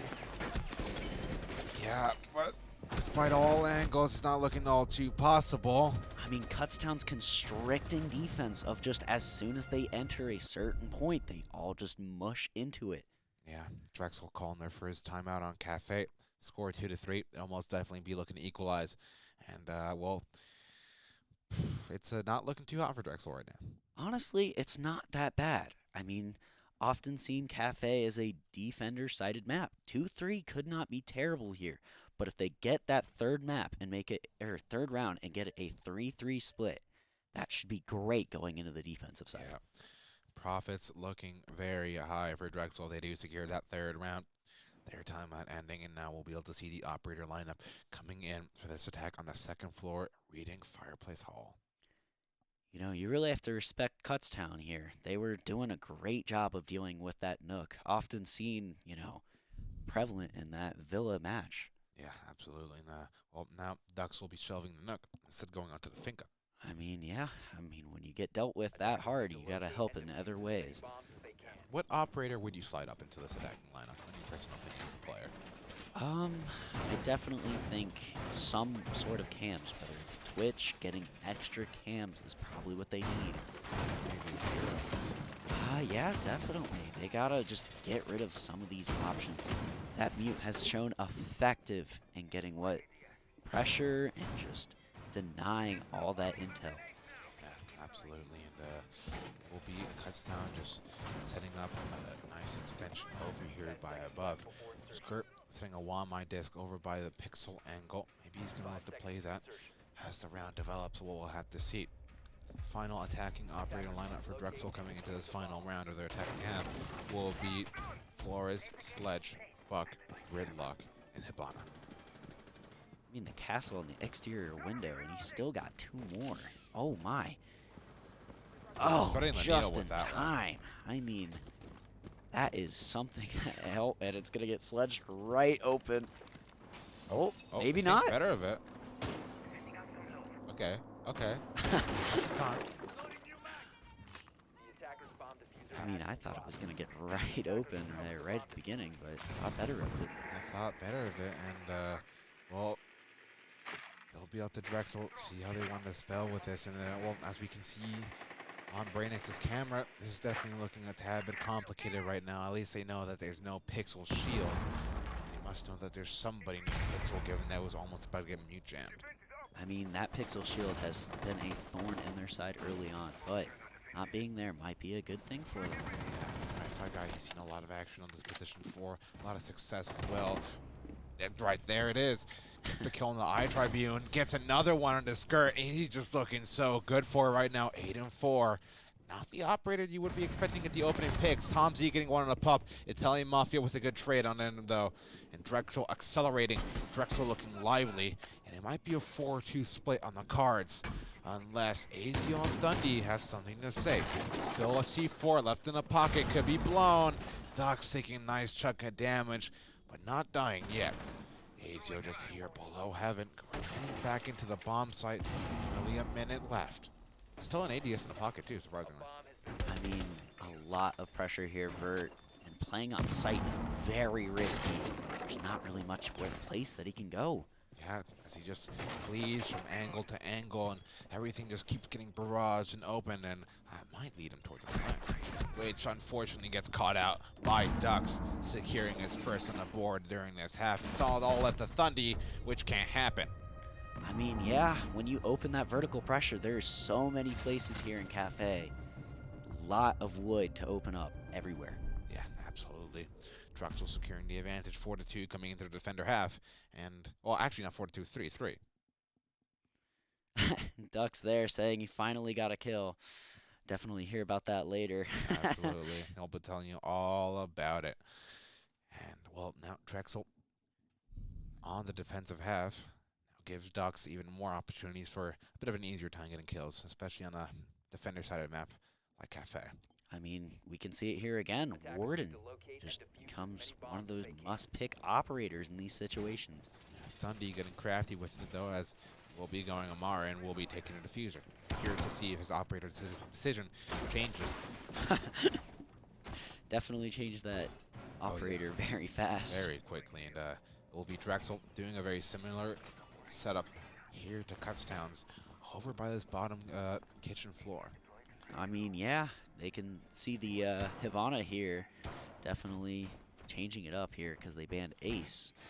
Very interesting. Yeah, they're most likely gonna just look to get in those hatches quite early and whatever reinforced walls they can. That's cheeky. I mean, yeah. Kutztown. Drexel also opening up the freezer wall.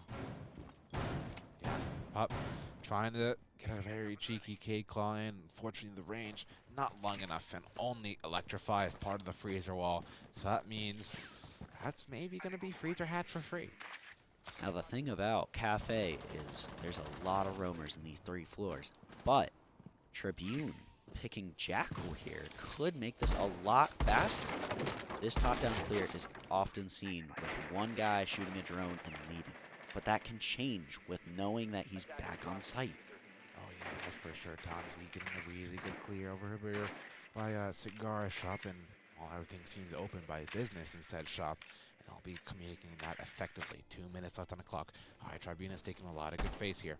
Let's see if Kutztown can get things done quicker than Drexel on their attack. I mean, just nailing this down to 2 floors is just pivotal for Cafe.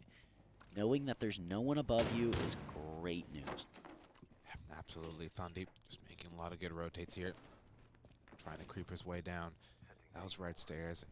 Tribune's already got him beat as he's taking a lot of good space over by the main corridor and mining. Yeah, and the way he's not seeing any feet. Oh, you gotta hit your default cams.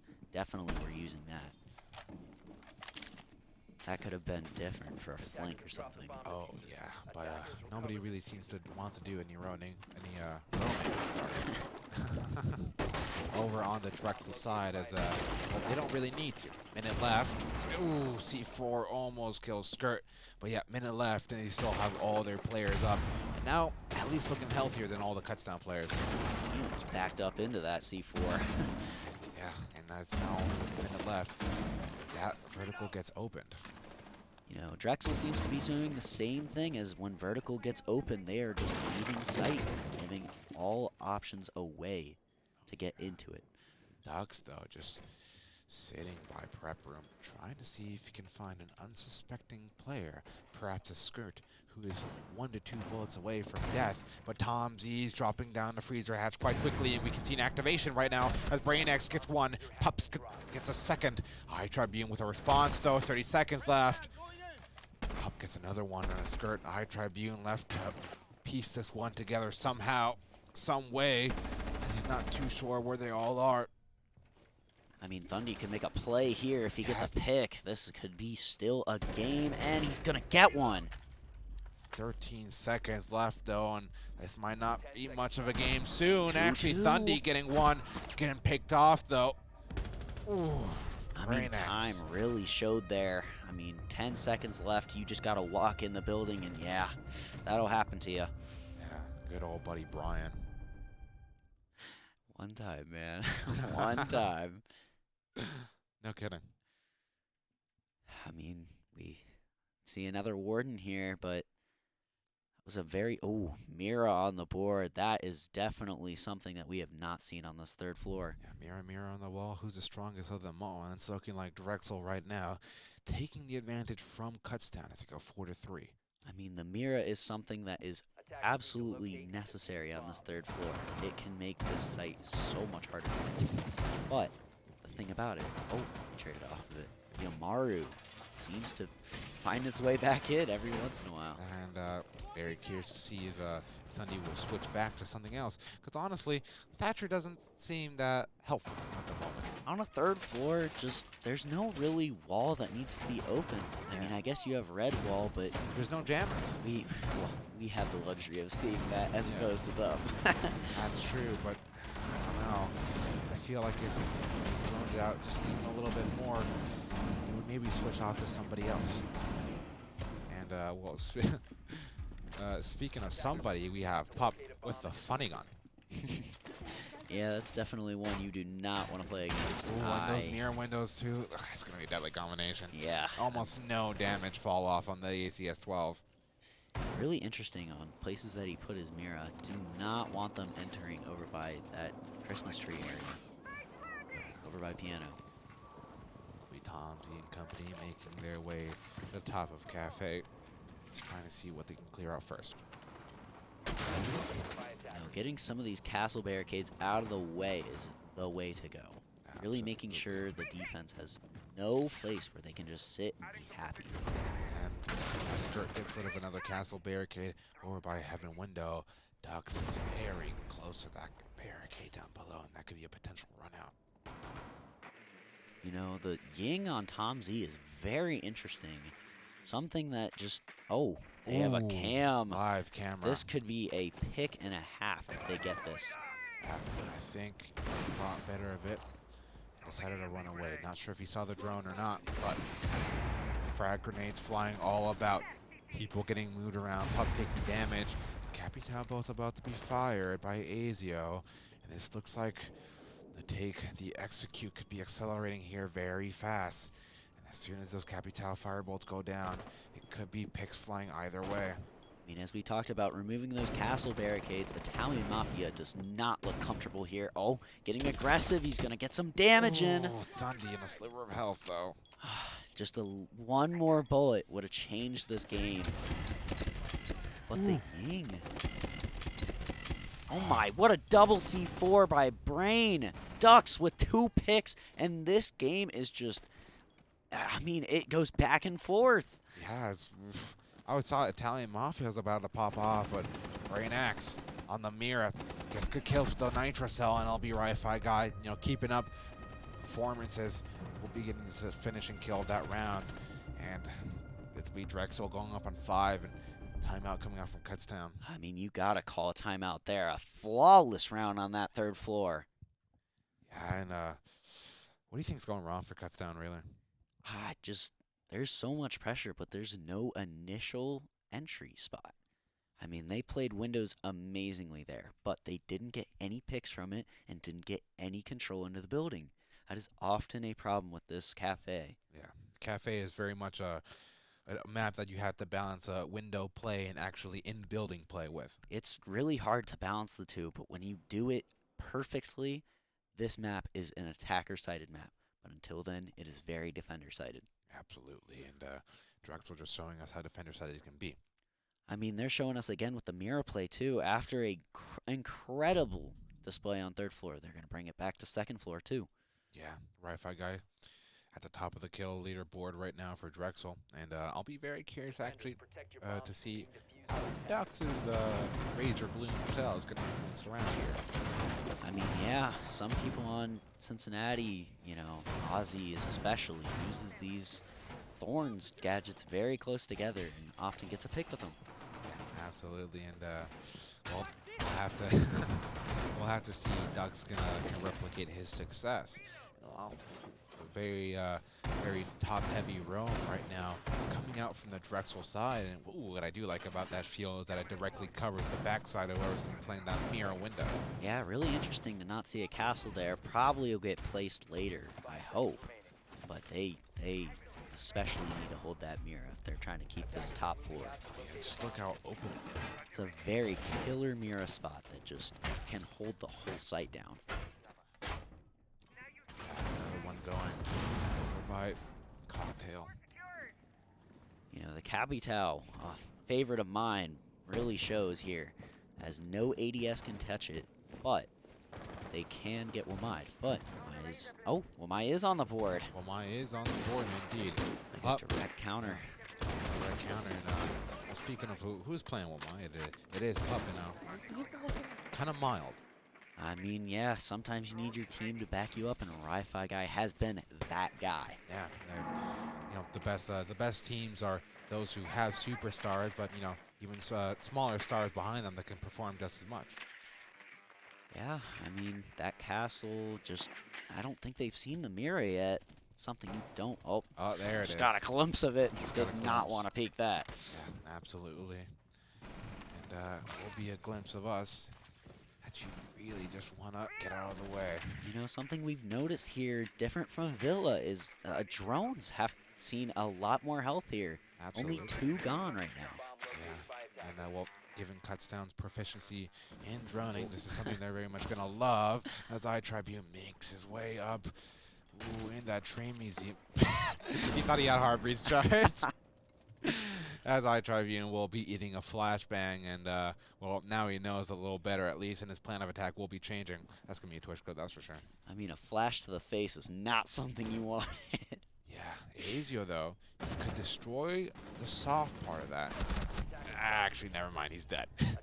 Pup P with that newly buffed MP5K with his 1.5 attachment secures the kill.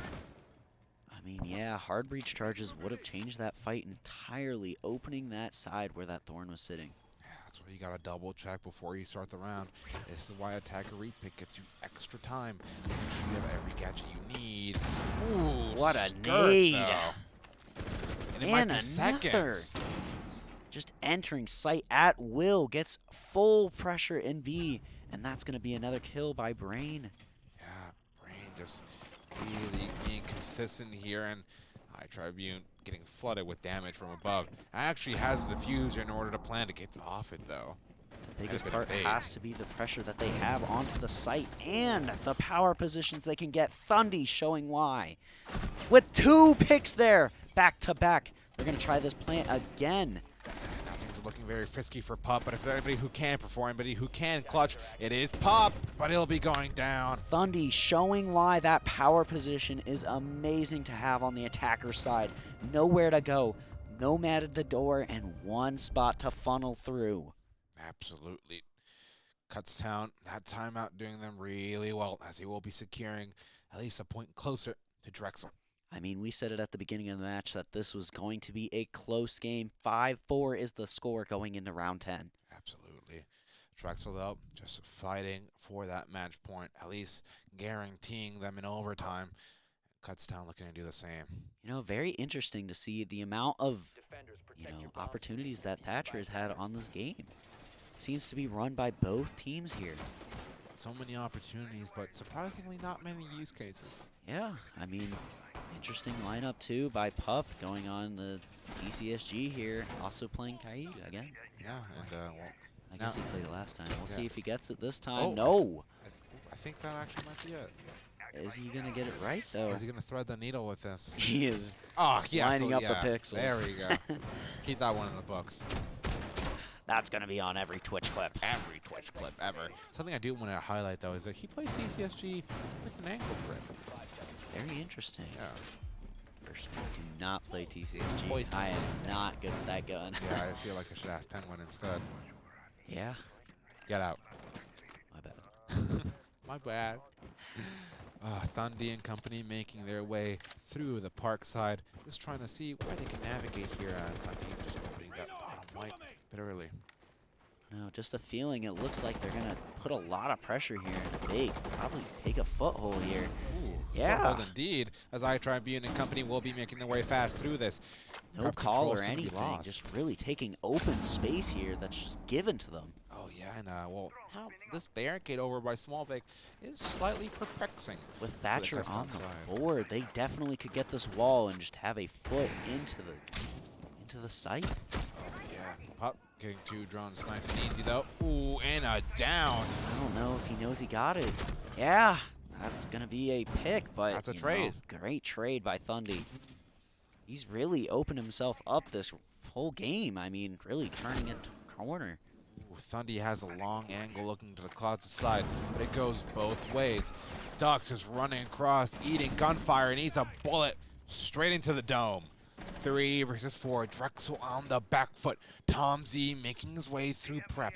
Could find one right here, but Right Fry Guy has a response. It's what you like to see. Right Fry Guy and Brainax both on 10 kills here, and Brainax can't secure an 11th as Thundy has a response. Himself on 11. Oh, Thundy might be able to get another one here. Italian No. Mafia trying to secure some kind of angle into the diffuser, not possible. And Wi-Fi guy goes down. Is going to be all up to Italian Mafia. Oh, hits the Nomad charge. That gives him that exact position on where Italian Mafia is in this barricade, kind of being the end of him right here, as iTribune will be getting both kills right there. I mean, I think the initial picks that Thundy got probably propelled them into winning that round. Yeah, there it is as Kutztown equalizes the score line. That is Drexel calling a timeout. I mean, Kutztown really did well there, getting free bait control and just getting the wall. Just no pressure given to them. Took open the free space. Yeah, absolutely. And, well, as we've seen previously, timeouts usually lead to round wins, usually.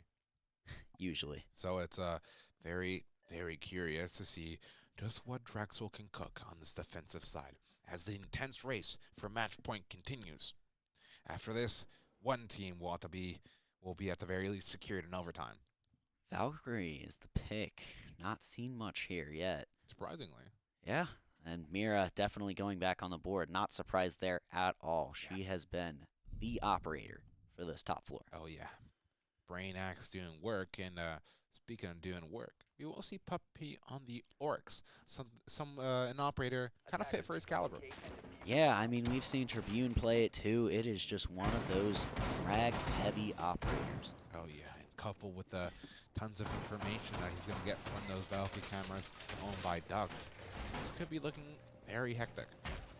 I think the very highlightable thing here is Skirt playing that Twitch. These Miras could be popped. And when they do, it is not good to be behind. Oh, yeah, no mute jammers and no Mozzie pesting away to stop the roll of those shock drones. Tom Z and Thunny Dope going hash and nook. I mean, those Twitch cams are 2 chances to turn this fight in an instant. Ooh, it's going to be a nice little run out here by Ducks. See if anybody spawns over by that side. And We have yet to see many runouts, but this could be different. Gonna lose the cam before anyone even goes outside. yeah, oh, there goes one down. Quite early, in fact. That was a bit of a waste right there. It I would have don't been really know. cool if he had one. I feel like Tribune and Thundy knew it was there. I mean, no one even tried to peek it. Oh, I feel like that's just more so muscle memory at this point. You get spawn peeked enough so many times across the years that you just kind of learn how to avoid it. Oh yeah, especially on this map. It has not changed. It is ruthless. Oh, yeah. Skirt on the Twitch with the DMR, though. That's a very heavy-hitting gun. Azio looking at drone out the red stairs along with somebody else. He's trying to see if it's clear for a drop, which it very much is. Pixel player right there in the former Wi-Fi guy, and even if his shield goes down, he still has the mirror window to flee back here to, and it comes might the be taken Twitch. out. Oh, but Wi-Fi guy waiting for it right there. One chance gone. Still one more opportunity to turn this fight in an instant. Yeah, although now that Wi-Fi guy realizes that Twitch is on the board, I'm sure he'll be a little bit more Second protective. try. There it Oh. goes. Just like that. Now you're just a DMR. Yeah, I mean, utility all gone. Drones have definitely been an important part of this game. Most teams win when they have a lot of drones. Yeah. And, What a drone dancing around there. Got around Wi-Fi guy. yeah, they'll still have a lot of drones. There'll be Ducks down below. Having that Nitrocil in the pocket, which could be coming in very much in handy anytime soon, as the clock, without me really realizing it, approaches 1 minute. The grenade being cut by Thundy, which could meet Wi-Fi guy. There's actually a Walmart disc placed right there for safekeeping. I mean, yeah, those 2 frags gone are kind of making this game harder. Yeah, Tribune and company pushing up Cigar Lounge quite quickly, taking down the mirror window, coming in close contact with Wi-Fi guy. Tribune secures it. Pup as well. Italian Mafia doubling up. I mean, as much as we didn't think this would Oh my god, Skirt with another frag. A pivotal pick. He is waiting for this guy White. He knows where he is. Yeah, and so do those Valkyrie cameras. They don't need to move right now because they have all the information in the world. Ducks has at least 2 Valkyrie cameras placed somewhere around the map, and an audio call due to Tribune popping his adrenal surge. Ooh, this could be a nasty rotate here. Oh, sees him. Goes for He's the going bailiff. for the bailiff. Oh my gosh, what an end to this round. And yeah, Another that timeout. definitely warrants a timeout right there. And well, Pup trying to play with our heads a little as he secures himself match point. This could be Drexel taking a clean 2-0 against Kutztown to secure another LAN victory. I mean, am I dreaming? I feel like we've been 6-5 before. Yeah, we've It's always close when it comes to Drexel versus Kutztown. No one wanting to let up the advantage. And it'll be up to Tom Z to rally the troops to secure, to push this into overtime. Yeah, I mean, it'll be interesting which site they go. And if Mira's on the board, are they playing her? Most likely. Oh, actually, the Brain Axe choosing to go to mute. I mean, there's the Echo. Last one's Wi-Fi. Will we see the Mira here? Tom Z. Yeah, there's the Mira. Tom Z's already ready with the Twitch. We'll see if we can get them. Yeah, gotta be curious to see how much mileage Pup gets out of that Echo. Because we did see on Villa, Pup was kind of choosing to play Echo more as a taunt, really. Oh, yeah, especially with the Echo jump, you know, he might be able to jump outside and see if he can see him. Yeah, Echo is a 2-speed these days. Yeah.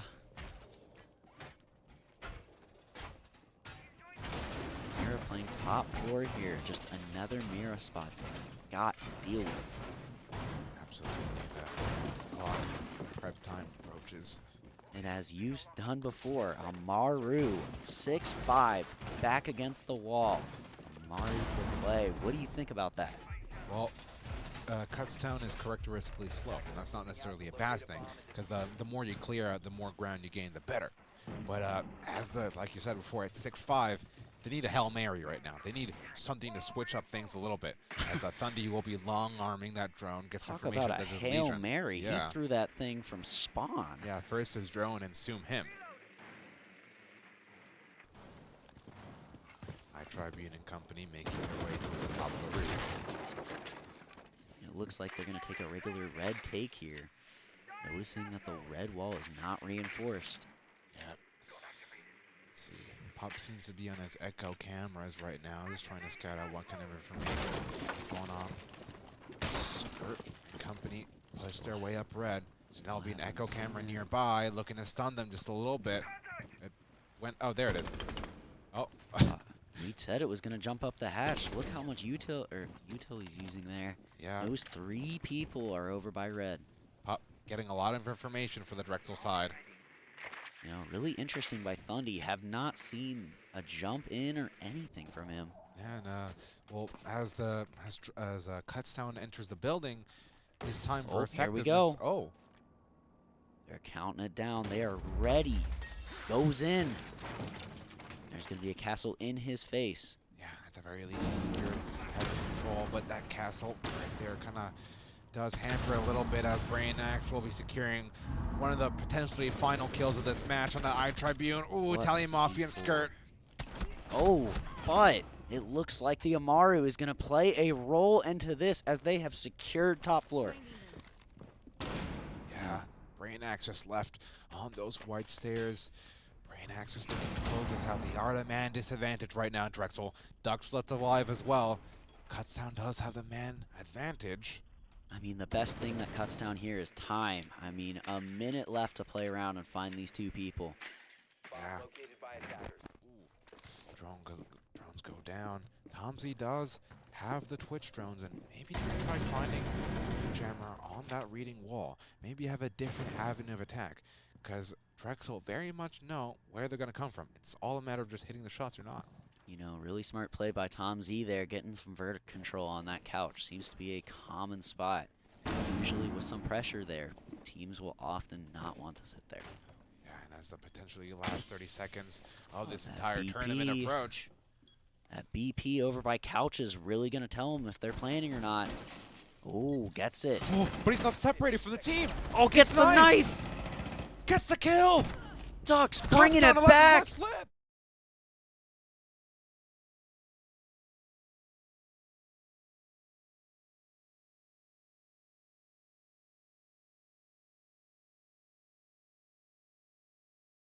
Here is another LAN victory against Kutztown.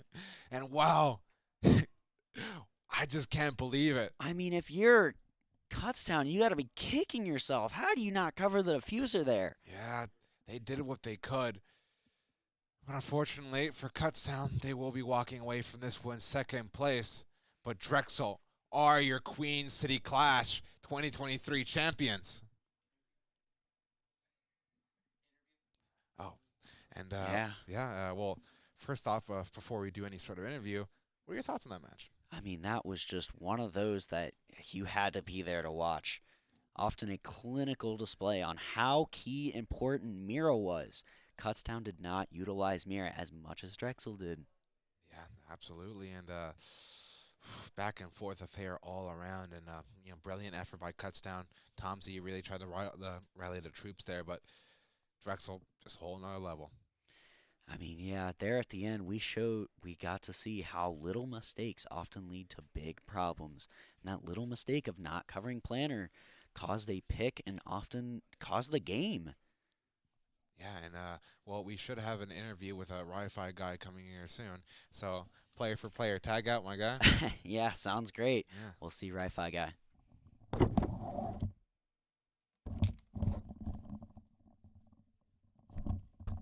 How you doing, mate? Good. How are you doing? Yeah. Well, first of all, congratulations on winning the thank Queen you. City Clash. How you feeling? Oh, make sure your mic is. Sorry. Yeah. I'm feeling pretty stoked. Honestly, I was glad we got to second, and I'm really glad we were able to eke it out and win. Yeah, and second victory in a grand final on LAN against Kutztown. Must feel pretty good. It feels pretty great. I knew that going into it, Kutz is gonna be pretty aggressive, and for both in the finals, and because they were gonna want it a lot. Yeah, absolutely. And it wasn't easy. Like every single round, the first map was very close, and every single round of the second map was very close. So yeah, absolutely. And tracing our sets back a bit to the qualifiers, give me your impression as a team who's kind of gone the whole journey from qualifiers to group stage to here. Do you think you've proved yourself that you deserved a direct invite spot? I think we have. If we were keeping the same team, potentially going forward, but just with how vague Drexel Rainbow is going to be, I'm not quite sure. Is that well, hopefully you guys will stay together for at least a while longer, because you are a very entertaining team to watch. And it was you, Brainax, and kind of like Pup on the sidelines there a bit. Surprisingly, not the top performer. You guys were absolutely killing it over on Cafe. Tell me a little bit about your great performance. Yeah, so Cafe is one of those weird maps for us for a while where we weren't really too fond of it, especially Pup, being our lead entry. We didn't really love to play it with him, as he didn't like it, and also Dux doesn't like it too much. So it's one of those in between maps, but just purely based off of our earlier match against Penn State, where we had to play Cafe and a scrim and our Nace game earlier this week, where we played Cafe and we really kind of got a good lesson of like, okay, we need to do this, especially on the attacking side. And that really helped us out a lot. And I think that last minute prep kind of pushed through, because as far as I remember, we had never ever played Kutztown on Cafe or really shown that we can play Cafe. Yeah, absolutely. And oh boy, I'm a bit of a loss for words for how just close that was. That final round, Ducks just threading the needle, like they were separated. What a blunder. Oh yeah, I was actually watching his perspective on the death cam, and I was really impressed with how well he played that right at the end, just going for the priority, and then it just was It's an objective-based game after all. Yes, sir. Absolutely. And well, that was Cafe. But let's talk about Villa just a little bit. You guys were steamrolling at first, solid 4-2, and then it just slipped. It slipped, and Kutztown found themselves on match point. What happened there? So going into it, we knew Villa's a defender-sided map, so 4-2 split was pretty good for us. We were pretty happy with it. We knew a lot about how they kind of attack Villa, and we could kind of coordinate into that. Hence why the first like 3 rounds or 2 rounds are really solid. The second half was just kind of a bit rough to get our footing on the attack, because they also know they pretty much knew exactly how we were going to attack, and kind of trying to find that footing. But I think there was just like that drive, and then we just sat down, took a break, said, okay, we can't keep trying new stuff. We know what we do really well. Let's just stick with what we do really well, push that forward, and just play into it. It doesn't matter. we'll win anyways, and that's what ended up happening. So you were experimenting a bit with the playbook there. Was that a Kutztown specific maneuver, or just in general new stuff you've been cooking up over in the Drexel lab? It's kind of based off of other stuff.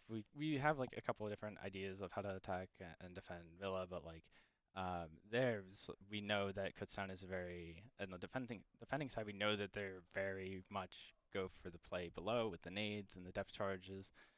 So we could kind of read into that right away.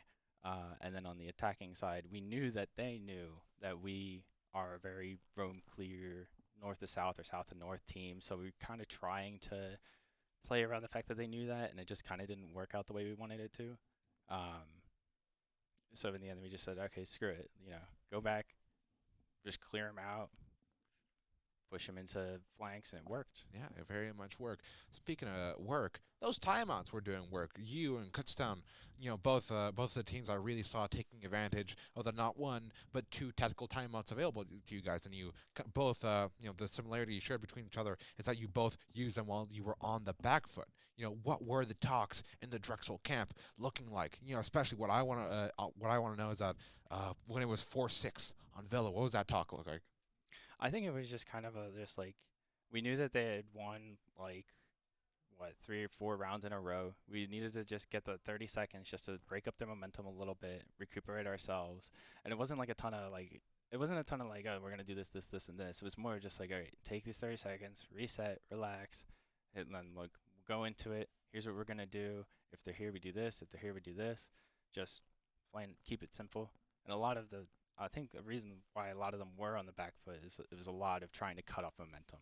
Yeah, absolutely. And, to close it out, like you said before, the future of Drexel R6 is looking foggy, but what you've done here today will always be a permanent beacon of light, not only in Drexel history, but UC esports history in general. And we thank you and all the competitors so much for just making a drive down here to Cincinnati to make all this possible. And congrats on winning. Thank you. Any words for the people at home, though? Thank you for everyone for all your support. Thank you for everyone else who came out and played. It was great to see everyone and play with everyone and see everyone play well and play their hearts out. Alrighty, I won't keep you here for much longer. Celebrate with your boys. Yes, sir. Thank you. Yeah.